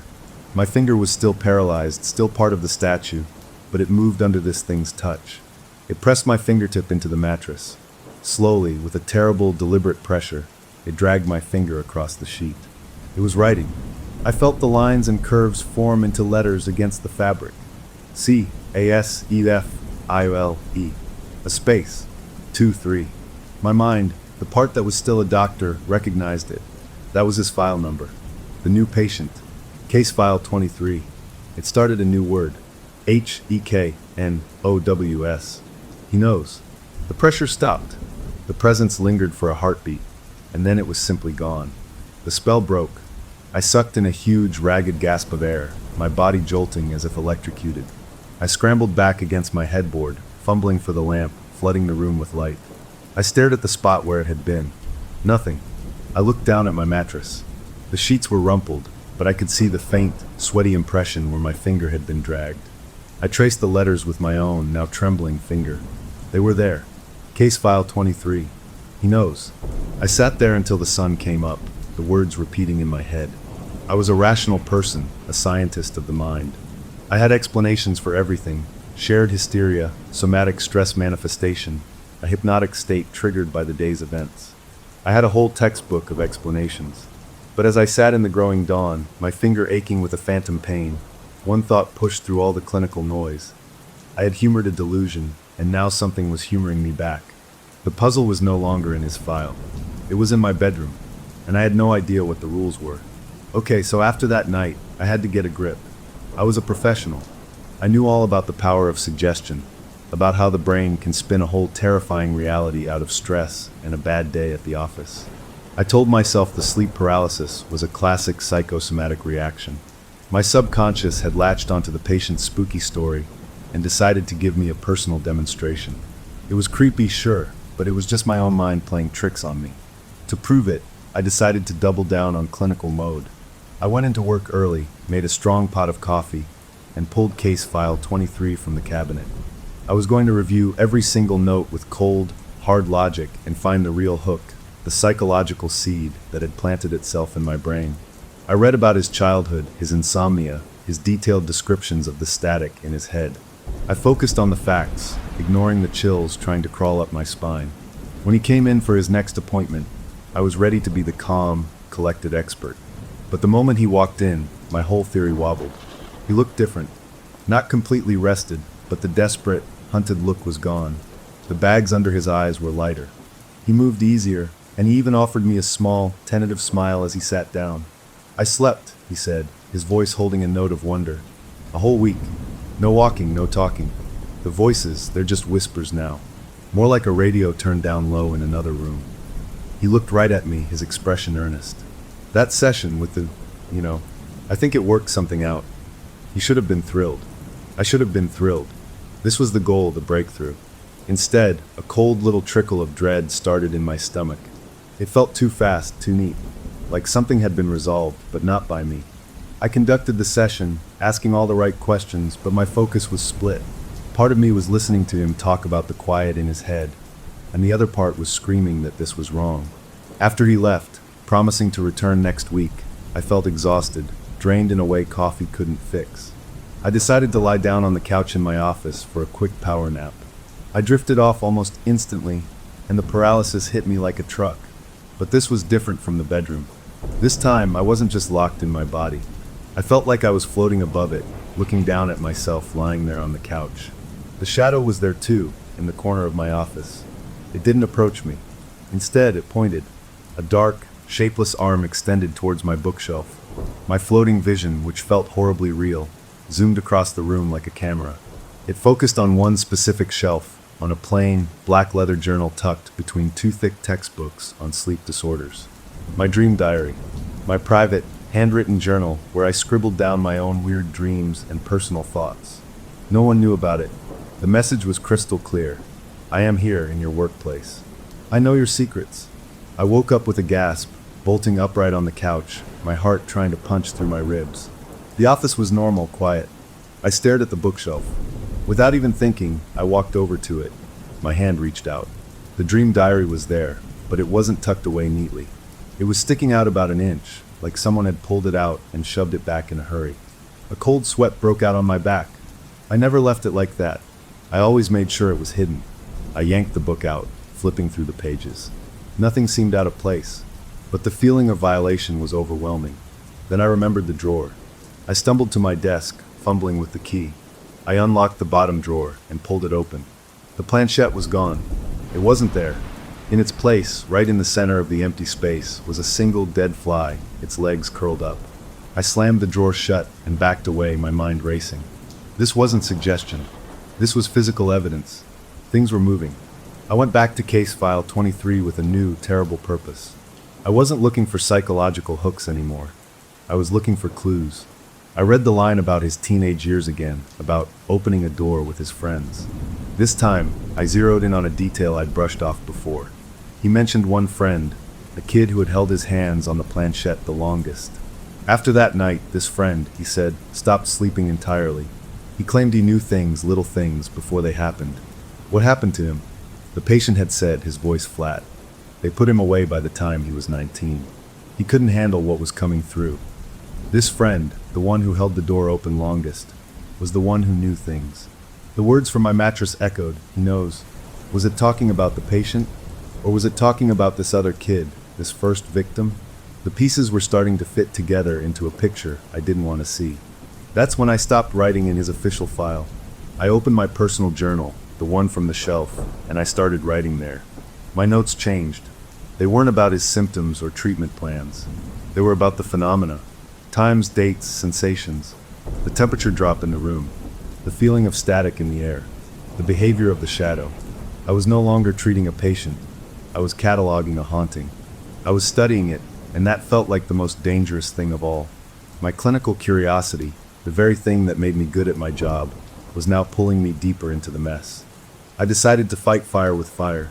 If this thing lived in the in-between state of sleep paralysis, I would meet it on my own terms. In my office, a controlled environment, I set up my phone with a voice recorder app. I lay down on the couch in the afternoon, deliberately using a relaxation technique to drift towards sleep, to invite the paralysis.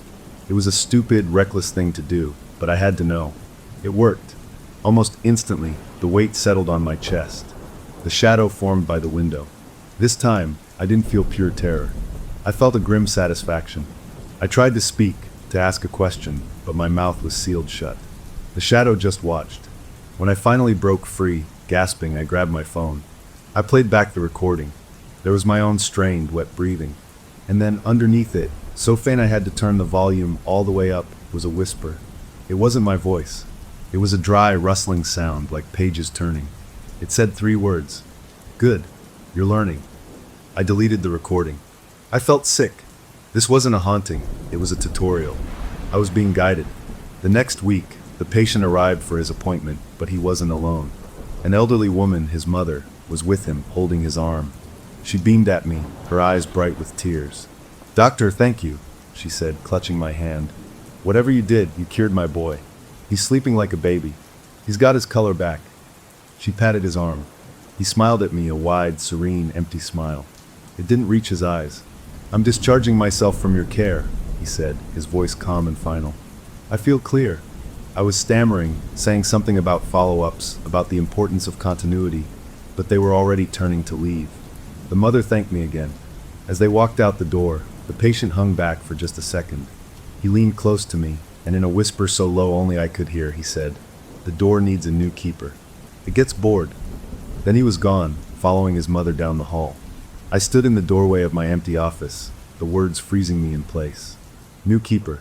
That night, I tried to cling to normalcy. I made myself a cup of tea in my kitchen, focusing on the simple ritual of the boiling water, the steam, the clink of the spoon. I was standing at the counter, waiting for the bag to steep, when the feeling hit. It started as a pressure in my ears, like I was diving deep underwater. Then the familiar rigidity locked my joints. My fingers went numb, and the ceramic mug dropped from my hand, shattering on the tile floor. I was awake, fully, completely awake, and I couldn't move a muscle. The paralysis wasn't waiting for sleep anymore. It had followed me into the bright, familiar light of my own kitchen. I was trapped, staring at the shattered pieces of my mug, the puddle of tea spreading across the floor, as the world around me began to grow cold and dark. The feeling in my kitchen was the worst yet. Being frozen in a nightmare in your bed is one thing. Being frozen in the middle of your own sunny kitchen, staring at the mess of a broken mug, is something else entirely. It was a total invasion. The cold feeling, the pressure in my head, it all faded after a minute, leaving me shaky and sweating, cleaning up the ceramic shards with trembling hands. That was the moment I knew I was in real trouble. The entity, the static, whatever it was, didn't care about sleep anymore. It was with me all the time now, a constant low buzz behind my eyes, a feeling of being watched from the inside of my own skull. I was a sleep specialist who was becoming terrified of closing his eyes, and now I couldn't even trust being awake. I started living on coffee, avoiding naps like they were poison, fighting the urge to rest with everything I had. My office, once my sanctuary, felt like a crime scene. My home felt like a trap. The line between my professional life and my personal horror was completely gone. A few nights later, the sleep paralysis came back with a vengeance. As soon as I drifted off, the weight pressed down. But this time, I didn't see my bedroom. I was somewhere else. I was floating, looking down at a specific crossroads I drove through every single day on my way to work.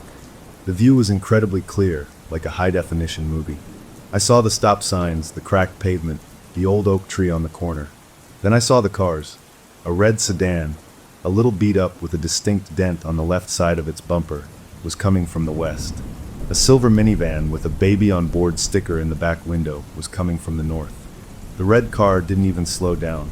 It blew right through the stop sign. I saw it happen in perfect, awful detail.